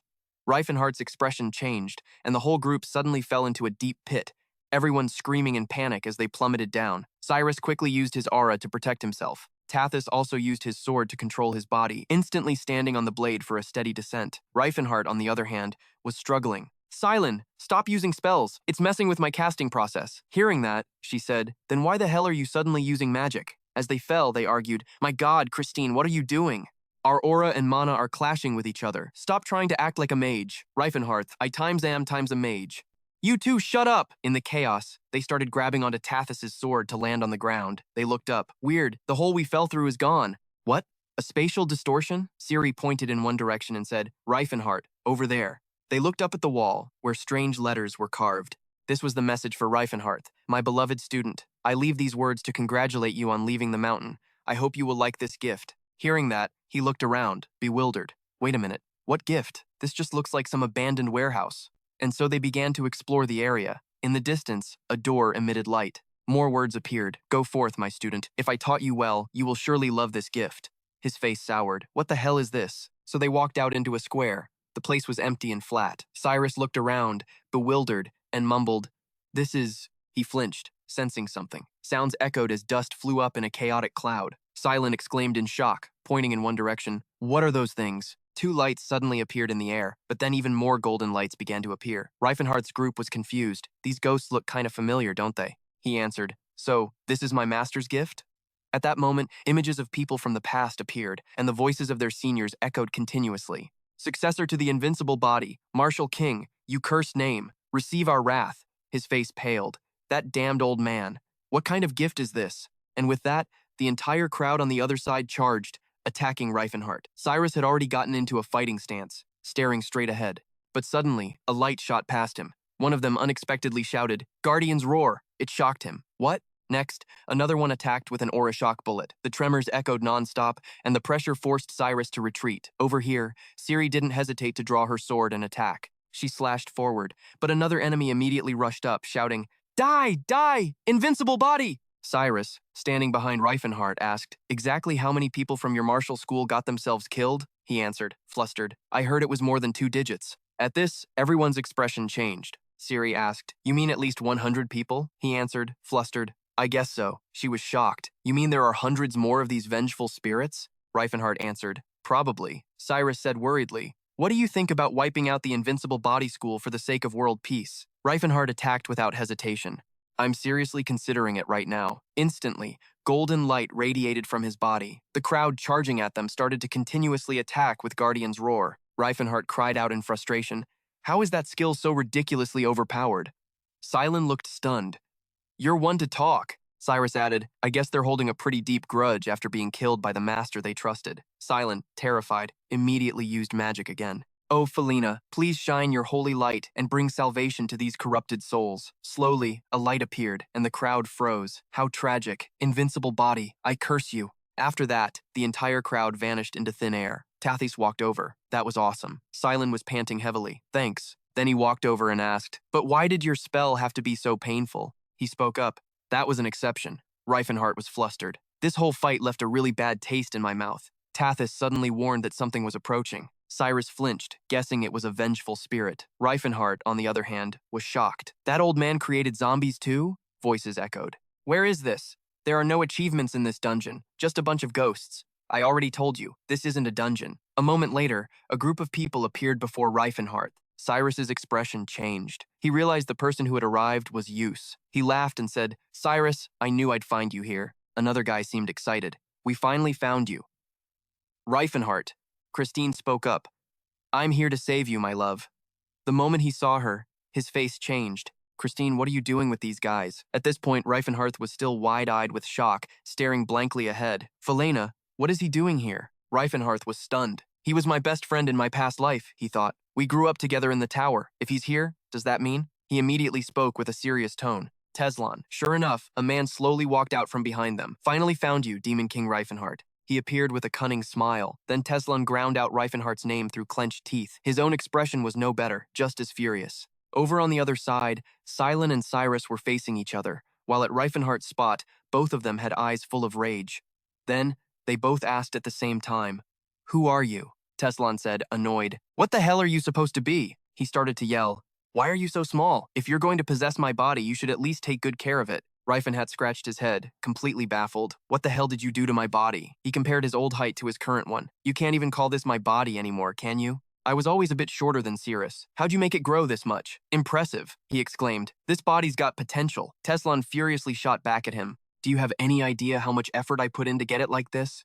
Rifenhardt flexed his muscles. "As if that thick skull of yours could ever understand. It took me over 10 minutes just to remember a basic spell. And you call this a brain? A damn monkey could calculate faster than this." The people nearby just stared, dumbfounded. "Are they childhood friends or something?" Teslan scowled. "We're not close enough to stand around chit-chatting like this. We finally meet again." "Marshal King Rifenhardt!" he roared. "I can't let this continent suffer because of you again. I'm going to kill you right here and bring justice to this world." When Silent asked if he knew him, Rifenhardt said no, just that he was an enemy. Teslan continued, "I never expected you to come looking for our master's gift. How touching. You can actually feel our master's sincerity?" he thought to himself. "You call this pile of traps sincerity from that old geezer? Truly the rightful heir of the invincible body." Rifenhardt said, "Glad he didn't turn out like him." Teslan laughed loudly. "Fate has brought us together. It's time to end this nightmare," Rifenhardt replied calmly. "You seem to suit my head better. You're more articulate than before." Hearing that, Teslan froze, clearly annoyed. Not to be outdone, Rifenhardt called out his name from across the way. They both took a step straight towards each other. He attacked without hesitation. "That's not my body anymore, don't hold back." Teslan laughed and charged forward. "I bet you're scared of destroying this body. And I'll get rid of that fear for you. By killing you." Neither of them wavered, their eyes locked. One with his fists, the other with his sword. They rushed at each other. An explosion immediately erupted in the space. Rifenhardt roared as he charged in to attack. "I'm summoning my aura now. Don't interfere in the Savior's battle." Meanwhile, on the other side, his body had transformed. "You're my #1 priority. I'll finally erase the shame of my entire clan." Cyrus activated his aura. "In my eyes, you are the stain on our clan. What happened to the brother I knew who respected the knight's oath?" He didn't reply, just roared, "Shut up and open your damn eyes!" Eldon screamed as he charged. "I'll show you the true sword of House Tennis." Elsewhere, Christine let out a twisted smile. "Silent, my love. I'll save you from that wicked villain this time." Cyrus quickly moved to block her. "I'm counting on you," Cyrus replied. "All right, my friend. Please protect this sword." Nearby, Phinia was still frantically trying to figure out how to help Stefan. Meanwhile, the other two were facing off. Or is hard countered by magic. "I'll strike that weakness first." She immediately charged forward and began to chant, "Atmosphere of hell, descend upon this earth, form spears to annihilate my foe, hell's spear." Silent didn't hesitate either. "Oh, Philenon, grant me holy blades to fight this dark magic." Immediately after, an explosion appeared in the sky. She stared in shock. "A high priest. Her holy power is incredible," Silent thought to himself. "We may have different roles, but I've still got a high priest on my side. She'll be easy enough to handle." "Oh, Philenon, please punish that woman." Immediately, Death Rain rapid fire shot out. Teslan dodged it easily. Pretty simple move. "Demon King, my Death Rain rapid fire is nothing like that." He smiled as he attacked. "Nice dodge. I thought a true master of the invincible body didn't dodge attacks." He laughed in reply. "I'm a little embarrassed myself, but this body is too weak to take a direct hit from a real technique like that." Rifenhardt yelled in frustration. "Impressive, seeing you so agile in my body. What's the point of just dodging forever?" He attacked without delay. Song of Destruction, Grand Blossom Strike, Ballad of Ruin, Radiation Impact. A barrage of spells shot out. Rifenhardt quickly threw up a defensive barrier. "Only 2 chants at once? I could chant 4 at once at your age." Teslan, enraged by the comment, yelled back, "What's with your speed? This aura shield is slow as a damn turtle." And so they fought, trading blows and insults. "Is that all you can manage with my brain?" He shot back. "I was about to say the same thing to you. You've taken my body and defiled it." The onlookers were just confused. What the hell are they talking about? Meanwhile, Rifenhardt began a spell. "I don't need much aura for magic of this level." I am the one who severs the flow of all things, an anomaly that disrupts the stream. Teslan was stunned. He can cast high-level magic like this? So that bastard Demon King can still chant spells even with my brain. Just then, blue pillars erupted from the ground, slamming into his attack. Rifenhardt thought to himself as he looked at his own body. Teslan was charging at him. He might be an idiot, but he's trained this body to be much stronger and more agile than it was before. On the other hand, I'm stuck with this useless body and have to suffer with this smooth, wrinkle-free brain. The thought made Rifenhardt grind his teeth in anger. He glanced over. If this fight drags on any longer, I'll be at a disadvantage with this half-wit brain. I need to end this fast. Teslan was also confused as they closed in on each other, when suddenly something flew through the air. Rifenhardt sensed something was off and grew cautious. Teslan just grinned smugly. You've fallen right into my trap. Right after, something sliced through the air towards him. A massive explosion erupted, and a blinding light obscured everything within. A long streak was seared into the ground. Debris rained down, clattering. Rifenhardt had taken a direct hit. He stared at his body in disbelief. Teslan laughed smugly, explaining, "Your body is too weak to use Aura Shield, so I used Aura Blade instead, converting all the aura into an attack." Rifenhardt was shocked. "My body was never talented with aura." Teslan smiled and continued his point. "Of course, this body could never keep up with the training of the invincible body. It's just like how you can use magic, even though my brain isn't good enough to chant spells." Brilliant streams of light enveloped his sword. "Don't forget who your enemy is, Martial King." Teslan pointed the sword straight ahead, his face cold. "I am the Martial King, Teslan." Teslan laughed provocatively. "Did you really think I couldn't do what you can do?" Rifenhardt shot back. "And here I thought, you and the Saintess were the strongest on the continent. I'm surprised." He smiled in reply. "It's a damn shame that one of those two strongest people is on your side. And who would have thought Cyrus would get kicked out of his family after causing such a huge scene?" He added, "I used to be his only friend, but it looks like he's made a lot more friends in this life." Rifenhardt replied. Cyrus, a little embarrassed, continued, "Still, we're not close enough to be chatting like this." Teslan answered as well. Felena looked confused, as if wondering if we were from the same homeland. "I guess that's not technically wrong, since we both come from the same future." He glared, "But we're definitely not friends." Then Teslan charged forward. "I've trained relentlessly to destroy you, Demon King Rifen. I will take your head right here and now." Instantly, Rifen charged without hesitation. "It's impressive that you've trained your body to that level, but do you really think that's enough to defeat me? Magic is useless against me." Teslan, completely unafraid, said, "That's right, magic alone isn't enough," he smirked. "But in a fight, aura isn't everything, and I'm about to prove it." The surrounding earth and rocks began to float as blinding lights appeared. Teslan said, "Awaken." Cyrus, watching this, was stunned. "I've seen that move plenty of times." He charged forward to attack. "You piece of scum, you don't even know the first thing about honor." Cyrus said, "So you know what honor is, yet you'd still stab your own brother in the back?" The man replied, "A guy like you doesn't deserve to be my brother," Cyrus calmly retorted. "Are you saying it's okay to stab someone in the back as long as they're not your brother?" Cyrus immediately charged. "I have no intention of acknowledging a garbage knight like you as my brother, either." Meanwhile, Cyrus attacked while saying, "My friend Selena, in the name of our friendship, heed my call." Christine began to feel something strange and was amazed. "What is this?" she yelled. "You're just a slave, so how can your skills be so powerful? Are you after Silen too?" She was stunned. Then Christine covered her face. "Oh my god, Silen, my little one is such a heartbreaker."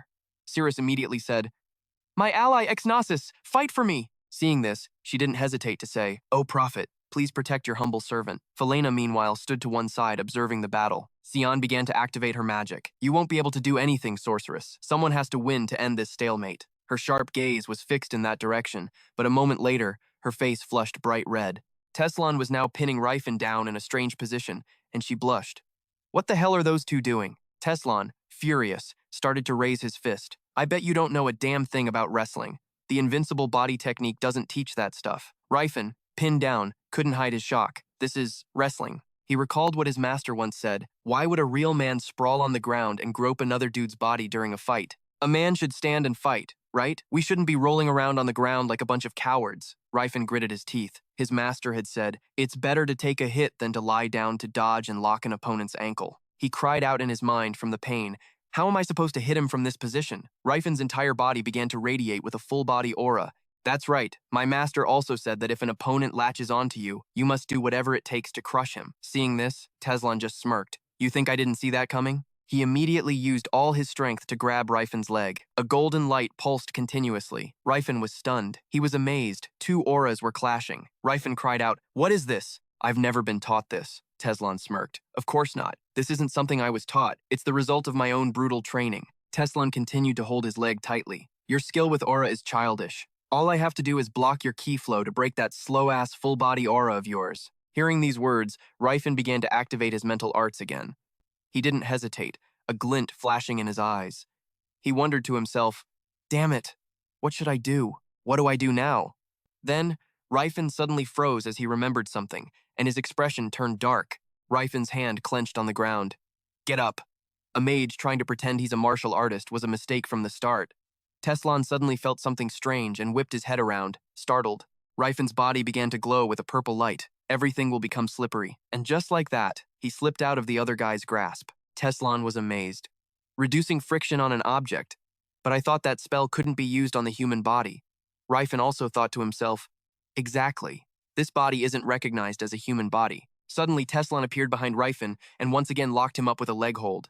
What the hell is this? He said. I learned a little jujutsu as a hobby, but I never thought I'd get a chance to practice it like this. Rifen again used his slipperiness spell to escape. Teslan immediately used Purify to break the magic, and the two went back and forth. It's so annoying that he can use magic too, Rifen yelled. Have you already forgotten our master's teachings? Why are you so obsessed with rolling around on the ground like a coward just to win, huh? Teslan, completely unfazed, said. In this era, I'm not the successor to the invincible body anymore. This little bit of shame is nothing compared to peace for the entire continent. What's with that dumbfounded look? Saying that while you've got someone's arm clamped between your thighs isn't very convincing, Teslan shouted. That's because you know nothing about martial arts. This is actually a very advanced technique.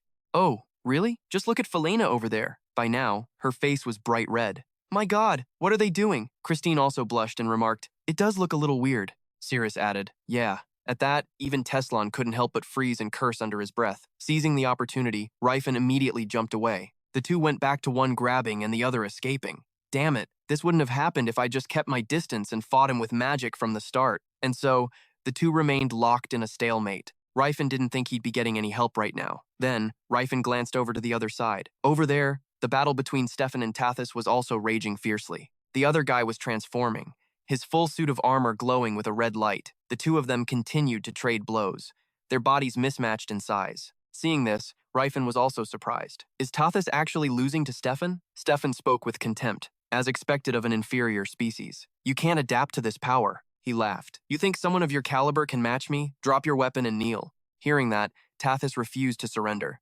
He just laughed. How ridiculous. Think you're some kind of knight? Stefan immediately leaped up. You should have known your place and begged me to spare your life. I guess a savage species is no different from a wild beast. The boy on the other side quickly said, Daka, my comrade in arms. Stefan charged forward. You're using that weird thing again. Just then, a red light began to pulse continuously, emanating strangely from within the energy armor. Stepan lunged at him, and Tathis vanished in a flash. The bastard, Tathis, cried out in agony as he hit the ground. Stepan walked closer, actually impressed he'd lasted that long. Lying on the ground, he stared up warily. That's when he saw the look in the other guy's eyes. It was pure contempt, utter disdain. Humans. They always look at orcs with those eyes.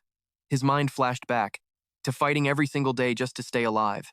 Back when I was just a gladiator, drenched in the blood of monsters. I always used some old rusted-out sword to finish my opponents. Sometimes it was my own people, other times, some convicted criminal. My very soul felt like it was rusting away with that blade, and all I could hear was the laughter of the humans.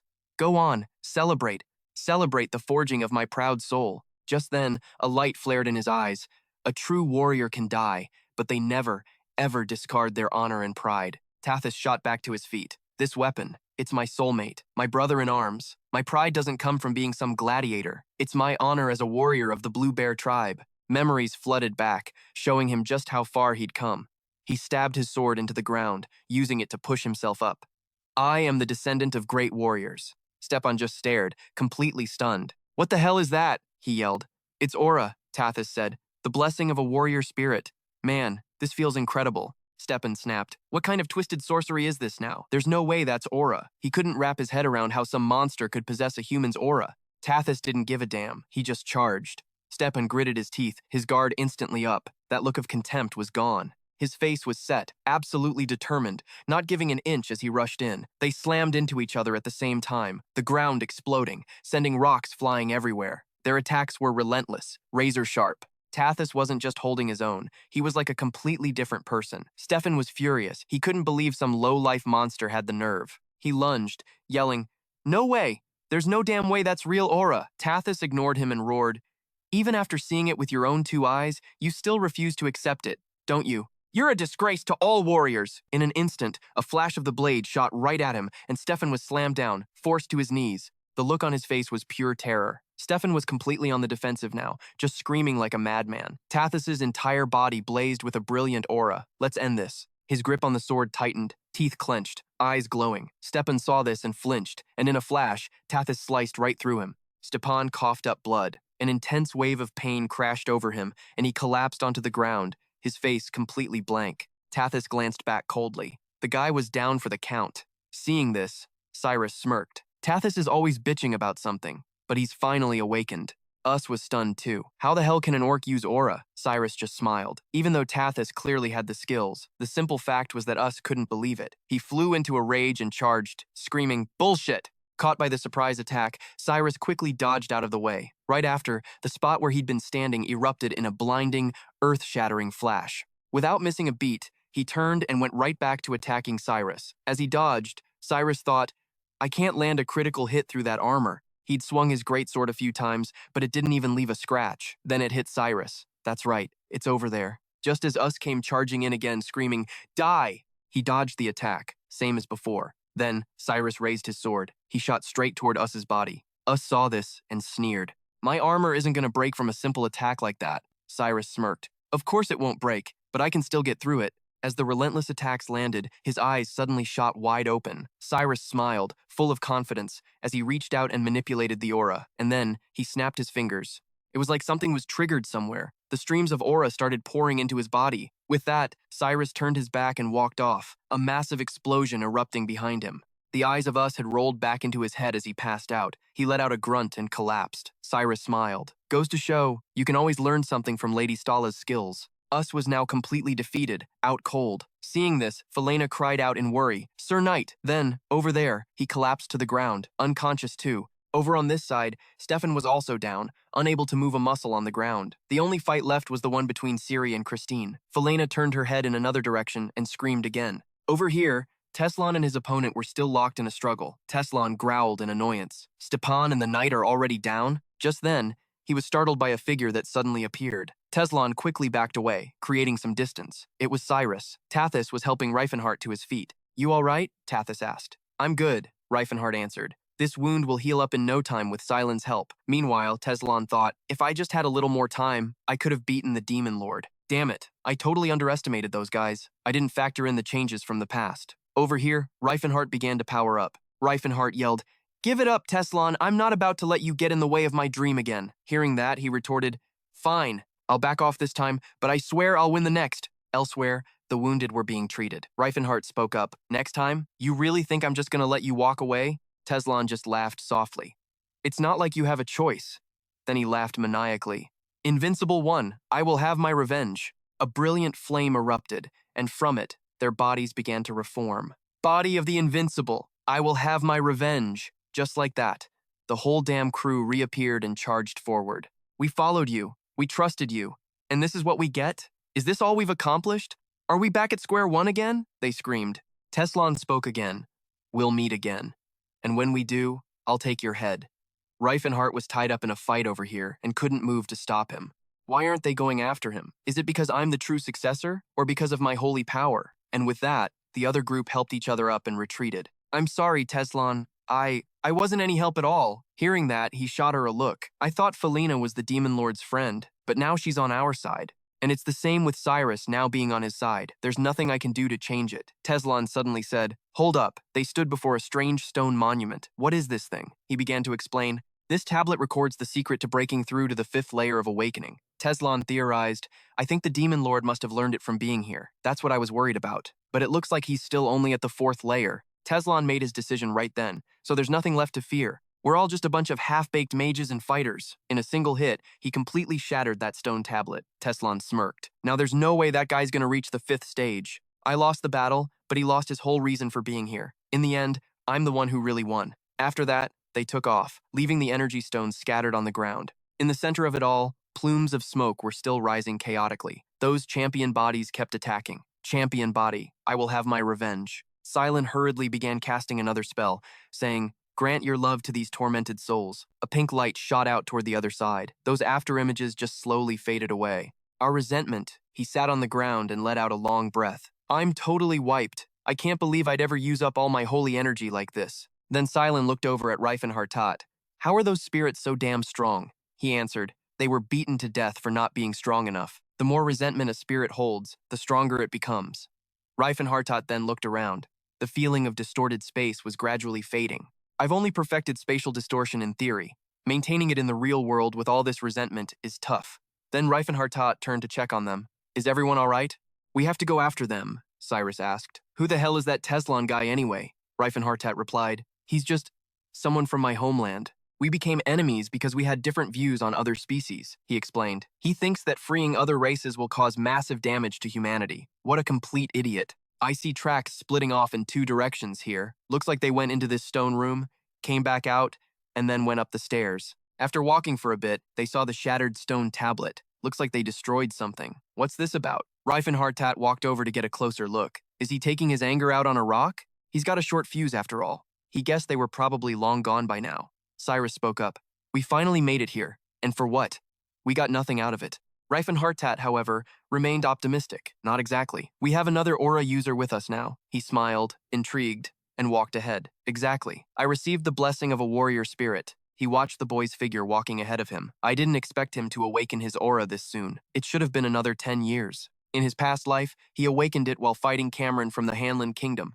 Just then, the evening sun cast its rays down, and they all decided to head back home to rest. On some mountain somewhere, the trees were thick and lush. Light pierced through the gaps in the leaves, and something seemed to appear deep within the forest. A cry rang out. I can't run anymore. Ut rang. A whole group of them were running for their lives. Don't stop. The humans are chasing us. But the one named Utrang was terrified as he ran. A young troll's body can't regenerate as well as an adult's. They're so weak, they can die from blood loss, from an open wound, or just from exhaustion. If the humans caught them, they'd be killed and used as ingredients for potions. Just then, the humans on the other side were sneaking around with their swords drawn. Found their tracks. They went that way. All right, Captain, surround them. The captain grinned smugly, already planning to use them as ingredients for recovery potions to make some cash. Let's go find our gold. At that moment, the group was hiding behind the roots of a tree. Utrang couldn't help but blame himself. This is all my fault. I should have gone to the waterfall like Guru warned. I just thought everything would be fine since it's so far from the human village. Even though it was a forbidden area, we still got caught. What do I do? He immediately stood up and said, hide here. Just like how a plover bird reveals itself to a predator to protect its eggs when the nest is in danger, Utrang tensed up and activated his ability. Phantom Blossom Dance drifted by like a breeze, and clouds of pink powder from the tree trunks began to radiate energy. When the humans saw it, one yelled, Don't panic! It's just a troll's magic trick. A human nearby instantly sensed the danger and flinched. Utrang immediately lunged forward and attacked him. The man let out a blood-curdling scream as blood spurted out, but the captain just calmly said, Damn, that scared me. Shoot it down. And just like that, sharp arrows flew straight into Utrang's body. He gritted his teeth and pulled the arrows out, giving the wounds time to heal. Without hesitating, they threw a net over him, trying to burn him to death. At that moment, Utrang transformed and lunged at them. The captain's face went pale with fear. It's starting to gigantify. By now, Utrang's entire body had transformed. They are the most gentle of all intelligent species, but they are also the most brutal when cornered. Just like that, he grew massive and began to attack the humans. The scene changes to the outskirts of a small village in Foom Forest. Inside a house, a husband and wife look out with worried expressions. I hear something. The hunters are out hunting goblins. Let's just wait a little longer.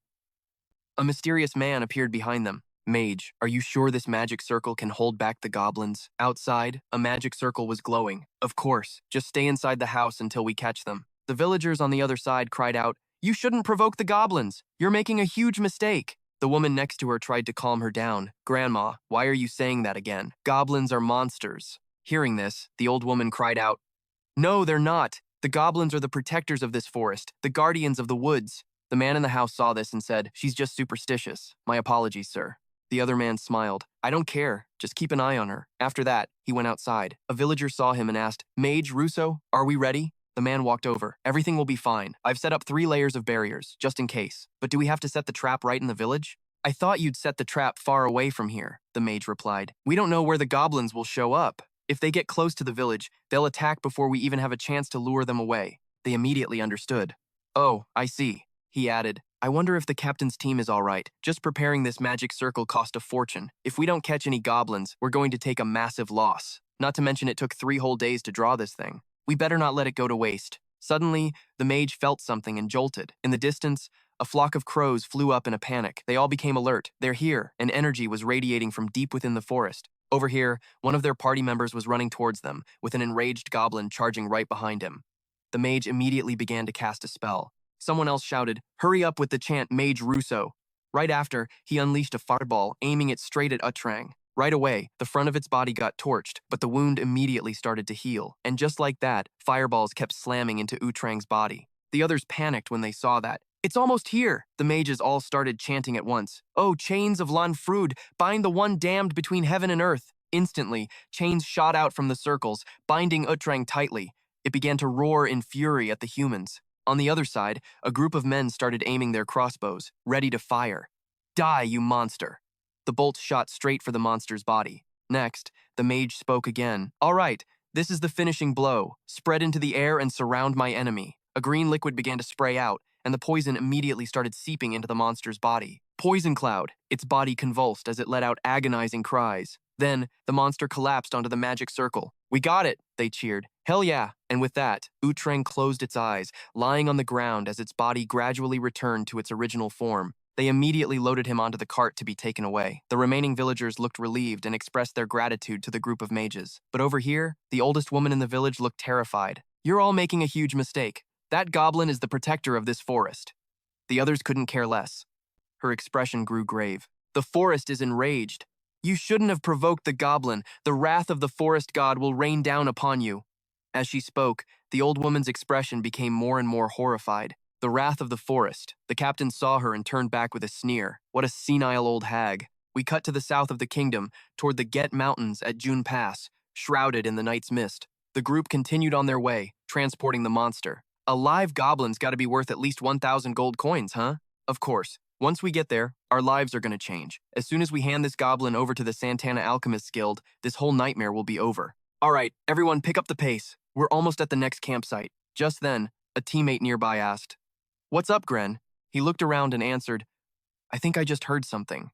At that moment, a rustling sound seemed to echo through the forest, making everything feel surreal. It sounded like it was coming from all directions. At this point, the group's expression started to shift to fear. Everyone was on edge. The man asked, "What the hell is that?" Gren answered, "My guess? It sounds like drums." Suddenly, in the dark of the night, something flashed past. A blood-curdling scream rang out. They raised their guards. "What the hell was that?" Everyone was panting in terror, their faces grim. It felt like something was getting closer. Then, one of them just dropped to the ground. "Handon!" they yelled in shock. "What the hell is going on?" But right after that, the 2 men next to Gren vanished, snatched away into the darkness. Now, he was the only one left, standing there completely stunned. Just like that, blood splattered onto the ground. It was followed by bodies being dropped from high above. The remaining men who hadn't been taken panicked.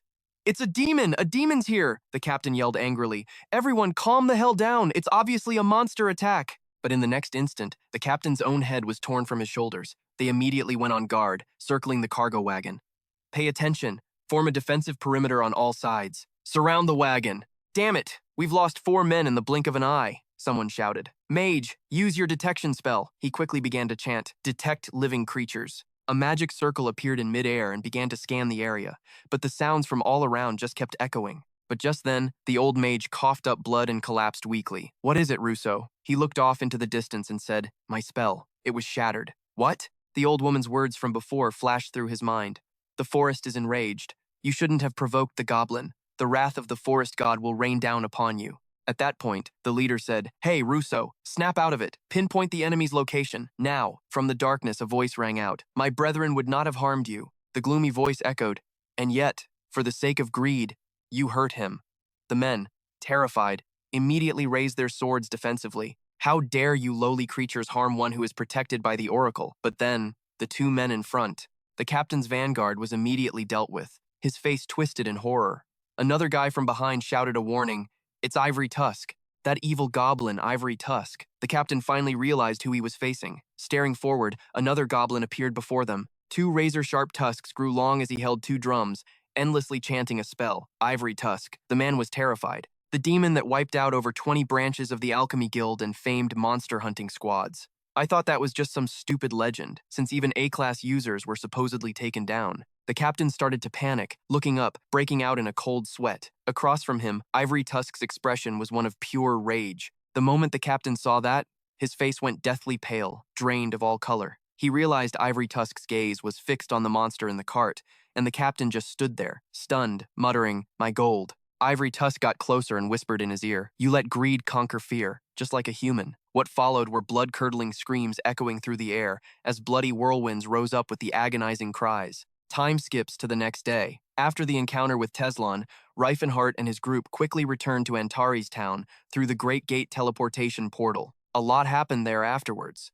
The Blue Bear tribe settled on Mount Glowen. There's a high chance of conflict with the people who were already living on the mountain. If that happens, the banner of Antares will protect them. The planting of the Jaren spirit in the elven forest also went well. A few of the tribe's elves have already started to care for their new god.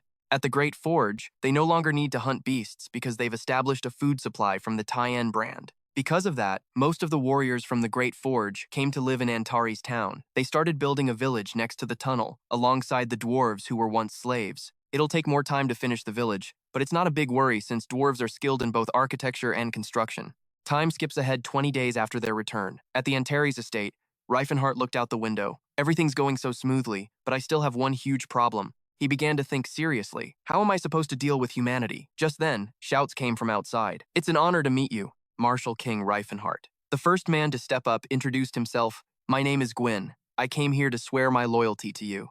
I made a name for myself back in the northern region of the Vasily Kingdom." Then another guy stepped up. "I'm invincible with a spear in my hands. I won't let you down." Then came a young man with a fierce look on his face. "I can kill a wolf with my bare hands." They just kept introducing themselves like that. Rifenhardt was bewildered. Sure, being a mercenary is a profession, but there are definitely some big fish in a small pond here. Cyrus spoke up to remind them. "Everyone, settle down." Rifenhardt continued to assess them for a while. "In my past life, no one came to join me because they said they didn't want to become a demon king's lackey. Now they're flocking to me like moths to a flame." He said, "Warriors, I am glad you all came here." "For me," Rifenhardt yelled. "You will all be rewarded handsomely if you can prove your strength." Everyone cheered loudly. He whispered to the person behind him, "Let him go all out, then we'll just pick whoever's left standing. Got it?" Just then, another person approached him. "I am Pecha, of the Tempest family. It is an honor to be your opponent." Rifenhardt noted, "There are a lot of them today, too." The other guy added, "There are about 20 knights and nearly 100 soldiers of various races today." On the other side, Cyrus was already fighting some of the newcomers. All of them together aren't even as good as 10 dwarven warriors. But we still have to accept humans. I guess we'll just weed out the ones who are discriminatory toward other species. Right after that, Tathis. As expected, one person showed his contempt. "So, a monster is going to be the one to judge me?" The others, who knew what was coming, said, "Oh man, that guy's done for. What an idiot. Does he really think he's just some normal ORC?" "Over here." Tathis swung his sword up. "Is that so?" His entire body radiated with aura. Witnessing this, they were all stunned. An aura blade. Oh my god, a monster that can use aura. So the rumors were true. The guy who had been so scornful was now trembling. "How can an orc?" Tathis yelled, "Shut your mouth!" Over on this side, Rifenhardt asked, "How's it going? Any standouts today?" The man smiled and replied, "You can trust Knight Roos and Tathis with the responsibility of evaluating combat skills. However, combat skill alone is not enough to become a quality knight, my lord." This person was the knight captain, Cyrus. Rifenhardt teased him. "Except for ORCs, right?" Hearing that, Cyrus reminded him, "Please don't twist my words, sir." Then he added, "He has the dignity of a knight and the skills to back it up." Rifenhardt sighed softly.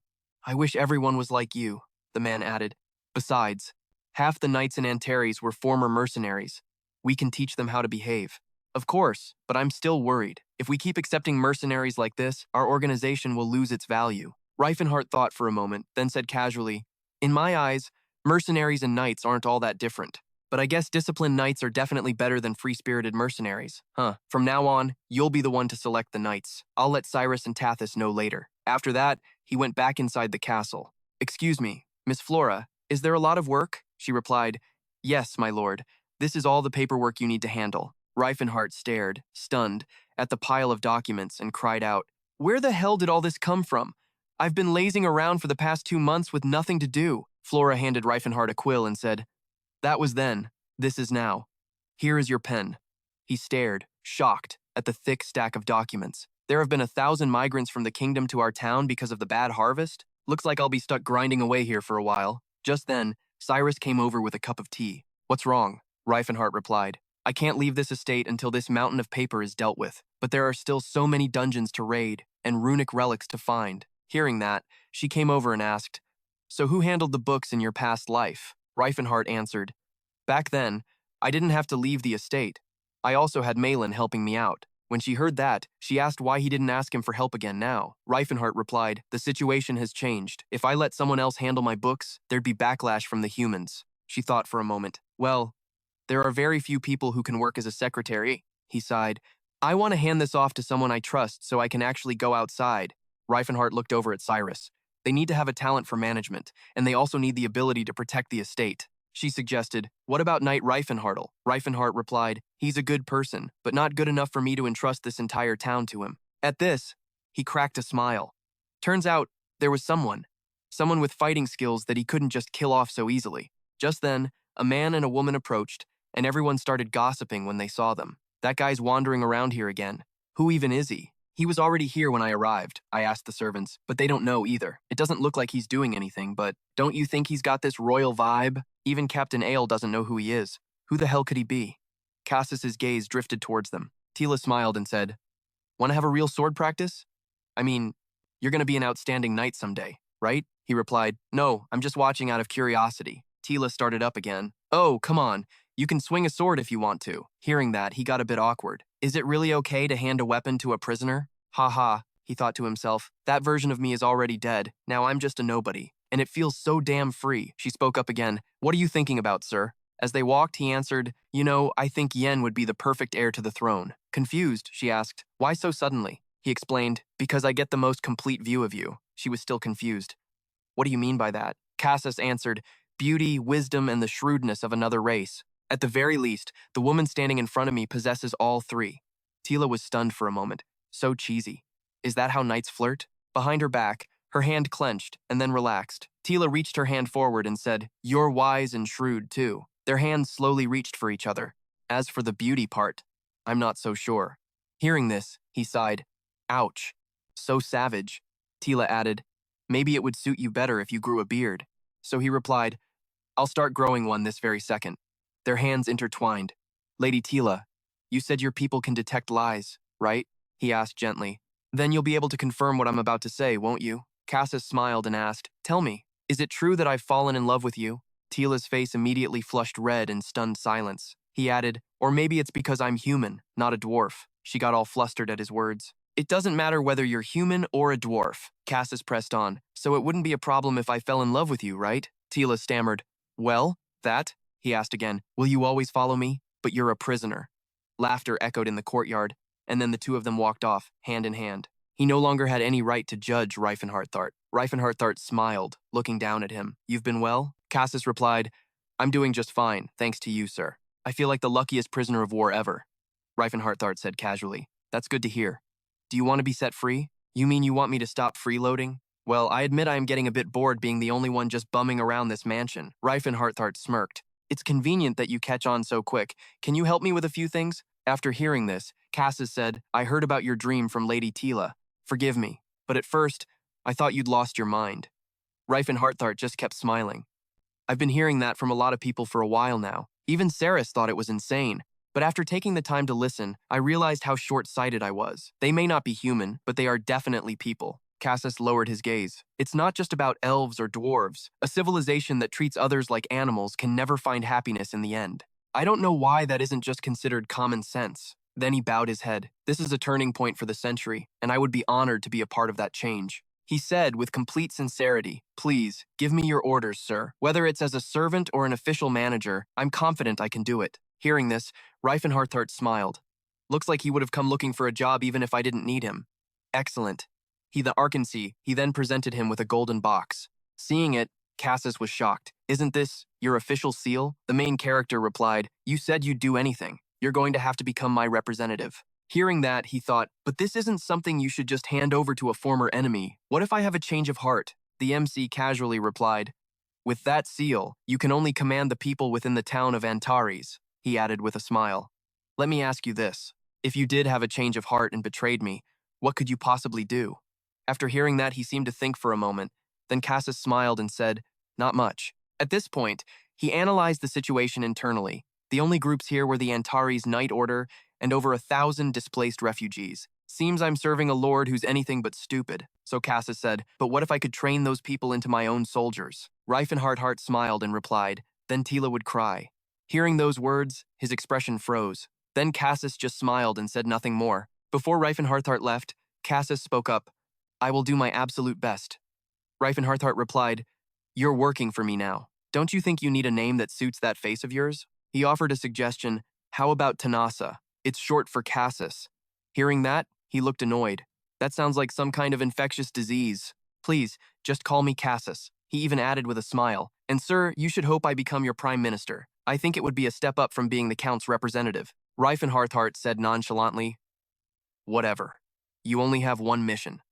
And just like that, he got to work as soon as he was appointed to the prime minister's position. The guy was experienced, way more than Rifenhardt had ever expected. Rifenhardt had also experienced what it was like to be the king of an empire, but he was the ruler, not the one being given tasks. Even though he had tried his best to Cassus, his system was still full of flaws. The first thing he did upon taking office was to figure out the elves' strengths and assign them the right jobs. Thanks to that, work efficiency shot up by 30%. He also restructured the military system. Rifenhardt had thoughtlessly assigned 5 to 6 soldiers to each commanding knight. Obviously, that was a mistake. Instead, he separated the soldiers and knights and chose 2 highly experienced knights to lead all the soldiers. The army is strongest when they're concentrated together, acting as a single unit. They were stronger than ever. Finally, Cassus got to work on the refugee situation. Not only did he have experience in management, but his ability to judge character was also impressive. The smart ones were put to work in the state apparatus, while the farmers worked on the farms. Rifenhardt, who was training at that moment, couldn't help but smile with satisfaction. Letting him live was the right call. Rifenhardt smiled too. You're seriously talented, he reminded her. Hold him tight, Xiao Luo. You're the hope for this entire battle. On the other side, Cirrus continued her chant. I am the fierce flame that pierces the night, becoming the arrow that strikes my foe. Fire arrow. A bolt of fire immediately shot straight toward Musun. When she saw the results, she was overjoyed. I did it. It worked.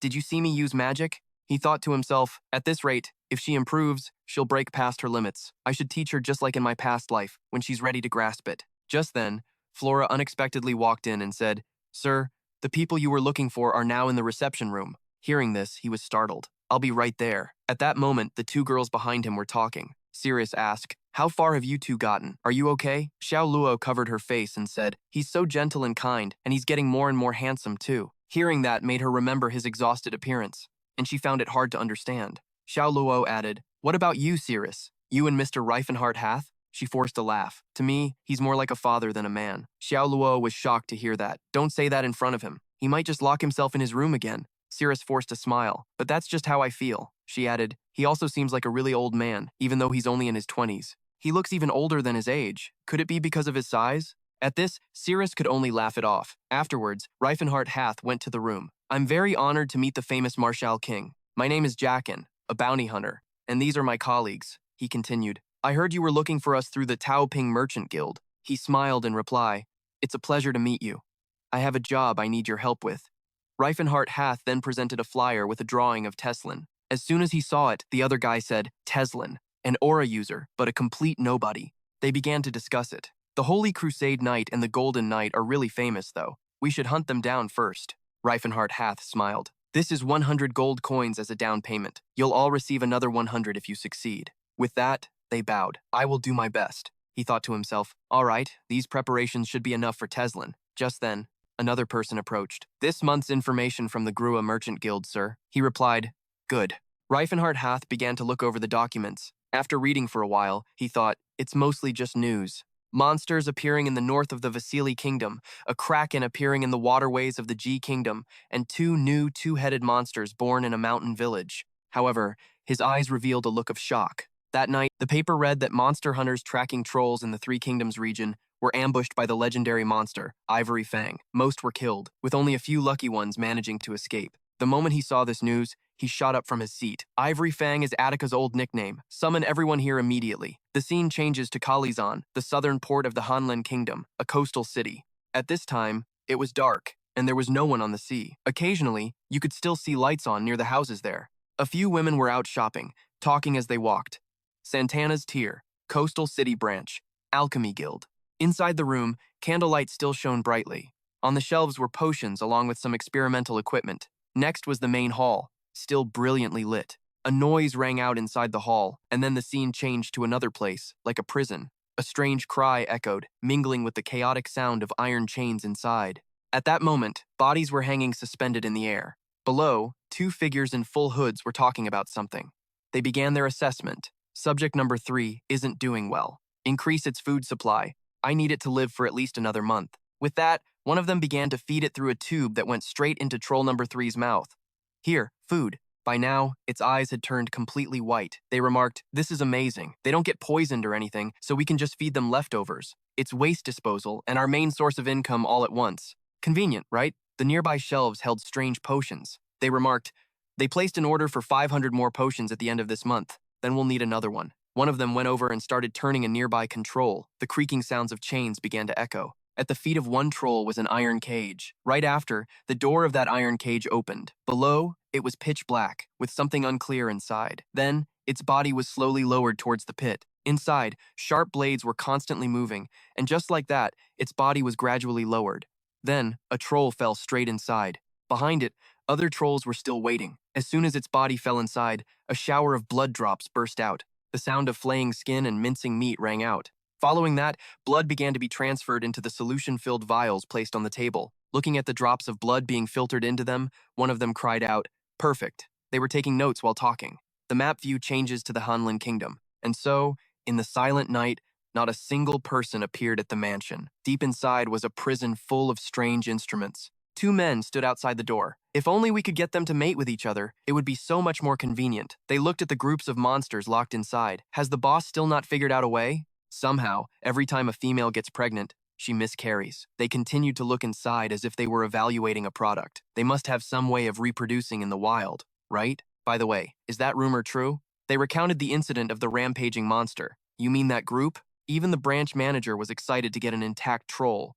That's not the issue. I'm talking about Ivory Fang. At this, they started to discuss it. Ivory Fang. It wouldn't show up here, would it? But on a nearby building, a large figure was hiding. They continued their story. Every time Ivory Fang appears, the nearby branches are always damaged. The two guys standing together also looked worried. The branch manager is quite concerned about it. That's why this time he's invited a special guest. This made the other guy curious. A special guest?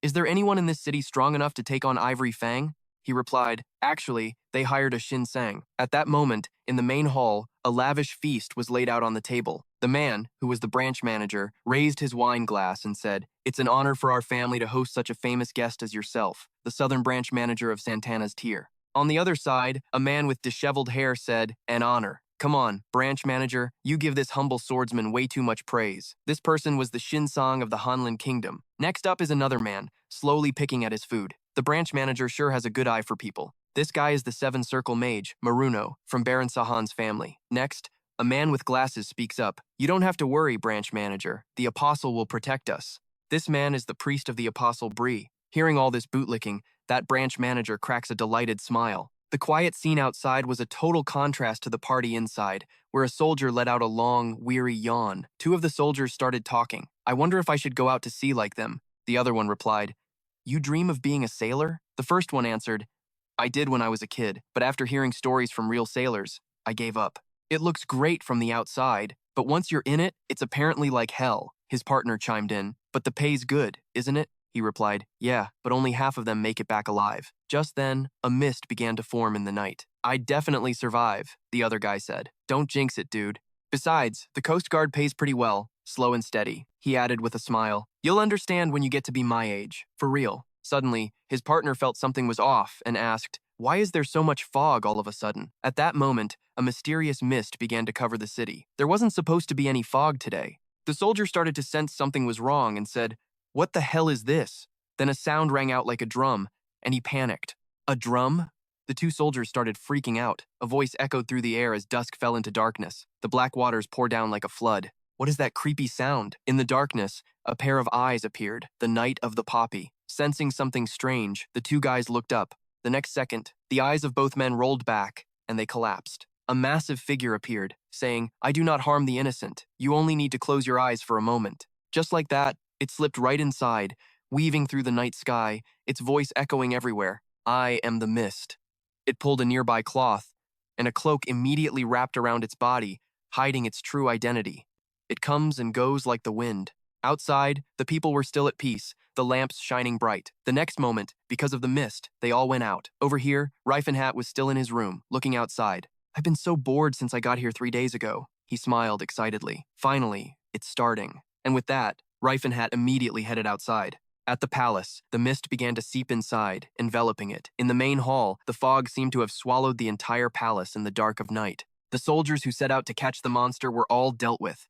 The cloaked figure in the night moved like a ghost, gliding past each and every one of them. Through the eerie mist, it smashed the grand doors of the palace. The soldiers inside saw this and panicked. "It's here! Ivory! Capture that monster! Its head is worth a fortune." The people inside were confused. "What's all that noise? Is it a burglar?" The branch manager stood up. "I sincerely apologize. To think this would happen while we have such an esteemed guest." The other guy asked, "What the hell is going on?" The branch manager replied, "One of the monsters we captured has escaped and is causing a ruckus." He couldn't let outsiders know the truth that Ivory had launched a surprise attack. He stood up and told them, "It's being more aggressive than we expected, so it might get a little loud, but our warriors are handling it now. This will be resolved soon, although the damages might be quite significant." So the guest asked, "Well, do you need my help?" The branch manager replied, "If the Knight of the Radiant Wood God were to step in, a trivial monster like that would be defeated in an instant. How could I dare ask such a thing of an honored guest like you?" Hearing this, the man smiled again, his eyes filled with excitement. "At the very least, I have to keep you alive. Ho, ho." At that moment, the other two exchanged strange smiles. On the other side, the mists were gradually spreading straight toward the main hall. Ivory charged directly forward, a red light flashing in the darkness. The soldiers there were terrified but kept trying to attack. "Damn it, you damn monster." They all thrust their spears toward its body at once, but every last one of them was taken down in the blink of an eye. One was finished off with a spear straight through the chest, and the second one was sent to meet his maker right after. The remaining survivors saw this and began to back away. "Damn it, you're cruel. A true demon." Hearing these words, it let out a mocking laugh. "How interesting. You dare use the word cruel. You're the ones who squeeze money from the blood of a troll." Its hand began to reach toward them. "A blood debt must be paid in blood." A sound began to ring out. Life flows through bare veins, a burden laid upon the bones of the living. The soldiers cried out in fear. "My body is moving on its own." A clatter rang out. Why did everyone drop their weapons? What is this magic? How are we supposed to fight it? This is insane. Then a bloodbath began. It swung its arm once, and a soldier was torn to shreds. A second swing cut clearly through the night, and a spray of red blood shot into the air. With each swing of its arm came a horrific scream as bright red splattered all over the palace. The metallic stench of blood filled the night. Nearby, a voice spoke up, "It's Ivory." The man smiled, standing opposite Ivory. "The so-called urban legend of the monster hunters? I can't believe it's actually real. No wonder the branch manager was treating us so well. That damn old fox." One of them smirked and said, "Nothing in life is free." The other laughed excitedly. "So, what's the plan now?" Finally, the one with glasses spoke. "I feel like I've been played. We'll need to have a proper talk with him later." Just then, Ivory looked at them and spoke. "You guys are strong." Hearing its voice got the three of them hyped. "A monster that can talk? How cool is that?" The mists began to swirl. The first man said, "It's time to end this." His body began to blur. The one behind him laughed and charged forward. "Let's show that old geezer what we really think." The leader raised his sword high. His aura flared up and he grinned smugly. "A pathetic monster like you thinks you can dodge my blade? I'm going to slice you in two." At that moment, Ivory moved like lightning and leaped high into the air. Then, their weapons crashed into each other and mana exploded. His teammates' eyes went wide in shock, while the other exclaimed, "What the hell?" They couldn't believe that Ivory had blocked an aura blade with just that. Ivory said, "The Holy Mother's love is as vast as the sea. No one can harm me." It began to chant continuously, "My body grows immense, strong enough to topple entire forests." At that moment, the look on that dude's face was one of utter shock. Tuangya immediately charged forward without a hint of fear. Seeing this, the guy was stunned, thinking, "Damn, it's fast." Then, the sounds of constant clashes echoed throughout the palace. He hurriedly swung his sword, knocking Tuangya away. Only then did the guy let out a breath. "All right, I've put some distance between us." Across the way, Tuangya remained calm and began to chant, "South wind, spread these seeds to sprout and grow." Instantly, vines began to sprout from the ground. Those vines wrapped tightly around the guy. He yelled, "What is this now?" Next, leaves began to fly up, following Tuangya's movements. Seeing this, the guy quickly raised his sword to block the attack, and a drop of blood trickled from his mouth. From the side, out of nowhere, Tuangya attacked head-on, and the guy crumpled to his knees. The two guys behind him saw this and got worried. Immediately, one of them began to activate a technique. Flames gathered in his hand, becoming a pillar that could incinerate the world. A fire magic circle appeared under Tuangya's feet, and flames erupted. It quickly leaped up to dodge the blaze. The guy who'd been tied up finally broke free and said, "This thing is no ordinary monster." The other one didn't hesitate and prepared to act. When you're fighting a monster, can you just drop the whole knightly honor crap? Let's just take it down together. And so, the first guy immediately used his aura. Its critical weaknesses are fire and lightning magic that can burn its body. Immediately, streaks of lightning shot towards Tuangya. It weirdly put a hand in its mouth, then retreated backward. Then Tuangya waved its hand, and the lightning was completely nullified. Seeing this, the man was astonished. What kind of magic is that? It actually blocked my entire spell. The other guy also stretched out his hand. "O prophet, grant your servant the endurance to withstand this pain and rise once more." The guy who was on his knees just a moment ago cried out, "Og, take it easy." The man continued, "The holy magic is causing pain, huh? Does it conflict with your aura? It's not like this is a fight between aura users." The other guy launched another attack, magic to bind the limbs. Instantly, Tuangya's movements froze. Its entire body caught in the spell. It gritted its teeth with all its might, then bent over, gathered momentum, and swung its leg up into a backflip. Its kicks were a relentless, sharp flurry, countering the attack in midair. They watched in shock. Its movements are so weird, they don't make any sense. The other two were also terrified. Is this monster really a demon in disguise, just like the rumors say? How can it be this strong?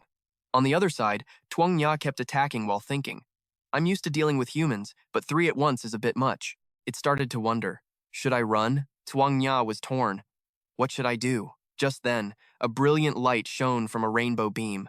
The two guys looked back in shock as an explosion ripped through the palace. They coughed nonstop, staring cautiously in that direction. "Who's there?"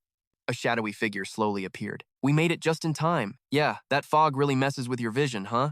"Sorry, I probably should have explained the stealth fog that Tuangya used." "Over here," it was shocked, thinking, "Who is that? New enemies?" The group that had just arrived was Rifen, along with Tathis and Cirrus. Rifen smiled and said, "We finally meet, Gurya Thinka, wise child of nature." Upon hearing this name, Tuangya was instantly stunned.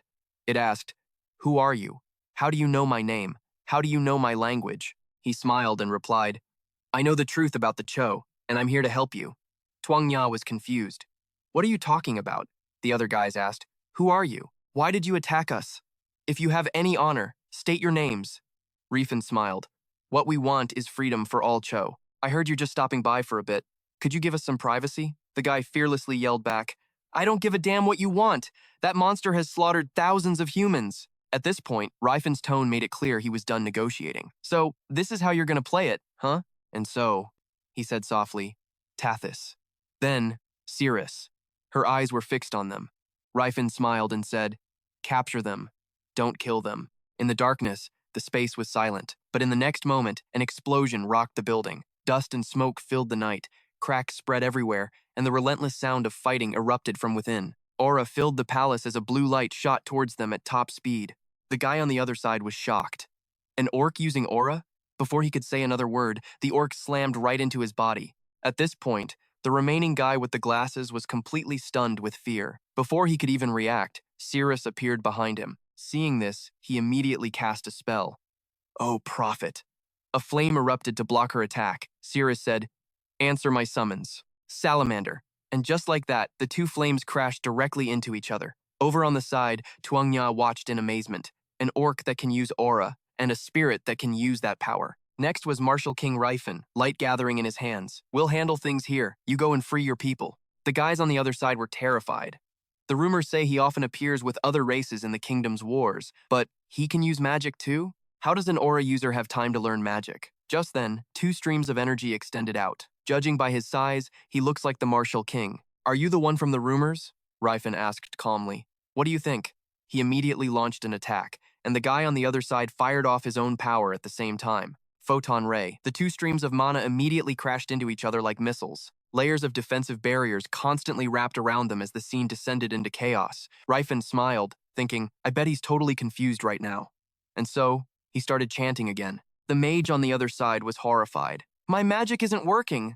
I've studied magic for 50 years, and I'm still losing? No way. He then launched a volley of attacks at Rifen. But Rifen wasn't just unscathed. The attacks were reflected right back at him. The man's eyes immediately rolled back into his head. Over here, the last guy charged at Tathis with his sword. Their weapons then clashed, sending sparks flying everywhere. Tathis yelled, "Let's go!" The guy hurriedly jumped back to dodge the attack. Then, quick as a flash, Tathis rushed in and disarmed him. Ugh, you idiot. But then, something starts rushing him nonstop. The dude whips his head around, totally freaked out, and boom, he gets nailed right in the back. Tathis grabs his weapon back and just stares in that direction. Over there, the other guy's already been knocked out cold.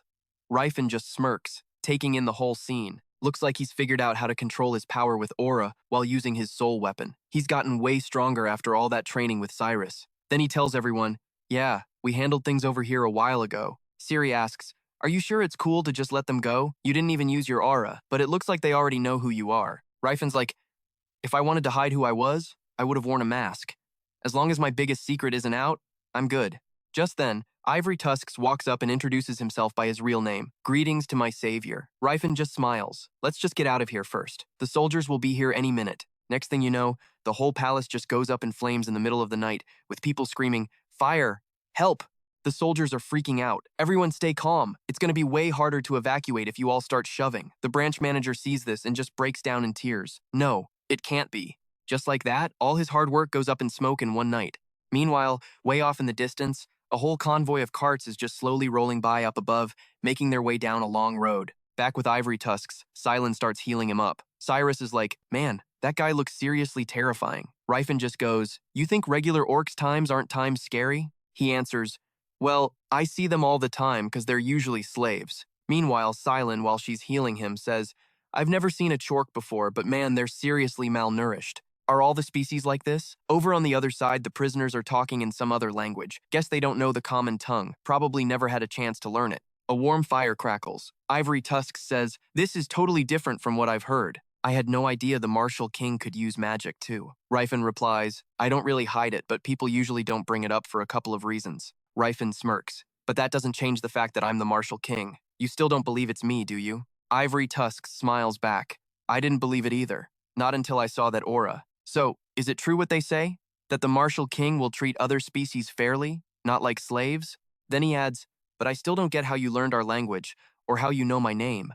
Rifen just casually replies, I know a Chork. He's a survivor of the Ba-Kak tribe in the Black Forest. Ever heard of them? Rifen thinks to himself, I totally just made that up, using info from my past life. There's no way he can check if it's true. Hearing this, Ivory Tusk says, I've heard of them before, but I still don't get why you understand us so well. Rifen switches gears. There's something I need to tell you, and he starts to slowly lay out everything for him about the world and the future he's always dreamed of. For Ath, this was a hell of a story. The guy had been wandering the world for over 10 years trying to save his people. But even after killing 1,000 men, and even more, the world never changed. Because the world refused to change, his people were still treated like monsters, and anyone who got caught was killed in the most gruesome way possible. Rifen then asks, so, will you help me on this path? We've already got land set aside for you in the town of Antares. Hearing this, Ivory Tusks is like, I have to ask you something before I answer that. He looks confused. You're a human. Why do you care so much about us? We're not even your kind. Rifen looks him straight in the eye, thinks for a second, and then answers. Have you ever been to the southern part of the Tychon Kingdom?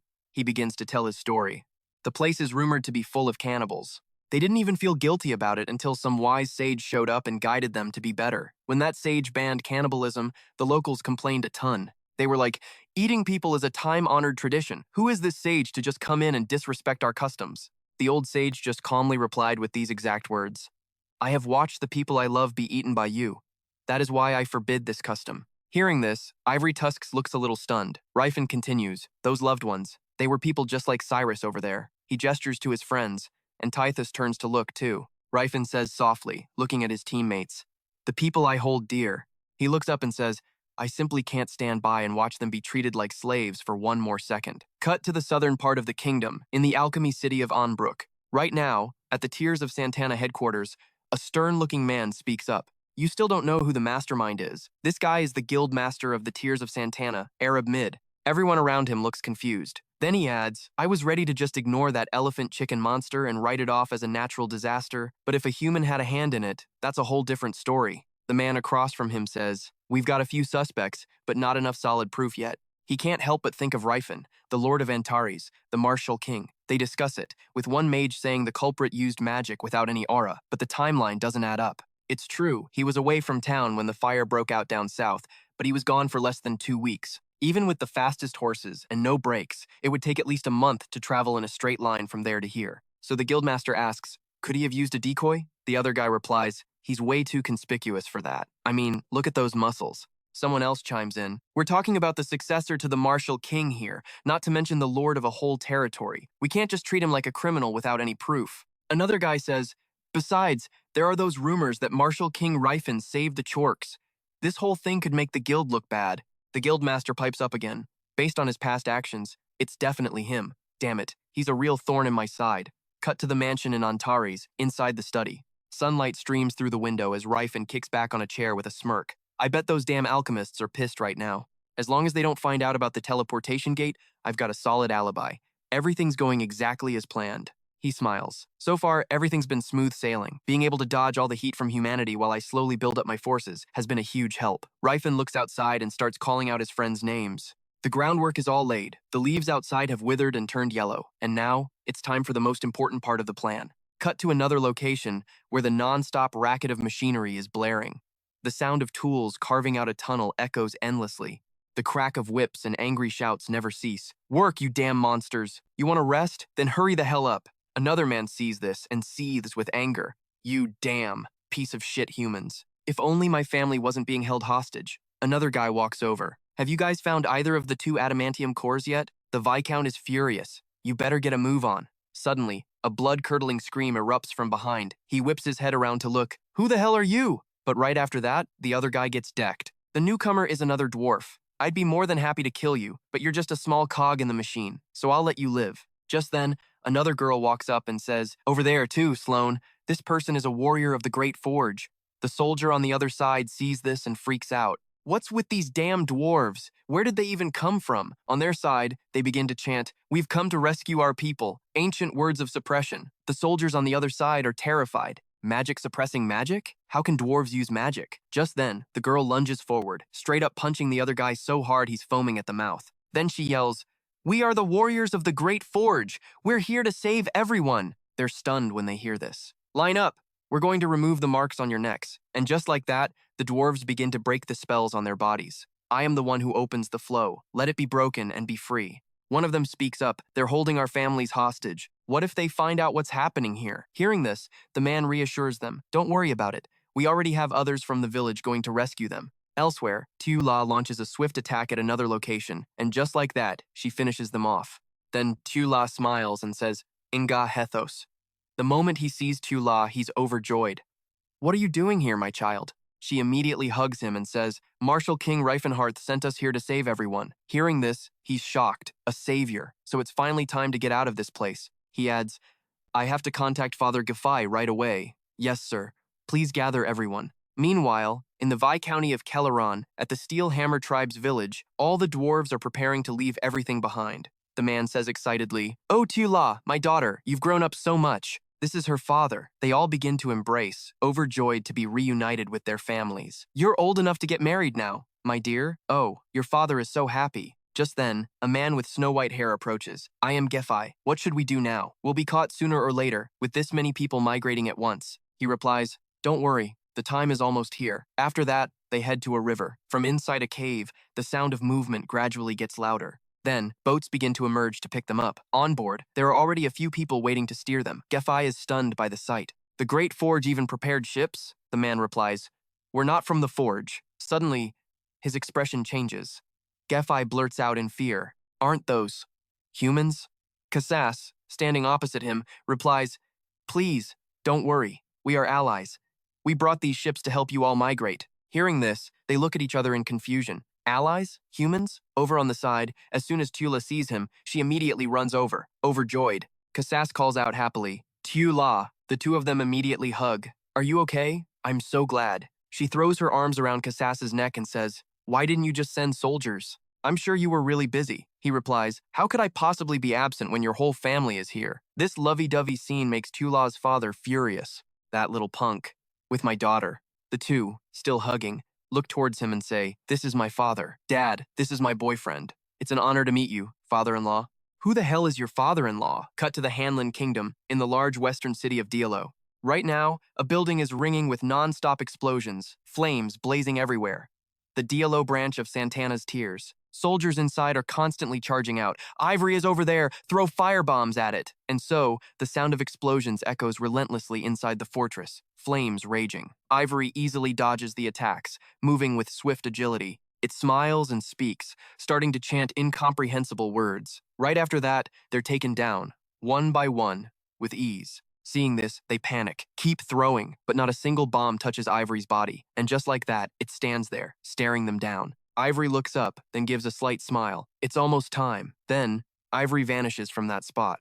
It leaps high into the air, the moonlight illuminating Ivory's agile body. Just then, a guy down below sees this and scoffs. "I'm on a whole different level from those useless losers over there. Not even the elephant's tusk can snatch these dogs from my grasp." This is Romran, the manager of the western branch of the Tears. Just then, one of his men runs up. "Sir, manager." Hearing this, he turns and asks, "What is it?" The subordinate replies, "All those monsters, they've escaped." The moment he hears this, the manager is completely stunned. Cut to the northern region of the Kench Duchy. At a large building in the city center, the scene is strangely quiet and deserted. But inside, there's the bustling roar of a crowd. A monster appears and immediately charges forward. Opposite it, another monster grabs its weapon and attacks. The two fight relentlessly while the humans around them cheer them on. Cut to a different scene at the arena headquarters, where a man is staring in a daze. My God. He watches with fascination, thinking to himself, "Look at it. Those muscles are incredible. And it's at least a head taller than all the others. I've seen plenty of them before, but never one this perfect." The man wonders to himself, using an orc for errands? Over here, a voice calls out. "Is there a problem?" The girl asks with a smile. "How much can I get for him?" The man smiles cheerfully. Well, it looks healthy. Most normal orc slaves are worth 5 gold coins, but the price changes for ones that can become gladiators. Hearing this, the girl is delighted. "So what's the price?" He smiles and replies, "What does the young lady think of 7 gold coins?" "The usual price is 10 gold coins." She immediately agrees. "That's fine," he says happily. "Then please sign this contract." He smirked to himself. "Didn't think I'd score such a high-value monster? This idiot doesn't even know how to haggle for the market price. I bought a slave for way cheaper than market value last year, and slaves are pretty damn rare. Back then, there were assassins, elves, and even fighters." The girl on the side spoke again. "He's actually really kind. Even though he sometimes gets into fights with the others, he still listens to me. So please, be good to him, okay?" Behind her, the orc looked confused. "Mistress, I'll work harder, please don't sell me." This just made the man even happier. It must be super tame for the kid to be dragging it around like this. I'll have to break that personality of it soon enough. Just then, the girl turned her head and smiled. "Sorry, but he's your new master now. Remember to behave." The owner flashed a wicked grin. "It's a pleasure doing business with you." "Lady Za," she smiled in return. "Of course, Sir August." Their hands clasped, and just like that, Tothet was transferred to the gladiators' quarters. The guys inside started laughing. "A newbie, huh? Welcome to hell, kid." Another one said, "Tough luck, young man. What's your name?" But as soon as the man looked up, he froze in shock. The boy's expression had completely changed. "I am the son of Crota and the heir to the sword of House Kanati." His cold eyes stared straight at the other man. That night, light shone through the buildings. Through the small, barred windows, you could still see the moonlight outside. 2 dice were placed in a bowl and began to roll. They sat together discussing things. "We somehow managed to survive today. Who the hell knows what's going to happen tomorrow? Did you hear what August said when Barrick died?" They recounted the story. He just looked at him and said, "If you're going to die, at least try not to wreck the armor. I just wasted a valuable set of armor because of you." Hearing this, they cursed. "Son of a bitch. That bastard." They grieved. "We're surviving in the most pathetic way possible. I heard about an orc who could stand shoulder to shoulder with humans because he was blessed by a warrior spirit." Hearing this, they asked, "You mean the town of Antares, the land ruled by the martial king Rifenhardt?" And so they sat, deep in discussion. "I hear they're true warriors, people who have the souls of warriors." Suddenly, a shout cut through the air. "Stop your whining and go to sleep." The man on the other side added, "It's got nothing to do with us anyway. And what if I said it does?" A voice suddenly rang out. At that, all their heads snapped in that direction. The newcomer was none other than Tothet. He spoke up. If a path to live like the orcs and Antares opened up right in front of you, what would you do? The others were stunned. What are you talking about, Tothet? He began to channel his aura into the lock on his wrist. His hand gradually tensed, stretching the lock until he easily shattered the iron chains that bound him. The others stared in shock. Aura, my god, he's a warrior. Who are you? Tothet stood up, rotating his wrist. I'm from Antares, and I'm here to open a new path for all of you. He raised his hand high. Come to me, sworn brother of Tata Daka. Immediately, the earth and stone of the outer wall crumbled apart, and a sword appeared before them. The men started whispering. It was a soul armament, something only a true warrior could possess. He shouted, Are you warriors, or just talking pets? The iron chains fell from his hands. If there's even a single drop of warrior blood still flowing in your veins, then rise up and fight. And just like that, a map appeared showing every place that needed to be dealt with. Silent and Tothet would handle the gate. The scene changes to another building. The lights inside were blazing. Gruesome drops of blood were splattered across the ceiling lamps, and the entire castle was stained blood red. The soldiers screamed in terror, You filthy orcs! Then all at once they charged, attacking the soldiers. You cowardly humans! We'll kill every last one of you. To the side, a servant was cowering, trembling uncontrollably in fear. Just then, an orc flipped over a table and found him, a human. He quickly raised his weapon to strike. The servant could only cover his head and wait for death. But then, a loud clang suddenly rang out, and the weapon was knocked from his hand. The orc looked on, confused.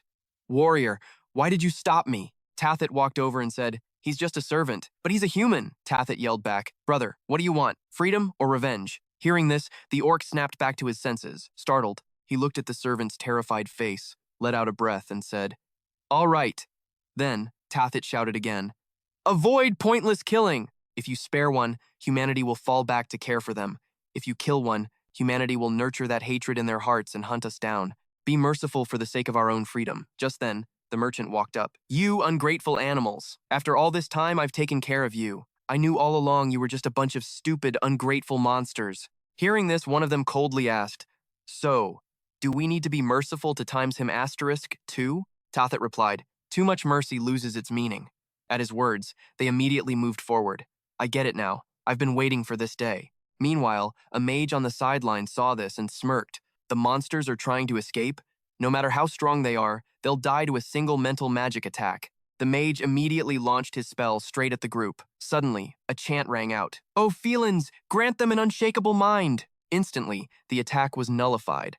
The mage was furious. What? Silent had appeared out of nowhere. Seeing him, the mage was shocked. Why is there a priestess here? Silent said. That was a close one. Where did that mage even come from? Tothet added, Right on time. Thanks. Hearing that, Silent tossed something over, saying, Catch! It's an exorcism talisman and a communication necklace. Why haven't you changed? You got a thing for wearing skirts? Tothet tossed his hair back and replied, I'll get jacked soon enough, and then these kinds of clothes won't even fit me anymore. The others on the side saw this and started whispering amongst themselves. Who's that human? Is she your comrade? The warrior replied, That's a saint. I see. So that human is the saint of Antares. Another monster chimed in, the martial king's lover. Hearing that, Silent immediately shot back.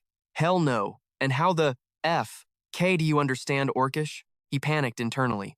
Oh my god, how many languages has that rumor spread to? News of the other species escaping and of Silent being the martial king's lover spread like wildfire. The scene then shifts to a night in the kingdom of Vasily, at the castle of Baron Burkip. Inside, a wild party is in full swing. All the nobles are talking amongst themselves, saying you've prepared a hell of a feast. A party this epic is a rare sight, even in the capital. The man hosting the party speaks up. You flatter me. Ha ha, the Baron adds. And all the servers are elves, truly a feast for the eyes. He laughs.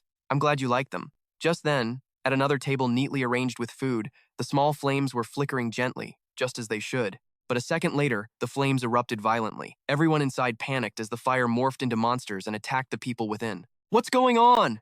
Baron, what is happening? Outside, the sound of shattering glass suddenly rang out as a figure burst in through a window. It's Cirrus. She looks down at them coldly. The crowd over there is confused. An elf? Immediately after, she commands her magic, saying, Let them taste the flames of our rage. Shouts immediately erupt. Get out! Guards! Guards! Seeing this, the other elves tremble. Please, spare us. Cirrus walks over. I'm Cirrus. I came here to save you all. You are no longer slaves. They look completely bewildered upon hearing this. We're not slaves anymore? Cirrus continues to chant, Mother Earth, hear my will, and split your body apart. A moment later, a huge explosion rocks the inside of the building. She smiles at them. Can you do as I say? We'll talk after we get out of here. Seeing this, the group of elves joyfully says, we'll do anything you say. Hearing this, she starts running, lost in her thoughts. They don't understand the concept of freedom yet, but that will definitely change once they leave this place. Meanwhile, the humans begin their search. After her, don't lose her, she killed the Baron. A few soldiers see this and are shocked. What is that? Is he with that elf? The guy's face is completely covered. He's a mage. Don't give him time to cast a spell. No, he's a close combat mage. Everyone, get in position and attack from all sides. Rifen's eyes open as he begins to observe his surroundings. The power of perception. Everything appears before him, allowing him to feel every living creature in the area. He then begins to activate his anomalous magic, Final Judgment. Instantly, all the enemies in front of him are annihilated. They cry out from the ground. What the hell kind of sorcery is that? He smirks and waves his hand, and the scene shifts to another location. In the sky, floating stones suddenly appear among the peaceful blue and white clouds. It seems like someone is controlling them. A palace appears in the sky nearby. The stones begin to gather near the palace. At that moment, a voice echoes from inside. It's been a while since we've all gathered like this. A man with his face covered says, today's topic is very interesting, so shall we begin? Everyone there is wearing a hooded cloak. A man with a snow-white beard says, as the guardians of humanity, the Silver Sages, we need to discuss how to eliminate the martial king, Rifenhardt. At this time, at the hub of all the magical academies on the continent, magical academic societies are scattered all over the map. The three largest academic societies with the longest history of mages are the Arcane Society of the Han Kingdom, followed by Sunfall of the Holy Land, and finally, in the Game Kingdom, the Maragander Tower. Here, theories about magic or relics from the Silver Age are brought up for discussion. Everyone here is listening intently to the lesson. The man at the front says, so, we have found countless artifacts in the vaults, and with those artifacts, we've been able to complete some of our research. I am the Ninth Circle Archmage, and this is what I found. A person with a familiar face speaks up. The Ninth Circle Archmage, a truly rare genius, is standing right here. It seems they're doing things properly this time. The person next to him hears this and says, what are you talking about, Teslan? When has this place ever done things sloppily? Hearing that, he gets flustered. Ah, that's not what I meant. This tower lost its standing after one of its affiliated mages, Delphia, produced the most vicious mage in history, the Night Emperor. Teslan looks up thinking, I'm sure the mages of the tower felt they were treated unfairly. He was destined to become an archmage no matter where he studied. At 27, he left the mage tower when he was only a 6th circle mage, a level far too low for his talent. That's because the mages here feared that very talent. They didn't teach him anything more after he reached the 4th circle. After leaving, he became incredibly powerful, breaking records every year and becoming a 9th circle archmage at the age of 30. If he had been taught properly, he probably would have reached that realm in his early 20s. He frowns at the thought, but why am I so slow? I possess his brain, but I'm still only at the 6th circle. Suddenly, his eyes widen as he realizes something. Up front, the lecturer continues, most of these artifacts are already known to the world. However, that's not what I want to talk about. His hand appears to be holding something. This necklace is an artifact that can maintain the user's temperature at a perfect level. He continues, it can permanently alter the wearer's body, but its operating principle is still a mystery. Up above, they're talking. Duke Iranan, isn't that a forbidden item? That's right, he adds. I know. It's the artifact used in the Frozen Lands, he recalled that time. Anyway, this heat-retaining necklace is really something else. It was like feeling a spring breeze in the middle of a blizzard. That's a feature only the Silver Sages can possess. Are you just going to let that old windbag ramble on about it? Over here, the man continues, he's a 9th circle mage. If someone like him were to suddenly disappear, it would be a huge problem. If things go south, the existence of the Silver Sages will be exposed. He frowns at this. Luckily, he doesn't know much about it, so we don't need to kill him here. Then he glances over at Teslan, but we still have to retrieve that heat-retaining necklace. He hands something over to him. As soon as he sees it, Teslan is shocked. Isn't this the artifact known as the Window of Truth? It can analyze emotions through physical reactions? The man replies, memorize the faces reflected in here. At that moment, faces appear inside it. One of them might be holding the other necklace. As Teslan walks away, he says, the way the Silver Sages work is so damn inefficient. The man walking in front of him replies, you should understand that it's easy to fool all the people for a short time, or to fool a small group of people forever, but to fool the whole world forever is another story entirely. He adds,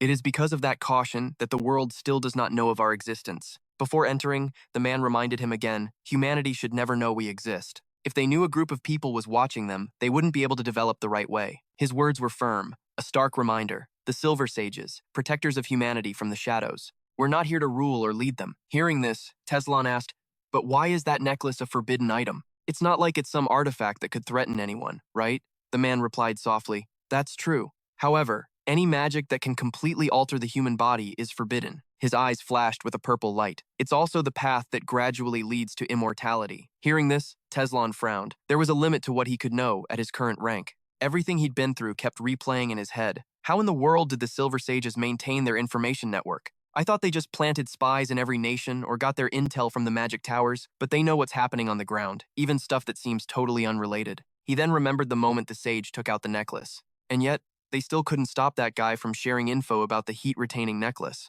Their intel network is tight, but it's definitely got holes. This is so frustrating.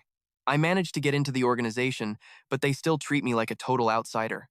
He felt a surge of annoyance, as if he'd just made up his mind about something. Meanwhile, on the outside, a castle could be seen floating in the sky from a distance. The view slowly zoomed in, showing stones just wrapping themselves around the castle. Seen from above, the castle was protected by a circular barrier, with a path in the middle leading inside. A voice echoed, it's been a while since we've all gathered like this. The old voices resonated. Today's topic is very interesting, so shall we begin? Around a table sat a group of people, the guardians of humanity, the Silver Sages. We need to discuss how to eliminate the martial king, Rifenhardt. The first to speak was the Silver Guardian Steelin. He is a rat, defiling the laws of this world. Next was another, more rugged-looking man.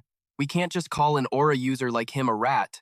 Then, a man with a full head of white hair spoke up. The Martial King is a famous aura user, a celebrity, and the Archmage of the Nine Rings also has a considerable amount of influence. If we don't eliminate him carefully, things will get messy. Isn't it best to just do what we've always done and weaken him by assassinating his underlings first? The person across from him shot back, Guardian D. It's hilarious that you're so concerned about protecting our secrets when you're the one who brazenly let a new sage join. Hearing that, he replied, that sage already knew about the Silver Sages. There was no reason to refuse someone who shares our ideals. The other man just chuckled.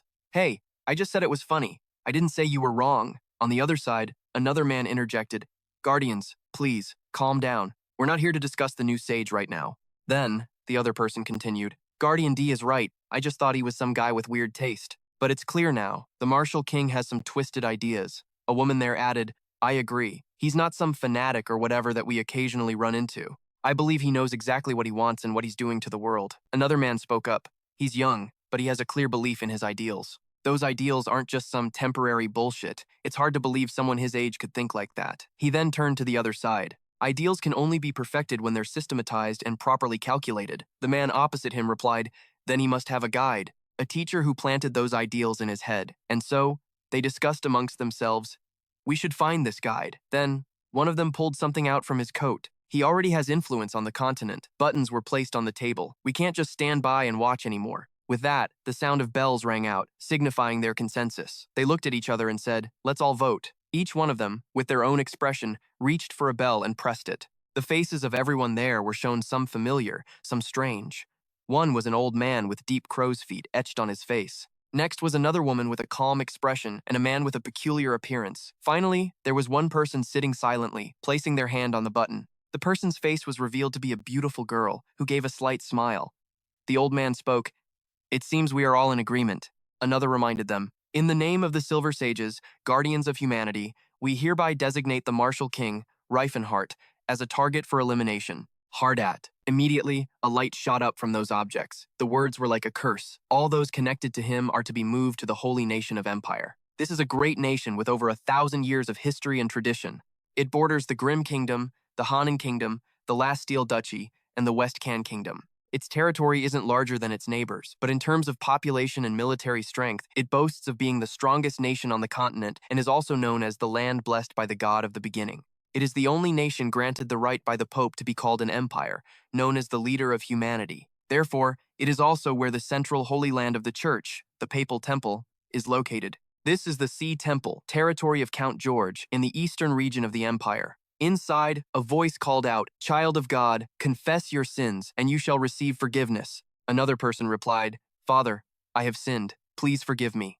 The first man asked, What sin have you committed? The other person answered slowly. He bowed his head and said, I have fallen in love with an elf girl who used to serve my family. He smiled and added, Even though she's an elf, she's more lovely and beautiful than anyone else, and her singing voice is like a nightingale's. Hearing this, the priest said, "Desiring an elf is nothing to be proud of, but the desires of youth are difficult to suppress. Since you have recognized your sin and seek forgiveness, all your sins will be forgiven in the name of God." But then, the young man spoke up, "No, I don't believe that loving her is a sin." The person inside the booth asked hesitantly. "Then," he replied, "I want to leave my family with her." His voice was full of determination. "I want to go somewhere we can love each other freely, but I'm worried about what my family will do." The priest on the other side heard him and spoke up, saying that Sir destined them to be slaves from birth, and that seeking pleasure is one thing, but to deny your given fate is a serious sin. The person inside continued to ask, "Do you wish to change your confession? The gods will forgive you." But the kid just smirked and said, "I'm not hiding anything.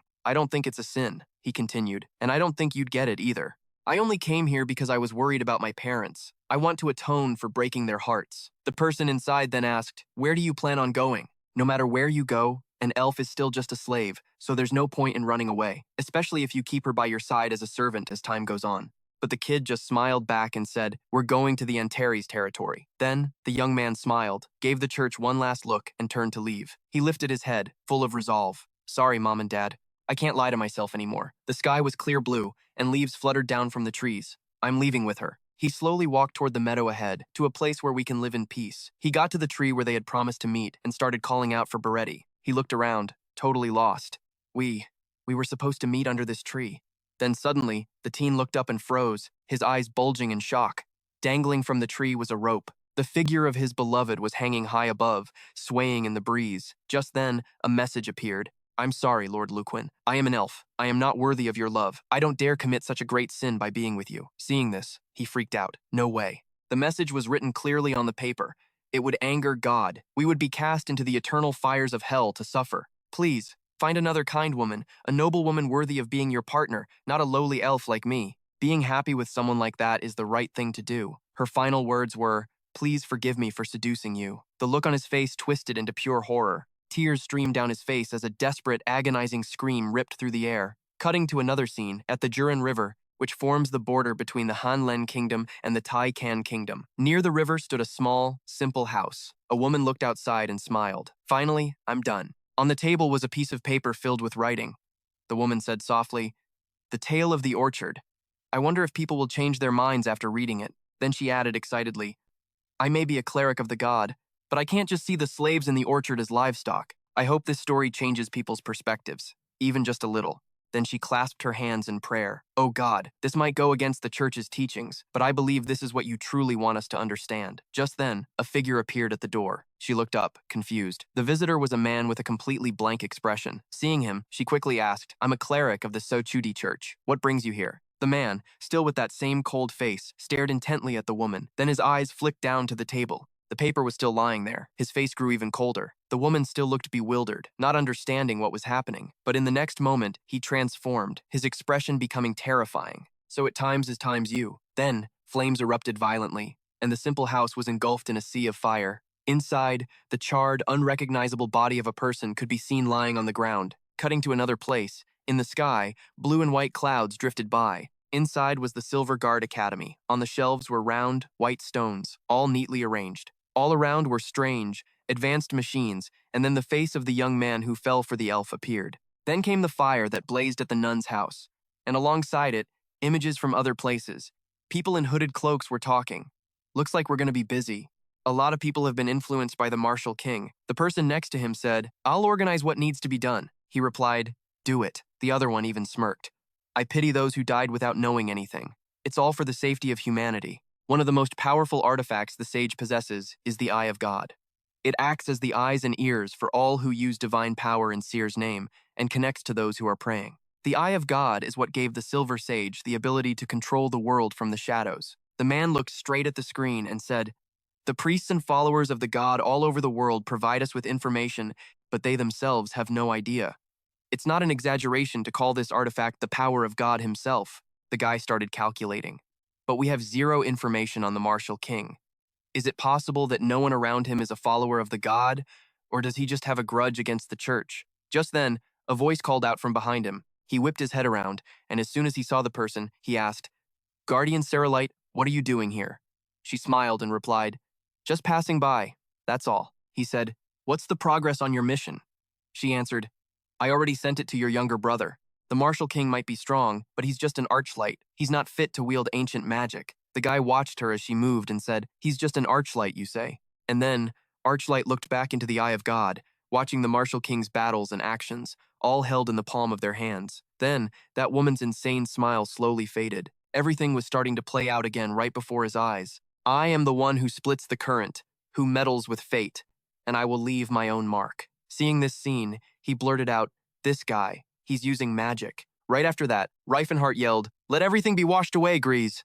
At Gluten Mountain, in the Chloe dungeon, tall mountains could be seen in the distance. In front of them was a gate that continuously radiated the ancient energies of the Silver Age, the Chloe teleportation gate. Just then, Tathys stepped forward, leading the people behind him inside. They looked around in awe. Where are we? Unbelievable. Stepping through the gate was like entering a completely different world. Silent guided everyone while saying, user with confirmation code 3525, close the gate. He couldn't help but look at Tathys, confused. Shouldn't we be keeping the gate a secret? Is it really okay for this many people to know about it? He replied, there's no other way to get this many people to safety at once besides the gate. The upper levels of the Chloe dungeon used to be crawling with all sorts of monsters and magical beasts, but now, not even a single trace of them remained. This place is safe, all thanks to the dwarves. And that's a damn good thing, because it holds the key to getting through the world outside of Antares. They've thrown up a whole barracks around the gate. There's non-stop chatter everywhere, and you can hear the sounds of training off in the distance. How the hell are you supposed to become real warriors if you keep whining like a bunch of babies? A buff-ass dwarf yelled, swinging his arms. Come to me, Skanda. The sword instantly glows with a white light, and then bam, it's on his arm. The guys down below were stunned when they saw it. That's a soul arm. The power of a true warrior. Standing up high, he raises his sword and shouts, this isn't some impossible feat. I'm no different from any of you. You can do this, his powerful voice boomed. I'm sure your weapons feel kind of weird to you right now, but the thing you're holding now, that's your one and only partner. Forget every other weapon you've ever touched. They all yelled in unison, Sir, yes, Captain Teneth. A man approached from behind. They're really giving it their all. Training this hard would be tough, even for my people. Hearing that, he reassured him. They went through the same kind of hellish training back in school, bro. Besides, now they have hope. Hope! For freedom! The shouts echoed. Trust your partner. Listen to the echo in your soul. Pour yourself into your weapon. He raises his own sword. We have to get stronger. Just then, Tanath walks up. All the newbies are here. He hears this and is like, all of them? Tanath immediately calls out to the group. Welcome to the land of freedom, brothers. Silent asks, is Lord Rifenhardt that at the estate? He replies, nah. He's on the battlefield right now. The kid looks confused. We're at war? Tanath hesitates. Not exactly. Just then, smoke and dust fill the air as a horde of vicious soldiers charges in. The Baron ordered us to wipe out every last survivor in this land. These cheap-ass mercenaries, scum gathered from the southern Groven Kingdom and northern Vassal, always get the job done. The screams and shouts are endless. Oh God, spare no one. These useless kids. Kill 'em all. A man is sobbing, begging for his life. Please. Don't kill us. But the soldier doesn't even listen and just runs him through, then turns to the man's wife and daughter. The soldier smirks. Not bad for a country girl. Guess it's my lucky day. The woman is terrified. Please, have mercy. The guy makes a disgusting face. Mercy? Not in my vocabulary, lady. But in that instant, his head is suddenly sliced clean off. The mother and daughter are just staring, completely stunned. Cirrus tells them, take the little girl and get out of here. The other soldiers see this and immediately get on guard. Who the hell was that? A female elf with an assassin's blade? Longsword. Platinum aura. Dark skin. That's the New Moon Swordmaster, the witch who slaughtered all the kingdom's knights during the Civil War. It's Cirrus Valencia. They freak out. Hold on. If that bitch is here, the sound of a single footstep. You're all a bunch of savages. They're terrified. The martial king, Rifenhardt that says, not even death can wash away your sins. Rifenhardt that clenches his fist. Seeing this, they start backing away in pure terror. He throws a single punch, artillery strike. Agonized screams echo as they're burned to a crisp. Then, it's Cirrus's turn. A light glows on her blade, surrounding the rest of them. Don't be scared. She's just some worthless elf. She gives the command, come to me, Selena. A hazy figure appears and beckons with a single finger. The moment she sees it, she eagerly slashes forward. Thank you. The soldier screams in agony as he's finished off. Monster, run!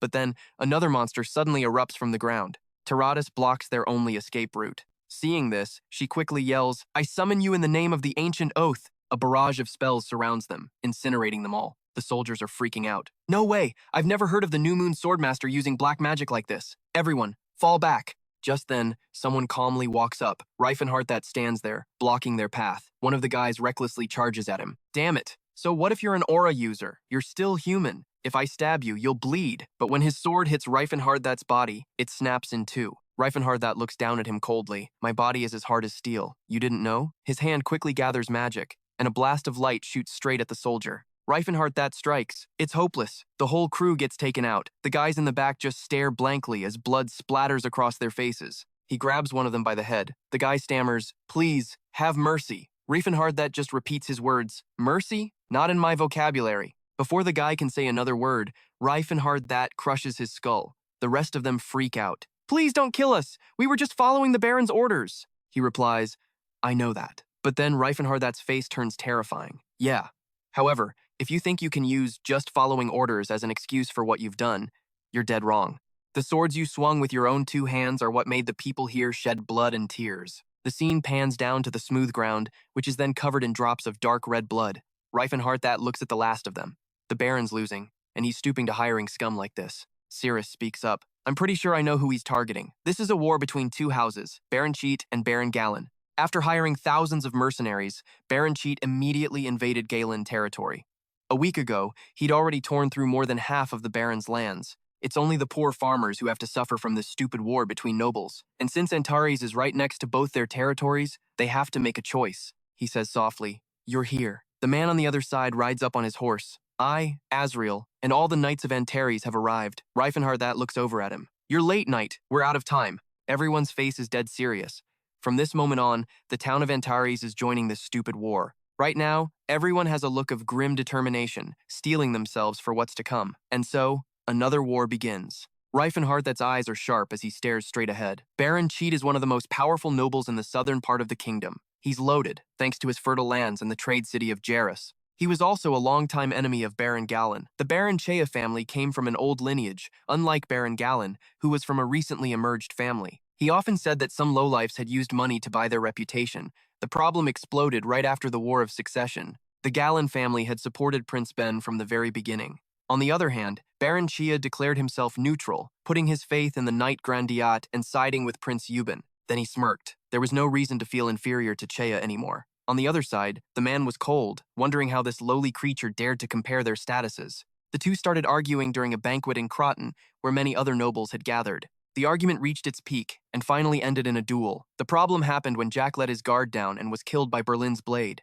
Euban tried to resolve the issue by playing peacemaker, but the king's authority was already shaky, and so they kept arguing. "That worthless son of Galen dared to kill my son, so I will wipe that brat's entire family off this land." Just like that, Baron Chea immediately hired thousands of mercenaries and invaded Baron Galen's territory. And this was the result of that. Baron Galen asked his neighboring families for advice, but they were all afraid of the aura-wielding knight on the other side who was backing Baron Chea, and they all turned a blind eye to the situation. He tried to swallow his pride and negotiate, but was rejected every time. His territory was being destroyed. Baron Galen was contemplating suicide, and that's when a lifeline fell from the sky at the most unexpected moment. A golden rope, sturdy and thick. Elsewhere, withered tree branches stretched out. Suddenly, a sound echoed nearby, followed by soldiers being sent flying, falling all over the place. Just like that, Rifenhardt kept plowing forward. One of the guys pointed at him and said, "The Martial King, what the hell is this bastard doing here? How are we supposed to fight a monster in human form? This was the captain of the Chea Territory's night squad," he yelled out loud. "Listen up, all of you. I'll award 1,000 gold coins for every scratch you put on him." Seeing this, they were astonished. 1,000? Now times that time sounds possible. So, the whole crowd charged forward at once. Those who weigh their lives against money have no right to complain if their lives are treated as cheap. And so, Rifenhardt immediately took out the charging guys with a barrage of punches. They fearlessly kept charging forward to attack. Just one scratch and we get 1,000 gold coins. Seeing this, Rifenhardt was speechless. Idiots. And just like that, they were attacked, kicked straight into the distance. The commander saw this and panicked. Damn it. No one told us he would be here. At that moment, he threw another punch. "You think that's enough to hurt the Martial King?" Seeing this, all the soldiers frantically ran over. "Everyone, get in position. Show the Lord our courage." The knights stood at the front, leading the charge to destroy the enemy. The other side saw this and shouted, "Don't falter, Galen knights. This is our fight. They trampled on our families. We have to wipe them out." Seeing this scene, the Chea side immediately panicked and pulled their horses to prepare for a retreat. Everyone, with Antares' knights charging from the front and the Galen knights closing in from the sides. Chea's mercenaries had no choice but to retreat. A while later, Siri got worried. "I know you don't feel the cold, but why do you always have to go around shirtless?" It's the middle of winter, you know? Rifenhardt was confused, but it's more comfortable this way. My clothes just get ripped up when I fight anyway. She was speechless. You should put something on. It's an eyesore. Hearing that, he was flustered. An eyesore? That's a little harsh. So Rifenhardt wondered, does she like skinny guys? He asked. Anyway, what do you think of my presence? Do I look like the successor to the martial king? She burst out laughing. You do. You really look like the heir of the invincible body. Rifenhardt was confused. I can't tell if you're complimenting me or dissing me. At that moment, someone from the Galen side approached. I don't know how I can ever thank you enough, Sir Rifenhardt. If you hadn't shown up, we would have probably lost. He smiled. Don't mention it, Baron Galen. I'm just doing what I should as an ally. The alliance with the Baron was formed 2 weeks ago with a letter, which had 3 conditions written on it. If the Baron wins, the eastern half of the territory will belong to the town of Antares. If other races residing in the town migrate to the territory, they will be officially recognized for their position within the territory, and the Baron must free the other races from slavery and send them to the town of Antares. After reading these words, the Baron was also shocked. I understand dividing the territory, but freeing all the slaves and sending them to the town, and also forbidding their enslavement and recognizing them as normal citizens. The Baron was hesitant about whether to accept the conditions, but he didn't have many options. In the end, he accepted everything and formed an alliance, with the goal of raising awareness for the other races and expanding his territory. But having a legitimate reason to join the war is also very important. Unlike my past life, I have to be sure to drill that into my head. Moving to another cliff, the Nada's range, a group of people was moving inside. Rifenhardt shouted, "Those of you who still value your lives, run!" On the other side, those men saw him and panicked. The legendary martial king, how can we fight against someone like that? Hold your positions. Anyone who deserts will be severely punished. And so, all of them charged forward. Huna Castle is right behind this mountain range. Don't lose your courage. He may be the martial king, but he's still just human. He frowned in annoyance, his entire body radiating bloodlust. Rifenhardt clenched his fist. For those who didn't run, he sent a single finishing blow toward them. They won't see tomorrow. The others saw this and were terrified. That's not something a human can do. How can a person glow so brightly? He pierced the sky with just one punch. The leader continued to yell, "Everyone, attack!" Rifenhardt saw this and got annoyed. They're still not going to run? The people on the other side charged forward in terror. These aren't knights or mercenaries. They're just farmers who were forced to go to war. So Rifenhardt decided he had to be merciful with them. You won't die from this. Immediately, he repeatedly struck them, knocking each one out cold. Help me, mommy! The commander saw this and panicked. They're no match for him, just as I had expected. At that moment, weapons were readied on the cliffs. However, the ultimate goal was still to buy time, to keep him here for as long as possible. Because that arrogant bastard is always leading the charge, I thought today would be different. The guy raised his hand high. Your arrogance is going to be a huge problem. At this point, all the crossbows were aimed straight at Rifenhardt. Even the martial king would have a tough time surviving this. The second they yelled fire, the crossbow bolts were instantly shot, all of them heading straight for Rifenhardt casually extended his arm and tossed the thing in his hand, then bent his knees slightly. He immediately used a shockwave blast to knock away the incoming bolts. At this, that other guy's jaw dropped in shock. The remaining townspeople on the other side were just staring, completely stunned. Did he just punch an arrow out of the air with his bare hands? What the hell? I'm freaking out. The soldiers, terrified, started to back away. It's that elf witch. Siri walked forward and said, Sana, come out. All of you, cover me as I advance. Just like that, all of their weapons were shattered. Rifenhardt looked up and smiled. She's really gotten a lot stronger. Even the chief of the Danhem tribe can only control a portion of the wind and fire spirits. Meanwhile, she now has almost full control over nearly 5 great spirits, not including light and darkness, along with the ancient world tree. Traditionally, it selects an elf to be its guardian and grants that person its power. The elf it chooses becomes the leader of the entire race, tasked with protecting, representing, and guiding the whole tribe. Earlier this year, the world tree was planted in the desert where the Danhem tribe lives. That summer, the world tree, the symbol of the elven forest, was planted in the Glotton mountain range. While reviving it and linking it with Nihilin, Sirius's name was forcibly carved into its core. In other words, they manipulated the world tree's internal data to make her the guardian and chief of the race. Looks like carving her name in is finally starting to take effect. Just like that, everything was instantly destroyed, with the sound of explosions ringing out non-stop. She stood in a sea of flames, staring them down. Hun Fortress, in the central region of Baron Chetta's territory. The man was furious after hearing the news. So they actually made it through the ravine? The captain replied, Yes, we apologize, Baron Chetta. We were too weak. Hearing that, he gritted his teeth in anger. They crushed our army and forced us to retreat all the way back here. Even the aura user we were counting on ditched us. He walked in, defeated. The only person we can trust now is that man. Inside, a man who was messing with the pale princess turned around, annoyed. What a total mood killer. The man on the other side looked stunned. The first guy saw him and said with a smile, "Ah, there you are, Baron Chetta." He continued with a smirk. "Your daughter has grown up to be quite a beauty. You've really raised her to be so pure she doesn't even have the stink of the common rabble on her." The Baron gritted his teeth at that. This bastard isn't just hitting on the maids, but his own daughter too. The Martial King is on his way. The man smiled and said, "I see. Like I said, to kill someone with a golden aura, you'll need to prepare something that shines even brighter than gold." He narrowed his eyes at the Baron. "I trust you've made all the necessary preparations, right?" Just then, outside the castle gates, an army was assembled, ready to attack. They were shouting constantly, "Reload the catapults! Now! All soldiers, get the ladders ready to attack! Soon, we'll bring down this so-called impenetrable fortress." The man on horseback yelled, "Fire the second stone! Fire!" And so, deafening crashes rang out as everything began to crumble. They continued to shout, "Attack! Attack! The Chetta family, those who trample on the people, must be wiped off the map." Knight Adrenal charged forward first. "Forward, Knights of Antares! Our chance has finally come. This time, we will show our valor to the Lord." The soldiers on the walls saw them and tried to stop them. "You're really just a bunch of the Marshal King's idiot lackeys, stupid and simple-minded. Have some boiling oil." But suddenly, a blurry figure appeared. "My friend Nympia, run!" The soldiers were thrown back, screaming, "It's so hot!" Upon seeing her, everyone panicked. "It's the New Moon Swordmaster, be careful!" The man on the other side saw this and smirked. "The New Moon Swordmaster is just some bitch." Hearing this, she whipped her head around in shock. Her opponent immediately launched an attack. Night Glow, Holy Light, 7th tier magic. The blinding light forced her to quickly retreat. Cirrus was shocked. Asterisk, high-level 7th tier magic. Asterisk above, beautiful magic patterns appeared in the air. Asterisk, does the Baron have someone this talented under him? Asterisk. Her opponent spoke up. "I only came here to kill Rifenhardt, as per our contract, but I guess I'll take care of times that thing times 2. Immediately after, he began to attack her as his magic activated. She yelled, "Taradas, represent me." After seeing her block his attack, he looked surprised. She blocked that? So that's spirit magic. Cirrus looked at him and thought, asterisk. That was way too close. I never thought I'd run into a high-level mage like this here. Asterisk.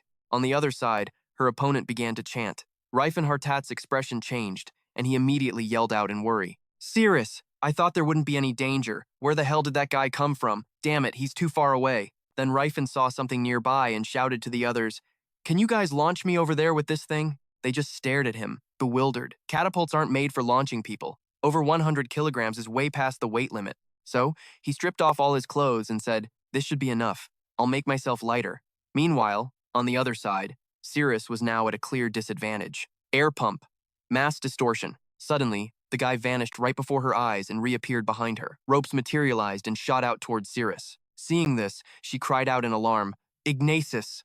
A burst of flame erupted in midair.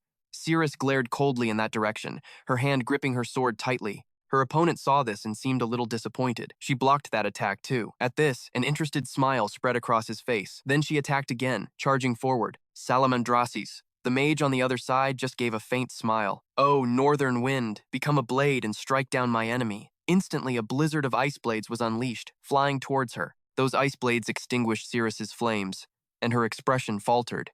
Asterisk. Even that wasn't enough to break through his magic? Asterisk. She reached out and gripped her sword, adding Ignis's power to it, but she still couldn't break through that powerful wind. Asterisk, I have to merge my sword with the fire, but I don't have the strength to summon another spirit. Asterisk, just then, a flame appeared and shot towards them. The guy's face contorted in shock as he looked in its direction. Seeing the thing in her hand, he exclaimed in disbelief, "What the hell is that?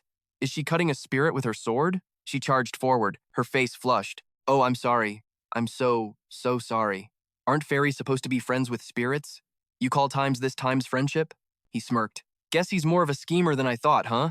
Right after that, a huge explosion rocked the area, sending dirt and rocks flying everywhere. The other guy quickly fell back, dodging her attack, and they just tore through the buildings in a crazy, intense battle. The houses started to crack, looking like they were about to fall apart as explosions kept ripping through them one after another. A figure quickly jumped back, getting out of the way.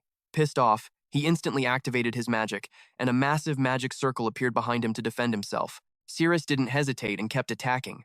A drop of blood sprayed from her shoulder, followed by a non-stop stream of blood from her thigh. Seeing her like that, The guy gritted his teeth in anger. Then, suddenly, his eyes went wide as he stared in one direction. Her back was to a wall with no escape, but she used the opportunity to charge right at him.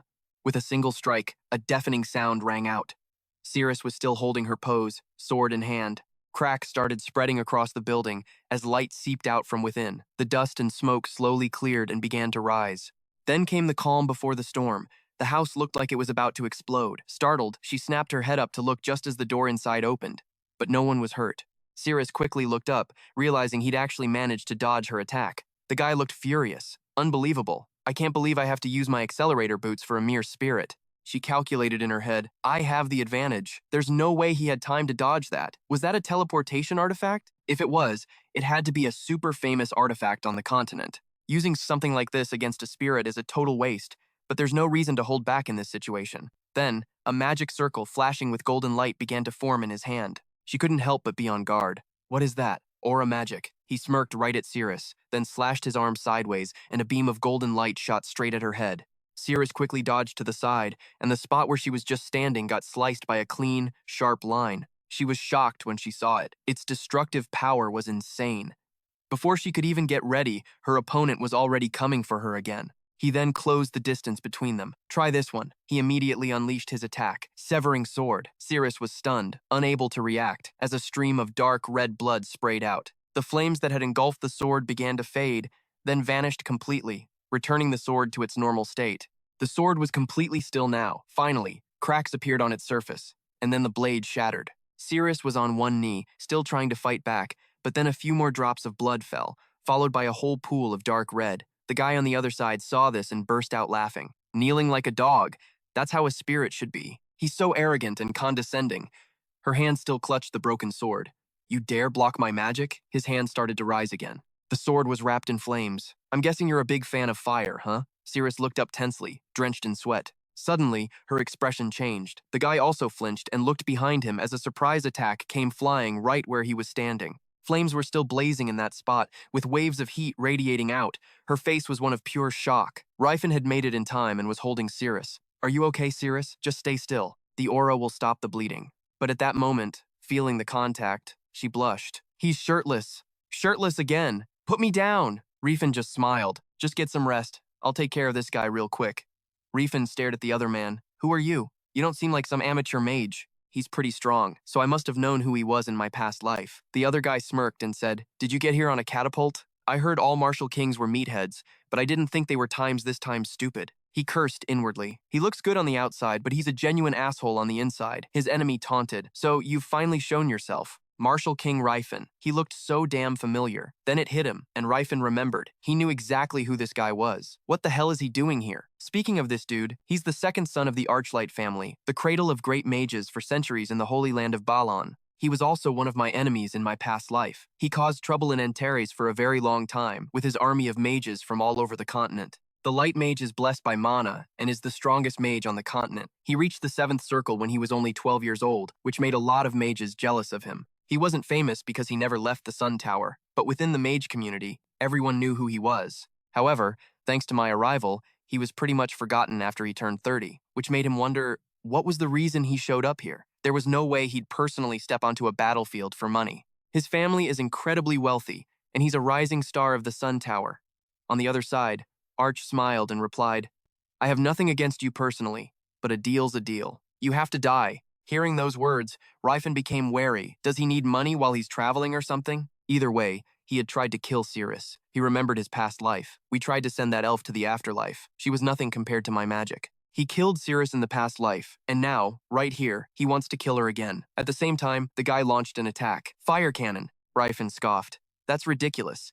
You think you can kill an aura user like me with that kind of magic? The man calmly continued his charge, then slashed straight toward Rifen's position. Severing sword, Rifen didn't hesitate, throwing a punch forward. He immediately activated Spiral Guard. The two skills collided, creating a massive sound. Then suddenly, Rifen was shocked by what he saw. Spiral Guard couldn't block the other attack. The next second, it broke free from his control and shot forward. Rifen was slashed right on the shoulder. In the distance, a wall had been cleanly sliced through. He couldn't help but be amazed. No way. He broke through Spiral Guard. Rifen started to size the guy up. An artifact from the Silver Age, huh? This power was just like Eldrin's strongest skill, light, he smiled. Even the Marshal King must bow before ancient power. Rifen refused to lose, immediately powering up as his whole body radiated with aura. On top of that, it doesn't even have a casting time. That simple gauntlet, it's an even higher grade artifact. I don't remember Jen ever getting his hands on an artifact this insane. Rifenhardt keeps up the attack. Violet Feather Volley!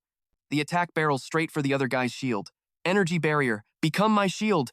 Arc guard! Before the guy could even react, Rifenhardt aims a kick straight for his face, yelling, "Eat this, Gastrian." He sends the dude flying, but that's when he senses something's off. He looks back. Rifenhardt glances up, and somehow, that bastard dodged it. It hits him instantly. He's using the accelerator boots. But how the hell did he get those? A mysterious assassin. I remember him from my past life. He wasn't all that tough, but not even Siri or the knights could take him down. It was all because that assassin had some unheard of artifact. The accelerator boots, they let the user teleport short distances. And right then, it all clicked. This is why Cirrus lost. On the other side, Jen gloats. A warrior is no match for a mage who can keep his distance.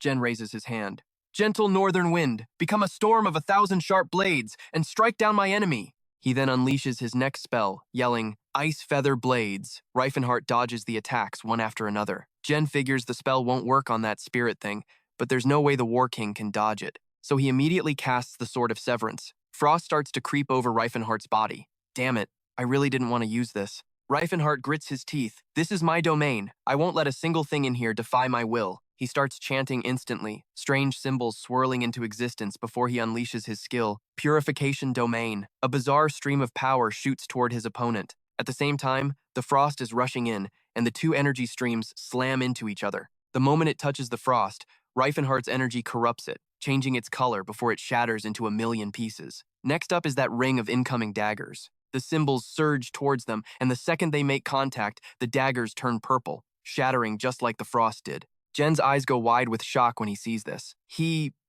just messed with my spell. No way. The look on Jen's face is pure disbelief. The War King is using magic? Rifenhardt gives him an ice-cold stare, a magic circle glowing at his feet. He thinks to himself, asterisk, even though I didn't want to use magic, I'm already stuck with this War King title, asterisk. But whatever, Rifenhardt says. It's probably fine, as long as I don't get too flashy. And just like that, Rifenhardt vanishes on the spot. He instantly reappears right next to Jen. Without missing a beat, Rifenhardt throws a punch downwards. But his opponent disappears again, zapping to another spot. Now, a look of panic flashes across Jen's face. Summon net, Rifenhardt immediately shouts. Purify! Every part of the net becomes totally useless the moment it touches his energy. Seeing this, the guy looks even more stunned. He follows up with light grenade. Golden chains shoot out, trying to tie him up. Rifenhardt dodges the attack with lightning speed. A second later, the chains just crumble into dust. Now, the guy's face is just pure horror. He has no idea what to do. That dumbass War King is just canceling out all my magic. Am I going insane, or has the whole world lost its mind? Rifenhardt lunges in for another attack. Without hesitation, Jen fires off another Sword of Severance. Rifenhardt just smirks. No matter how strong you make it, it's still just light magic. Rifenhardt opens two magic circles. Mirror reflection. The attacks are instantly deflected right back at him. Jen breaks out in a cold sweat. That damn light god, he's using magic even more advanced than mine. A goddamn seventh circle mage. The Sword of Severance attacks keep slamming all around, forcing him to spam the accelerator boots just to stay alive. The soldiers below feel the shockwaves and start screaming in terror, but they can't get out of the way in time and get hit full force. Just that one exchange was enough to wreck all the buildings nearby. Just as Rifenhardt is about to charge in, the guy fires off that same spell again. He can't dodge it completely and ends up getting cut. Rifenhardt grits his teeth, annoyed. What a pain-in-the-ass spell. In my past life, the only way I could deal with this was with an impulse wave. So, clenching his jaw, he aims a punch straight at the ground. Rifenhardt grins, magic swirling all around him. He yells, Dispersion Fist, and with a single punch, he blows away all the spells the other guy threw at him. Jen just stares, completely dumbfounded. He punched my magic? What the hell kind of skill is that? Right after, Rifenhardt raises his leg high, aiming an axe kick right at the guy's head. Startled, Jen snaps his head up. His whole body glows with blue light as he teleports away again. Just as I planned, Rifenhardt smirks. The guy reappears at a spot nearby, but he flinches when he sees what's happening. Rifenhardt slams a powerful attack straight into the ground. Avalanche Spike. In that case, I'll just destroy the entire area you can teleport to. A massive shockwave erupts, sending earth and rubble flying everywhere along with a blast of aura. Of course, Jen can't escape that attack. The nearby soldiers don't even have time to dodge and just scream in agony. Nearby, Cirrus has to cover her face as the tremor rips through the ground. Caught completely off guard, Jen staggers and lets out a long, agonized scream. Just then, something falls from the sky, and black smoke billows from the spot. Rifenhardt walks forward, looking like a total demon. He had a feeling it had a lot of weaknesses, but man, it's still a pain to fight against. Anyone who's never seen that flash step before would have already lost to this guy. The other guy is now lying on the ground, seriously wounded, Jen says weakly. I always beat light gods because of the massive gap in our magic levels. I never thought someone would use a tactic like this. Rifenhardt recalls sadly, asterisk. That's the exact same tactic you used to defeat Cirrus, asterisk. The flash step boots were the item Cirrus used when that assassin attacked her. Every time she'd use them, he'd just counter with a wide-range magic attack to box her in. I just copied his strategy, that's all. But just as Rifenhardt is lost in thought, the guy suddenly appears right behind him. But Jen's eyes go wide in shock. Both of his legs are severed, sending blood spraying everywhere. Rifenhardt.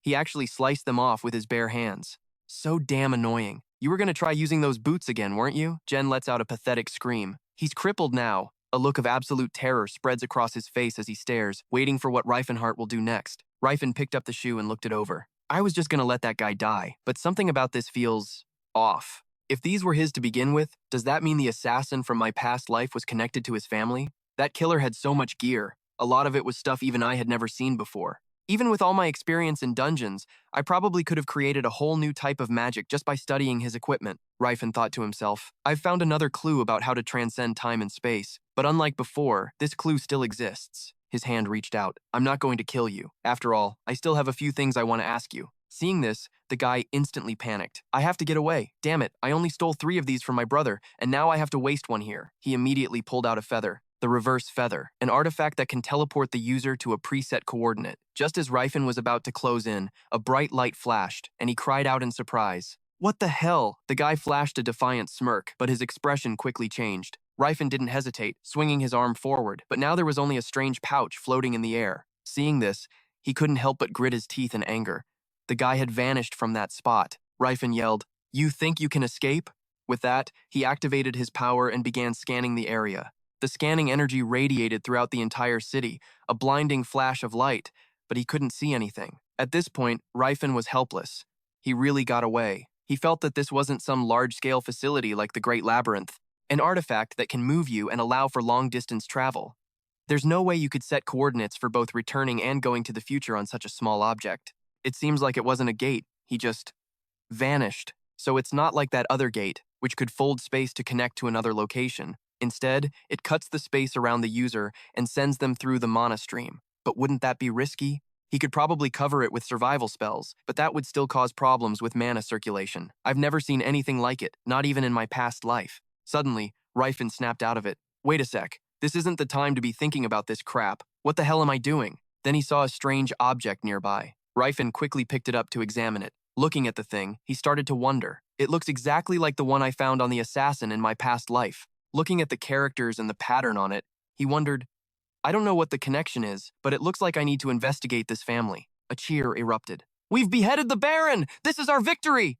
Rifen looked around and said softly, the battle is over. Suddenly, his eyes caught something. Over there was a pouch that seemed to belong to that guy. Rifen picked it up. An infinite pouch? It belongs to that dude. He really left a lot of stuff behind. The moment he pulled out the contents, he was thrilled. Gold! Gotta be around 10,000 gold coins. Did that Baron hire him? He spent his entire fortune just to catch me. He must have been loaded, Rifen thought to himself as he walked off with the bag of loot. This will help make up for some of the Free Nation's financial shortages. Kai is gonna be so happy. We've rescued nearly 1,000 people, and not just humans, up until now. So much has happened. From beastmen to dwarves, we've also taken in hundreds of humans as our subordinates. With the refugees fleeing the Blood Year, we need to secure funding. At this point, Rifen started calculating. Through this war, we'll take over the Baron's territory and the commercial city. This will be a huge addition to our treasury. With that said, he turned to check on Ceres. You okay? She replied. Yeah. Where'd he go? He answered. He ran.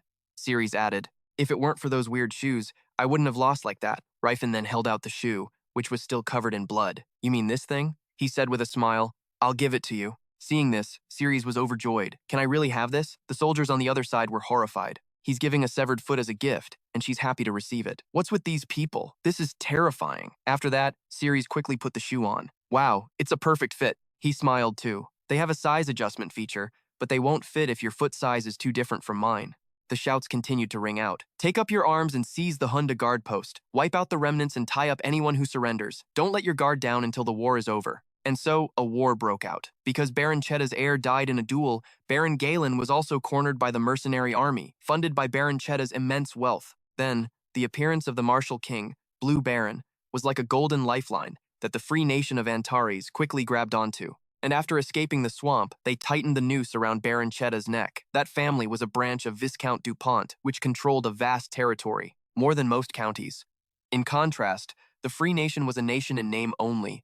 Its territory was only equivalent to a minor county. But after dividing Baron Chetta's territory according to the agreement with Baron Galen, the Free Nation's territory more than doubled in size. Honestly, if they wanted to, the nation of Antares could have swallowed all of Baron Chetta's territory, but Kai advised against it.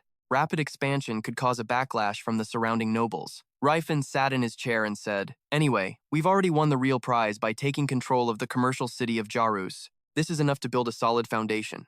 And just like that, a year passed. By now, the Free Nation had become much more prosperous. Spring was in the air with fresh new sprouts. The scene changes to the vast plains of the southeastern continent, Petlan. Even in this barren land, green sprouts had begun to appear after surviving the harsh winter. These vast grasslands were too barren for farming, so no national power existed here. Monsters appeared frequently, so this place had long been the domain of nomadic tribes. These nomads raised horses and sheep, living scattered across Petlan in tribal units. Occasionally, some ambitious person would try to unite the nomadic tribes and use them as a military force, but they were always blocked by the surrounding Glowan and Donati mountain ranges. Since no one invaded, and there was nowhere to invade, there was no need to unite. As a result, while there were disputes between the tribes, no large-scale war had occurred for centuries. But now, it was on the brink of the first large-scale war in Petlan. In the background, Wolf Mountain was shaped like a crouching wolf. A freaking 10,000-man army rolled up. It was a massive force of nomads pulled from all over Pethuland. The guy in charge was staring ahead, looking all tense. Can we really beat those monster freaks? Across from them, a horde of fully armed, savage-looking monsters stood their ground, raising their weapons like total psychos. The humans staring back at them instantly looked terrified. Their leader steps up and goes, "This is the first time I've ever gone to war with this many allies. Karga Kanan. This dude is Karga Tum, the chief of the Grey Kite tribe." Another guy chimes in, "Same here. Kazuga Karga Tum." The Leonhardt brothers really kept their word.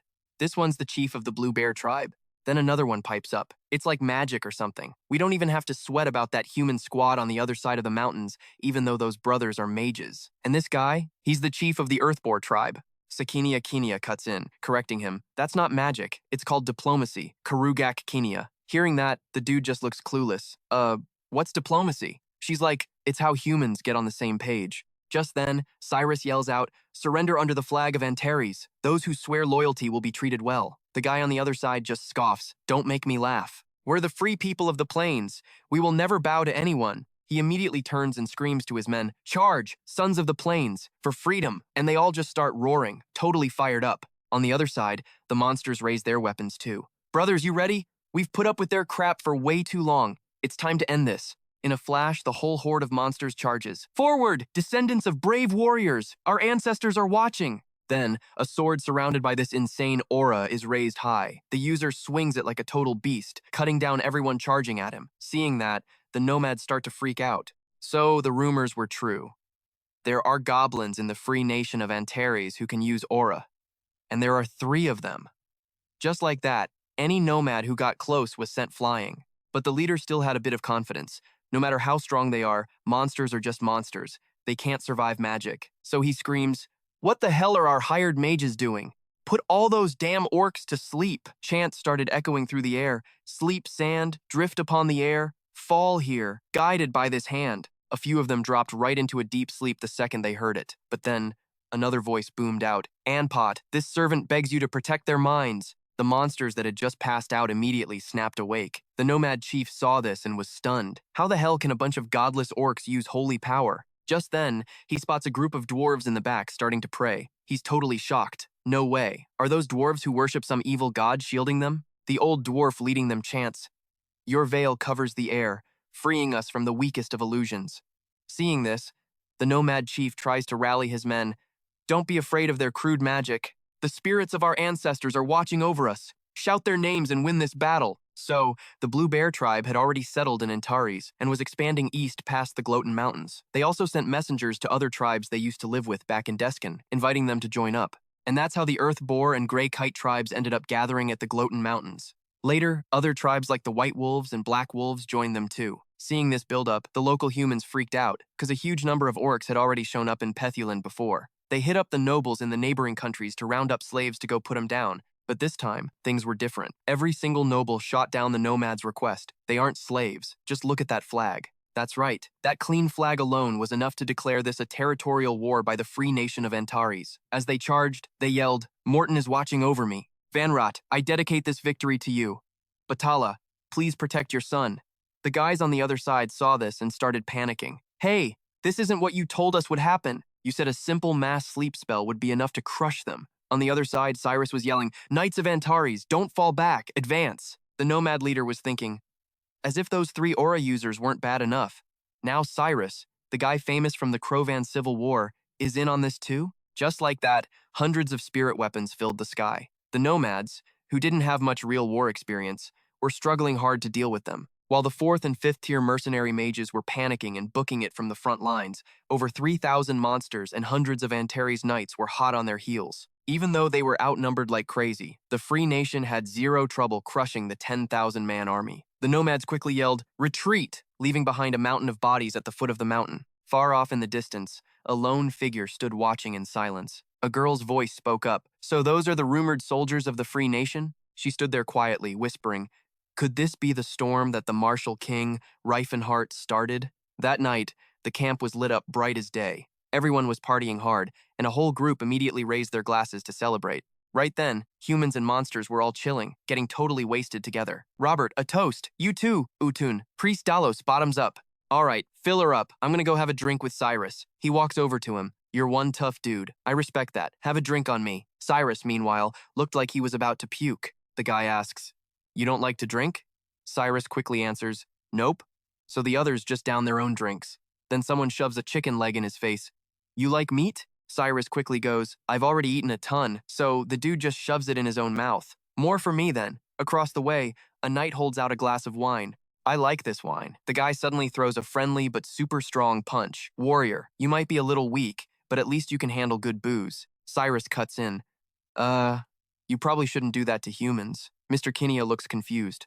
"Why not?" Cyrus quickly explains. "Humans have, like, a ton of pride. They'd see that as an insult." Hearing that, the guy gets all embarrassed. "Oh, my bad, warrior. That's on me." The knight just replies, "It's all good." Suddenly, there's a noise. Everyone's face gets dead serious as they look toward the sound. They could all feel this energy. Mr. Kinia asks, still munching on his food, "Who is that? Someone's calling us. Are there other gods around here besides us?" Just like that, they start gathering up, looking serious. It feels like we're being summoned. So Mr. Kinia takes the lead. "Let's go." They all head off to another spot nearby, leaving the tent to fall quiet. Through the indistinct, rolling mountains, they were led to a cave. "Come on out, you who called us, the one blessed by the great warrior spirit." And so, they waited in silence for whoever was inside the cave to come out. It was pitch black in there, not a soul in sight. Just then, a figure slowly began to emerge as a mysterious mist billowed out from inside. They approached with light footsteps and said, "You are the Oros, from the free kingdom of Antares." The girl was amazed. "That's incredible. A monster who's fluent in the common tongue." Cyrus looked at the figure, a bit startled. "Huh? An elf?" The people behind him gasped, too. That girl walked up with a totally indifferent look on her face. "So there are warriors among the elves, huh? I heard elves were timid and had only a few fighters." The elf just gave a slight smile, then suddenly whipped out her sword. She charged straight at Old Man Kingia. Their weapons clashed instantly, and a shockwave echoed from deep within the mountain. While blocking the attack, he said, "This isn't enough to break my sword, elf warrior." Cyrus was confused. "An enemy?" She quickly spoke up to warn them. "It's a one-on-one duel. Don't interfere." "What the hell is going on?" The two on the other side answered calmly, "Of course we're not going to butt in. It's their fight." Seeing this, Cyrus was still confused. "But is this okay?" He replied, "Probably just some wandering warrior, but running into a god-class being is super rare." "Over here," the old man suddenly yelled. "Shield break." The girl quickly countered, her face showing zero fear. She swung the sharp sword in her hand and just charged right in for the attack. Cyrus was blown away by this. Her swordsmanship is insane. She can actually push back an aura greatsword, and her follow-up counter was so clean. Oh man, looks like today's gonna be interesting. And just like that, the old man's huge frame fighting the elf's small, agile body created a strange contrast. While fighting, he exclaimed, "Damn, you're strong, elf warrior. I gotta admit it, let's keep going." He then swung his weapon and yelled, "My friend, Taknung, go!" And just like that, it spun around and shot straight toward the elf. At that moment, it was like a massive, sharp shuriken slicing through everything. Then, the weapon formed into arrow-like projectiles that shot down to attack the girl. She easily blocked all the attacks with her weapon. Seeing this just made him more hyped up, and he laughed with excitement. Then he launched another attack. The girl immediately leaned back to dodge the attack. The move ended up smashing into the cliff wall nearby. At that moment, rocks started to crumble and fall. The guys nearby couldn't help but comment, "That dude's getting pumped, right? Wonder if I can get a piece of the action? Looks fun as hell." Over here, Cyrus was just dazed. "I want to fight too. I feel like I could learn a lot." Suddenly, he felt snowflakes landing on his face. He was shocked. This cold, it's magic, infusing an element into aura. The old man laughed gleefully. "It's been a while since I've had a good fight like this." The girl just smiled and said, "Let's stop." Hearing that, he was confused. "Why? We're just getting to the good part. Let's go." The girl smiled calmly. "Isn't this enough proof that I am a warrior?" He burst out laughing. "Of course you're a warrior." "No, a duelist," she corrected him. "I heard that to gain an orc's trust, you have to put up a good fight." Sounded like a fairy tale, but I guess it's actually true. Cyrus was surprised to hear that. "Wait, so you were performing the duel of courage?" "I heard elves were supposed to be all logical, but I never expected them to be this direct." At that moment, the girl introduced herself. "My name is Inia, chieftain of the Ciaria tribe." She smiled and glanced behind her. "They are my people." From inside the cave, a whole group of people emerged. "We have traveled from the frozen lands of the north to meet the one who will resurrect the world." She looked at them and said, "Warriors of Antares, can you guide us?" Meanwhile, in the nameless frozen lands of northern Pedolan, broken icebergs floated on a lake. This place held a holy land, hidden from the eyes of humans. An elf who was hanging up laundry looked out excitedly. "Oh my goodness!" A young man was approaching, and everyone was thrilled. "Sir Rifenhardt." This guy was the youngest mage to have ever mastered Ninth Circle magic. He was able to use focused magic by the age of 30, and succeeded in reaching the pinnacle of magic at age 35. For nearly a decade, besides Rifenhardt, the only other master to reach this high level was a mage named Ra, who passed away from old age a few years ago. Even he was only able to master it after he turned 70. That's what makes this kid's achievement so damn admirable. Because he became a mage in his 20s, tons of nations tried to recruit him, but he turned down all their offers and became a dungeon explorer instead. Even after mastering the Ninth Circle, he kept traveling the world, believing there were still higher boundaries to overcome. After disappearing from the public eye for 3 years, he was now staying in the Ciaria tribe's village to learn new theories about spirit magic. They said cheerfully, "Oh my gosh, it's Sir Rifenhardt. You must be resting. Is there a reason you came out?" He replied, "It's all right. Thanks to magic, this level of cold is nothing to me." They urged him, "Please, have some food. I made these hand warmers because I thought you'd be cold." He couldn't help but feel a little flustered. "Thank you both, but I can't possibly eat this much. I'll gratefully accept and wear the hand warmers, though." And just like that, the girls were totally fawning over him. As expected. How can one human be so amazing? He, on the other hand, was sweating bullets from the awkwardness, and he's overflowing with magical power, too. Just then, another girl appeared and remarked, "You're pretty popular, Rifenhardt." He got all flustered and asked, "What? Are you jealous?" Hearing that, she turned her head away angrily. "Jealous?" As if Rifenhardt then gave her a light peck on the cheek. "You know it, right? You're the only woman for me." Then he asked curiously, "So, what's Tathis up to right now?" She blushed and answered, "Dueling again. What else?" He can't stop himself from challenging every aura user he meets. Just then, a voice called out, "Mage Rifenhardt." He jumped and turned around. As soon as he saw her, he asked, "Inia, is your match with Tathis already over?" She replied, "I've done what I told you I would." This was the tribe's captain. The three of them gathered together again. "You could have just left it as it was." She replied, "Isn't it obvious for someone whose job is to search?" Her expression was cold as she stared daggers at Rifenhardt. Then, Inia finally lowered her eyes and looked away. The other girls immediately got flustered and ran off. After that, Inia turned back to Rifenhardt and said, "Quite the celebrity, aren't you?" He answered awkwardly, "Nah, I wasn't trying to hit on you or anything." But Rifenhardt thought to himself, "Come to think of it, this girl is seriously cold-blooded." Inia said, "Even though she's from the deer tribe, I can't help but admire her. She's nothing but skin and bones." Rifenhardt praised her. He marveled, "Seriously, she's a genius. To have the brains to see that far ahead, not many people can pull that off." She turned her head away. "Anyway, can you revive the world tree like you promised?" Rifenhardt replied, "This is Penneros. an ancient ruin imbued with the spirit of the world tree. This might just be the seed that plants our hope. Back in the present, he propped his hands on his hips and smiled as he looked ahead. The peaceful sight of his own nation made Rifenhardt H's heart swell with joy. Everyone was doing an awesome job rebuilding the village, moving to the great elven forest nestled between the Gloatin mountain range. A new elven village was being built around the newly planted world tree at its center. A gentle breath could birth a cloud, and that cloud would bring rain. The river would flow, soaking the earth and nurturing the life here into a lush, thriving forest. The river flows, the earth gives life, the forest grows, and the forest gives birth to all things. When everything dies and returns to the earth, the forest is lost, the river runs dry, and the cycle begins anew. Rifenhardt H smiled and said, "This should be enough for the elves to solve their gender imbalance problem, but that's not something I can fix." The moment they saw Rifenhardt H walk over, they got all flustered. "Rifenhardt H! Oh hey!" Just then, Ceres walked by and kept teasing him.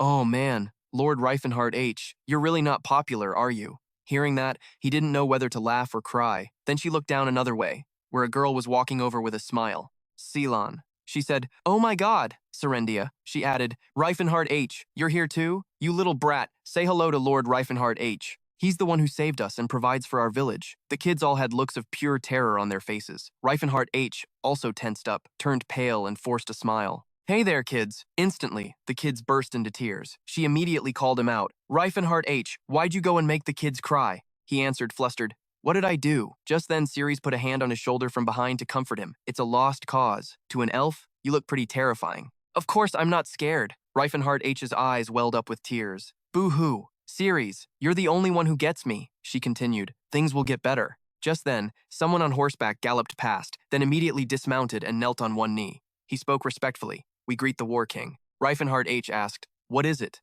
The man said, "We've come to deliver a message from Sir Kankin." He asked, "About winning the battle?"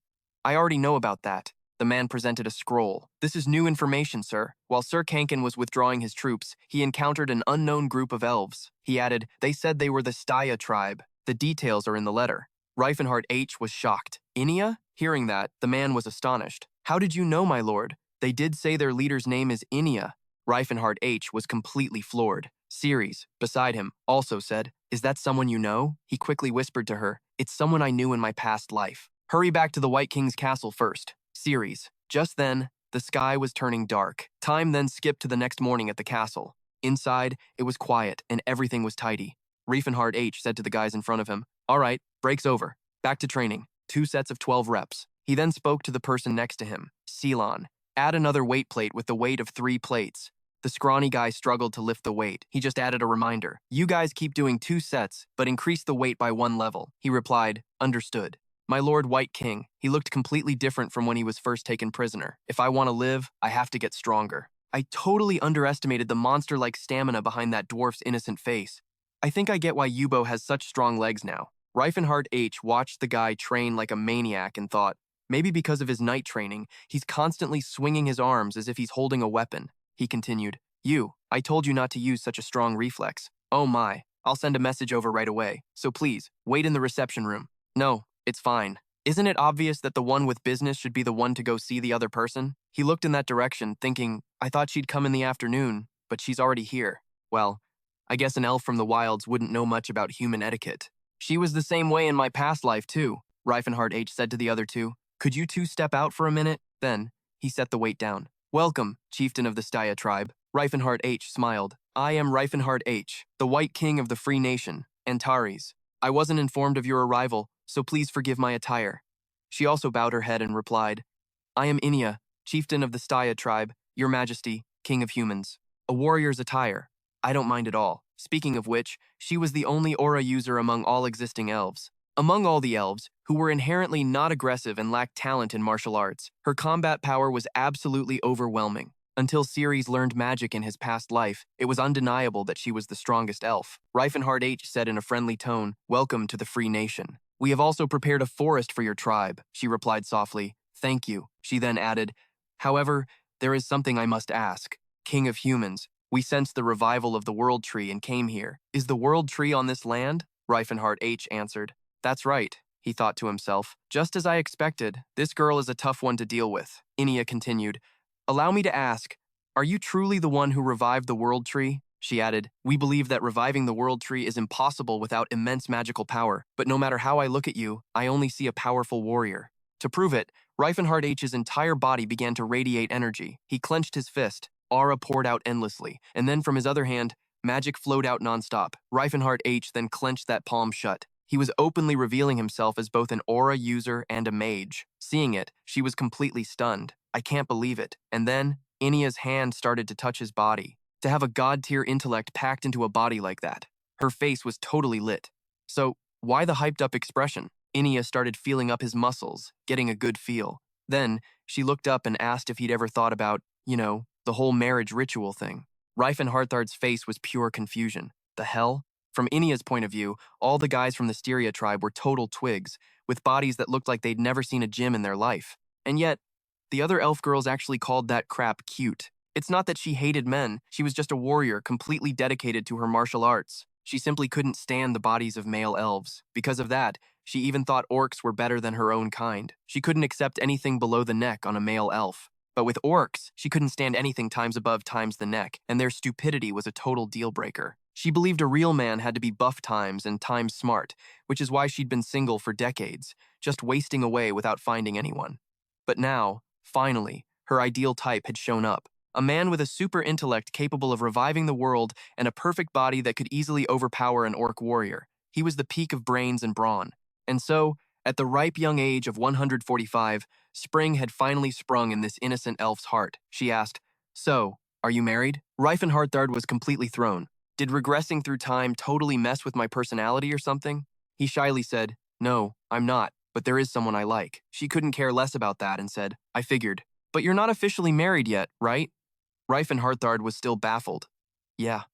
At that, she excitedly turned her head away, overjoyed. "Perfect." Then Inia turned back to him and said, "Thank you for accepting our tribe. The Styria tribe will walk with you through glory and failure as allies of the White Kingdom. This oath will never change." Rifenhardt leaned on his hand and smiled. "The White Kingdom of Antares also swears to forever be an ally of the Styria tribe." She gave a small smile. "Well then, I'll be returning to my tribe now. I'll visit often, so I hope you'll take care of me." After that, Inia quickly skipped away. Rifenhardt watched her go, completely bewildered. What the hell was that all about? As she walked off, she couldn't stop thinking about it. That broad, warm chest, those shoulders wide enough to easily carry a girl, those powerful arms, and that lean waist. Just thinking about it, Inia clutched her beet-red face. "Ugh, get a grip." Elsewhere, Silent was thinking, "Is that the new leader of the elves?" He decided to speak up. "Hello." The second she saw Silent, her entire expression soured. What the hell? How can this punk be so disgustingly pretty? He's supposed to be a guy. Silent just looked baffled. "I'm Silent, I serve Phalans." Hearing that name startled Inia. She stepped past him and whispered, "I won't lose." And just like that, Inia had completely misunderstood the situation. So this punk is the person Sir Rifenhardt is always rumored to be talking about. Meanwhile, Silent just stared after her, totally clueless. Besides the Styria tribe, smaller tribes of other races from across the continent began to gather in the free nation of Antares. The great master Chota Tinka had traveled the continent, saving his people and encouraging tribes to migrate to the nation. Of course, convincing them wasn't easy. Considering how greedy humans get when they see a Cho, for a Cho to choose to go to human territory was no small feat. But Atinka had wandered the continent helping his kind so many times that his words carried a lot of weight. Then, as rumors about the free nation of Antares spread far and wide, hundreds of Cho began to migrate to the Gloten mountain range. Scene changed to the Cho village. Cirrus was walking and talking. "The houses are so beautiful. In the White Kingdom, only castles or temples use glass, but here, every house has it," Rifenhardt explained as they walked. Traditionally, they have very advanced skills with earth. They can transform minerals with magic, so creating glass is nothing to them. Just like how dwarves are masters of iron and stone, each race has its own specialty. Elves are skilled at weaving silk, sewing clothes, and carving wood.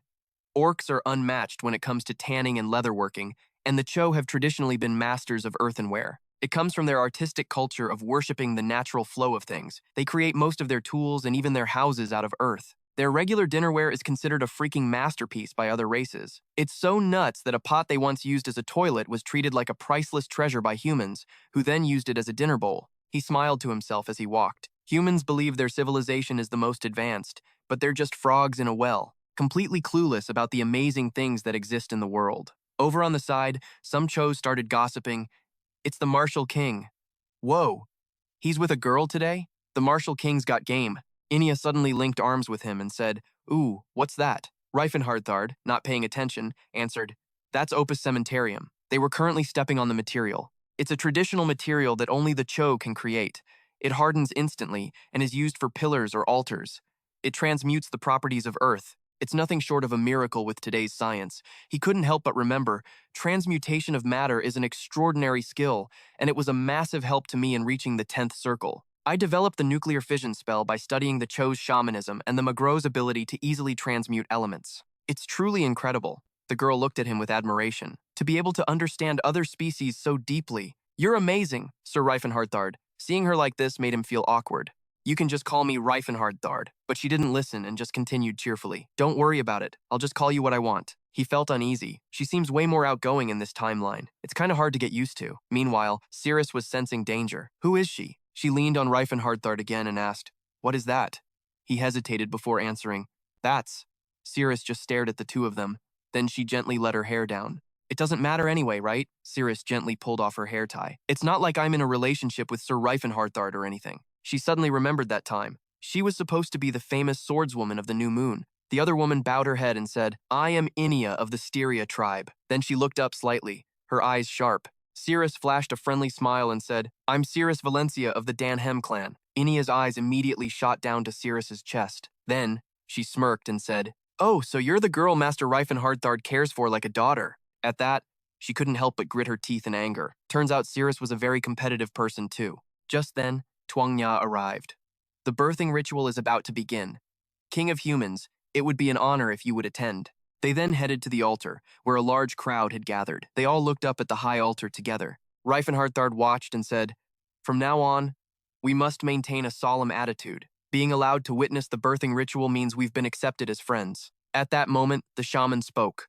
"Woman of the tribe." He raised his hand high and declared, "The one who carries the hope of our future." Below, Athinka slowly ascended. Following him were the women of the tribe, their bellies round and ready to give birth. Athinka lay down solemnly on the table, and the shaman held a dagger high. The sound of drums echoed. "Step forward and receive the great blessing." Then he stabbed it straight into the center of Athinka's chest, and red blood immediately shot out, staining everything.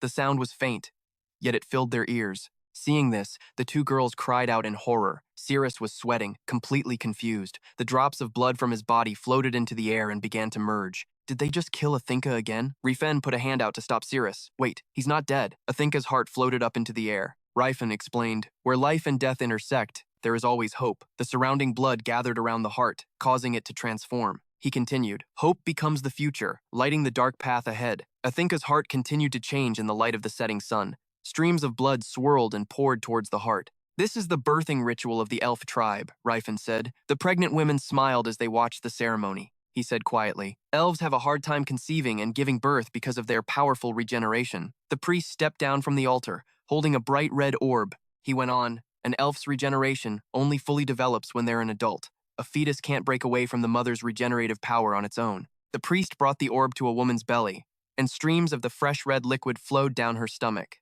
Rifen continued, "But when a powerful elf mage offers his own heart to bless the fetus, his magic protects the child, allowing it to be born safely." The women who had completed the ritual knelt down, he recounted. "In ancient times, pregnant elves would eat the child's father, using that power to protect the fetus. But ever since they learned to use reproductive magic, they've been able to have children safely without sacrificing the father. Of course, instead of having 7 or 8 kids like in the old days, now they only have 1 or 2, just like humans." Cirrus asked in horror, "So you mean every time someone has a kid, a mage has to die?"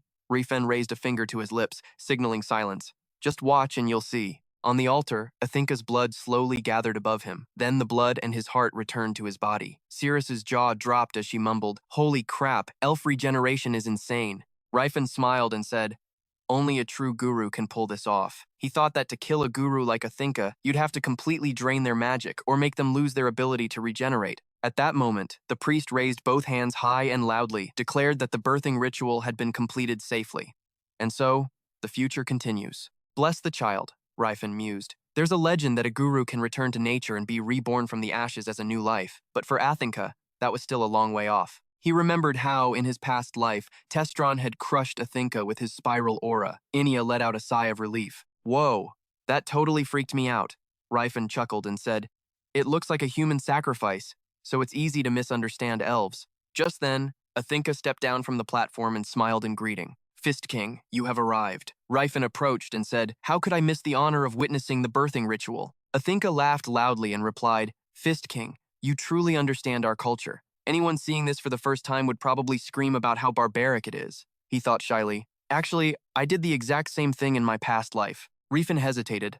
Well, I've heard things here and there. Standing behind him, Cirrus angrily scolded. You totally freaked me out. You should have warned me. Athinka asked in surprise. Huh? You knew and you didn't explain? Rifen scratched his head and gave a forced laugh. I wanted her to take it in without any prejudice. You needed to feel that shock, too. Just then, Inia stepped forward to introduce herself. Hello, I am Inia, chief of the Stia tribe. Athinka also bowed in return. Follower of the will of great nature, Guru Athinka, it is an honor to meet you. She handed Athinka a white cloth and said, since we're neighbors now, we should keep things friendly. I've prepared a small gift. This is fine snow silk from the Snow Elf tribe, Athinka exclaimed in surprise. Whoa, something this valuable? She smiled to herself. Exactly. They say if you want to capture the general, you aim for his horse first. At that moment, Athinka looked over at Cirrus, who was pouting and sulking. He proposed to Rifen, Fist King. Allow me to sing you a traditional elven song. Then he began to sing in the elven language. The sun and moon cannot rise together. When night comes, the day must leave. When ice and fire converge, disaster descends.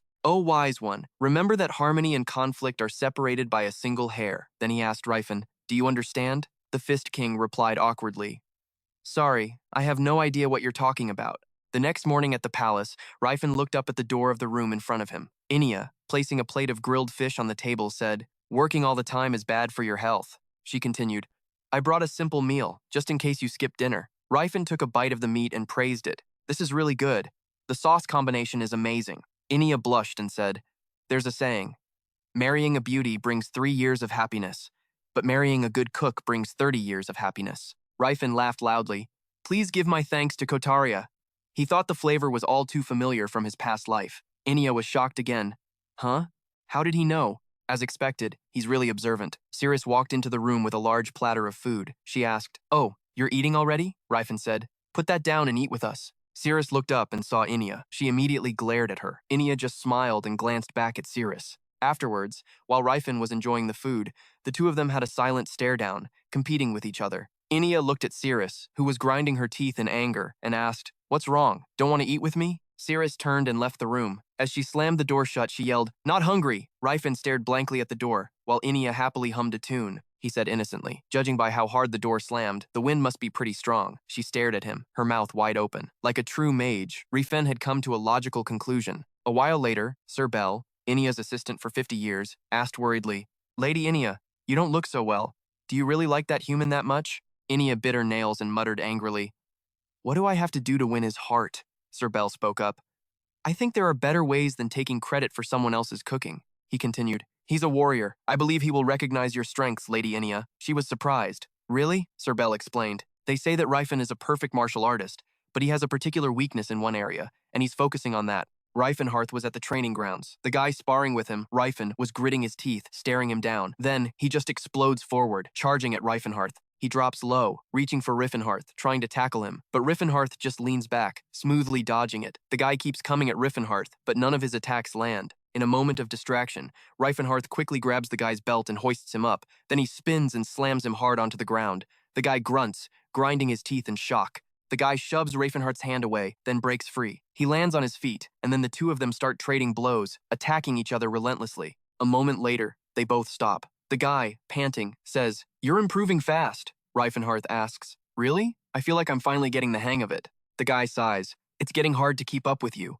This size difference is just too much." Rifenhardt asks him, "Is this enough to take on Testron?" He replies, "I'm not sure, but the ground techniques I know are just knight basics. If you go up against a true ground fighting master from Kasia, it's gonna be tough." Rifenhardt wonders, "Should we hire a specialist?" Just then, Inia walks up and offers, "Let me teach you." She tilts her head and asks, "I know a little about ground fighting too.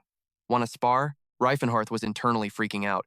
"She wants to grapple in Times That Times outfit? We'd be skin to skin." He hesitated, but guys and girls are different. How can we? Inia just laughs. "As warriors, what's the difference between a man and a woman?" The guy next to him chimes in, "You should try it.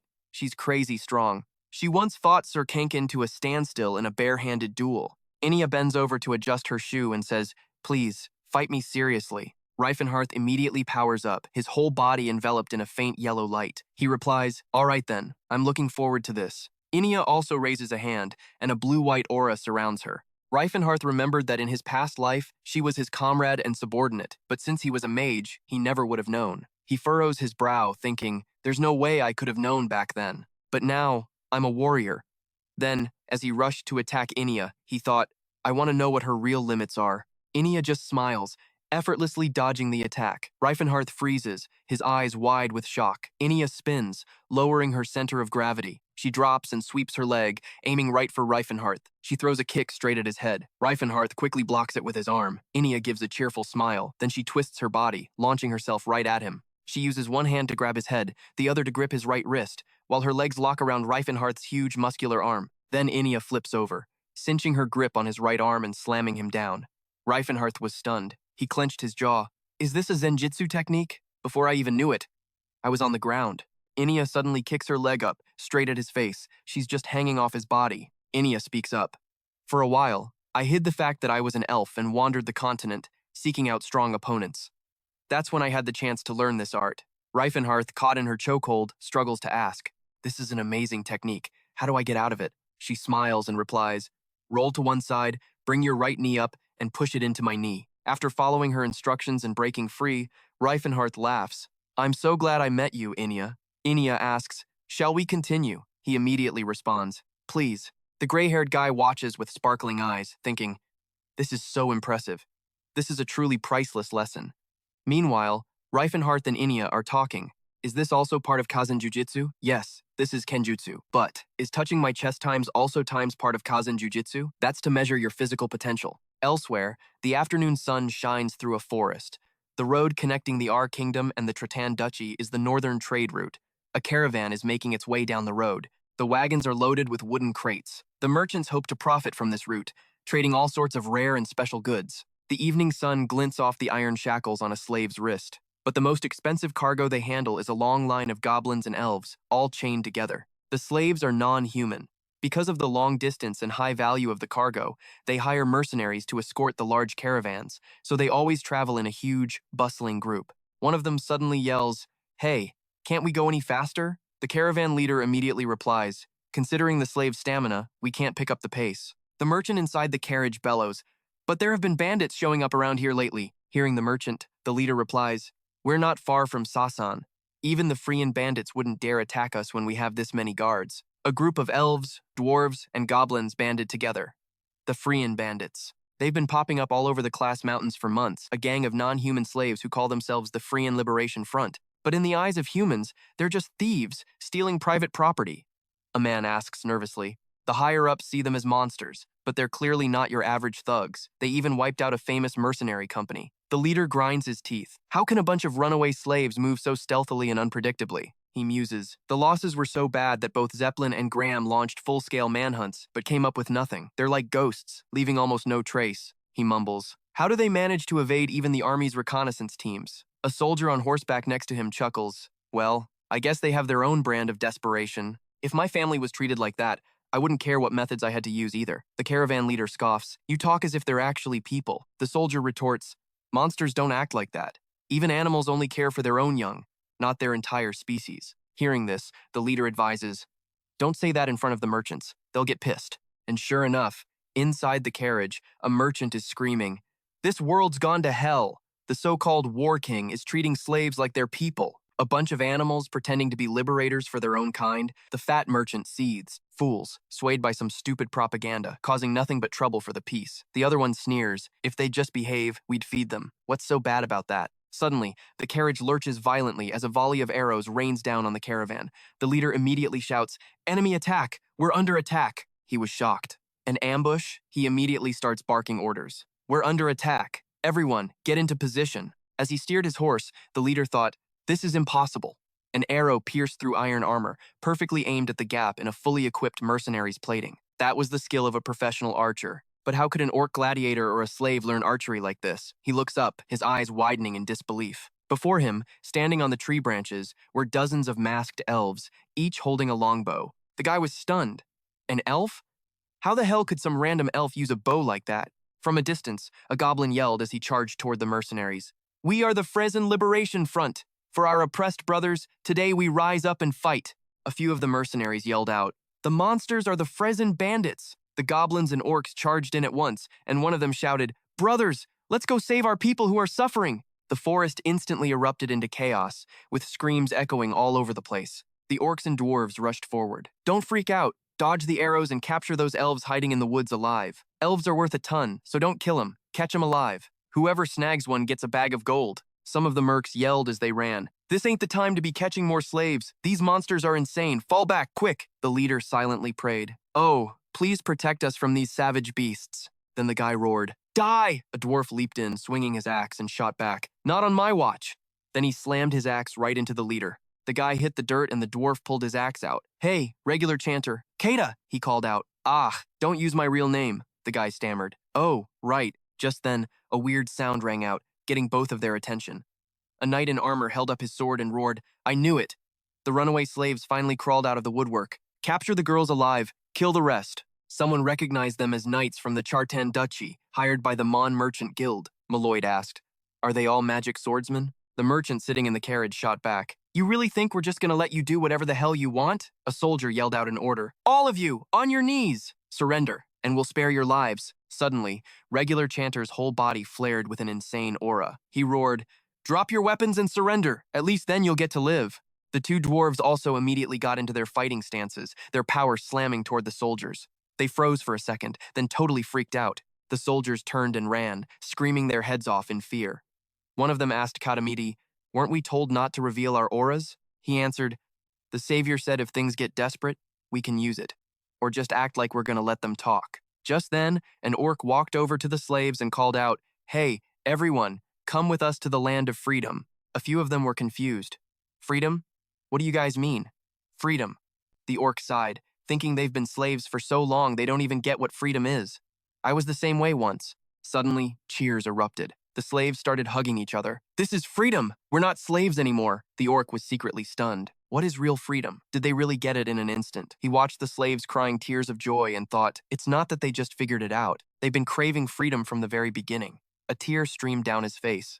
In another place, the flickering blue light from some machines weakly lit up a room. In front of a giant glass tank, Saarlin stood watching Jade's body inside. She muttered, Jade's wounds are almost completely healed. Saarlin whispered, She'll wake up today, but we still can't use her right away. War King Rifenhardt, who knew that guy's magic skills were that insane. She remembered that it didn't matter if the opponent was an aura user, a mage, or a priest. They were all nothing in front of the Silver Sage. The Silver Sage, the one who's been secretly pulling humanity's strings for years, always has some magic tool to deal with any kind of enemy. Assassins are just tools, following orders to take out their targets. Saarlin thought about Rifenhardt's punch. It's super rare for someone to control both high-level magic and aura at the same time. Sending 1 or 2 assassins isn't enough to kill a guy like that, but sending a whole squad would expose the Silver Sage's existence. And to top it off, she thought, Rifenhardt is surrounded by a bunch of aura masters. It's too risky. If we're gonna try to assassinate him again, she calculated, we'll need a different kind of team to take him down. Saarlin muttered, I've always tried to avoid getting involved with the outside world. But then she smiled and whispered, Looks like I'll have to go find the sage Leston at a certain castle. Teslon powered up, unleashing a massive attack while yelling, Spiral Blade. In that moment, his attack literally ripped through the sky. Felina walked over, gushing, That was awesome, Teslon. You can totally beat the Martial King. But he thought to himself, I know the weakness in his technique, but I still can't beat him. On top of that, I went and showed him my own weakness. Guess the only thing I can do now is get better. With that thought, he went back to training hard, yelling, Catastrophe Strike, 2nd layer, 3rd layer. Just then, his sword was ripped from his grasp and went flying. Teslon glared at his trembling hand and said, Damn it, this pathetic body can't handle the 3rd layer. Seeing him like that, Felina went over to calm him down. Calm down, Teslon. You just need a little more time. Hearing that, he snapped back irritably. Exactly. Time is what we don't have. Then he thought, the longer I wait, the more of his magic he'll get back. Once he gets back to the 10th circle, not even the Silver Sage will be able to beat him. Then he muttered, I've got to find a way. Somehow. Suddenly a voice spoke up. Sage Leston, I am the Guardian, Saarlin. I demand your cooperation in the name of the Silver Sage. Cut to another scene. Her stomach growled, and Xiao La stood up. Anyway, I've got plans with Cirrus. she said. She then asked, is he done with his work? I just saw him training with Sir Rifenhardt a little while ago. As she said that, Xiaola blushed, thinking about him, and added, he's gotten so much more dependable and hot lately. Seeing her, Cirrus thought to herself, he looks more like a jacked ape than some heartthrob. But I guess it works. On the outside, he looks like a warrior who spent his whole life on the battlefield, probably thanks to all those rough orcs, the gorilla prime minister, and the martial king. The impression of the Antares domain is that it's a country packed with martial arts masters. After that thought, Xiaola ran off with a smile, calling out, good luck, Sirius. Don't you dare lose! Hearing that, she wondered, don't lose? Her again. Sirius was super competitive. A wicked grin spread across her face as if she was already scheming. Cut to another scene where someone's training its Rifenheart, deep in concentration. After he's done, he can feel he has more mana, but he's still a long way from the 8th circle. He then thought, well, at least I've gotten back half of the power from my past life. Suddenly, someone walked in through the door, calling out, Sir Rifenhardt. He saw her, and his face went blank, thinking, she's here again. Inia then said, looks like you just finished meditating. You should really take better care of your body. Actually, I just learned a new full-body massage technique recently. Hearing that, Rifenhardt wondered, what now? But Inia just cheerfully pushed him down, saying, lie down. It's super effective for getting rid of fatigue. Confused, he lay face down on the bed like she said, and then asked, I'm not really that tired, but she immediately told him, don't refuse me. He asked again, Inia, why are you doing all of this? Inia smiled radiantly and replied, since you accepted my people and even brought the world tree back to life, I just wanted to show you how grateful I am. Hearing that, he got even more suspicious, thinking, this is so weird, no freaking way. She's supposed to be the Ice Queen. I heard she totally hates men, so this can't be happening. Meanwhile, she was excitedly pulling out a bottle she'd prepared.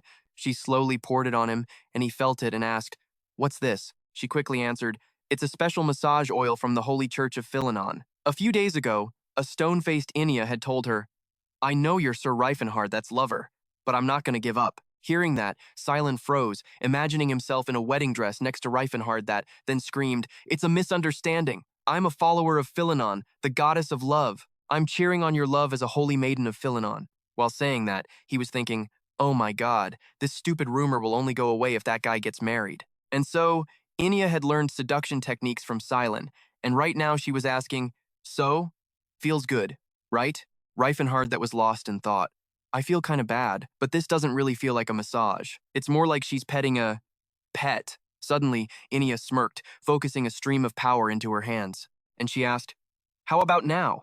His face lit up as he replied, oh, that's the spot. Suddenly, Cirrus burst through the door. Seeing her, he turned and asked, Cirrus, what's wrong? With a sly grin, she replied, I'm here to help Inia. Then she thought, people call her the Ice Queen my ass.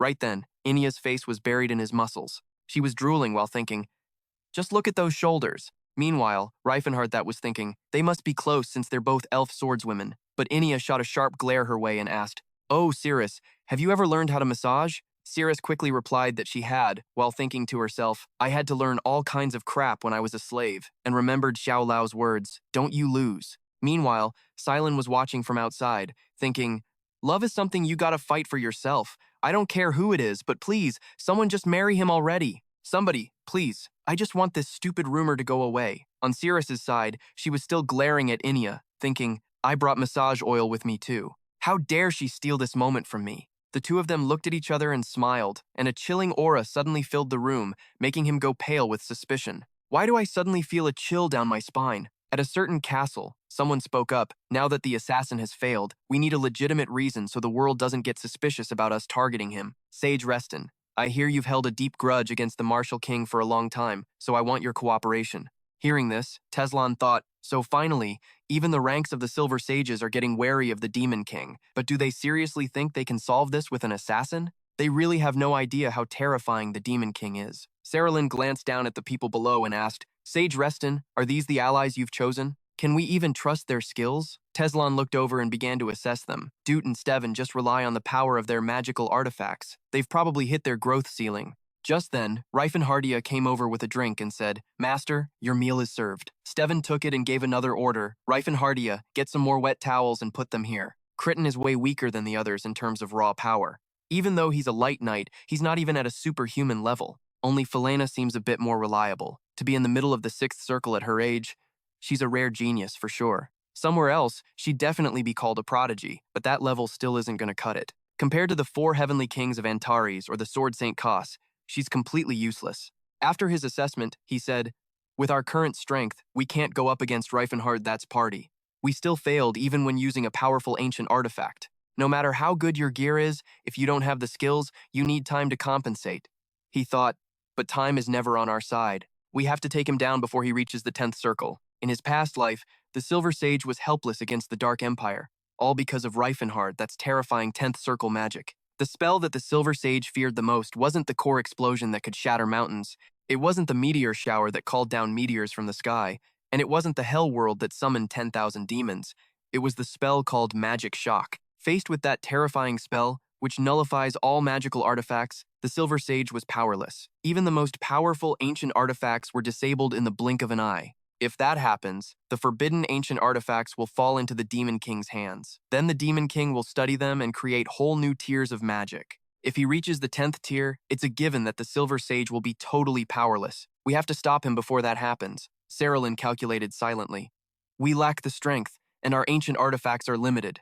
However, Saralyn spoke up, then we just need to give them stronger ancient artifacts. Hearing that, Teslan was stunned. At a fortress in the sky, shrouded in a veil of mist, machines whirred to life inside. Steven and Dute's group appeared, teleported into the facility. Saralyn told them they would be equipped with suitable magical artifacts. Sage Reston, this way. Teslan followed, thinking, what in the world is this place? The power of the Silver Sage truly is limitless. Then he asked, Protector Saralyn, are you planning on giving me some gear too? Saralyn immediately replied, of course. He continued, but I'm already an aura user. I'm past the stage of depending on magic armor. As far as I know, there's no magic that can surpass the performance of an aura user. Saralyn didn't deny it. That's true. There's always a limit to how much you can enhance the human body with magic. A mortal body just can't break past that limit. It was the same during the Silver Age, and the ancients found another way. They used golems as planned, since golems could surpass human strength, but there was a problem. They were too slow and clunky, so even with high stats, they performed poorly. That's why they later started having people pilot the golems from the inside. With a pilot directly controlling it, those weaknesses were somewhat covered, but they were still too big and heavy, so their performance still sucked. Finally, after years of research, the ancients succeeded in making the golems lighter, but then humans couldn't keep up with the golems' performance. So, only warriors who could use aura were able to pilot them. Teslan followed, staring in amazement at the machines before him. Suddenly, he saw something that made his eyes go wide. Saralyn continued, this is an ancient artifact created exclusively for aura users. Height, 240 centimeters. Weight, 180 kilograms. Powered by an Orion cum reactor. It has a lightweight adamantium exoskeleton with magic circuits crafted from pure Eldrin gold and midrin wires that act as muscles, synchronizing with the user's aura. It's a golem armor. Only an aura user can activate this. This is the adamandrine armor. Scene change. Elsewhere, someone's muttering an incantation, and as he chants, power bursts into flames, engulfing his hand. The other hand crackles with lightning. Rifenhardt clenches his fists and unleashes both attacks into the night sky. He calmly launches them so they collide and explode overhead. Then he thinks, when I fought Jay, it was a total pain in the ass to dispel his spells one by one. So I researched a different method, infusing the dispel magic right into my own fists. This is the kind of thinking only a martial artist would have. A mage would never even dream of something like this. Aura is strong when it comes to raw attack power, but it sucks at adapting to different types of magic. The pros of an aura user are fast attack speed and explosive power. The con? A serious lack of versatility in their moves. Magic is super flexible, but there's a casting delay. The upside of magic is having tons of long-range and wide-area attacks. The downside is the need for chanting and the slow activation. But if you engrave elemental magic onto your fists, all those problems just disappear. This way, I can fire off spells with the reaction speed of an aura user. In my past life, I never would have thought of this strategy. It's only because of this body that I came up with an idea like this. And since it just looks like a punch, other people won't know I'm using magic. They'll just think I'm using some kind of artifact. Just like how I'm able to come up with more strategies now, Teslan must have overcome his own weaknesses too. I just don't know how he did it yet. If I ever run into him again, it's definitely gonna be a fight to the death. Back at the peaceful castle, someone is shouting, Roos, my dear friend! Without a doubt, I wouldn't hesitate to sacrifice my life for you. But for now, let's forget about our friendship. The other guy scoffs and replies, you filthy creature. It's a goddamn miracle you haven't caught some disease by now. Tathis retorts loudly, how dare you insult a son of the Great Plains? Roos, holding a bar of soap, says irritably, we can talk about that after you take a proper bath. You said you haven't bathed once all year. Is the water boiled? The other guy replies, it's the perfect temperature to scrub off years of filth. Then the two of them grab Tathis with a sinister smile. Come on, just give up, my friend. Tathis screams his head off. Charis, please protect me. But ignoring his pleas, they toss Tathis straight into the tub. On the side, Rifenhardt gives a lazy smile and says, so peaceful. Behind them, Stala says with a satisfied smile, soap really is amazing, isn't it? When my love finally takes a bath, his mood gets better too, right? Scene change. Rifenhardt walks up and says, hey, Mlin. Hearing his voice, the old man freezes. Rifenhardt asks, trimming your beard? The old man replies, you startled me, benefactor. Siri asks, but all dwarves know you don't have a beard. What's there to be surprised about? The old man retorts, humans aren't born with clothes either, but you're still surprised when you see someone naked, right? Siri says blankly, is that really the same thing? Mlin brushes it off and turns to Rifenhardt, asking, so what brings you guys here? Rifenhardt replies, there's something I need to discuss. Mlin, it's time to attack the Chatan Principality. Seeing the look on his face, the old man immediately understands. The Tratan Principality, the largest trading nation on the continent. Tratan trades with every country, making it a major hub of commerce. Because of that, a massive slave trade operates out of its capital, Zeppelin. Freeing the demi-human races there would instantly double the demi-human population of the White Kingdom. Rifenhardt continues to explain, we're stable now. I believe it's time to launch a proper attack on Zeppelin. More importantly, if the merchants in Zeppelin fall, the entire slave trade on the continent will take a critical hit. That was also the last thing I did before establishing the empire in my previous life. Mlin then proposed a plan. Then we need to investigate Zeppelin's defenses. Rifenhardt continues, I've already got a rough idea. 2 major auction houses that also have breeding facilities, 4 distribution centers, 12 large orc auction houses, and 7 places for dwarves. There's only 1 alchemist guild, but it's so massive there are definitely about 50 trolls there. I'd investigated it before, but said it was too dangerous to make a move back then. Zeppelin is definitely not an easy target. Its population is up to 200,000, not counting the over 100,000 transient people like mercenaries and caravan guards. The population alone makes the place a fortress. Not to mention, they have 10,000 elite soldiers, and over 1,000 of them are magic swordsmen. Their military force isn't as centralized as the royal capitals, so their central command is weaker.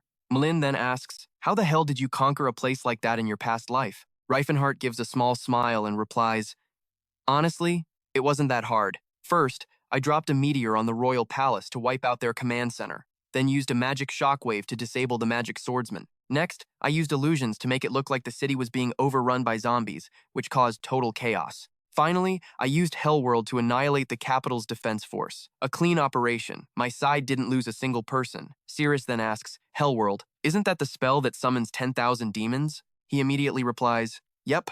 Mlin asks, and how big is the meteor's blast radius? He replies, it varies depending on the situation, but an entire palace would be instantly vaporized. Siri, her face pale, asks, what about the casualties? Rifenhardt answers blankly, about 10,000 people. Hearing that, she says relieved, that's fewer than I thought. In a metropolis of 200,000, losing 10,000 people is nothing. At this, Rifenhardt's face scrunches up and he says, no, I mean about 10,000 people times survived, asterisk. Hearing that, the two of them say in unison, you really are a skilled demon king. He turns and retorts, Mlin, you're the one who came up with that whole plan, you know. The old man yells as if he can't believe his ears. Seriously? Rifenhardt continues, anyway, I don't have as much mana as I used to, so I can't do that now. Even if I could, the consequences would be huge. It's better to find another way. Mlin says, I see, benefactor, but I think you've come to the wrong person. The situation now is completely different from before. Isn't there someone more suitable for this than me? Matters between humans should be handled by humans. Scene change to another luxurious hall. Someone is lifting weights while asking, so, you're planning to target Zeppelin? Not to conquer it, but to rescue the slaves and, at the same time, hide the identity of the White Kingdom, Antares. Cass replies, that's not hard at all. Rifenhardt asks back, not hard? Cass asks again, you said we're not planning to conquer the place, right? If you just want to get the slaves out of there, guerrilla warfare is more than enough. Rifenhardt looks puzzled. You're saying guerrilla warfare is easier than an all-out assault? Cass replies, do you have any idea how many aura users Antares has right now? 2 human aura users, 7 orc aura users, 3 dwarven aura users, and 1 elven aura user. At isn't an aura user, but his power surpasses all of them. Even the Holy Bastalon Empire, the so-called strongest nation, only has 11 aura users. When it comes to sheer numbers, nobody's got more aura users than Antares. You've got demi-humans who can take on hundreds, plus teleportation gates for crazy mobility. What could be more perfect for guerrilla warfare? Still, Rifenhardt was worried that Zlin's military force was nothing to scoff at. 10,000 regular soldiers are a threat just from their numbers alone. He gave a little smirk and shot back. Why would guerrillas ever have to fight the entire enemy army? You just have to deal with whoever you run into, making 10,000 enemies feel like just a few hundred. Now that's real tactics, a real strategy, right? To take down a tree with deep roots, you gotta start by drying them out. The scene shifts to another place where something is totally messing with the air around it. Suddenly, it shot up, launching a kick straight at him. Sarilyn saw it and was floored. No way, no freaking way. He's adapting that fast? Meanwhile, Teslan kept skillfully using that armor and unleashed his spiral shield cannon. As he struck, he thought, adjusting my senses? Don't need to. This is the giant steel body I had in my past life. The real body I've always craved. It's working. Yeah, this is it. Right then, he poured all his power into his hand, compressing it, and then just unleashed it, throwing a 5-layered calamity-halting punch. Sarilyn totally freaked and collapsed to the ground. Teslan, on the other hand, wondered, is 5 layers the limit for my aura right now? Sarilyn got up, staring at the shield she'd put up, and thought, he even shattered a magic shield. What insane power. Meanwhile, Teslan just laughed, totally psyched, and declared, Rifen, just you wait, I'm gonna show you what I'm really made of. The Unbreakable One. The capital of the Tron Principality, Zeppelin. At Zeppelin's north gate, a caravan of carriages rolls into the city. Inside, there are 3 figures, completely cloaked. They walked up to the guards and slipped a few silver coins into one of their hands. The city guard quickly hid it behind his back. Cyrus got nervous. Wait, is this really okay? I mean, aren't they supposed to be guarding the capital? Siran calmed him down. I told you. In this country, money can buy anything. Rifenhardt chimed in. Most of them are just mercs with criminal records or smugglers anyway. They headed into the city. This North Gate area is basically the slums. Even in Zeppelin, the only place that really matters is the Western Commercial District, where all the rich merchants live and work. That place is guarded even more tightly than the capital's main gate. Obviously, trying to bribe your way in there is a total no-go. Rifenhardt glanced at a beggar. The rich are protected up to their eyeballs, but the poor can't even count on basic safety. That's the reality of Zeppelin, the biggest trade city on the continent. He declared, tonight, we're gonna rip out all the rotten roots of this city. He spoke up. The people living like slaves here are way too used to the system. If we want them on our side, we first have to wake them up to reality. He got up from his seat. In the case of the dwarves, we can count on getting support from the inside. They live in tribes, so their culture is still pretty much intact. Even though they're living as slaves, most of their oral traditions are still around, so they've held on to the belief that one day they have to win back their freedom. The memory of that furious Tysid is still fresh. What's your name, kid? You guys warriors or something? Save one of them, and 10 more will stay behind to take care of him. Kill one, and 10 more will hunt us down out of pure hatred. The problem is the orcs and elves. The gladiator orcs still have their wild instincts and warrior pride, so they listen to that Tyazit dude, and there are a ton of other issues. But the orcs who work the farms, that's a whole different story. They've assimilated and accepted the current system, right along with the elves. He pulled out a book. So, I prepared something. Siri saw the cover and her face immediately lit up. Is this a picture book? Yeah, it's a picture book, filled with different short stories. But of course, it's not just any ordinary picture book. I took the old stories of the non-human races, the ones that were all twisted from a human point of view, and rewrote them to be closer to the originals. Then I passed them out. Siri took the book. It might not sound like a big deal, but it's actually got a huge impact because the adults will read these books to their kids. The pages are filled with pictures for the children. When humans read it, they don't feel a thing. But for the people whose ancestors are in these stories, it'll hit completely different. Elvanha, the species-specialized slave auction house, the biggest on the entire continent. A scream echoes from outside. Again! You spilled it again! Can't you do a single thing right? Inia just kept saying, I'm sorry, I'm sorry. The woman snapped. An elf with a body like yours could fetch a high price, and yet you keep screwing up. What are those hooves on your hands instead of fingers? Can't you get your act together? The man beside her asked. Should I just toss her in the punishment room? The woman didn't answer. Her brow furrowed.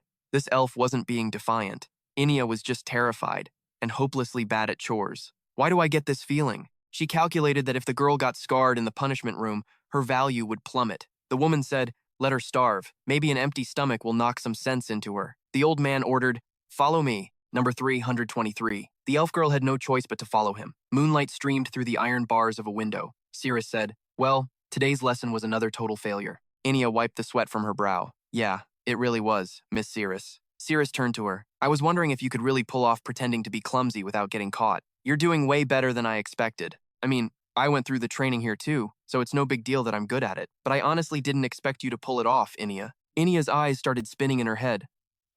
So she's just times pretending times to be clumsy, right? Not like asterisk actually times clumsy? Has she figured it out? Cirrus sat down. No way, this is for real. She makes such incredible food, so how could she be so bad at housework? Cirrus was hinting at the meal she cooked for Cyan. Inia totally deflected. Come to think of it, today is the day, isn't it? Cirrus replied, yeah, today's the day. The other elves keep asking, is it true? Are we really going to be free? Is the Antares Federation coming to save us? We won't have to live as slaves anymore? Inia replied, of course. My kin, everyone will be saved soon. It was already dark, but Rifen's group was still on the move outside. Silen's eyes lit up. This magic is awesome. I can still see the other two through their cloaks. You can see everything clearly, even without any light. Rifen answered, night vision is an elven ability. Human mages don't know it. Silen said it's perfect for staying hidden, but seeing everything in red is kinda annoying. Rifen turned away. That's just how the infrared from night vision works. Cyrus was surprised to hear that. Infrared, he briefly explained. Just think of it as seeing the temperature of an object.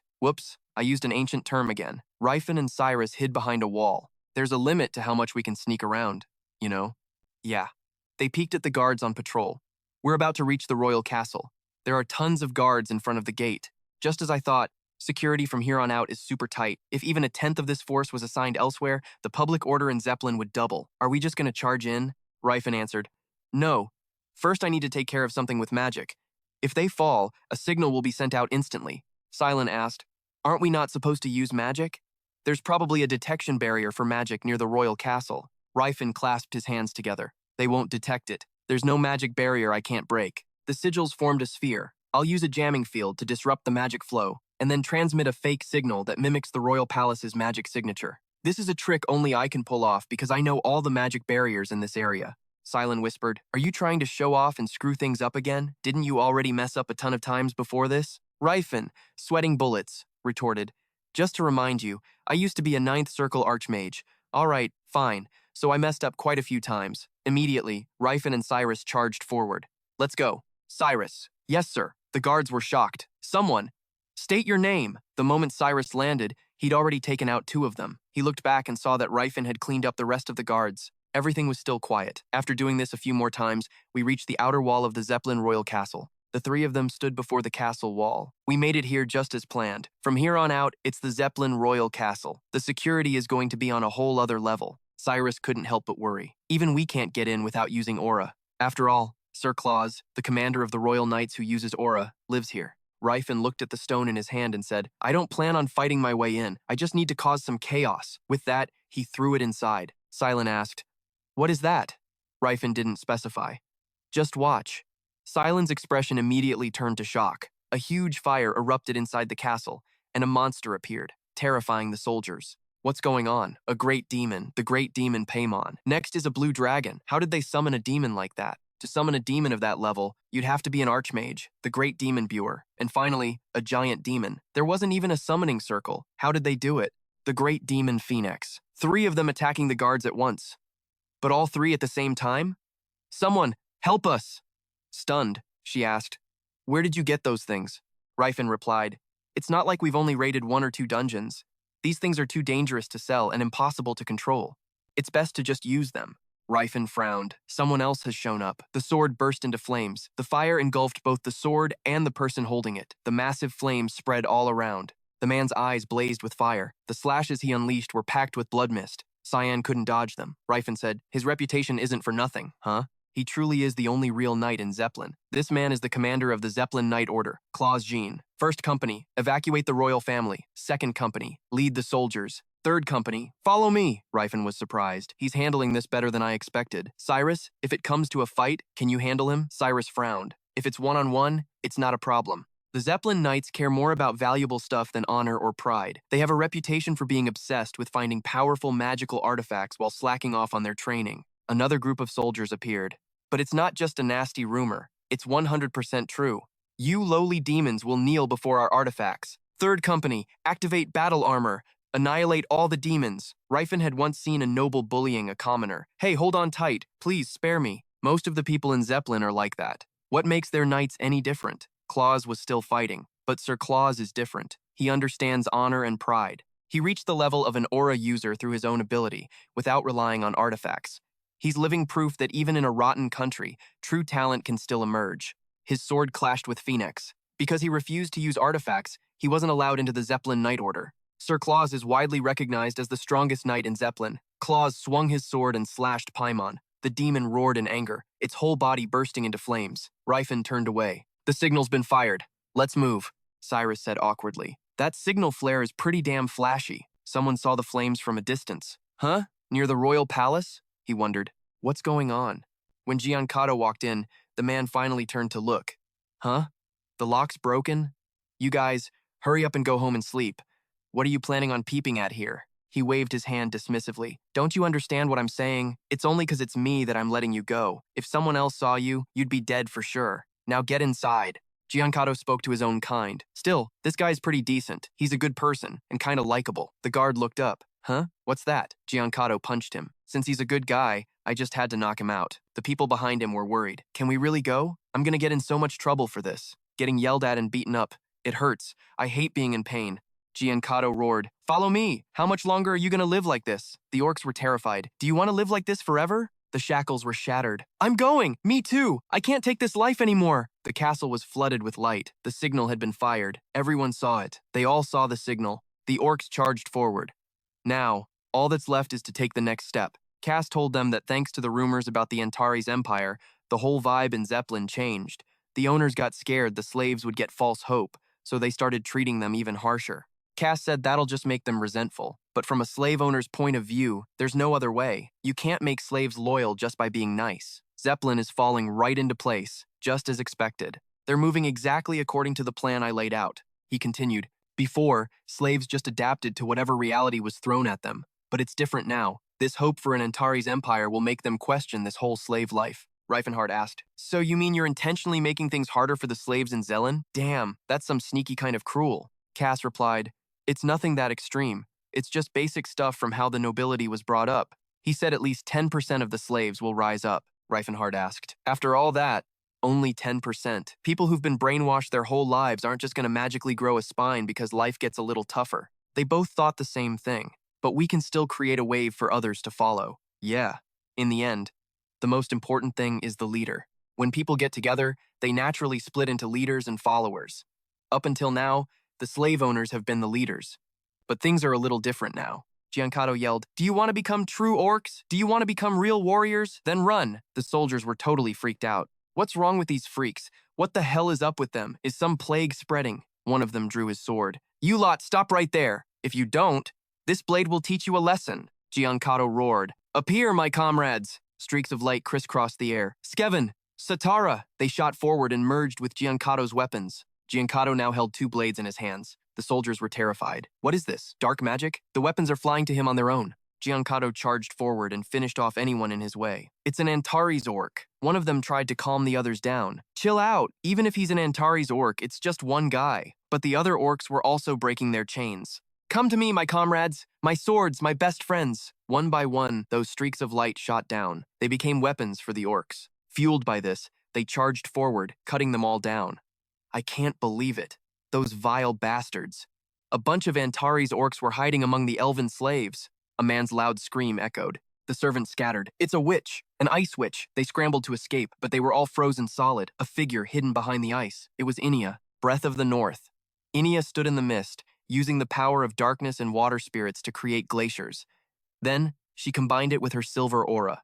This was a technique that turned ice aura into fine particles, spreading them like mist. Turning aura into particles is such a high-level technique that not even Roos, who can copy almost anything, could pull it off. This technique alone proved that Inia's control over her aura had reached its peak. A woman screamed, "Everyone don't!" and was instantly frozen. Inia said, "They're probably not dead.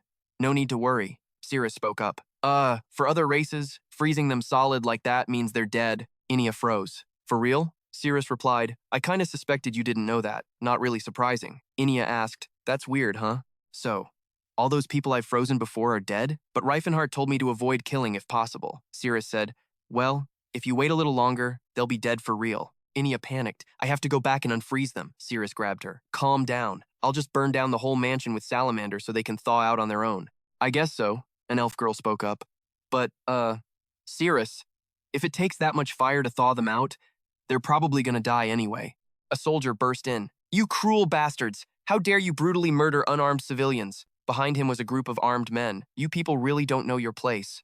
I'm gonna wipe all of you out. Get on your knees and don't even think about resisting. The elf girls trembled and knelt down. Inia looked at them. Kneel? Pff, she used her ice. The soldier just stared, completely frozen. He couldn't move. Wait, does this elf seem taller? The guys behind him turned pale. Captain, my legs! Their legs were all frozen solid and had broken off from their bodies. Inia looked at them coldly. Looks like you'll be living the rest of your life as a cripple. Since Rifenhardt told me to avoid killing if possible, I'll spare you. A mist spread to the men in the back. They screamed, my hands, please, please spare us. Inia said, see? I'm not actually killing them. She just chopped off all their hands. If I took their legs too, there'd be no one left to carry their captain back. Inia laughed. To people who aren't from the frontier, I guess this looks a little barbaric. An elf maid opened the door. My name is Durana. As promised, I've come to guide you all. The entire castle is on fire. Durana said, thanks to the fire, we can distract them for a while. Follow me. The other slaves from the auction house were also gathering. Durana's face was expressionless. Durana was an elf, specially trained to assist her master, and she'd gone through the slave training program that Rifenhardt had introduced 2 years ago. Rifenhardt had taught both orcs and elves the alphabet and arithmetic. Depending on their level, they even learned accounting, history, and philosophy. Cass asked, you're teaching slaves all that stuff? Why go through all the trouble? He told Rifenhardt, if that's what you want, then I'll teach them. But I seriously doubt slaves can understand that academic crap. It's like teaching math to a cat or a dog. But Durana had learned. Even as a slave, once she was educated, her role changed. Because it was necessary, she learned not just arithmetic, but also basic etiquette. Durana studied hard, and she realized that anything humans could do, she could do too. Any emotion a human could feel, she could feel too. Durana started to wonder, what was the real difference between herself, a slave, and these humans? A small question about herself led to a war within. That doubt started to grow inside me when rumors about the civil war in Crovan started to spread. Stories about my people living like the elves from the legends. The elves fought bravely. Witches! The elf witches are coming for you! The demons are storming the city. The rumors about elves rising up against humans by their own will made my doubt grow even deeper. Surprisingly, she wasn't the only one with these doubts. Humans, orcs, and elves had gathered together. Some of the slaves in Zlin had started holding secret meetings to connect and share their doubts. The door creaked open. A maid walked in, listening to the others talk. To hold a sword again. It's been a long time since my blood has boiled like this. Whoa. For something made by humans, this sword is pretty damn good. This longsword isn't half bad either, but the armor doesn't fit. Ditch the arm and leg parts. Just keeping the shoulder and chest pieces is enough. The girl smirked. Perfect. The weapons from the workshop arrived right on time. This was Annie, a junior accountant and warehouse manager for the Lateran Merchant Group. Everyone's armed up. Armories in the other locations are being opened too. Oros charged forward with a whole gang of hunters. The streets are crawling with slaves. The sky itself was blazing. Rifenhardt looked down. This was a sight he'd never seen in his past life. His eyes reflected the flickering lights the people who once just vaguely waited to be saved. This time, they were running to snatch freedom with their own damn hands. This was the moment a grand history was changing. Rifenhardt laughed out loud. Even a stubborn bastard would have to feel this shift. Sai was helpless. Why wasn't he leaving like everyone else? And why the hell was he up there giggling? Cyrus said, this isn't the first time he's acted weird. A little girl opened her window and asked, Mom, what's happening? The window was immediately shut. Hurry, get in your room. Fire still consumed the streets. The secret meetings of some slaves were no longer just small groups getting together to complain. The entire city was a sea of fire that had become the seed of a revolution. The whole city was burning. Slaves poured into the streets, their shackles broken. Oros rushed forward. I'm so tired, I can't run anymore. Haydathum roared. Keep going. The guy charged ahead, taking the lead. Judging by the moon's position, we're running out of time. We have to hurry if we want to make it. An elf spoke up. Karuga Hadath, if we don't slow down, people are going to get left behind. Haydathum thought to himself, if we stop now, the army might catch up to us. Another orc was struggling to keep up. According to Kars's plan, we still have plenty of time. Why don't we rest a bit? We don't have enough time to sit down and rest, but we can slow down a little. Hadathum froze. In front of them was the army. The men were sneering. This is the end of the line for you, you pathetic lowlifes. Did you really think we wouldn't notice your pathetic little slave games? Hadathum scanned the area. We sensed them a while ago, but we couldn't tell if they were soldiers or civilians. The problem with cities is just how many people there are. He spread his hand. About 100 in front, and around 20 archers on the rooftops. Heh, you think that's enough to stop us? Hadathum's aura flared up. We knew your movements beforehand, but how are you going to stop us? He drew his giant sword. The moment you chose to get in our way, you should have been prepared to die. Haydathum put on his mask. I wonder if you've got the guts to get past us. Haydathum's entire body radiated with aura. Just like the intel said, it's really an orc who can use aura. Haydathum looked worried. Another troop of knights had appeared, the Zeppelin Knight Order. Our comrades are leading a pincer attack. Over 1,000 soldiers are closing in from behind you. His words terrified the slaves. No matter how strong you are, you can't protect everyone. Surrender if you care at all about their lives. Suddenly, someone else's thoughts cut in. When will the reinforcements get here? Is it Rifenhardt, or are there no reinforcements at all? In a castle, someone stood by a window, looking out. Xiaolan walked over. Can't sleep, Cars? He replied. When people are risking their lives in Zeppelin, how could I possibly sleep? Cars said, I've experienced what it's like when things don't go according to plan. If everything went to plan, I'd be king by now. I'm not that arrogant. He glanced back. That's why I took care of everything in advance. Even if they figured out the plan, they wouldn't be able to do a thing about it. Xiaolan was surprised. Cars continued, I bribed all the mid-level officers of Zeppelin, the core of this country's army. The knight commander was stunned. What? What the hell is going on? Why haven't the reinforcements arrived? Silent asked. What happened? Rifenhardt replied. I heard someone planned on using bribes as a backup, but the entire army sold out their country. Rifenhardt couldn't believe it either. Could this really happen in a country where money does all the talking? What on earth did you do, Cars? Xiaolan said. But Cars, no matter how much you bribe them, they still have a duty to fulfill. Would they really just ignore their orders? Cars hugged Xiaolan. You're right, my love. No matter how corrupt this place is, that would be pretty hard to pull off. Xiaolan asked, So, was all that money wasted? Cars replied, I didn't give them the bribes myself. The merchants did. The knights took money from the merchants for all sorts of reasons. Most of the soldiers in Zeppelin were already taking bribes from the merchant guilds, and Cars simply added his request to most of those payments. Because of this, the Antares district's finances were in the red for a while, which is why Cars was always complaining about being broke. The carriages passed through the gates with ease. Merchants bribing soldiers and officials to bend the rules was just business as usual in Zeppelin. Thanks to this, the garrison in Zeppelin had a steady stream of bribe money, and it was this stable line of corruption that Cars exploited. Cars' request was simple. A huge riot is about to break out in Zeppelin. I'm just a small merchant, but I'm worried about my family. If something bad happens, could you just swing by my house and check if they're safe? Just drop by, then go on with your orders. It's not like you're disobeying. If there are any damages, I'll compensate you for them. Zeppelin's army has 10,000 men. Being short one person won't make a difference. The money's already in your hand. The phrase, it's just me, is the most powerful spell for corrupting people. There really is no nation more corrupt than this place. Xiaolan gave a weak smile. It's a miracle we managed to win the war against this man. Sir Rifen, keeping this man alive until now was a really good call. She looked at Cars with admiration. For the future of the dwarves, I have to stick close to Cars. The leader of the Night Order was panicking. Where the hell are the reinforcements? Cut to Sias's location. Anyway, we just stick to the plan, right? Malloy replied. That's right. We just have to take care of this group, and no one else will be in our way. Someone was watching from above. Honestly, I don't get how a country like this still exists. The figure vanished from the rooftop. Cyrus had spotted him. Malloy saw him too. They both drew their weapons and attacked. The figure appeared behind Cyrus. He greeted him. It's been a long time, Roos. He's here. The Sword of Tennies, the Golden Knight of Graham. Eudes was covered head to toe in armor. Not just the boxing king, but that bastard showed up too. This is truly a blessing from Say, Rifenhardt asked. You're here? Does that mean Soon is here too? A smirk formed behind the mask. Soon is probably heading to West Zeppelin to look for someone, thinking you're with that elf girl. Rifenhardt's face darkened. Rifenhardt left. Cirrus, the wielder of ultimate spirit magic, and Inia, the strongest spirit swordsman.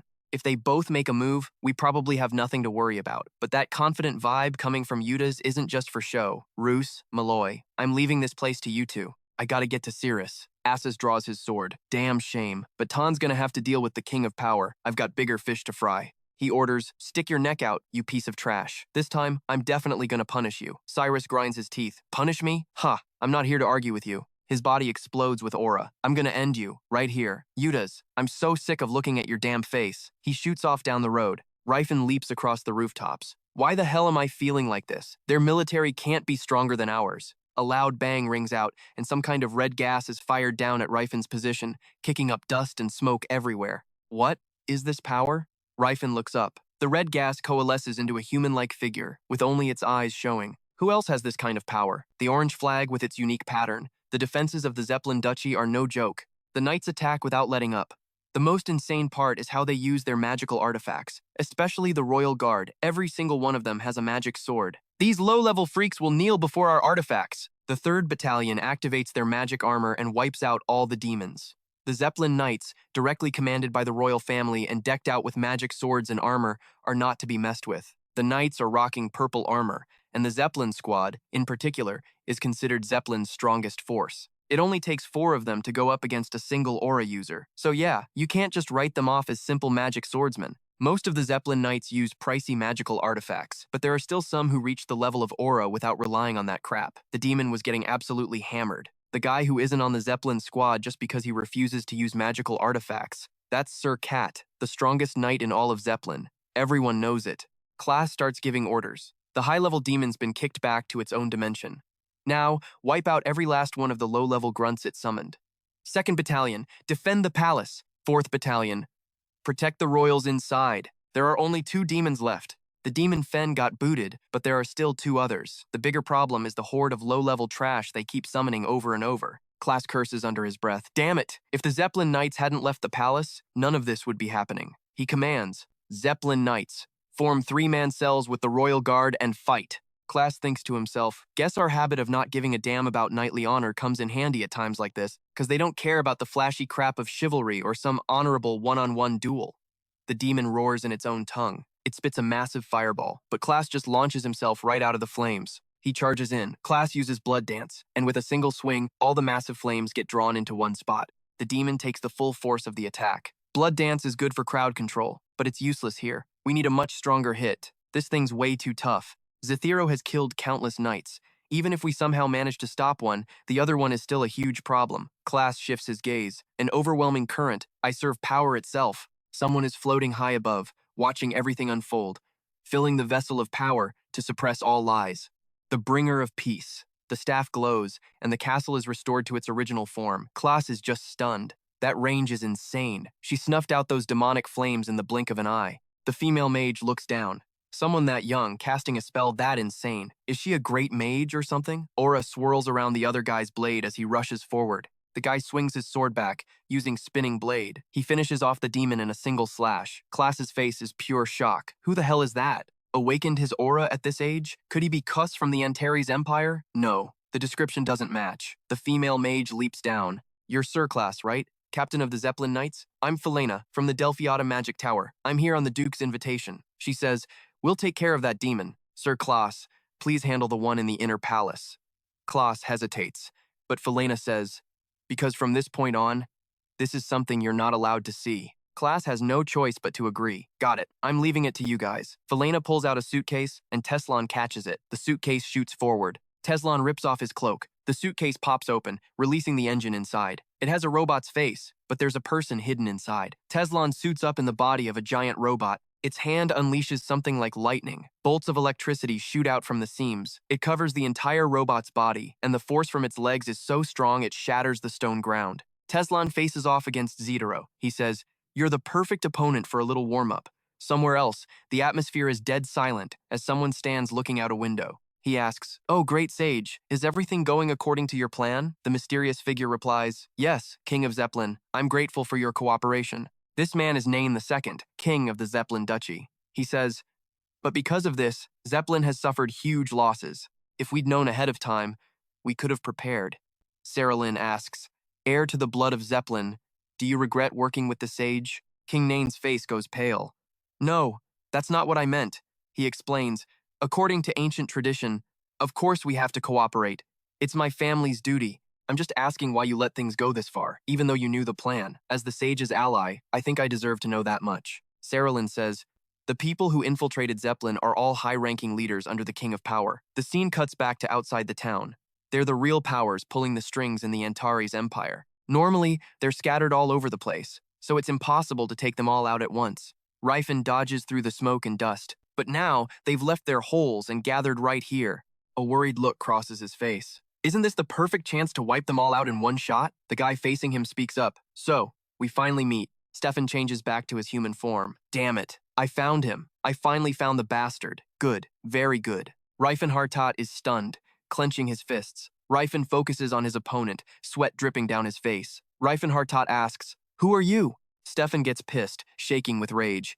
Rifenhardt, you don't recognize me? After all this time? You bastard. Stefan gets so mad he just starts laughing. It's fine. Once I cut you down, you'll remember me whether you want to or not. Rifenhardt thinks, is that the berserker armor? Or whatever they call it? So that guy's name is Stefan. I only recognized him, cause of the armor. Stefan excitedly draws his weapon. He's one of the guys from Teslan's crew we met last year, right? Looks like he's following Teslan too. Stefan leaps off the roof and charges. Rifen's fist explodes with fire. This guy's even weaker than Tyset, and he only just awakened his aura. He thinks he has the right to act all high and mighty? When Rifenhardt threw his fist, a blazing fist erupted, burning everything in its path. Stefan still charged forward, slicing right through the flames. Rifen was shocked. No way. That was Stefan, closing in on Rifen with a sword aura. Rifen was stunned. He couldn't believe it was sword aura. Stefan charged forward excitedly. Witness this! This is my aura! I've become an aura user!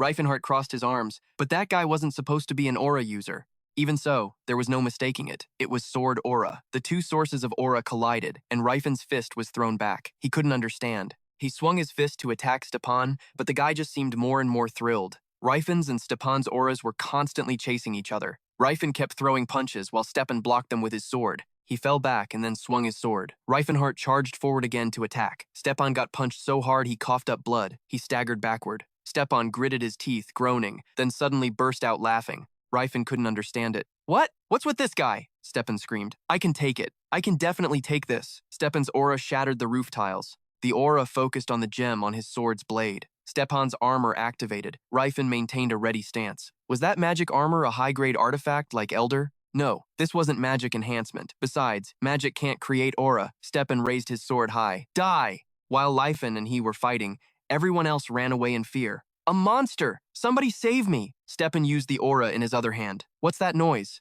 Rifen charged in, disconnecting key impact slash. An explosion erupted, and everyone scrambled to escape. Rifen questioned him. Stepan, what are you doing? Aren't you a knight? Targeting an innocent person's life goes against the knight's code. Stepan smirked. Huh? What person? There's no one here. Rifen's brow furrowed. You've gone completely insane. Stepan laughed loudly. There's nobody here. It's just you and me, right? Fist King Rifenhardt. Rifen's face hardened. I'm getting serious now. His entire body flared up with a fiery aura. Stepan, on the other hand, got even more excited. He closed the faceplate of his armor. Stepan's aura grew stronger too. The sigils wrapped around Rifen switched from fire to lightning. Rifen threw a lightning fist. The lightning fist hit Stepan head on, but he was completely fine. Rifen continued, using a yellow aura for an exploding fist. Stepan's sword sliced right through that attack. He zipped forward. Rifen's cloak was torn to shreds by Stepan's blade. Rifen circled behind Stepan. He landed a powerful punch on Stepan's back. Rifen watched his opponent.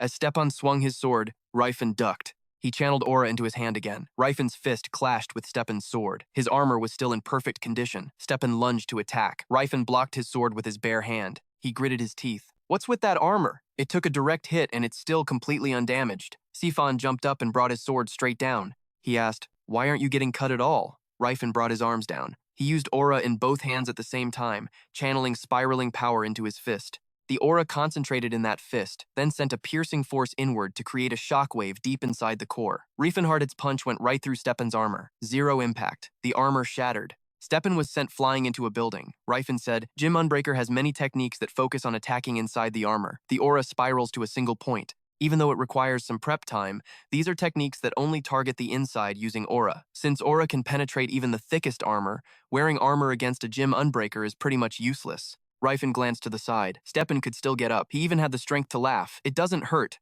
It doesn't hurt one bit. Rifen looked annoyed. When did Stepan get right in front of him? His aura flared up. Getting beaten to a pulp only made Stepan more insane. You dodged it, Rifenhardt. You dodged it. I thought a Jim Unbreaker was never supposed to dodge. Aren't you ashamed? You should be ashamed of yourself.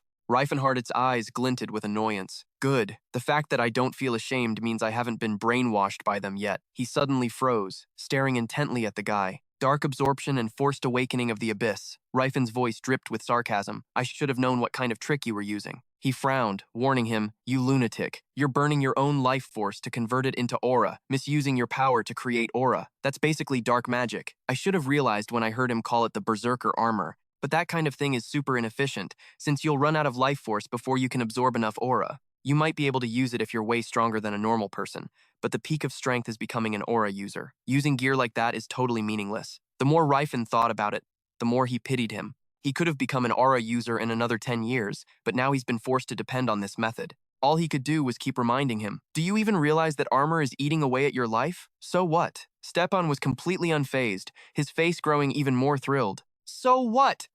Rifenhardt yelled in anger. "You idiot! If you had just put up with it and trained for another 10 years, you could have become a real aura user." Hearing that, his eyes showed a flash of resentment. "I'd rather reclaim the honor of a true knight and die in victory than live on as a disgraceful insect," he yelled, his entire body suddenly erupting with an intense aura. What honor is there for a knight who wins by relying on magic armor? Seeing this, Stepan's eyes went wide with shock. His memories suddenly flashed back to the old days when he was training with the sword. Stepan was greatly admired by his friends for his talent, and even his father praised him endlessly. Sifan had once lived a happy life like that. One look at his hands and you could see that what he achieved wasn't just due to talent, but to his relentless effort. When it was time to go to battle, Stefan was just as brave as ever. He roared with his head held high. "The Entienne Knight Order is strong." Then he gave an order to Teslan. "Hey, you're the guide. Lead the way." Stepan was totally stunned when he learned that there was someone even stronger than him. "What? He's a martial artist?" Contemptuous thoughts began to grow. "What? He's a commoner? I thought he was some noble's kid out for an adventure. So he's just some country bumpkin with nothing to his name." He couldn't help but click his tongue in disgust. How humiliating. But Teslan was incredibly strong, because inside his body was the soul of Rifen. He looked down on Stefan with disdain. "How could you turn the tables like that? You must not have any real talent." This made him furious. What? Up until he got to fight the beast, Rifen was the one who bravely faced it. Rifenhardt blocked the beast's attack, making everyone extremely worried for him. Rifen, on the other hand, was totally hyped. "I don't know what you're talking about, but let's have a good fight, model." Meanwhile, Stefan just stood off to the side, totally scared. Aura. Some low-born nobody, without a name or status, can actually use aura, while me, a noble among nobles, still haven't awakened my powers. His jaw dropped in utter shock. What the hell is that guy? Where did he even come from? And the memories just kept flooding back. In his past, Stefan was always the one everyone praised. But now, that perfect picture was shattering. Nobody knew how calloused Stefan's hands were from all his training, but maybe. None of that even matters now compared to Teslan. As he thought that, a smile crept onto his face. It was a scornful smile, not for Rifenhardt, but for his own damn fate. His whole face twisted with helpless agony. You could never understand. Rifenhardt was getting more and more pissed off. "You're an idiot, just throwing your life away." "All right, if you don't care about your own life, then I don't need to hold back anymore." Stefan raised his sword, and it erupted with a violent aura. "Shut your mouth," then, without a second of hesitation, he charged. "Die! Just die already, for my honor and my victory!" The whole battlefield just burst into flames, scorching everything. The aura, drawn from Stefan's own blood, stained the entire area red. His eyes glinted with bloodlust. "This is it. The moment I tear down everything I've ever hated and envied.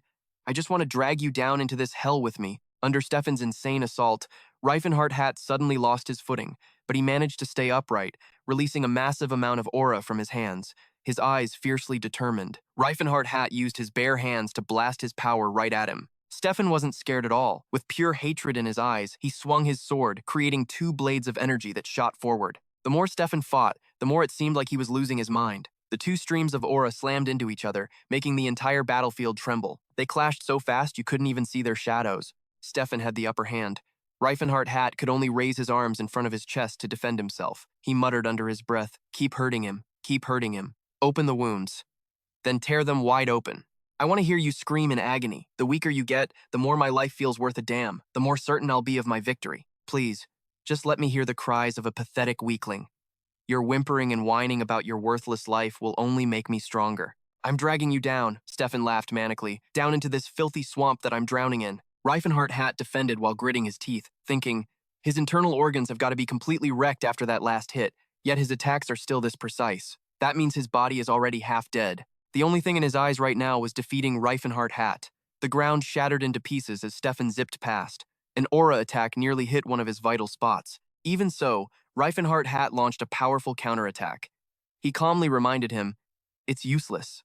This kind of aura awakening is completely..." Stefan heard this and ground his teeth in fury. "What? Why the hell are my attacks suddenly not working?" Rifenhardt just glided smoothly beside him. Even though it's aura, because it was activated by magic, it can't circulate freely. Without any hesitation, he threw a direct hit straight into Stefan's body. He was sent flying, but somehow managed to stay on his feet. Rifenhardt immediately appeared right in front of Stefan, stunning him. As long as I can grasp the flow of magic from that berserker armor, I can also figure out where the aura is going to move. Openings like that are limited, even if you're willing to throw your life away for it. With that said, a single stomp from Rifen shattered the ground. He slammed a kick into Stefan. He immediately coughed up blood. This time, Stefan was really sent flying. The wound, combined with the energy he was burning for his aura, made him cry out in pain. Stefan's mind was a complete mess right now. He's as strong as a monster. He was a natural-born genius from the start. Thinking this, he went crazy and bet his own life to fuel his aura one more time. But it's no use. Die. Rifenhardt, die. His entire body suddenly radiated a crazed aura. The aura gradually expanded into a sphere, then shot straight up into the sky, pulling up all the dirt and rocks around it. Rifen just watched calmly. Only Stefan was ecstatic, his eyes filled with madness. Just die for me, Rifenhardt smirked. This trick again? He thought to himself, should I use the Horn of Calamity? No, I don't want to waste aura on this loser when I still have to fight Teslan, but he already withstood the shock from zero impact, so most of my other attacks won't do much damage either. After thinking that, he quickly took a stance as aura slowly covered his body. Rifenhardt held his hands in front of his chest, and the aura suddenly went wild, turning a deep, violet black. Ancient magic. The flow becomes power, shattering all stone and forming a river. He clapped his hands together. The violent aura that was radiating out a moment ago was now condensed into a single ring on Rifenhardt's right hand. He stood firm, waiting for Stefan to charge. The kid screamed like a maniac, his eyes filled with hatred. Rifenhardt gritted his teeth again and slammed his hands together forcefully. More aura rings appeared on his right hand, like a weapon for close-quarters combat. Stefan had no idea what was happening. He just charged forward like a mindless psycho. Rifenhardt frowned, looking straight at him. I came up with this move while creating Thunder Fist. It's pretty damn effective. Stefan immediately launched his attack, Cross Slash. He didn't hesitate either, shouting as he charged. Rifenhardt practiced combining magic with martial arts, but that doesn't mean he neglected his training in the Unbreaker style's techniques. He continued to train his body and tried to improve the Horn of Calamity, but even so, he still couldn't break through the final wall to surpass the 5th level of the Horn of Calamity. And during this process, Rifenhardt started to have a small complaint about the Horn of Calamity. The Horn of Calamity doesn't let the user control the force it releases. You can't just use different levels depending on the situation. Once it's activated with aura, the shockwave is automatically released. It's impossible to control the power output. The past Martial Kings didn't care if they destroyed the entire area when they used it. But Rifenhardt was different, because deep down, he was a mage at heart. The more Rifen thought about it, the more horrified he became. I can't believe the past Martial Kings never bothered to think about controlling their power output.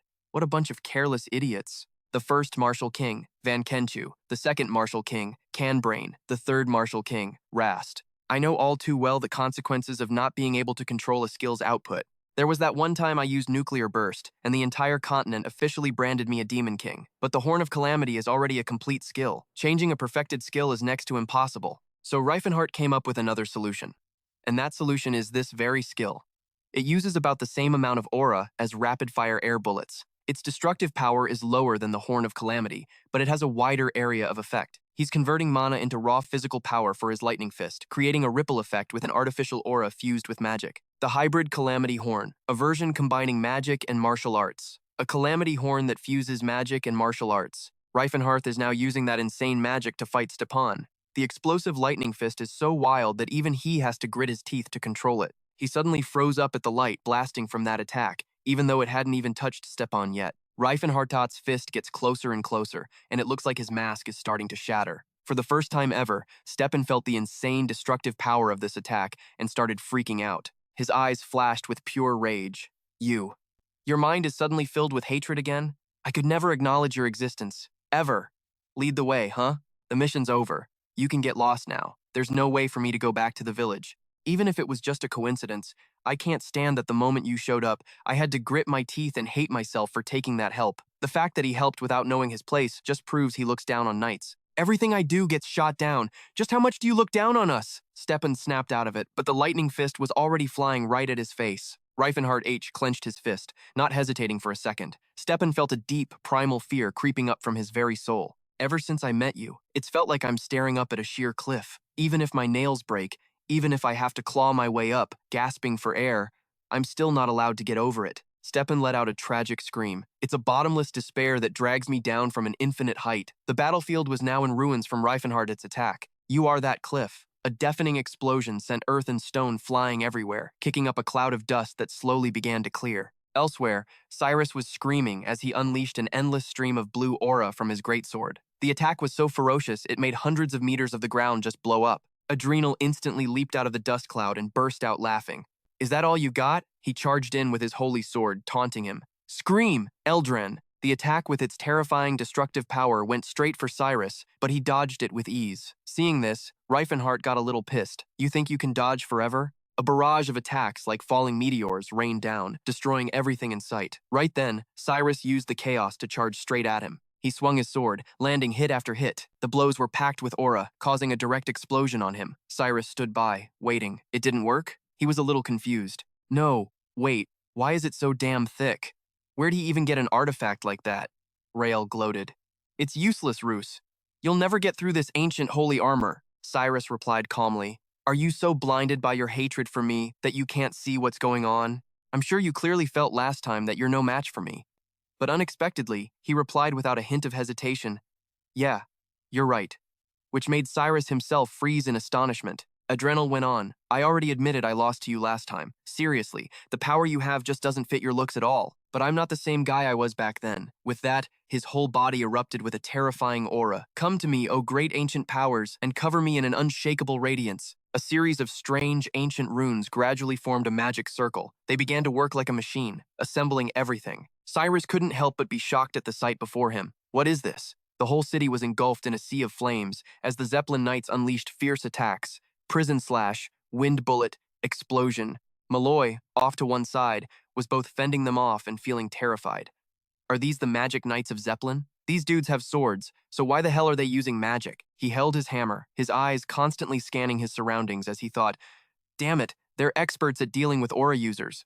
Depending on the situation, I thought I could take them down one by one, but a true knight should be ashamed to gang up on one person. But the Zeppelin knights only care about their paychecks and bribes, not honor or responsibility. Not only are they corrupt, but they feel no shame in doing whatever it takes just to win. And the top dogs among the Zeppelin knights are these guys. Totally different from the Zeppelin knights. For victory, they're willing to do anything. Coordinated attacks, ambushes, even backstabbing. Just as Malloy was trying to figure out how to fight, they unleashed a relentless barrage of ice spikes and supersonic shockwaves. Malloy was defending and worrying at the same time. Damn it, is Lord Roos still fighting that guy? Over on Cyrus's side, a series of strange, ancient runes was gradually forming a magic circle. They began to work like a machine, assembling everything. Adrenal's armor was like a sheet of iron, with each piece of metal interlinked to be incredibly sturdy. Even his arms were covered in a dense network of connected iron plates. Cyrus couldn't help but be shocked at the sight. What kind of form is this? Adrenal couldn't help but boast excitedly. This is the new power I've obtained, Eldrin Gigantus, the armament given to me by the great ancient sage to defeat you. Eldrin Gigantus, he thought, a little confused. Eldrin Gigantus. But according to my mana sense, nothing has changed. Hearing that, he immediately gripped his sword and charged forward. Is that so? Cyrus once again swung his sword to block Adrenal's attack. He didn't even try to dodge. On the contrary, he charged straight in, taking every single hit. Adrenal grew even more excited and laughed loudly. I only lost to you because Eldras's defense was too low. Now my new armor will protect me. Your aura will never be able to break this invincible fortress. I may not be good at other things, but I can damn sure buff my defense. He panicked a little. Damn it, the armor absorbs all the aftershock, and even the joints are covered with something. The more he attacked, the more frantic he became. Roar! An attack with fierce destructive power gradually destroyed the entire ground beneath their feet. Adrenal's attacks were like meteors falling one after another, incinerating everything. He enthusiastically chased after Cyrus. Cyrus could only dodge while trying to find a way to escape. This feels like I'm fighting Lifen. With his personality, he'd never choose such a reckless method. There's no time left. We have to leave Zlin with the non-human races immediately. Damn it. What do I do now? At the west gate of Zlin, Demeti, leading the Dwarven Legion, was trying to find everyone. He suddenly stopped dead in his tracks. Looking into the distance, Demeti was slightly relieved. Oh, Siri, Inia, you made it here safely. Inia quickly explained. There were a few obstacles on the way, but it was no big deal. He gave her a nod. Same here. Inia's face was still flushed from sprinting. Catching her breath, she said, Man, those guys are so weird. They kept screaming that reinforcements were on their way, which had me kinda worried, not gonna lie. But in the end, nothing happened. Even Demeti was wondering what the hell was up.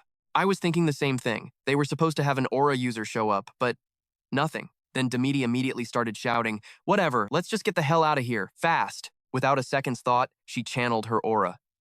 The two of them launched an attack each, aiming straight for the city gate, their strikes weaving together into one. When out of nowhere, a massive blaze shot out from the distance, completely blocking Demeti and Inia's attack. She totally freaked, and even he stared wide-eyed in disbelief. Inia said cautiously, "It's an aura user. They must have been hiding their presence." Demeti just clicked his tongue, annoyed. No wonder the path here was so clear. Knew something was fishy. Suddenly, Cirrus, who was behind them, realized something and yelled out, "Ah, that's Teslan." He was furiously cussing. God damn it. What's the point of this godforsaken country making plans when they can't even follow through? Thanks to those idiots, everything's gone to hell. Standing behind Inia, she gave a serious warning. Be careful. That's the guy who fought Lord Lifen to a standstill. Even she was a bit on edge. So yeah, he's no joke. Demeti raised his weapon. Everyone, get ready. Across from them, Teslan just looked confused. Get ready? For what? But a moment later, his face went dark. Ready to die? Then he glared back over his shoulder and ordered, "Felina, surround them." Felina immediately swung her HPA staff. The sky turned blood red and the ground went dark, as if a crimson curtain had fallen, splitting the world in two. A brutal inferno shot forward, making everyone scream out in pain. "Arg! It's so hot! Get back!" Cirrus was in total shock. Holy crap, how is this wall of fire so huge? It's gotta be like 7 times bigger than a normal flame. Is this girl really that insane of a mage? She then tried to calm everyone down. Everybody, chill out. If we panic, we'll just take more damage. Don't break formation. Use spirit magic to fight the heat. That's a forbidden ancient relic she's using. The Silver Sage's Staff of Multiple Duplication. It can cast the same spell up to 7 times simultaneously. To be precise, that staff perfectly copies Felina's flame and casts it 7 times. Teslan frowned and pointed out, "You've already used it twice, so that means you've got 3 shots left, right?" Felina nodded without trying to hide it. "Yup. After that, I have to wait for the staff's magical energy to recharge before I can use it again." Hearing that, he readied his gun. 3 times. Huh? That's more than enough for this fight, she then asked, looking a bit puzzled. But hey, where are the other soldiers? What are they even doing? Shouldn't they have surrounded the slaves by now? Even Teslan didn't get it and hesitated. Yeah, they should have. Just like the Testran's bribery operation, this was all planned out. He planned to shut down their escape using the Silver Sage's intel-gathering powers, but even though the plan was a go, the Zlin army didn't move like they were supposed to. Even with the Silver Sage's tech, they couldn't detect the entire plan that the Antares territory had secretly put into motion. Felina guessed seriously, "You think the enemy pulled some kind of trick?" He racked his brain but couldn't figure out what kind of trick could possibly do this. In his mind, he locked his sights on Cirrus. Whatever, it's all that damn Demon King's fault anyway. I just need to capture that elf girl and this is over. Suddenly, snowflakes began to fall. A blizzard then swept in, washing away the raging flames, leaving everyone completely stunned. They cheered with relief. "Finally, I can breathe. It's not hot anymore. I think I'm gonna live."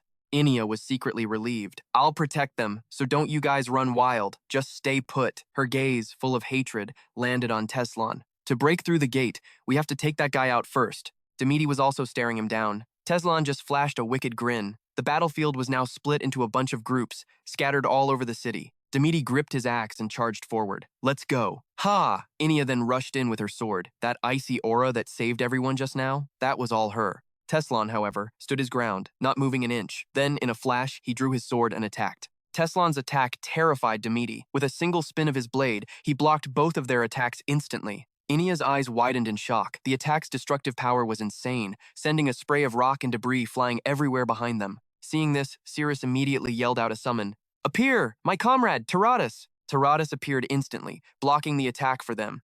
She snapped angrily. "Could you two be a little more careful? Are you trying to get us all killed?" "Ah, my bad," Demeti said, flustered. "I didn't think it'd get that out of hand." Meanwhile, Inia was still staring down the enemy, thinking, "Damn, he's strong. But not, like, impossibly strong. We can still beat this guy." He lowered his sword and said with a tone of praise, "Not bad. Especially for a lowly slave like you." Demeti suddenly gripped his axe, looking wary. "What? Is he actually trying to surrender?" Inia was just as surprised. "I've never seen anyone surrender so damn arrogantly." But no. Teslan just grinned that evil grin again and said, "I never thought this flimsy body of mine could take you on anyway, so I'm not going to waste any more time." Felina, behind him, got the message. She pulled a weapon out of her item bag and tossed it to Teslan, who snatched it from the air. She'd just thrown a secret box. It instantly transformed into a complex machine, which then became a crazy buff robot suit that Teslan slipped into perfectly. In a flash, he was decked out in a fully functional suit of armor. Even the arms were covered in insane detail. It automatically assembled, fitting Teslan like a glove. Next, the headpiece began to form. With the whir of an engine, his head was completely and securely encased. Teslan slammed down onto the ground, the armor so heavy it shattered the earth beneath him. He declared arrogantly, "Time to teach you corrupt Demon King lackeys a lesson." Demeti was confused. What the hell is that freaky armor? How can he even move in that thing? But just then, Inia charged forward bravely, her icy snow aura quickly surrounding Teslan. She was completely shocked. Isn't he gonna block it? But instead, he just raised his hand in front of Inia and used a spinning shield. Terrified, she dodged the attack. Cirrus watched, completely blown away. Huh? Isn't that Rifenhardt's defensive skill? Teslan spoke, his voice dripping with arrogance. I'll show you the true power of the invincible body. Seizing the chance, Demeti charged in. As he attacked, he wondered, is this guy also from where our savior came from? The heavy axe came crashing down, but he dodged it like it was nothing. Inia couldn't believe her eyes, thinking he pivoted at the perfect distance to absorb the shock. How's that even possible? She immediately said to him. That defensive style is exactly like Sir Rifenhardt's. Hat Katamet glared at Teslan, totally sure they were from the same place. She was seriously confused. I thought the invincible body technique was only passed down to one student per generation, or maybe he's times the master, but the old man shot that down right away. No way. I heard that old geezer is a huge dude. With that, Inia attacked with an Eastern sword style. Teslan blocked her strike with just one hand, but that was just a feint. She used the opening to leap right over him. Inia didn't hold back, going head-to-head with Teslan. They were attacking and blocking, moving so fast you couldn't even see them. Only the sound of the ground shattering gave away their movements. Her lightning-fast attacks were insane. Teslan was totally floored. What the hell is with this damn elf? Her sword skills alone are on par with Cyros in his prime. He couldn't help but admit it. For an elf, your skills are pretty impressive. Hearing that just pissed Inia off even more. That's rich coming from some freak in a weird suit of armor like you. Teslan clicked his tongue. Damn it. Looks like this won't be a walk in the park. Chains of light shot out and bound her. Instantly, a chain wrapped around Inia, making her panic. Magic? He didn't hesitate, swinging right at Inia, but luckily she managed to dodge. Still, she got her shoulder nicked. Teslan didn't stop there, calling her an arrogant brat before ramming his fist straight into her gut to block the blow. Inia grit her teeth in pain. She never expected him to follow up with another punch straight to her face. Inia screamed helplessly. No, all she could do was throw up her flimsy arm to block his steel one. But I haven't even made Rifenhardt hat fall for me yet. Teslan was shocked. She blocked it? He couldn't help but praise her. You can take a hit pretty well. With that, Teslan kept attacking, testing how long she could keep it up. Inia's entire body was covered in wounds. Seeing this, Kadam couldn't take it anymore and started cursing. You savage! He charged forward with his axe to block the attack.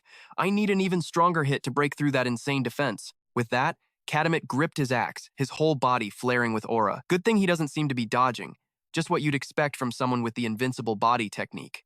He unleashed a massive burst of power, his feet lifting off the ground. Kadim charged forward, surrounded by a wild aura, his devastating attack flying straight at Teslan. But the guy dodged it like it was nothing. Kadim froze for a second. Did he just dodge? Teslan charged in confidently, a smirk on his face. Now this times is a real deathmatch. Awesome. This is how everyone who faces the invincible body has to fight us. His fist shot out, slamming right into Kadamid, a lethal counterattack. Just like that horrifying scene from the last chapter, Kadamid had just gone all out with his attack, only to be left completely stunned. He dodged? Then he got countered by Teslan with a punch straight to the gut, a lethal counter. Inia watched in horror. Everyone on the continent knows users of the invincible body never dodge. The old masters always use their bodies to tank hits instead of dodging. So whenever aura users fight someone with the invincible body, they all make the same choice. If he's not gonna dodge, then I don't need to defend. Go all in on offense. That's what they all think. But that's the trap the invincible body sets. He just waits for that split second when his opponent lets their guard down, thinking he'll never dodge. She screamed in terror. Teslan sent Kadamet flying. Everyone watching from below was instantly terrified. Oh my god, no way. Sir Kadamidi! Eustia rushed over, stammering. Kadamidi. Kadamid is the Forge's strongest warrior, and today, he's going to be completely devoured. After he cut down Sir Tez to prove his strength, he was known as the strongest dwarf warrior, and yet, he died such a pathetic death. Teslan arrogantly strutted over to them. Well, the plan didn't exactly go off without a hitch, but this is good enough. Now, time to prepare the bait to lure out the Demon King. Just then, Siri stared him right in the eyes. Didn't I just get this sword? I can already tell it's about to break again. I'm gonna get yelled at so hard when I get back to the forge. Her eyes were a mix of fear and determination. Never mind. I might not even make it back alive. Meanwhile, Teslan was thinking to himself, it's been a long time since I last ran into that witch. The Demon King's lover, the crazy Valencia. Every time that elf unleashed her insanity, countless soldiers would die. But what about now? She's nothing but a newborn chick, he thought, then warned everyone else. Resistance is useless. Kneel, and maybe I'll let you keep your pathetic lives. Hearing that just made her more pissed, and she instantly summoned 3 spirits. Don't make me laugh. Make your move, you scrap heap. Exgasis Udagia. On his side, Teslon activated a skill. Is that all you've got? A single punch shattered her spirits. The spirits I remember were 100 times stronger than this. 0 impact. Cirrus was freaking out. No way. He shattered them that easily? He immediately summoned a huge energy ball. I need you alive, so I'll hold back a bit on this one. The orb flew straight at her with insane power. The hit sent Cirrus flying. Teslon slowly walked over to where she had fallen. Meanwhile, Inia was trembling in pain. He wants to take her hostage? I won't let that happen. He glanced over at her, shocked. Oh, you can still move? Inia shot back sarcastically. Your punches are soft as pillows, you scrap heap. Teslon warned her. You think you can beat me in that condition? Don't tell me you're some rookie who can't even size up her opponent. She shot back.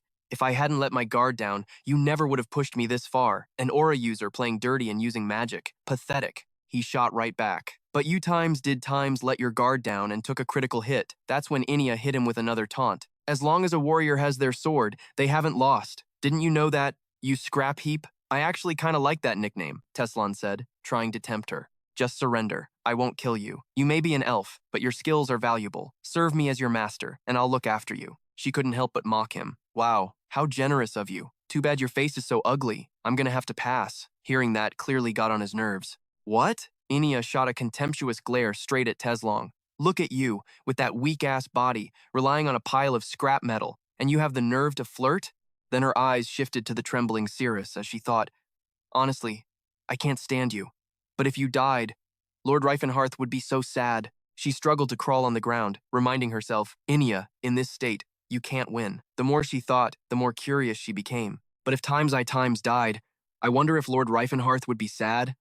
Why does that thought make me feel so down? Damn it, she sighed involuntarily. If I have to die, at least I want to go down in a blaze of glory. With that, Inia directly activated her snowbone aura. I know I can't win against that thing, but I have to at least take an arm off that piece of junk. Seeing this, Teslon was genuinely impressed. No joke, her aura control is terrifying. I wouldn't even dream of copying it. By fusing and separating, tiny aura particles collide constantly, creating thousands of waves. These destructive waves don't radiate outward but converge inward, creating a terrifying force of destruction. This is the ultimate technique of the one known as the Ice Queen, the strongest elf warrior, the ultimate spear.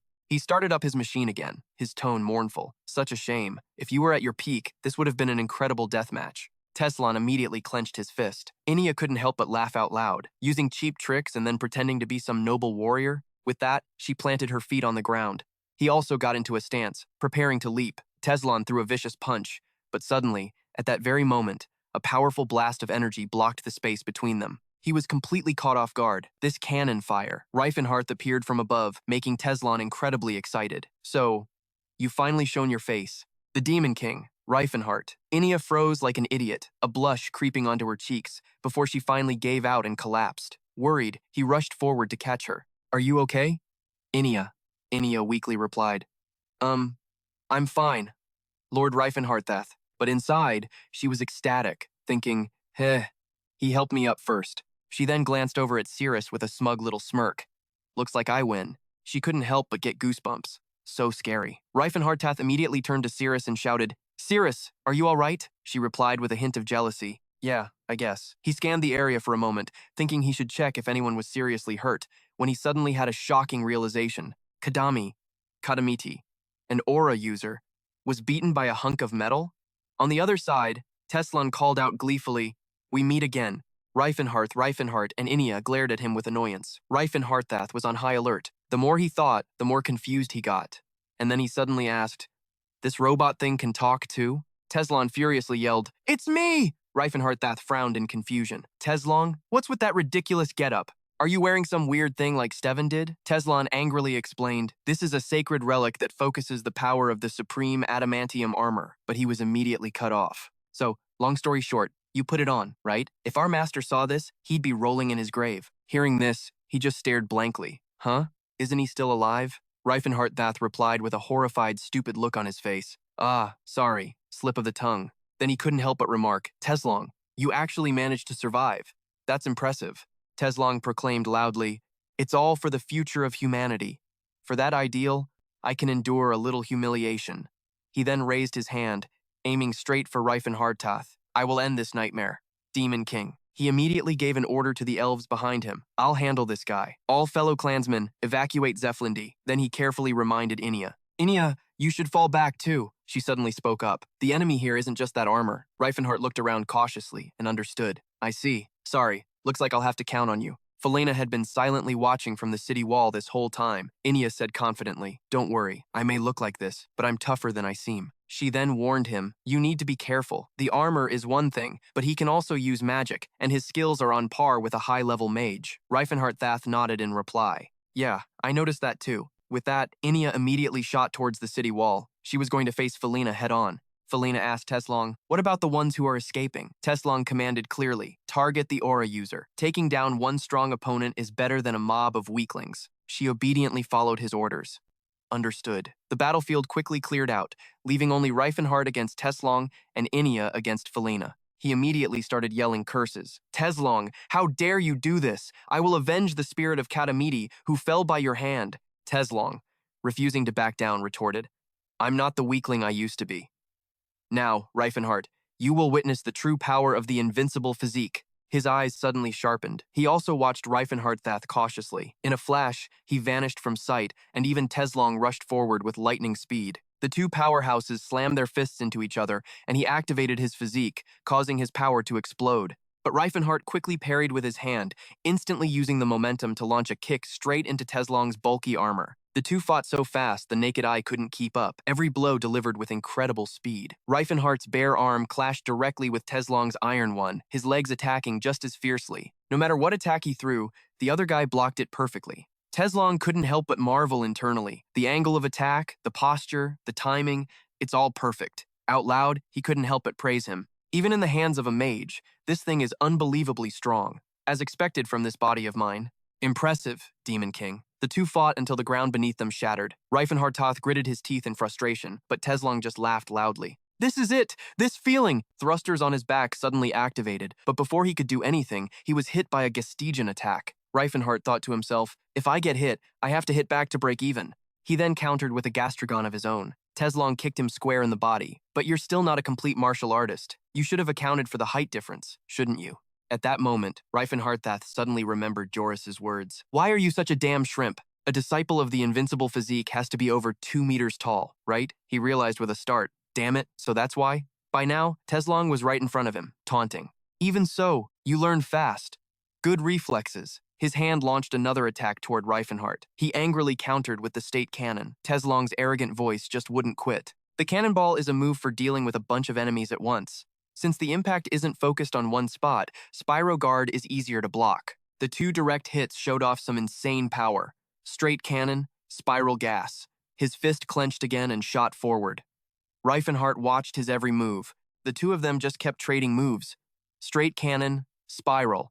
Teslong didn't hesitate, throwing right hooks and left hooks, activating his state cannon skill. The attack was brutal, exploding with a fierce aura that sent Rifenhardt flying hundreds of meters and shattered the ground. Seeing this, he got all preachy. This spiral shield will cancel out your moves. Didn't your master teach you anything about this stuff? Beaten to a pulp, Rifenhardt could only feel jealous, thinking he'd never learned any of that. But then Teslong just scratched his head and said, Oh, right, this? I kinda just figured it out myself. In a flash, Rifen pushed himself up and started planning. Even among the successors of the invincible body, the gap in skill is huge. He just has memories, but I've got decades of training and achievements as the Fist King. But what the hell is that holy relic? He almost became the last Fist King. Even so, it's still a far cry from Teslong's body in his past life. Is that the so-called Atomil armor? Its durability and destructive power are seriously off the charts. But compared to the Teslon from his past life, who shared the title of the continent's strongest, it's still just average gear. Teslon couldn't help but ask curiously,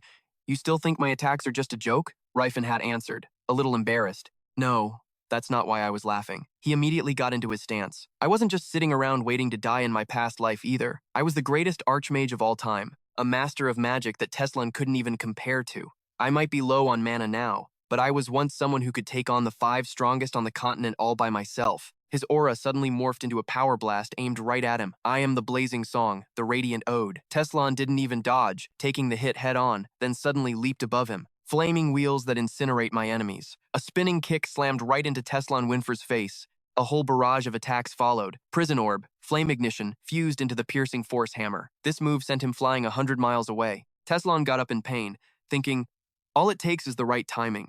How can such a simple spell have so much destructive power? He couldn't help but ask in shock. You're casting spells without hand seals? Rifenhardt replied honestly, looking incredibly smug. I improved it. Attacking and casting at the same time is hard, you know? So I completely restructured all the magic hand seals to follow the movements of the invincible body style. Hearing that, Teslan gritted his teeth in anger, thinking, you're telling me the wild moves of our school can be used as magic hand seals? That's insane. He finally couldn't hold back and yelled, is that even possible? Magic hand seals? The reason mages use hand seals is to assign the precise values needed for mana regeneration. Every school has techniques optimized for their mana properties, and it takes hundreds of years to create the most effective set of hand seals. Teslan was amazed, but also a little scared. It takes over a year for one person to, and you restructured them yourself in such a short time? He smiled grimly. You really are a demon king. Your existence is a disaster for humanity. Rifenhardt unleashed a continuous flurry of punches. Here I come, bombarding you! The ground beneath them was instantly torn up, as each powerful punch aimed straight for Teslan. Enraged, he gathered all his strength. Explode and then freeze already. Then he unleashed his ultimate move, the 4 prison hounds. That move completely shocked Teslan. He even used a magic hand seal for that skill. If I get frozen and can't move, I'm toast. By now, Rifenhardt had closed the distance, his eyes blazing with killing intent. Dark Barrier. Teslan never expected his power had reached this level. A level 1 spell, Dark Barrier, trying to block my sight? Then the guy slowly closed his eyes, jumped up, and unleashed countless attacks. You think an aura user would panic just because you blind them? However, Rifenhardt quickly created a magic circle in front of him. Yeah, I know all about that, so I'll just cut off your perception of the mana flow. Teslan was instantly restrained, unable to move. So our martial arts school has tricks like this when mixed with magic. Rifenhardt then hooked around behind him, launching a fire-infused kick at his back. However, at that very moment, he sensed something. Teslan had used his own power to make the technique explode. Just like that, the two separated. The guy quickly held out his hand. Damn it, this is no good. I have to cancel the spell controlling my vision and my perception of mana flow. The guy's palm immediately started to glow. Dispel mana flow. Rifenhardt crossed his arms in front of his chest. You dare use magic in front of me? Just as he was about to dispel the spell, the other guy was a step faster. Rifenhardt shot forward like a flash, attacking Teslan's entire body. This broke his concentration. Damn it, being blind for just a second caused me this much trouble. Over here, he was trying to figure out how to destroy the armor. Damn it, that armor is insanely tough. I have to break through it and hit his body. Rifenhardt then started hammering the armor with his fists. As he threw a punch, the other guy punched back. Finally, they both punched each other in the face at the same time, and both were sent flying. Rifenhardt, now with a black eye, just couldn't accept it. I've trained my body so damn hard, I even developed a way to fuse magic and aura, and this is what I get? On the other side, his opponent was just as furious. Damn it. With the adamantine armor, I thought I could beat the Demon King. But he's not relying on any gear, just pure power. We're standing in the same spot, so how can the gap between us be this huge? Teslan's fighting spirit then exploded, and he started trash-talking. You really are strong, Demon King Rifenhardt. I can't imagine what kind of monster you'll become over time. I'm going to take you down right here to save the future of humanity. On the other side, Rifenhardt had already balled his fists, ready to go. I'm so sick of hearing about the future of humanity. Let's just end this already. Then, both of their eyes began to glow, and they charged at each other, attacking. An intense battle broke out that seemed to shatter the very ground. While attacking, Rifenhardt thought, that ridiculously hard armor can't be broken by normal means. Opposite him, Teslan was also getting nowhere with his body. Just as I figured, half-assed attacks do nothing to this body. Finally, they both made a decision. There's no other way. I have to use the Horn of Disaster. Rifenhardt kicked his leg high, then elegantly spun around and stomped hard on the ground, sending rocks flying. At that moment, he yelled, Telekinesis. All the rocks he had just kicked up rained down on Teslan. He wasn't backing down either, and blasted the pile of rocks apart. Rifen just kept hammering him with rocks. This time, he straight up morphed a drill to tear right through the guy's defenses. Rifen finally poured everything into his fist, turning his spinning shield into a freaking drill. Now that's some next-level aura control. He reached out his hand too. Teslan fired up the engine on his back, launching himself forward like a damn rocket. Teslan used the thrusters on his feet to charge at Rifen. Boom. He threw a punch so hard all Rifen could do was fall back. He was kicking himself inside. Damn it, I missed my chance to use the Horn of Catastrophe. Rifen's hand unleashed some terrifying power. Teslan totally saw it coming. So, you can't use the Horn of Annihilation and you're switching to an aura wave instead? Fine by me. So, quick explainer. The close quarters magic of the champion's body has long-range skills too. It uses aura bullets, and the aura wave explodes outward from the impact. The aura cannon fires, just like a real cannon. The Horn of Catastrophe is supposed to be a close-range skill, but its raw power is so insane that range doesn't even matter. Teslan went nuts, his power just exploding. I'm not gonna let you land that guaranteed win Horn of Catastrophe first. If you're really the champion's body that blew up the tower, then fight like a damn savage. Rifen couldn't believe how worked up the guy got. What a psycho. Teslan lost all control and just kept wailing on him. Finally, his shield shattered. Rifen quickly backed off, but out of nowhere, Teslan charged in, swinging a fist that was literally on fire. He saw it and froze. The Horn of Catastrophe. That bastard beat me to it. Rifen quickly flexed every muscle in his body. Just as the attack was about to land, flexing that hard created a shield that protected him. But then he saw it on Teslan's hand were 5 layers of coils. No way. He stacked his power 5 layers deep? The difference between 4 layers and 5 is massive. I can only manage 4. Even if I combine all my power, it's just a makeshift technique. It's not strong enough. He started to panic. Can I even do this? No. If this keeps up, I'm gonna get my ass kicked. Teslan swung his fist again. It's over, Demon King Rifen. Even with the insane power gap, he desperately threw his own punch, and they charged at each other one more time. When their powers clashed, the whole world just seemed to shake. The two powers slammed into each other, creating a massive shockwave. Everything around them just exploded. The ground was ripped apart, sending rocks flying and smashing into all the nearby houses. The clash was so epic you couldn't even see them anymore. In the end, Rifen was the first one to hit his limit. He got sent flying right into a wall. Rifen's power vanished, and his body was just plastered to the wall. As the smoke cleared, Teslan appeared. That was a close one. I almost got caught in that too. His own armor was totally shredded from the attack. Even at a time like that, you were still using magic to protect your body. If you used magic seals for all your other moves, there's no reason you wouldn't use it on the Horn of Annihilation too. Rifen was totally down for the count, unable to fight anymore. You got lucky and dodged death this time, but don't worry, it's coming for you soon. He struggled to open his eyes and look at his enemy. The moon that night was full and bright, when Rifen suddenly had a realization. A spot of light appeared in the sky. Just as the dark clouds cleared, the full moon came out. He remembered the shockwave he and Teslan had created. The Horn of Annihilation. It destroys everything. The Horn of Annihilation. The moonlight was getting brighter and brighter. That's right, it was an explosion. Rifen remembered using the power of the Horn of Annihilation. The 4th layer Horn of Annihilation. He'd been using it over and over to fight Teslan. Just then, the moonlight started turning into this mystical glow. It was like a new light appeared inside Rifen's body, a sudden flash of inspiration. Suddenly, a memory hit him. That's right, the gift my master talked about that day. Before, Zerat had given him a map, saying, I also left a little gift for you in the Setlat Mountains. Here, I'll mark it on the map. If you're in the area, go check it out. It was a piece of a shattered stone tablet. Back in the basement, he'd seen tons of tablet fragments on the floor. Something was shattered here. Could it have been a moon monument? Did the old man get pissed and just smash everything? Yeah, that tracks. He was famous for his short fuse. There were countless fragments covered in weird symbols. The pieces started clicking together in his mind, one by one. The mind of a mage memorized and rearranged the fragments. The instincts of a martial artist read and felt the meaning of every line on the tablet. Suddenly, his arm began to glow. This is the real gift my master left for me. Once again, he was surging with power. The 5th layer Horn of Annihilation. Rifen let out a small smile, which turned into a full-blown laugh. Tenlan, watching from a distance, was completely stunned. What the hell? From the middle of the rubble, Rifen stood up again. The wounds on his body were slowly vanishing. In no time, his body was back to perfect condition. Teslan couldn't believe what he was seeing. Did he just have some kind of breakthrough in the middle of our fight?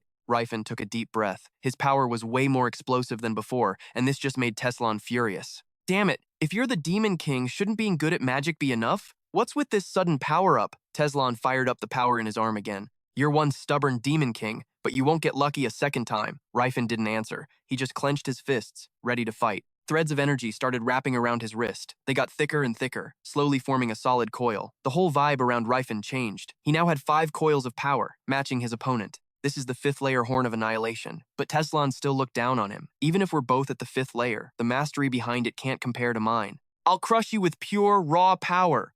Rifen closed his eyes to focus, then muttered, Merge, martial arts and magic. What happened next left Teslan completely speechless. Rifen's muscles started bulking up. A whole different kind of power was merging into his arm. It wrapped tightly around his wrist, and then a bolt of purple lightning flashed. Rifen's arm now had 6 coils. This was the 6th-layer Horn of Annihilation. Teslan was losing his mind. 6 layers? He quickly leaped into the air. Rifen poured all of his resolve into his fist and shot upward. Teslan met him with a punch of his own. Rifen let out a massive roar. Teslan once again used his 5th-layer Horn of Annihilation to clash with Rifen's 6th-layer Horn of Annihilation. The space around them instantly exploded. A light suddenly shot up into the quiet sky. The light got blindingly bright, then radiated outwards. The castle was lit up by the light, sparkling like crazy. This whole thing made Saralyn and Nathan II's jaws drop in shock. The entire city was covered in that light. Saralyn suddenly felt a shiver run down her spine. She started nervously biting her nails. What is that? Her eyes were filled with a mix of caution and fear. The light was a massive pillar shooting straight up into the sky from below. Damn, this is bad. In another place, a brutal fight is going down. Inia attacks with her Doomsday Frost technique. Felena defends with a mystical energy shield. The sturdy shield helps her block her opponent's attack, and even when Inia summons massive ice spikes, she's completely unfazed. This even catches Inia by surprise. For someone so young, her magical proficiency is insane, but her combat intuition is what's really shocking. Is it because of her sharp senses, or her superior insight? Inside the shield, Felena whispers a thank you. Phew, I'm alive. If it weren't for that magical situation control theory, my head would have been long gone. Thank you. Rifenhardt, no. Right now, he's back to his old self. Before the amnesia, known as Rifenhardt. Felena and Rifen were lowly orphans taken in by the Elfile Magic Tower. The mages there didn't just teach magic to their disciples easily. You had to work like a slave for 3 whole years just to learn basic first circle magic. That was the norm at the Magic Tower. Felena was brought in at age 9 and had to struggle just to survive long enough to learn magic. After that, she proved to be way ahead of her peers. Just half a year after starting, she mastered the first circle and moved on to the second, showing off her outstanding talent. But Felena never once felt like she was a genius, because there was this 11-year-old kid who only took 3 days to master first circle magic. Even though he was 2 years younger than Felena, he was never held back or envied by the other mages. Back then, he said something that completely baffled her. Felena, you're an idiot. If you're the standard, then the adults wouldn't even bother paying attention. What was that supposed to mean? 4 years later, while everyone else was still struggling to digest the mountain of knowledge they were given, he was always bored. To kill time, he came up with a bunch of magical theories, like the magical situation control theory, the cause and effect theory in magic, gathering intel, experimenting, and grasping cause and effect to control the battlefield. If he'd published those at an academic conference, he'd definitely have achieved immortal fame. But instead, he was busy creating a method for manifesting magic circles and a new meditation technique. Whenever he had free time, he would teach those things to Felena. So it was only natural that she reached such a high level in just her late 20s. Crying, she thrust her staff forward. She uses her staff to smash through her opponent's ice layer. To Felena, Rifen was a monstrous genius. Though, after losing his memories, that natural-born talent vanished. He became an aura user instead. The point is, she owed Rifenhardt way too much, and just like that, she managed to push her opponent back. Thanks to him, she could become an official mage and step out into the world without getting her hands dirty. A pillar of light erupts from below. To Felena, before he was a childhood friend, he was her savior. They both turn in shock to look. Teslan, Sir Rifenhardt. The sky looks like it was punched through as a powerful fist is raised high. Rifen, with his insane strength, stands tall, swinging his fist. He won, knocking his opponent out cold, his face now visible from inside the armor. The man can't accept this defeat. This damn demon king, he screams, refusing to give in. What kind of 6th-tier garbage was that? How dare you use magic to replicate the ultimate skill of the invincible body? Where the hell did this bastard get off creating a cheap knockoff? Rifen looks down at him with cold eyes. So, you're still alive after all. To think you'd deploy a magic barrier in that situation to survive. At this moment, he thinks back on what happened to him. A triple-layer magic shield and a double-layer mystic shield. And a 7-attribute prismatic barrier on top of that, you couldn't have had time to form the seals. My brain sensed a fatal threat and mobilized its entire computational capacity to activate the magic instantly. Wait, the prismatic barrier is 7th circle magic. Did he break through to the 7th circle in that split second? Then he uttered a single sentence. That brain of yours truly is a monster. Then Rifenhardt turned back and said, you should have just been good at punching, acting like a mage, and raising your spirit in a fight. The man can only say with regret, what a shame, Rifenhardt. I should have at least taken one of your arms. His words were as cold as ice. You don't plan on living? The man is immediately terrified. What are you plotting, Demon King? That talent? That brain? I truly crave it, to be able to do all that even while possessing someone else's soul. It's truly the greatest brain, unprecedented in human history. Though it's a bit embarrassing to say it himself, He retorts with a loud voice. What nonsense are you spouting, Demon King? You think I'd betray humanity just to save my own skin? But Rifenhardt just asks, is that still what you think? Now that you have someone else's superior brain, haven't your thoughts changed at all? Do you still think I'm using magic to control them? Do you still see them as just being corrupted by demonic energy, and that's why they act that way? After asking those questions, he says, you're a high-level mage now, too. If you still thought of them as human slaves, you never would have reached this level. Rifen adds, so you should be able to see it. Do you really think they were born to be slaves? Do you see them as beings tainted by demonic energy? After a long silence, the man replies, yeah, you're not wrong. Rifenhardt, thinking he'd finally gotten through to him, lets out a sigh of relief. But then the man drops a bombshell, and that's why they're even more dangerous, which leaves him stunned. That's why, he says bitterly, their existence is even more unforgivable. He screams as if he's about to explode. If it's not simply demonic corruption, if that appearance is their true nature, then humanity has even more reason to exterminate them. Am I wrong? Elves and dwarves live for centuries longer than humans. Orcs are born as if only to fight. Trolls have strength and regenerative abilities far beyond humans. Shouldn't we just wipe them all out to prevent future trouble? Rifen, exasperated, tries to explain. Why is that the only way you can think? We can coexist, you know. The other guy still doesn't get it and scoffs. Huh? Why the hell would we try to coexist? His eyes are glazed over. Humans are currently the rulers of this continent. But if those races grow powerful again, humanity's territory will be invaded. This world is finite, and that top spot already belongs to humanity. Wouldn't the human world shrink to a fifth of its size? Teslan looks at him with an ice-cold glare. Rifenhardt tries to explain. Interacting with new cultures, with the new ways of thinking of other races, it wouldn't be shrinking our world to a fifth of its size, but expanding it 5 times over. Don't you get it? Not only does the man not understand, he fires back aggressively. What kind of nonsense is that? The Demon King, Rifen, realizes that all his efforts have been pointless. Talking to this guy is useless. The power in his fist flares up once more. What a shame, Teslan. It seems you and I still can't walk the same path. Model? Teslan shot back. I'm human, and humans stick with humans. What part of that don't you get? He pointed right in Rifen's face. You're the real freak here. Rifenhardt hath, aren't you human too? So why are you fighting your own kind? He just let out a smirk and a sigh, then slowly closed his eyes. In that moment, his whole look changed. If I was really against humanity, you think my last life would have ended like times that asterisk? If I wanted to wipe out all humans from the start and build a world just for the other races, I wouldn't have failed. I could have just lobbed some new circle magic at every capital and slaughtered them all. That would have been way easier. All I wanted was to try and live with humanity, so I only took out the ones who attacked me, and that's times the ending I got for it. Rifenhardt clenched his fist. I'm human. Of course I'm on the side of humans. He looked down at Teslan. You gotta know when to give up. If he didn't want to repeat the mistakes of his past life, he could feel what was coming. Just as Rifen was about to strike, someone screamed, "Don't!" He looked up. Felena, appearing in midair, completely shocked him. Felena swung her mace at Rifenhardt, letting out a roar. Mace of the Thunder God, descend, raging thunderclaw.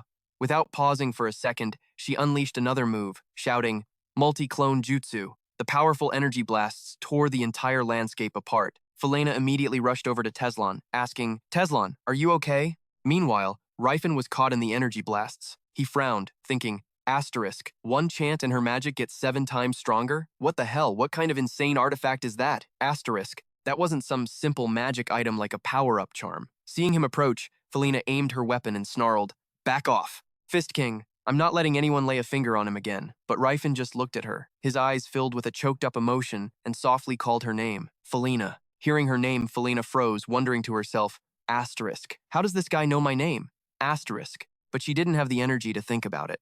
She quickly pulled out a spike, thinking, asterisk, I don't get it, but he doesn't seem like he's going to attack. This might be my chance to bail. Asterisk. The moment Rifenhardt saw the weapon, he remembered its destructive power. His face tensed as he blurted out, that thing. In a flash, the spike exploded, unleashing a light so bright he had to shield his eyes. A moment later, Rifenhardt could finally open his eyes. Seeing the empty suit of armor in front of him, he muttered, damn it. Just then, Inia walked over and asked, why didn't you kill him on the spot? If I hadn't let that mage slip away, they never would have escaped. But if you had just killed that man right away, she wouldn't have had the chance to save him. She stared him down, demanding an answer. Why didn't you finish him off? Were you planning on recruiting him or something? Rifenhardt scratched his nose and looked away. Well, it would have been a waste to kill someone with that much talent. Inia's face darkened, her eyes filled with obvious pain as she spoke. I've also heard the story about the Grand Vizier. how he used to be an enemy, but had a change of heart and became one of us. I guess you plan on flipping that guy just like the Grand Vizier. A sarcastic smile touched her lips. But he killed Cadmus, and I was almost killed by him. That comment made Rifen flinch. Inia turned her head and continued, as a sword wielder, failure is a shame, but it isn't unfair. I'm sure Cadmus felt the same way. He was a proud warrior after all. She gave him a cold look and asked, I just have one question. When you were thinking about recruiting him, did Cadmus's death even cross your mind, Lord Rifen? If it had been Sis who died, would you still have done the same thing? The question left Rifenhardt completely speechless. He just stood there, stunned. A few seconds later, he suddenly said to himself, I'm such an idiot. Hearing that, Inia was a little surprised. She stared at him, thinking she'd noticed something strange. Asterisk, something's off with him, asterisk, and it was true. For a moment, Rifen looked just like he did before he was reincarnated. At the same time, in the southern district of Jeppy, Ias was laughing like a maniac, relentlessly attacking Cyrus and shouting taunts. How long are you going to keep running? Cyrus struggled to hold on with his 7 stars technique, anxiously wondering, asterisk, when the hell is this guy going to run out of mana, asterisk. All the energy streams from 7 stars flew towards Ias at once. He didn't even stop, just quickly unleashed his giant sword technique. But Ias was completely unharmed. He even screamed, scream, as he yelled the word Eldran. A massive explosion erupted with a deafening roar. Cyrus was baffled by the counterattack and snapped, Ias, where'd all that swordsmanship you learned go? What is this stupid trick? You learned swordsmanship to win, and this is just the best way to crush you. That just pissed Cyrus off more. He charged forward, furious. You dare lecture me when you're just relying on the power of an artifact? Have you no shame? Ias shamelessly fired off a series of attacks, retorting, cut the crap. If you're going to complain about tools, you should throw away your own sword. Cyrus tried to counter, but it was all useless. He thought helplessly. Asterisk, giant sword is useless, 7 stars is useless. Asterisk. If that's the case, Cyrus made a decision, gripping his sword tightly and raising it high. Then, he brought it down in a powerful lightning strike. Bolts of lightning shot out, tearing up the ground and striking Ias directly, but he was still totally unharmed. He even laughed sarcastically, now you're just doing pointless things. But as soon as he said that, a huge rock fell on Eos's head, forcing him to his knees. Over on the side, Cyrus was getting even more stressed, thinking to himself, asterisk, this is even worse than giant sword. I can copy Lord Kankin's technique, but without a trained body, I can't unleash its full power. Asterisk. Man, there's nothing I can learn from him, or Lord Kankin. He desperately tried to think of what to do. Asterisk. I can't expect help from Lord Melroy. He's dealing with the Jeppy Knights. Maybe I should just drop a building on him again. After all, that's the only thing that worked. Asterisk. Meanwhile, Ias got up from the rubble, covered in dust, and angrily yelled, that bastard, daring to use cheap tricks like that. Cyrus tightened his grip on his sword, silently making a critical decision.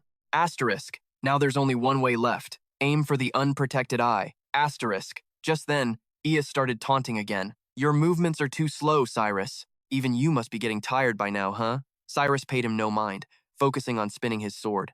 Right at that moment, Eus's attack came rushing forward again. Cyrus teleported through the energy blast. He zeroed in on Eus's eye. In an instant, his sword slashed right through it. Model. Cyrus used an illusionary split technique to create countless swords. Over on the other side, Eus's eyes went completely dark. But who would have thought he'd easily recover his energy, making them glow again, and scoffed, fool, did you really think my eyes were my weakness? With that, he began unleashing the light of Elream. Currently, everyone was safe and spread out, except for the Dammits. The beams of light shot out by that bastard US were crushing Cyrus, leaving him breathless. He thought to himself, with Eldrat's stored mana, he should be limited to using the light of Eldrin about 5 times. I thought if I just kept dodging, I'd get my chance, but I was wrong. His new magical artifact is releasing almost infinite mana. The barrages are raining down like a meteor shower, leaving no openings at all. US's technique is overwhelming me. Just then, US flew over. He hovered in the air, looked down, and said, you took a blast of light and you're still alive? Just as I thought. I can't let you live. Battered and beaten, Cyrus glared up. The brilliant golden light shining in his eyes made the question pop up in his head again. Is his technique really overwhelming me? A sliver of doubt appeared in Cyrus's mind. Could this guy really be on a level above the people who enlightened me? Just then, US raised his sword again and began to channel energy full of killing intent, screaming, die, you pathetic bastard. Cyrus kept a tight grip on his sword and looked up. Above him, US was hurtling down. Seeing this image, Cyrus thought to himself, it was like the moon in the mist. The thought flashed through his mind, making him realize something. His eyes widened as he silently repeated the word, mist. An image of Inia appeared in Cyrus's head, and he quickly had a revelation. It's a technique. It has to be. A technique I couldn't even begin to imitate among all the ones I've ever seen. This is the most brilliant application of aura possible. The breath of the North Sea. Cyrus remembered Inia's answer when she performed the technique. You ask how I do it? Water can become ice, but it can also become vapor and turn invisible. All things change. So you just have to channel that change into your body and use your aura to make your thoughts a reality. He began to reason it out. However, no matter how hard he tried, splitting his aura into individual particles was impossible. Even when he tried to break down his aura as small as he could, the limit was the size of a grain of sand. Controlling countless aura particles to the point where they become mist, even a god couldn't do that. But Inia was doing the impossible. It's insane. And why is the technique called breath? If it's a technique for moving aura particles, wouldn't mist be a better name? Just like breathing in and out changes the properties of the air, she was changing the phenomenon called aura into the phenomenon called mist. Inia's aura had become a material transformation. It wasn't about controlling individual particles, but about transforming the state of aura energy into the state of mist. Molding that massive energy block at will was the secret to how she controlled the chilling mist. Cyrus focused, analyzing it internally. Time, space, and matter, the three great elements that absolute magic cannot control. Inia had managed to realize a part of material transformation with only the power of her aura. Before long, US's attack came crashing down. Quick as a flash, Cyrus perfectly dodged the countless beams of light. He used his energy to create countless phantom swords. Cyrus came to a realization. Illusionary split? The name was wrong from the start. You name a move to clarify its image. That makes the image more solid and the power stronger. But is an illusionary sword what I really want? No. After a moment of confusion, Cyrus found the answer for himself. What I want isn't a sword that tricks the eyes like an illusion, but a sword that actually plays with space itself. What I desire is to exist everywhere. US had gotten extremely close, shouting, "Die, you pathetic bastard." At the same time, Cyrus slowly moved his sword, along with his train of thought, and to exist nowhere at all. A sword as empty as the void. In an instant, US's blade slashed straight at him. Cyrus mentally guided his own slash to bypass the tough armor and cut only the target itself. It transcends space. US was stunned by Cyrus's new technique, while Cyrus thought to himself, if I can perfectly master this sword, my blade will become an absolute kill sword that no one in this world can avoid. And just like that, Cyrus succeeded in severing US's legs with the void sword. He thought, the sword of intent cuts the very moment its master desires and passes through like light when it doesn't. Thinking this, Cyrus felt a sense of accomplishment. A smirk crept onto his face as he said, against a sword that transcends space, no one can possibly stand against me. His brow furrowed as the proud image of Rifenhardt appeared in his mind, followed by the four cold, arrogant faces of the others. At that thought, he reminded himself, I'm not strong enough to get cocky yet. Behind him, the bastard US lay on the ground, refusing to accept reality. Me? Lose to someone like this? To such a pathetic wretch? Fine. Just kill me, you bastard. Hearing this, Cyrus turned around, raised his sword, and roared with anger. Yeah, it's time to end this damn twisted fate. A blue light flashed in his eyes as he told himself that he had to kill him. Then, a massive explosion sent dirt and rocks flying everywhere. However, the US guy on the ground was completely unharmed. A single gentle sword strike had sliced right through his mask. A second later, it split in two, revealing US's enraged face. Cyrus stood before him, sword still raised. After a few seconds, he finally spoke. I'm not going to kill you. Shocked and confused, US blurted out, Not? Not going to kill me?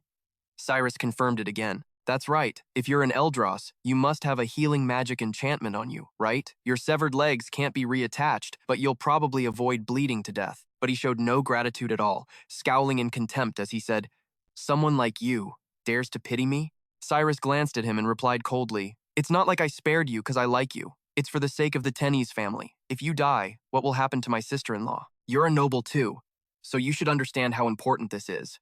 I also heard you left the family a long time ago. Poor sis-in-law. She must have been living like a widow in an empty room all this time. US's jaw clenched, and he gritted his teeth, spitting out Cyrus's name with pure hatred. Cyrus didn't even care, and casually continued, Now that your legs are chopped off, you probably can't come after me anymore. Go home and worry about giving me a nephew, because I guess not having legs won't affect what you do in bed, right?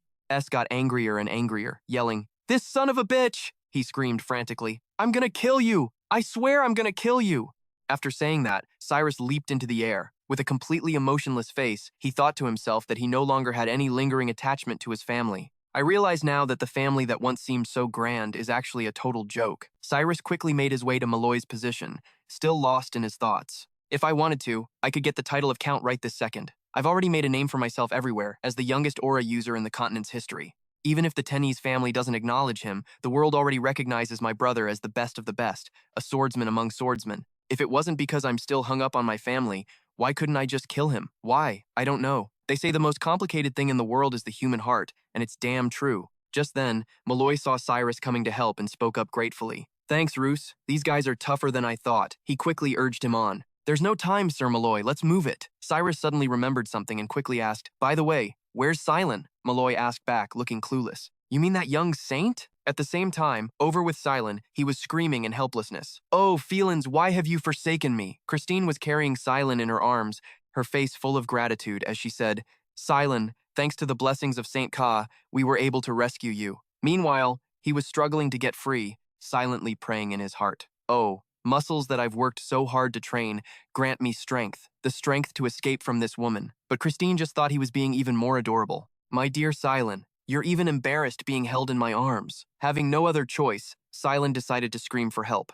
But before he could even get the word help out, Christine covered his mouth. Shh, be quiet. The monsters might find our love, he thought in despair. But I times want times to be found. Meanwhile, her face was filled with happiness as she said, Let's go back, Silent, back to our little love nest. Silent used all his strength to pull Christine's hand away, whispering angrily, I don't remember agreeing to any of this crap. Just then, a voice came from behind them. Oh my, what's a young saint doing here? Christine turned around and saw a woman with pointy ears standing on a roof. She asked coldly, A cho? Silent saw a glimmer of hope and mentally screamed, Help me! Silent wanted to say, Can't you see I'm being kidnapped? Go get some people over here. But his mouth was covered, so he could only mumble helplessly. Taitama, sitting on the roof, acted surprised and exclaimed, Ah, is that an enemy? Silent couldn't speak, but he answered in his mind. In Zeppelin, everyone except for other races is an enemy. You're just figuring that out now? Just then, Tidima suddenly jumped down, charging forward with her weapon raised and yelling,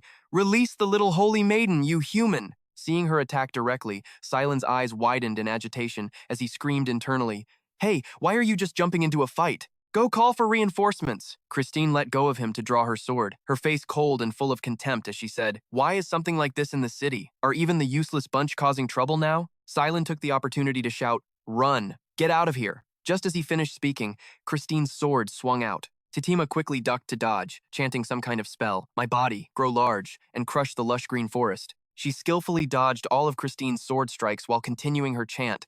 The green ginger surges, carrying its staggering burden. Soon, Christine realized the spell seemed to be affecting Silent. A second later, he was suddenly thrown from Christine's arms.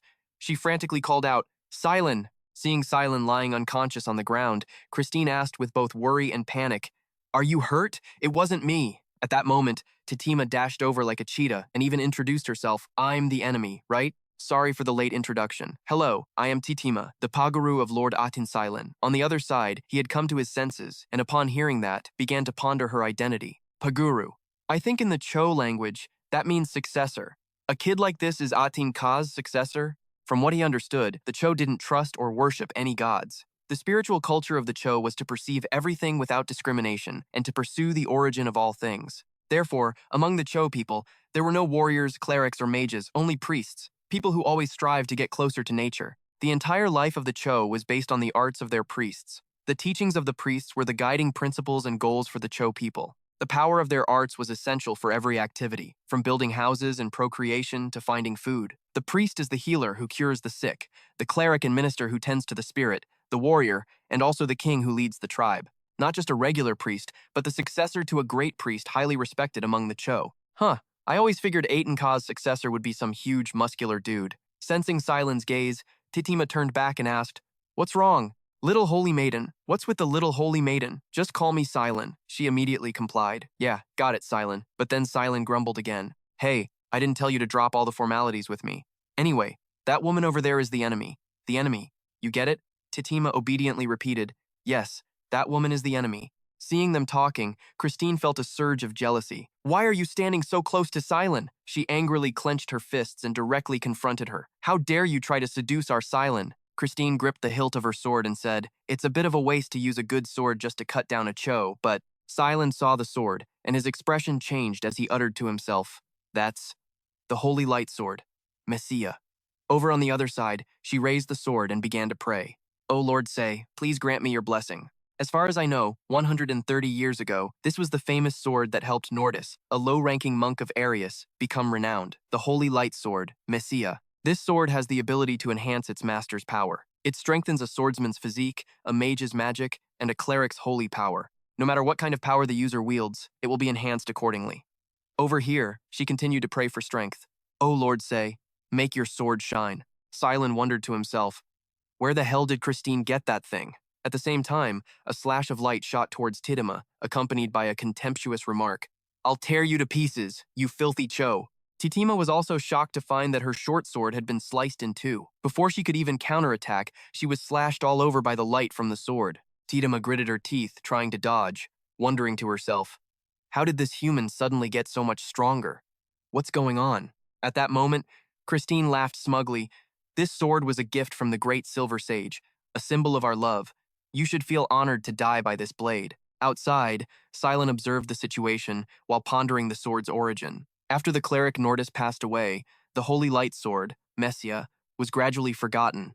That was because Messiah's enhancement ability had a very clear limit. Messiah granted its wielder power on par with an aura user, but it didn't turn them into a true aura user. It's useless to people who are actually strong, but it gives scrubs the power of the strong. Because of this, it became the target of countless second-rate martial artists. And after changing hands countless times, it vanished from history. Meanwhile, Titima was being fiercely attacked by Christine. Seeing that the situation was bad, Silent quickly chanted an incantation. "O Felans, please grant your servant the might of a lion. Please grant the strength of a giant, hands to wield a sword, eyes as sharp as a hawk's, and legs as steady as a bull's to destroy the enemy." As he prayed, Titima's whole body began to change. She wondered in surprise, why do I suddenly feel so light? It was only then that Titima began to counterattack, confidently shouting, "Even stronger!" Christine gritted her teeth and cursed, "You filthy mutts." Outside, Silent enthusiastically supported Titima, his voice filled with determination. "Let me show you just how scary a cleric who knows how to support can be." "I'll back you up! Now finish her!" Silent thought to himself, analyzing the power levels of both sides. Even with the Holy Light Sword, Messiah, Christine's power still hadn't reached the level of an aura user. A second-rate fighter can only get close to first-rate. That's all. If her opponent was a true first-rate fighter, it'd be a different story. Titima's strength was originally on par with Christine's, but with an excellent cleric supporting her, she could unleash the power of a first-rate fighter. With that thought, Silent continued to pray, "O Filans, please grant your servant the blessing of light." This time, Titima was the one who took the initiative and charged forward. Her whole body was covered in a rosy glow, and she ran with the speed of a bull. The tables had now completely turned. Christine was being cornered by Titima. Before long, a small cut appeared on her face. Christine's face darkened as she panted, her hand still gripping the sword tightly. Silent assessed the situation. From the start to the Silver Sage, Messiah wasn't exactly a high-tier item. It was a sword crafted so that anyone could use it. Its power itself was no less than that of the forbidden holy relics, but it wasn't so powerful that they had to prevent it from getting out into the world. Christine gritted her teeth, speaking with both anger and disbelief. "I can't believe I can't even fight back, even with the Holy Light Sword." She suddenly bit her lip so hard she trembled, as if holding back some painful emotion. A second later, Christine squeezed her eyes shut and screamed, "Is that how bad you want to cheat on me?" Silent's face went pale, and he asked back in confusion, "Cheat?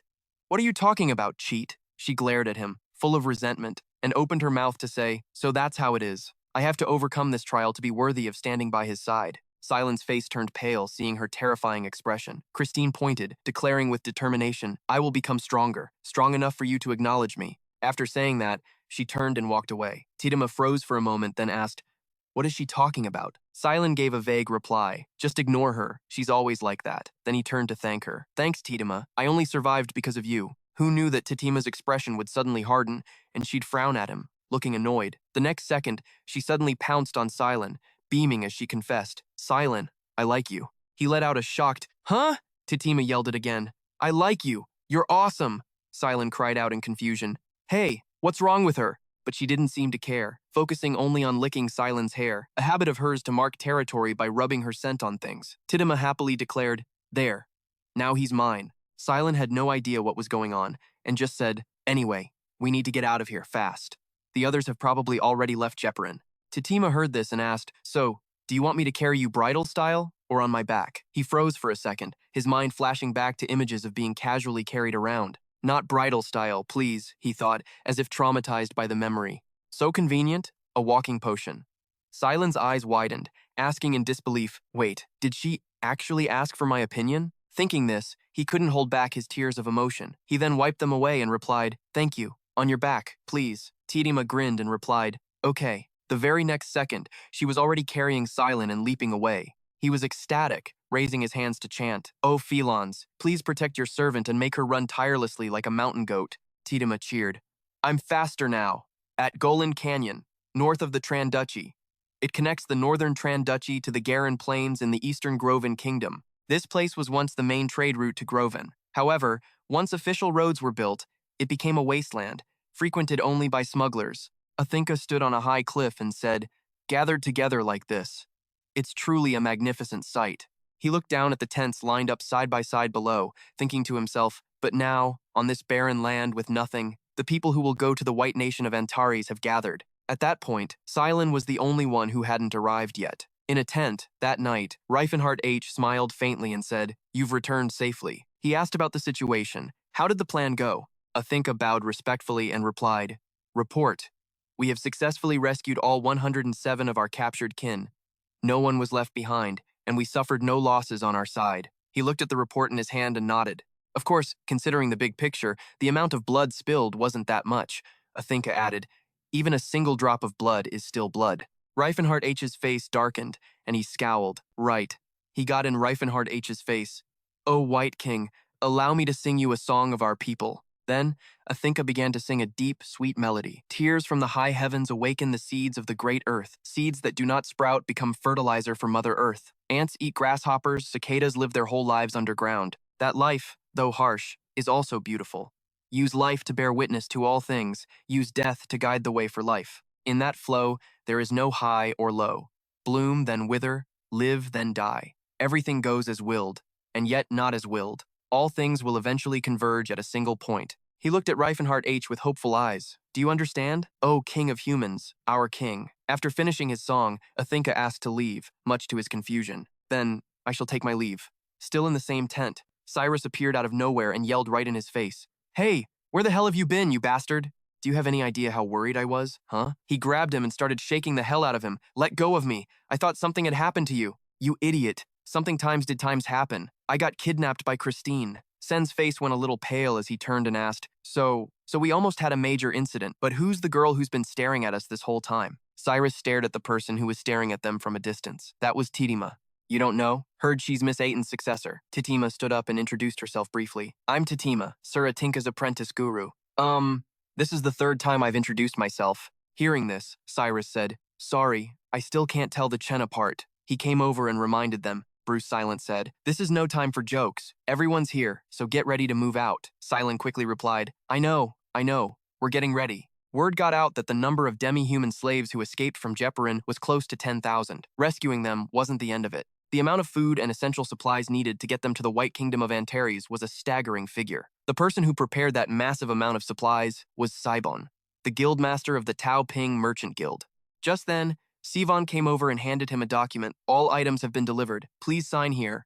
Rifenhardt happily accepted it. Without your help, this mission would have been a failure. On behalf of all the races, I thank you. Sivan humbly replied, I was merely acting in accordance with my duty as a merchant. Rifenhardt chuckled and asked, I know I shouldn't ask, but how did you dare to accept this deal? He laughed and scratched his head. Of course, I gave it a lot of thought. Sai is an extremely decisive person. Sai's dream is to become a great merchant whose influence covers the entire continent. The existence of the White Kingdom plays a huge role in the Tobin Guild's growth. But no matter how I look at it, I don't see the White King failing. He didn't hesitate to state his goal, and I'm also planning to gradually wrap things up with the guild here and leave Zeppelin. Our Tobin Guild is like other merchant guilds, almost a stateless organization that operates across borders. Besides, I have no patriotism for the Zeppelin Duchy. I'm originally from the last duchy, Sivan stated frankly. I am very much looking forward to the White King's patronage. After hearing that, Rifen's face scrunched up a bit. Thanks for the trust, but you could be burned alive later for being called the Demon King's lackey. Then, in a second,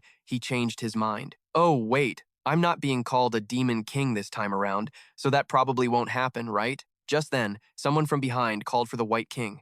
He quickly received an urgent message. The sun was slowly rising in the cold winter. The enemy was slowly advancing. The Zeppelin army had sent a pursuit squad. Class led the cavalry on his horse. Humph. The bastards couldn't have gotten far, pulling this stupid stunt. The slaves looked calmer than I thought. They're discussing strategy. As expected, the ones who helped them escape are from the White Kingdom of Antares, dwarves and orcs who can use aura. Who else could it be but the White Kingdom of Antares? Plenty of people also saw the brilliant golden pillar of light that pierced the Zeppelin sky. They started getting annoyed and grumbling curses. You animals, we took care of you and you dare to betray us? Even beasts know their master if they're treated well. Why are we in such a damn mess so early in the morning because of those bastards? Class screamed, making them cringe. Shut up! You let them get away and you're still running your mouths? He turned back to straighten them out. This time, even the Zeppelin Knight Order has to obey my command.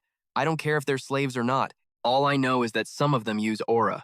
The soldiers are no joke either. What's the size of the pursuit squad? The cavalryman's eyes went wide with confusion. As I thought, nothing but trash is left. The ones here are all those who took bribes and showed up late, and I have to lead a bunch of losers like this to fight the army of the renowned Fist King. Meanwhile, on Rifen's side, what's the size of the pursuit squad? Total forces are around 7 to 8,000. 800 to 1,000 knights, 2,000 cavalry, and the rest are infantry. Just as you predicted, no mages, huh? Thank God. It seems the mages are still tied up. Siri still didn't quite get it. What did you do? Lord Rifenhardt hot. He turned his head slightly, a smug smile on his face. I prepared a little bait that no mage could possibly resist. Do you remember the village 3 days' journey south of Zeppelin? I invested a little bit of my capital there. Any mage would go crazy for it. It seemed Cirrus remembered something. Is it that thing from before? Rifenhardt continued to explain. It's a magical theory missing its core, but right now, they're definitely busy trying to decode it out of curiosity. She followed behind, praising him. You're smarter than I thought, Lord Rifenhardt hot. And he, confidently, was like, smarter than you thought? I'm a 10th circle mage, you know. Flags fluttered, signaling the great battle to come. They raised their swords and charged. Listen up, you foolish slaves. Stop resisting and surrender immediately. Anyone who resists will be killed without mercy. The slaves were wary and terrified. Rifenhardt walked over to encourage and comfort them. Don't be afraid. They won't be able to touch a single hair on your heads. Class gritted his teeth, his face contorting. Yor is an old man over 80, so that guy must be the current Fist King. The hero bravely leading the slaves came forward. Fist King Rifen. The guy on the horse, red-faced, screamed, Fist King Rifenhardt. We don't deny your strength, but you're all alone. No matter how strong you are, you can't protect all of those slaves, Class yelled. Surrender, or leave the slaves behind and retreat, and I'll let you go. His subordinate behind him gritted his teeth and pleaded, What are you saying, Sir Class? Are you really going to let them go just like that? Class glanced to the side. So you want to chase after that monster? Go ahead. I won't stop you. He grimaced, thinking, Of course, Rifenhardt isn't going to run. If I was going to back down that easily, I wouldn't have done this in the first place. He smirked in contempt. Telling me to abandon them and run away? He yelled in frustration. I refuse. Class was spoiling for a fight too. He pointed his hand and said, In that case, we'll just have to show you the power of Zeppelin. Zeppelin Knight Order, advance, buff up. They began to shout their slogans, acceleration, protective armor, sharpen, magic eye. Class scowled, thinking to himself, no matter how corrupt they are, the Zeppelin Knight Order is still the duchy's strongest force. Even if the Zeppelin Knight Order fails, the Zeppelin Knight Order and thousands of soldiers are still behind them. An aura user can't be invincible. And just then, what hit him in the face was Rifen's mighty army. He unleashed his power on each and every one of them. They all went berserk, unleashing their own insane power. Green, blue, indigo, purple, every color imaginable with terrifying faces hidden behind masks made of bone. Like wild beasts, they were all ready for a bloodbath, none of them backing down an inch. They erupted with furious energy, and Silent was right there with them, not losing out one bit. A massive clash exploded, sending the enemy forces into a panic. Holy crap, it's sword aura. They're Antares' aura users. The slaves now had hope, Rifenhardt declared. From this moment on, in the name of the miracle that has opened the door to hope for a new world, I will make the wishes of countless people a reality. A 7-colored light radiated across the entire area. Rifenhardt yelled out his command. Crew, Cyrus's sword, fired relentlessly. Then came Inia's superhuman attack. They fired shot after shot as Rifenhardt's side charged forward one by one. They used an incredibly skilled counterattack, initiating the 7 stars. Earthblade. The ground shattered spectacularly, sending shards of rock and debris flying everywhere. Rifen then shouted, Melroy! Sloan! The two of them received his order and moved as one. They performed a dual sword combo, striking together in a resonating quake. That display left the enemy forces stunned. What? What the hell is this? What kind of trick is this? Maui had played his strategic card.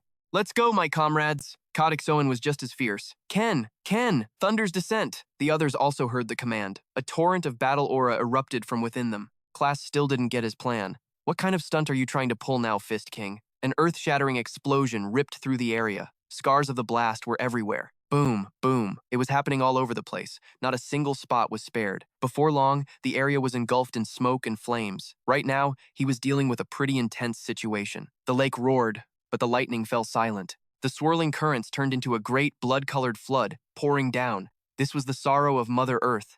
The space around them turned blood red as sky-piercing explosions continued to erupt. The enemy forces grew more and more panicked. "What is this? What's happening? My horse is out of control! The Fist King is trying to use the slaves for some wicked scheme. The horse's legs are starting to give out. Who knows what's going to happen? Grab your swords and stop them!" Infen yelled decisively. "I declare to Chan's army, anyone who values their life better retreat now." Hearing this, Class became extremely agitated. "Don't be fooled! Jeepin Knights, there are only 9 of them." He clenched his fist, ordering them, "Keep charging!" A stream of light swirled around his hand. They were gathering to create something unexpected. Soon, the power had converged in Rifenhardt's hand. He muttered under his breath, "Fist and magic fusion." The power grew stronger and stronger, combining with the strength he already possessed to create a fatal blow against hundreds of men. He swung a masterful magic-infused punch. Class gritted his teeth, trying to resist it. Rifen charged forward furiously, yelling, "Endless vortex!" A world-shaking tremor occurred. 6-layered fist magic fusion. World-ending horn. That power sent earth and rock flying, clearing a path wherever it went. They were like lava, scorching the entire area. Class's troops were caught off guard and couldn't defend themselves. No way! How could this even be happening? They retreated, scared out of their wits. "Run! Everyone, run for your lives!" the guy yelled while thinking in a panic. The Fist King's skill was already monstrous on its own. We're pulling back. The energy level keeps getting higher. Can he even resonate with other auras too? New powers were gradually being born, creating a horrifying earthquake to bury the enemy. The destructive boom of explosions went from one wave to the next, growing stronger each time. The enemy's desperate screams echoed. "Help me!" Seeing this, even Class was terrified. "Oh God! Oh my God!" Thick white smoke billowed up. Before long, the path was completely blocked by rocks. "I can't believe it," Class thought, standing on the summit. Even if he is the Fist King, how the hell could he bring down a cliff hundreds of meters high? I've heard that the invincible body is just some brute, but this, Class and his soldiers' faces turned pale. Right.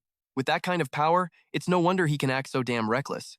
"We don't have any mages right now, so how are we supposed to get through this? Lord Class, what should we do?" The man could only glare at him with a hateful look, while Rifenhardt taunted, "If you think you can get past this, go ahead and try." His comrades looked around and had to admit it. Whoa, this actually worked. Our savior wouldn't tell us to do something impossible, would he? Of course he could. That's why he gave the order. Sure, we aimed for the weak points in the canyon that the dwarves had identified beforehand, but still, even if they say this was to avoid bloodshed, causing this much damage to Mother Nature, for real, the sin is just too great. From here, Rifen had created a completely new landscape. The disastrous scene before them was the result of a combination of master earth magic dwarves and the experience of a grand mage from ancient times who had blown up a few mountains. And it was all thanks to the mindset of someone who only knows how to use muscle. If a mountain's in the way, just destroy it. All right then, everyone, let's head back. Even if the pursuit squad takes a detour, it'll still take them half a month, so we have plenty of time to reach the Robin's Kingdom. The rumor about the Fist King, the monarch of Antares, attacking Jiren and freeing the slaves spread like wildfire. Everyone on the continent was paying attention to this incident. The famous Fist King had established a new nation, Antares, and had won against the rich and long-historied Duchy of Tra.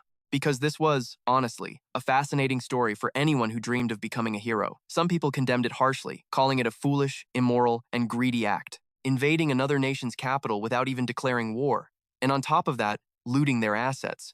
They're no different from a bunch of pathetic thieves. His ideology is seriously dangerous. Freeing slaves is one thing, but giving them freedom and citizenship, this action completely goes against the order of the continent. However, the common sense of the continent had also changed significantly.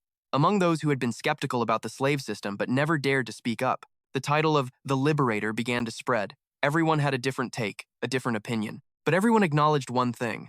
1 month after the Jeepin liberation campaign in the White Nation of Antares, his desk was piled high with documents. He read the report and couldn't help but sigh in admiration. As expected, the dwarves are the fastest at settling in. The dwarves had settled down under the guidance of High Priest Marcelin, The villagers chatted among themselves, creating a lively atmosphere. This mountain range is absolutely stunning. When does construction start in this area? Hope everyone enjoys their meal. Are there any mineral deposits? Man, my hands and feet are itching for a fight, but I should probably rest and get my strength back. I heard there are a ton of materials, and we're about to join the big project anyway. Besides, reading through every single one of these Choban proposals doesn't seem like a big deal. Most of the remaining Choban tribes on the continent are now under the protection of the White Kingdom of Antares. The other Chobans chose to go explore the world. So, how are we supposed to live? I can feel the blessing of the world tree. It's fine even if we don't have a tribe to return to. The ones captured by humans were just guru priests who left the village's barrier to train. The older gurus don't even have a problem with new gurus joining the tribe. They integrated quickly. I'm Mandra, the new guru. I am Guru Hirupa. From now on, we'll take shifts ripping out hearts. Huh? For a Choban to give birth safely, the heart-ripping ritual is necessary. With more people to perform the ceremony, no Choban would dare to act up. The pixies and orcs are doing pretty good too. Cirrus and Tassus are in charge of handling the recently rescued elf and orc ex-slaves. Since they were both slaves before, they're working their asses off to help their rescued kin get their lives back on track. Vade then came over with a stack of reports, smiling as he said, "Here's the summary of additional reports from our allied races." The guy clutched his head, exhausted. "You worked hard. Pass my praise on to the others." Besides the former elf secretary, Vade has hired about 30 more administrative officials who are actually competent. They all used to work in Baron Chatus's territory, which collapsed after the territorial war. Vade bowed politely. "Then I shall take my leave, Mr. Prime Minister." He hired talented people who had no connections, so they were never recognized. Because of that, they're super dedicated to the administrative jobs they've been given. He stretched wearily. "Well, that's done for now. Think I can squeeze in some training?" Then, a little curious, he turned to Flora and asked, "So, Flora, what's up?" She reported softly, "The White King summons you. I heard the delegation from the Robin's Kingdom has arrived." The guy immediately got dressed and whined, "Can't I get a freaking break?" "Who's leading them?" Flora answered right away. "They say it's Count Laros." Hearing this, he froze. "Count Laros? I know that old geezer. Crap. Is my cover gonna be blown?" She smiled cheerfully and replied, "You probably don't need to worry. Even the Prime Minister's own parents didn't recognize you." The guy went dead silent for a few seconds, thinking about his old self. He thought for a moment. You're saying I got hotter, right?" Laros knelt before Rifenhardt. "Laros of the Robin's Kingdom greets the monarch of Antares." He frowned, watching him. "The White King is famous, sure, but what the hell is up with that Prime Minister? Why would an administrator need a body like that?" He replied with a straight face, "Welcome to Antares. Is His Highness well?" Startled, Laros replied, "Yes. He's busy taking care of the country, but since he's young, he's in excellent health. This is a letter. His Highness is very pleased with the White King's recent actions." After reading the letter, Rifenhardt smiled with satisfaction. "Just as I thought, he can't stand a thug nation like Zeppelin either. Please convey my thanks to His Highness for his goodwill." The letter basically said, "I've always hated Zeppelin's guts, so good job. If you ever need to screw Zeppelin over, just call, and I'll gladly help." Rifenhardt asked curiously, "So, what's the reaction from the Duchy of Zeppelin?" Laros put on a welcoming expression. Obviously, they're throwing a fit. Duke Zeppelin Nathan II made an immediate announcement. He condemned the Robin's Kingdom for not only tolerating the Fist King, but also paving the way for him, demanding the return of the slaves and compensation for damages, and declaring that if proper justice isn't served to the Fist King, he will declare war. Of course, we just ignored them. Some of the more warmongering nobles are actually hoping they'll attack. His Highness also seems to tacitly agree. "I suppose we'll get to see the mighty warriors of Antares on the battlefield again then, huh?" He replied, pleased. "Of course." As Laros' retreating figure faded, the guy spoke up. "Most of the Robin's nobles have a good impression of the White Kingdom of Antares." Rifenhardt agreed. "I guess that makes them a reliable ally." He had a terribly conflicted expression. "That Euban guy. He's so desperate to get married that he'll definitely support the White King with everything he's got. It's kind of pathetic when you think about it. A loser like me is dating Sayla, while Euban sits on the throne and can't even get married." Hearing this, the old man couldn't help but tease him. "Aren't you still unmarried yourself? I hear your father-in-law hasn't given his permission yet." The guy's expression became resolute again. "Just give me 3 years. I'm confident I can make him agree in 3 years." Rifenhardt reminded him, a bit worried, "I hope you'll use humane and peaceful means to get his approval." Then he got back to business. "Anyway, what about the reactions from other countries?" He replied calmly. "Everything's been handled. In the capital of the Grim Kingdom, Tempras, Farron is bowing respectfully before Grim II. "Thanks to your Highness's grace, I have returned with my mission completed." The king of the Grim Kingdom, Grim II, asked him, "All right, Viscount Farron, what was the White Kingdom of Antares' answer?" Pharaon gestured with his hands as he replied, "Contrary to the rumors, the White King is a reasonable man." After that, a series of treasure chests were displayed before the Grand Hall. He explained, "These are gifts from the Fist King, Rifenhardt, to your highness." He said that although he had his own troubles, he caused a disturbance. He feels his responsibility as a neighbor and sent these as a token of friendship. The eyes of Grim II were glued to the treasure, praising it endlessly. Wow, it must have taken a hell of a lot of effort to get these. They're truly magnificent treasures. The handmaidens beside them chimed in, "This silk is so beautiful." As expected, even the great Fist King fears your highness's prestige. The ministers below roared with laughter, causing a huge stir. That's what you get from a martial arts background. Causing trouble on a whim and only now coming to his senses. Is that what their sect is really like? Well, it makes sense if he's from the War God's Body sect. Those guys have been training for more than a day or two. Pharaon replied respectfully and confidently, "It was indeed an ignorant act, just as his reputation suggests, but I received a firm answer, so I don't think there will be any more trouble." Grim II was a bit hesitant. "So, you're saying we should just leave them be like this?" In his mind, he was thinking, "I have to try out this wine glass tonight."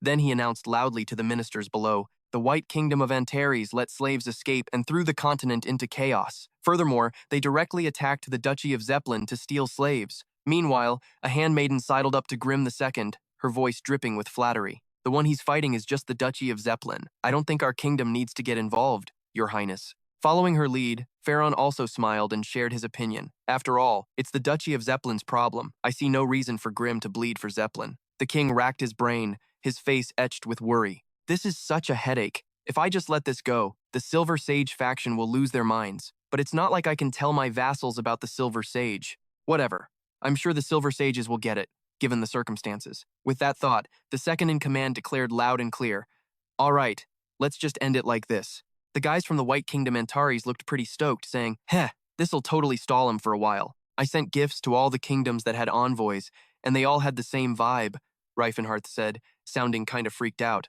"Oh, really? Look, what the White Kingdom did was totally against the rules of nations, but since they played nice afterward and showed good faith, we'll give him a pass." He laid out his take, dead serious. For a dude in charge, he's actually pretty straightforward. Seeing them try this hard, you can't really stay mad at them, even though it was a total pain to get those gifts ready when they were basically broke. Good thing we've got stuff that's more convincing than just gold and gems. The gifts we sent out were all signature items from each race: elven silk, Orosk leather goods, dwarven weapons, and Cho pottery. We've got tons of it in the White Kingdom, but to other countries, it's super rare stuff they've never even laid eyes on. It was a pain to get enough of it, but it was way cheaper than forking over gold and jewels. For what we got out of it, it was basically a freebie. Rifenhardt was feeling super guilty, saying it felt like they were running a scam, which was kind of messing with him. I mean, the White Kingdom Antares straight up promised the other kingdoms they wouldn't start any more invasion wars. Well, it's not technically a lie, because later, when we're way more powerful, we won't be the White Kingdom anymore. He was silently thanking his lucky stars. "It's a damn good thing this guy's on my team. I only let him live back then because I felt a little bad about it." In his past life, he was the legendary wise king of the Robin's Kingdom and the glue that held the human alliance together. He's a talent on a level I can't even touch, me being someone who just brute forced my way into becoming emperor. With a guy like that pulling the strings from behind the scenes, no wonder the human alliance was so solid. Rifenhardt H couldn't help but be curious. "You guys are human too, but you're out here changing the world for all these other races. Doesn't that bother you?" The guy he was talking to just brushed it off. "Kinda rich coming from you, seeing as you're dating Lady Ciela." Rifenhardt sighed, defeated. "Fair point." The other man then opened up for real. "Back when I was the heir to the Fernando family, I dreamed of a world where my people could just live happily. When I started dreaming about being king, it became about the people of CBS. Now, all those folks who used to be called demi-humans are just united under the name human. And now I'm dreaming of a world where humans can live happily. Why would I have any second thoughts about that? The imperial capital, Emperor Land, of the Holy Bastalon Empire. A furious Leopold I gave the order. Burn it all. The tone of the Emperor of the Holy Bastalon Empire. Leopold Bram Bastalon I was totally disgusted. They dare try to bribe times me times with this junk? How pathetic. Did they really think times I'd times be happy to get some ugly bones from those animals? I'll have to punish this clown who dares call himself a king of beasts. The gifts he'd sent were already swallowed by a massive bonfire. Leopold I was fuming. They think they can cover up their disgusting behavior with these cheap-ass gifts? Does the White Kingdom Antares really refuse to kneel? A suck-up next to him coughed and said, "They've ignored the teachings of the seer and haven't hesitated to walk the path of sin. Lord Seer decreed that humans were made in his image to rule over all things. Ignoring that is a direct insult to the Empire, something we absolutely cannot forgive, Your Majesty. Right on cue, all the Viscounts below started chanting, "We must save them with the seer's teachings, Your Majesty. We have to launch a crusade." But then, in the middle of all that, another advisor brought up his concerns. But let's be real, taking down the White Kingdom Antares is too much for us. First off, it's way too far from the Empire, and we'd have to fight their ally, the Robin's Kingdom, too. The other countries also seem to think the Empire is totally overreacting, especially Zeppelin, the continent's #1 trade nation. Thanks to the Empire's protection, they've been raking in massive cash from middleman trading, and they get just as much hate for it. There isn't a single country that isn't pissed off at the Duchy of Zeppelin for ripping them off. They just don't dare call them out because the Empire has their back. That's why when this whole thing went down, everyone was secretly cheering. They're backing Rifenhardt not because they love the White Kingdom Antares, but because they hate Zeppelin's guts, especially the Taikan Kingdom. They even sent gifts back to show everyone they want to be on good terms. It's all because of that shameful aura user from the Taikan Kingdom, Lantis. A while back, the Duchy of Zeppelin refused to help catch him, and even gave Lantis asylum, totally wrecking the relationship between the two countries. So when Antares hit the Duchy where it hurts, of course they were going to love them for it. Then another guy bravely stepped up to speak. We can't just ignore what the other religious orders are doing either. There are a ton of priests from the Ledanti and Philandans orders living in the White Kingdom Antares. Rumor has it some young saint holds a major position there, so the Philadan order is watching them like a hawk. Even though the Seer order is the biggest on the continent, he's not the only god people worship. In some places, the other orders have more pull than we do. The other orders want to use this chance to grow their power, so they've got zero reason to go against the White Kingdom Antares. Leopold I was skeptical. The rumor was that this Fist King guy was a complete idiot. How the hell did he pull this off? He couldn't hold back his anger and yelled, "But are we supposed to just recognize them because of that? Are you guys really just gonna look the other way? The Seer is watching all of you. Can you really live with that?" Just then, a guy named Ines stepped up, bowed respectfully, and said, "Your Majesty, I, Ines, have something to report." The Emperor replied, "Spit it out." His voice was sly. The White Kingdom Antares never declared war on the Duchy of Zeppelin. They just raided them. Leopold I couldn't help but be curious. "Ines, explain." Ines laid it out. The White Kingdom Antares isn't some traditional superpower with huge lands and tons of people. They just have a high-quality military and a lot of aura users. So, I heard they used a small elite squad to pull that job. He narrowed his eyes, thinking, and said, "And?" The guy kept sucking up. "The Empire's power is unmatched. If the White Kingdom Antares can pull it off, there's no way the Empire can't." Then Ines got this super devious look on his face. "We punish them using the exact same method they used. Isn't that, like, totally in line with the Seer's justice?" Leopold got the hint and smirked. "Fine. Summon them." The idea of some distant land. First, Leopold is more than happy to send a message to that arrogant Fist King. Let's hope C's justice is served by those who will teach him the price of breaking the order. Meanwhile, another kingdom was secretly hatching a plan. Squeezed between the major powers, they never had a chance to rise up. This could be their big break. A courtier reminded him, "But Your Majesty, haven't you already accepted gifts from the White Kingdom?" He was completely indifferent. "So what? On the surface, our Green Kingdom has nothing to do with this." Then he gave a cold command. "Kawan, prove that the Green Kingdom's strength is second to none." At the estate of Count Tenez of the Green Kingdom of Rus, the voice was somber. Cyrus's fame is shining bright in Antares. In contrast, the true heir of the Tenez family had to return without his legs. Even though he can be healed by the power of a silver sage, it was too late to realize that the light of Tenez could never outshine the Fist King's golden glow. The bloody battle between brothers is over. As a father, I feel a little at ease. A mysterious voice from the shadows reminded him. "I wonder if Sir Jusith will obediently accept your words? I came to the Tenez family because I still have some sentiment left for you, and because my sword might just take the head of another one of your sons." He just silently glanced at him. At the Marquis Antes family estate, Stefan's father said bitterly, "He killed my son. The kid was a womanizer like me and became a total degenerate, but he was exceptionally talented and had a promising future. If he had just practiced his swordsmanship diligently, he could have achieved great things for the family that would have gone down in the history books. This is a personal request from me, unrelated to the Empire's demands. Sir W. Grandin, I promise the full support of the Marquis Etienne family. Will you help me?" The subordinate sent by Ines also spoke up resentfully. "This humble servant has no intention of standing by and watching those deceitful scumbags run wild. I will cut off the nose of that arrogant bastard and present it to you as a gift." Over in the arid desert, a messenger spoke urgently. "This is a royal order, Sir Gua." The man replied with utter contempt. "What has that so-called king ever done for me? First he was nagging me to be the knight commander, and now he thinks he can order me around for this little errand? He threatened through gritted teeth. Get lost, before I kill you. This made the messenger tremble in fear, before he gathered his courage to persuade him. What if?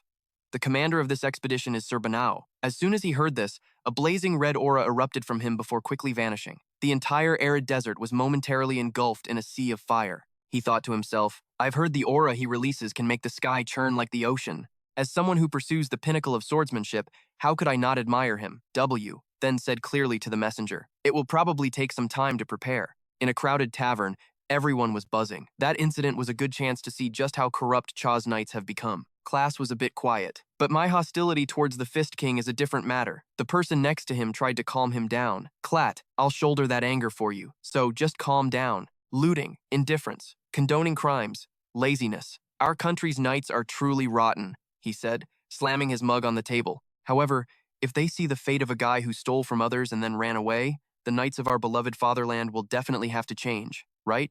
Over in the Robin's Empire, Ben had a confused look on his face and asked, are you telling me you want our nation's aura user, Sir Grandiat, to participate in this expedition? Inez replied respectfully, that is correct. Ben immediately flew into a rage, yelling, are you guys insane? The Empire surely knows that the White Kingdom, Antares, and Krobans are allies. He bluntly expressed his thoughts without any humility. Even though our borders are far apart, you should really think about the relationship between Krobans and the Empire. We heard you like the dwarven style, so we prepared this gift. Hearing this, Yuban became even more furious and cursed them out. You think you can look down on my kingdom just because I'm new to the throne? Go back and tell your emperor that Robins has no intention of interfering in this matter. Inez said in a sly tone. So, you don't need the gift. Ben suddenly froze. In a flash, the dwarves before them were incinerated by black flames. He glanced over at them. I thought even if they are inferior creatures, you would be pleased if they were packaged nicely. I apologize for my short-sightedness, but I cannot allow things that your highness has rejected to set foot on the soil of Bastalon. Inez's face looked like he was suppressing his anger, but he still maintained a respectful demeanor. Next time, I will bring a gift that your highness Urin might be pleased with. Yuban, exhausted, sat on the bed and let out a long sigh. Fi affectionately stroked his head. Urin, you did great. You looked so dignified. Yuban hugged her and whispered sweet words. I only act tough in front of my subjects. I can't do that in front of you. I'm afraid this whole thing is getting bigger than I thought. If it were Sir Rifenhardt, there probably wouldn't be a major issue. But, he hesitated for a moment, then continued, it won't be long now until the day you and I are recognized by everyone and can officially hold our wedding. In the incredibly spacious Pantheon Hall of the Holy See, the Pope gave a clear order. I thought you had already heard the story. Under the authority of the Pope, I entrust the full authority of this sacred mission to you. The person across from him was a bit indifferent. Oh, protector of Tau, did you call this old man here for such a tedious matter? But since this is for the greater good, I will follow your orders. His terrifying face was gradually revealed. I see. The king of the White Kingdom is a disciple of Jurasso. At that majestic ancient palace, Flora yelled in frustration, Ugh, I told you to only put 2 spoons of sugar in the sauce. Inia looked terrified and stammered, Flora, but the taste is a little. Before she could finish, the other woman started lecturing her. Cooking is a process. Please, just stick to the recipe. With that, Flora unceremoniously threw the food away. This was overcooked, so now it's completely burnt. Inia quickly replied, I'll remake it right away. She reached out and grabbed her, asking in a paternal tone, Didn't you say you had cooking experience? Faced with this question, India could only laugh awkwardly. Oh, that was over 10 years ago, she added proudly. Back then, I used to hide my identity and blend in with humans to go on adventures. Everyone praised my dried meat as the absolute best back then, Flora said coldly. So, what you mean is, a bunch of guys who only know how to make stew got to taste something decent for a change. Whatever. She started planning the menu. For lunch tomorrow, we'll just prepare simple sandwiches. That way we won't have to worry about burning anything. Inia played along obediently. Yes, sir. In the reclaimed land near the White King's city, dirt and sand were suddenly kicked up in the distance. Rifen poured all his strength into his fist, preparing to launch himself forward. He showed zero mercy, blasting Cyrus with a direct cannon-like attack. The guy yelled out in protest. Using a move like that in a one-on-one is a bit much, don't you think? Bro, that's an area of effect skill. Not wasting time with words, Cyrus quickly unleashed a massive attack with his blade. Too bad Rifen was faster. He had already slipped behind him. Don't worry, Roos. I'm not using this move to capture you. Before his opponent could adapt, Rifen unleashed a continuous barrage of cannon fire. Just then, the entire area was plunged into a terrifying sea of flames. The two cheered in excitement. It's been a while since we really got to stretch our legs. This feels awesome. Yeah, boss. I feel great after so long, too. Speaking of which, they suddenly remembered the past few days. It's because Sheila's been feeling down this whole time. Yeah, for real. She's become such an amazing, mature headmaid. Rifen looked at the surrounding scenery, expressing his satisfaction. Anyway, in the training room, all we do is break stuff. Out here, we can spar and clear the land at the same time. Killing two birds with one stone, Cyrus nodded and made a suggestion. Want to go another round? The moment he said it, they both charged in to continue their fight. Inia and Flora, watching from the sidelines, cheered their hearts out. Go, Lord Rifen! I'm cheering for you, too! Athika on our side also yelled loudly for her team. It's kinda unfair to only cheer for the White King, don't you think? Hey, Roos, you got this! Yeah, man, land a solid punch on him! Hearing them say that, Cyrus felt a little speechless. Asterisk. Why does this sound so pathetic for me? Asterisk. Slook also appeared to cheer for him. You can do it, Lord Roos, but this just made Cyrus feel even worse. Asterisk. Nope. That one sounds even more pathetic. Asterisk. Inia and the others moved to a corner to watch them. Fight a little quieter.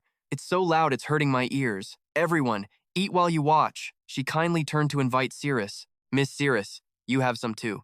But the other woman coldly refused. I prepared my own bento box.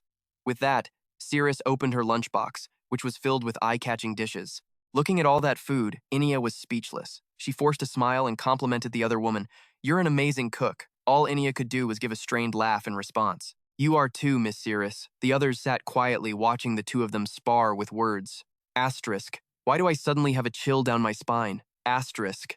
You're probably just imagining it. It doesn't matter who wins. Go for it! Just then, Rifen walked over to them. Whoa! What's with this fancy spread? Inia quickly spoke up to show off her food. I made sandwiches too. Watching him scarf down the food like that, Cirrus was extremely judgmental. Asterisk. I thought he was supposed to be an elegant mage. How is he any different from a regular person now? Asterisk. Meanwhile, Inia was totally into this side of him. Asterisk. Even the way he eats is so manly. Asterisk. Cyrus suddenly spoke up first. That time I ran into Christine and Jelen, I was scared as hell. She got her hands on some M-sword from who knows where, and it actually took some effort for me to deal with her. Speaking of which, Cyrus also remembered something. Now that you mention it, that guy Usus also showed up with a weird, ancient artifact. After hearing that, Rifen recognized it. Wait a sec. Cyrus, was that the Holy Light Sword, Messiah? He nodded in response. You know about it? Well, I guess it makes sense. It's super famous, after all. Hearing that, he felt a bit dazed. Asterisk. If it's the Holy Light Sword, Messiah, isn't that Cirrus's sword? Asterisk. Asterisk, I used it a ton because it could buff all my skills, but I gave it to my second in command later on. Asterisk Rifen then offered a theory. You think maybe that huge woman just stumbled upon it by chance? Cyrus immediately shot that idea down. Kristen said the Silver Sage gave it to her. He was now incredibly curious about this. And that Rifenhardt guy too. Why is everyone suddenly showing up with ancient artifacts? Something's not right. We need to start seriously gathering intel. Sometime later, at the Adern mountain range, the western branch of the Great Low Range, stood the new capital of the White Kingdom, Antares. It meant City of Five Colors in the ancient Jin language, and Adern Grad was under construction. Within the mountain ranges was a modern city, with intricately built structures all around. Looking at the scenery here, he couldn't help but praise it. Whoa, it's actually starting to look like a city? The last time I was here, this was just an empty wasteland.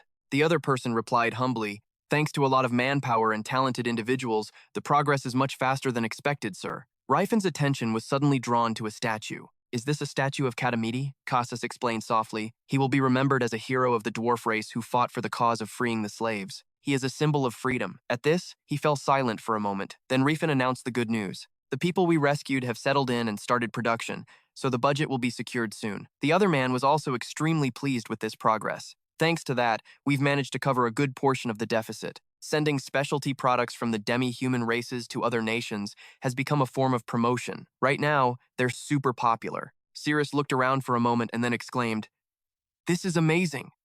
It doesn't feel any less impressive than Jelen at all. He replied with a smile. I used to think elves would have a hard time living here since it was built by dwarves, but it looks like I was worried over nothing. Inia suddenly asked, are you planning to plant a world tree here too? Lord Rifen nodded and laid out his plan. I plan to plant the third world tree deep within the Adern range since it would attract too much attention out in the open. That way the elves won't have any trouble living here anymore. The people nearby quickly turned their attention toward them. Hey, it's the White King! The Prime Minister is here too! They couldn't stop gossiping about them.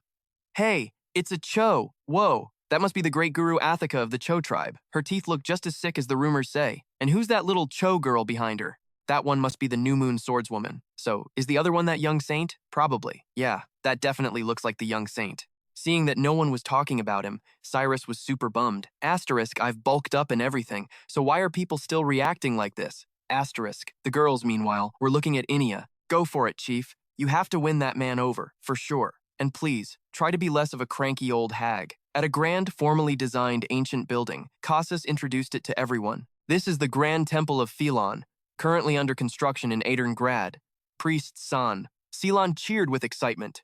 Whoa, it's huge! Seeing his reaction made Riffin happy too. You like it that much, huh? He exclaimed enthusiastically. Of course I do. I'm the Archpontiff now, after all. Seeing that, he offered his congratulations. For someone your age, this is a totally unprecedented promotion. Congrats. Archpontiff San, I'm happy for you. Rifin turned to praise the other man. This is a perfect city, Kankin. You've worked hard, he said humbly. It would have been so much better if the capital was named Rifin City or something. Hearing that, he got kind of flustered. How could they give him such an embarrassing name? Just then, someone came riding up on a horse with a message. An urgent report for the Prime Minister from Jarus? Rifin asked curiously. What's wrong? The guy quickly replied, It's a letter from the Magic Tower in Jarus. He immediately recognized the place the Magic Tower built by the Dwarf Mage Corps. The moment he opened it, the color drained from Cass's face. This is, Rifin said, totally bewildered. What is it? He quickly showed it to him. After reading it, Rifin's expression darkened, too. The message said that the enemy was attacking Jarus. He fell silent, thinking about his current position. Elsewhere, everything in the area had been completely destroyed. All the buildings were now just piles of rubble. Cyrus looked at the chaotic mess with a bit of curiosity. The city gates and walls were shattered, but there wasn't a single enemy in sight inside the city. Inia also noticed something was off. If a huge army had really passed through, there's no way they'd leave so few traces. Rifin scanned the area, trying to find a clue. Where the hell did they even attack from? The Basili Kingdom or the Bastalon Empire? If it was the Empire, they'd have to go through Basili, so there's no way they could have moved their army. Just then, their attention was caught by a building that had been sliced in half. Seeing that, Inia's expression grew grim. The city hall, the main administrative building of Jarus, was split in two. It looks like it was done by an Aura user. Cass was just as stunned. To handle the affairs of the Jatan Duchy, we sent gifts to many nations, but there were some who refused. Even though we expected a large-scale invasion, this happened weirdly fast. Countless questions were swirling in Rifin's mind. This wasn't magic. The only thing that could do this had to be an aura blade. But who the hell was it? All around them were corpses, lying scattered everywhere. The sight filled him with absolute rage. Pion, the mayor of Jarus? He was a very capable friend. Who the hell did this? Inia scanned the scene once more and made a guess. Some people were crushed to death, but the knights' bodies have sword wounds on them. It looks like they broke into the city hall, massacred everyone, and then destroyed the building before they left. Their main goal was probably information.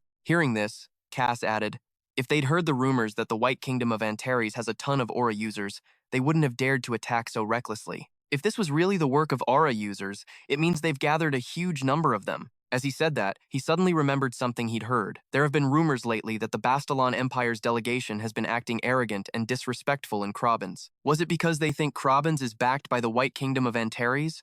Or was it payback for Krobans paving the way to free the slaves? The Empire was already pissed off with Krobans' new dynasty anyway. They must have wanted to send a warning and show off their power. Next time, I'll bring a gift that will make Prince Yuban very happy. This was a totally humiliating event for the Krobans' dynasty, so everyone kept it under wraps. But this made Cass extremely worried. Even though he's an ally, that Yuban guy would never spill anything related to the Empire. It means if we pull any more useless tricks, they won't let it slide. With that, Cass made his decision. I will summon the Night Order and send a message to the Aura users scattered across the lands. Suddenly, someone called out with a stutter, El Lord Fist King.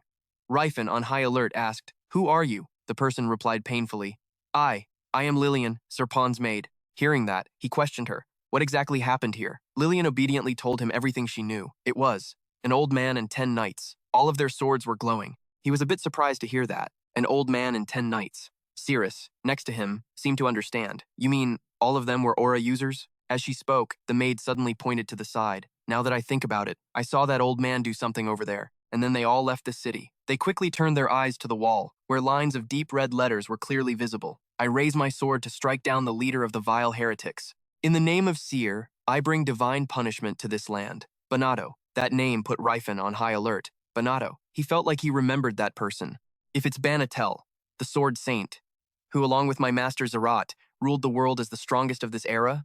Once he understood, Rifen started to panic. Damn it, the White King's castle is in danger. At the White King's castle, a terrifying explosion erupted. As soon as she heard the noise, Adrenal ran out in a panic. What's going on?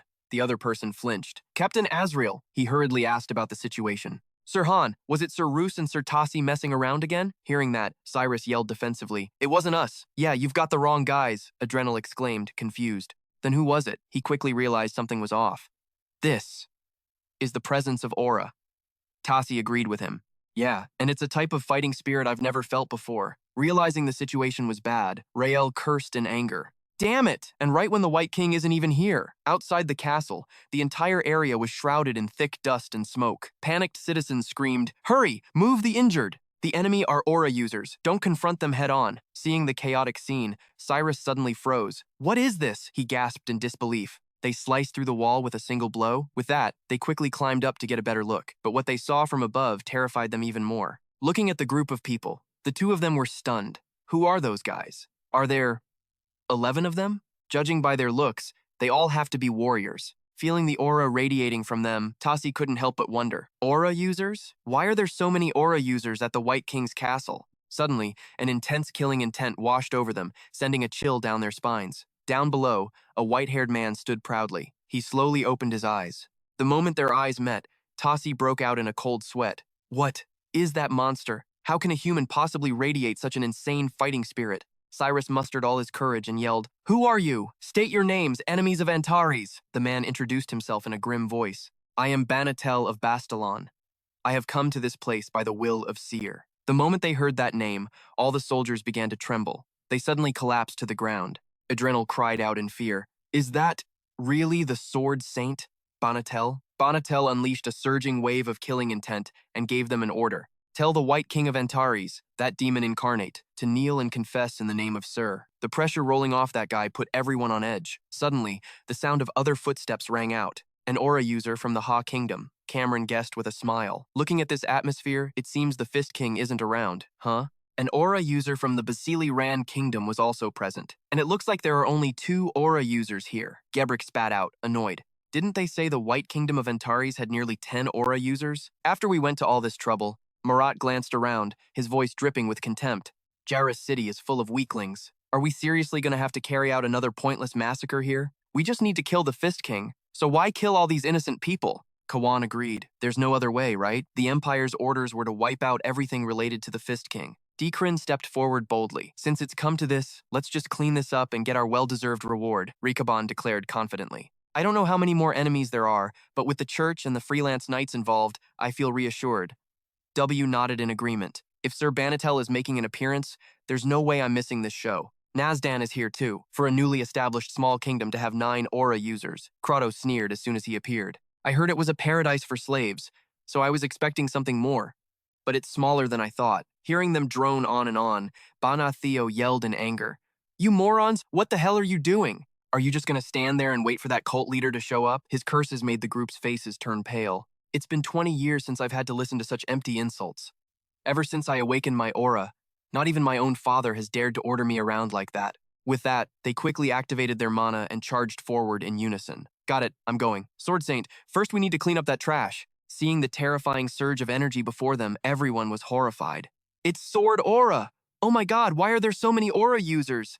Adrenal was in a complete panic. Right now, we only have Sir Roos and Sir Tacit as aura users on our side. And on top of that, they have the continent's strongest swordsman, Sword Saint Banatel. What are we supposed to do? Even if all the aura users of the White Kingdom fought together, it's not certain we could hold them off. He fell into despair. Is this where my fate ends? Kraz suddenly glanced at the person next to him. As I thought, this is the only way. Right, Tacit? Tacit seemed to understand what he meant. I guess we have no choice, Roos said as he drew his sword. Even if his group gets here at top speed, it'll take half a day. Are we supposed to hold these guys off for that long? Looking at the scene before him, Tacit could only feel admiration. Humans really are terrifying. We had to scour all the other races just to gather this many fighters, yet they can easily send out a dozen just because they want to. With that, the two of them resolutely leaped down below. He spoke fiercely to his comrade. Even so, we can't just give up and die. Toss it also exclaimed with excitement. We have to try our best and see how far we can get. As Roos finished speaking, they both shouted in unison. I am the sword of Tenez, Sias of Antares. I am the warrior of the Blue Bear tribe. Toss it! They unleashed a powerful aura and solemnly declared, We challenge you. Who among you dares to accept our challenge? Looking at the guys in front of him, Ba Nao said with contempt, a couple of brats pulling cheap tricks. Meanwhile, the soldiers were in a state of utter confusion over the duel. Did Sir Russ and Sir Tate just declare a duel? Adrenal was just as shocked. There's that method too. Bao's group hesitated a bit at this. This is troublesome. Now what? What should we do? Although Cyrus was scared, he told himself, we have to stall for time. Cyrus was now extremely confident in his plan. They're knights. Once a formal duel is challenged, they have to follow their knightly code and send out one person for a one-on-one fight. No matter what, we have to try and stall. Surely someone of the Sword Saint's caliber would never agree to cross swords with a young junior like me. Banatel turned around and asked them, who's going to step up and teach these guys a lesson? He anxiously awaited the result from the other side. He'd probably have to fight one of them, but either way, he could buy some time. The group was hesitating and discussing among themselves. If it were a normal duel, it wouldn't be a problem. But with so many eyes watching, those two didn't look like easy opponents at all. They couldn't afford to reveal their weaknesses in front of everyone else. Seeing them hesitate, Banatel exclaimed in frustration, How disappointing. Can you only worry about what others think? Fine, you cultist hounds. Seeing the man step forward, Sias's face went blank.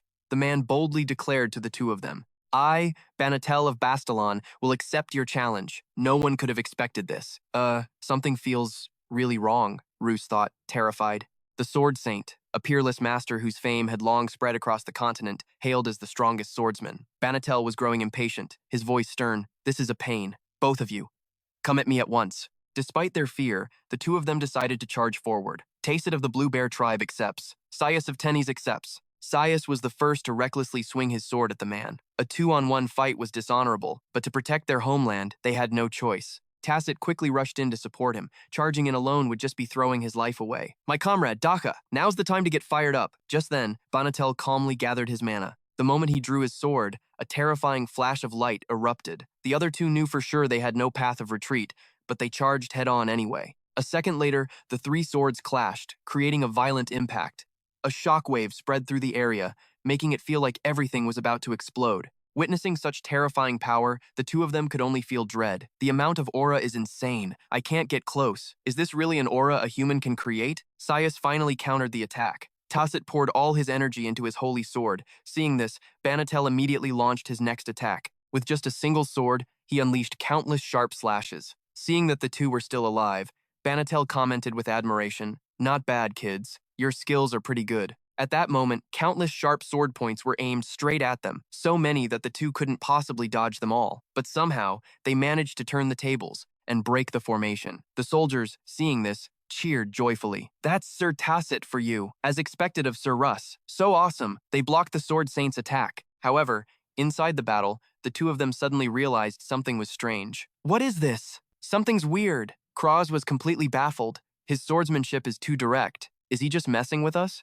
But he looked so damn serious. Was he just messing around? He started to wonder. Is the title Sword Saint just a load of crap? I'm gonna use this opening to hit back.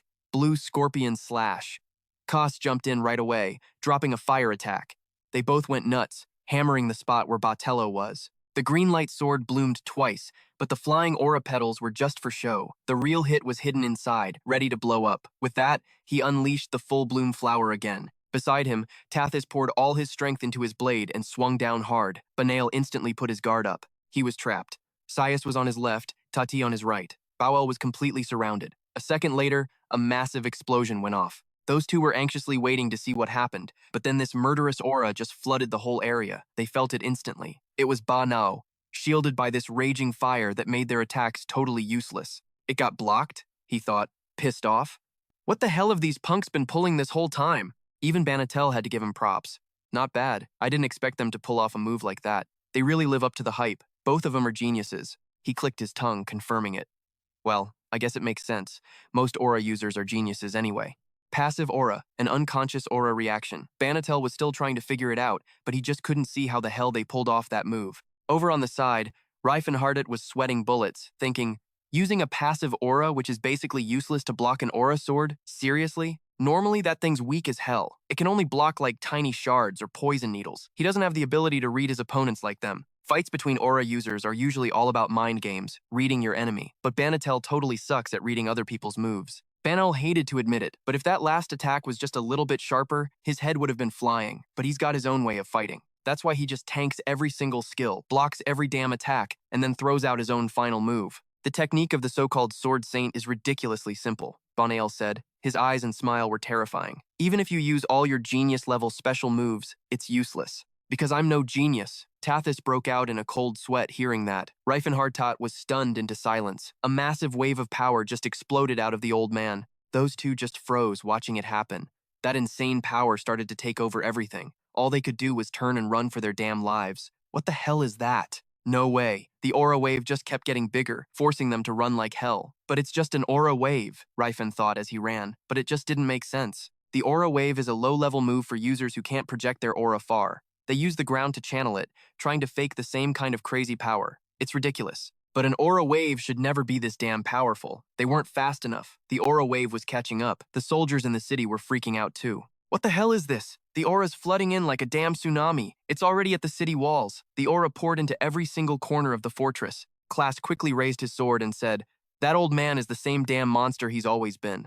Fernando was fighting his ass off beside him, but this whole scene just looked wrong. Tathis transformed into his giant form, getting ready. No matter how strong it was, Rifen also got into his stance to unleash his own move. "I'm not going down to a simple trick like this." Banatel also had to give them some credit. "You two are pretty good. You actually took that last hit." He pointed his sword straight at the sky to unleash his next attack. "Then try this on for size." An even stronger attack came at them. The two of them gritted their teeth, trying to stay on their feet. Banatel laughed his ass off, not shy about praising them. "Damn, you kids are talented. You handle aura like you're kneading dough." Then he shot out another, even stronger, aura wave. But it doesn't matter. When you're up against this much raw power, all that skill is useless. Tathis couldn't take it anymore. Damn it. Again? Even Rifen was terrified by what he was seeing. The next wave of aura tore through the air toward them. Where the hell is all this aura coming from? It's like it's never gonna stop. The crimson aura wave swirled in the air, putting more and more pressure on them. The aura is swallowing the whole damn fortress. At this rate, the whole place is gonna be crushed. What a reckless way to fight, with zero regard for the consequences. Orders were being shouted everywhere. "Evacuate the wounded! Find some cover! The walls are dangerous! Fall back into White King Castle now!" A group of people watched from the rooftops. Friend and foe alike are scared shitless. Do we really need to be here? It's like a field trip just for aura users. Isn't this the perfect view? 11 seemed kinda disappointed in Banatel. Hey, is Sir Banatel still stuck using those basic moves? He's really no genius. Klaas watched the situation and confirmed, but he's definitely a monster. The guy next to him was getting hyped. "So this is what they mean by making the heavens tremble, huh? I heard the Sword Saint was fighting, so I was hoping to learn a few tricks. But looking at this, I don't know what there is to learn." Fernando really couldn't believe what he was seeing. His skill with aura is just at a basic level. So why the hell is his aura supply so ridiculously massive? Tathis had probably collapsed by now, and Rifenhardt was shaking all over. Even though he was hurt, he realized, that's not some secret art or high-level technique. Banel walked up to them with a terrifying look on his face. "It's simple. It's just a ridiculous amount of aura. When he was young, he wasn't anything special. As a kid, Banatello was not some prodigy swordsman. He wasn't like those famous prodigies who get one lesson and understand 10 things. He didn't have that genius spark to learn something in a flash that took others 10 days to learn. His opponents made it impossible for him to attack. There are always variables in a fight. Your enemy isn't a puppet that just repeats the same moves over and over. You gotta know how to adapt." Banel was a stiff swordsman, which made it hard for him to win. In fact, Banel completely lacked that ability to adapt. He could perfectly copy what he was taught, but the second his opponent changed things up even a little, he'd just be swinging at empty air. The young Banel was just an okay swordsman. Nothing more, nothing less, but he wasn't useless. In fact, that guy had one thing that put him above everyone else. Banael was drenched in sweat from training. It was his stupidly stubborn persistence. He'd get back up and swing his sword exactly how he was taught. If you taught him one thing, he knew one thing. He couldn't adapt at all. All he knew was to practice what he was taught, over and over and over, until he mastered it. Banatel raised his sword to the sky again, and he could execute that move more perfectly than anyone else alive. Banatel was laser-focused on every single swing. I mean, if you had to swing a sword 1,000 times, anyone would get tired and zone out halfway through. But grinding it out, never quitting, and swinging that sword till the very end, that's the mark of a true master.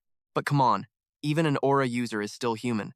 There's no way the first swing and the 1000th swing can be perfectly identical. And yet, every single one of Bato's swings looked exactly the same. The guy was the definition of extreme perseverance. But for Banatel, losing focus wasn't even in his vocabulary. The guy was the embodiment of consistency. His first swing and his 1000th were identical. A genius forged through pure hard work. Even with the sun scorching down, he just kept training, using only the most basic aura skills and relentless in without a break. The more Bana trained, the more fired up he got, honing his fundamentals to their absolute limit. Now he was witnessing just how powerful he'd become. And just like that, 30 years had passed. Tathet clutched his head in frustration. Damn it, he's a total monster! Rifenhardt quickly warned his teammate. Tathet, we have no shot in close combat. We have to change tactics. He seemed to have figured something out. The way that guy uses aura is incredibly simple. With that, Rifenhardt quickly launched his attack, and 7 stars Tathet immediately swung his sword. Bana just stood there waiting, only making his move a moment later. The clash of their blows created a sound that echoed through the sky.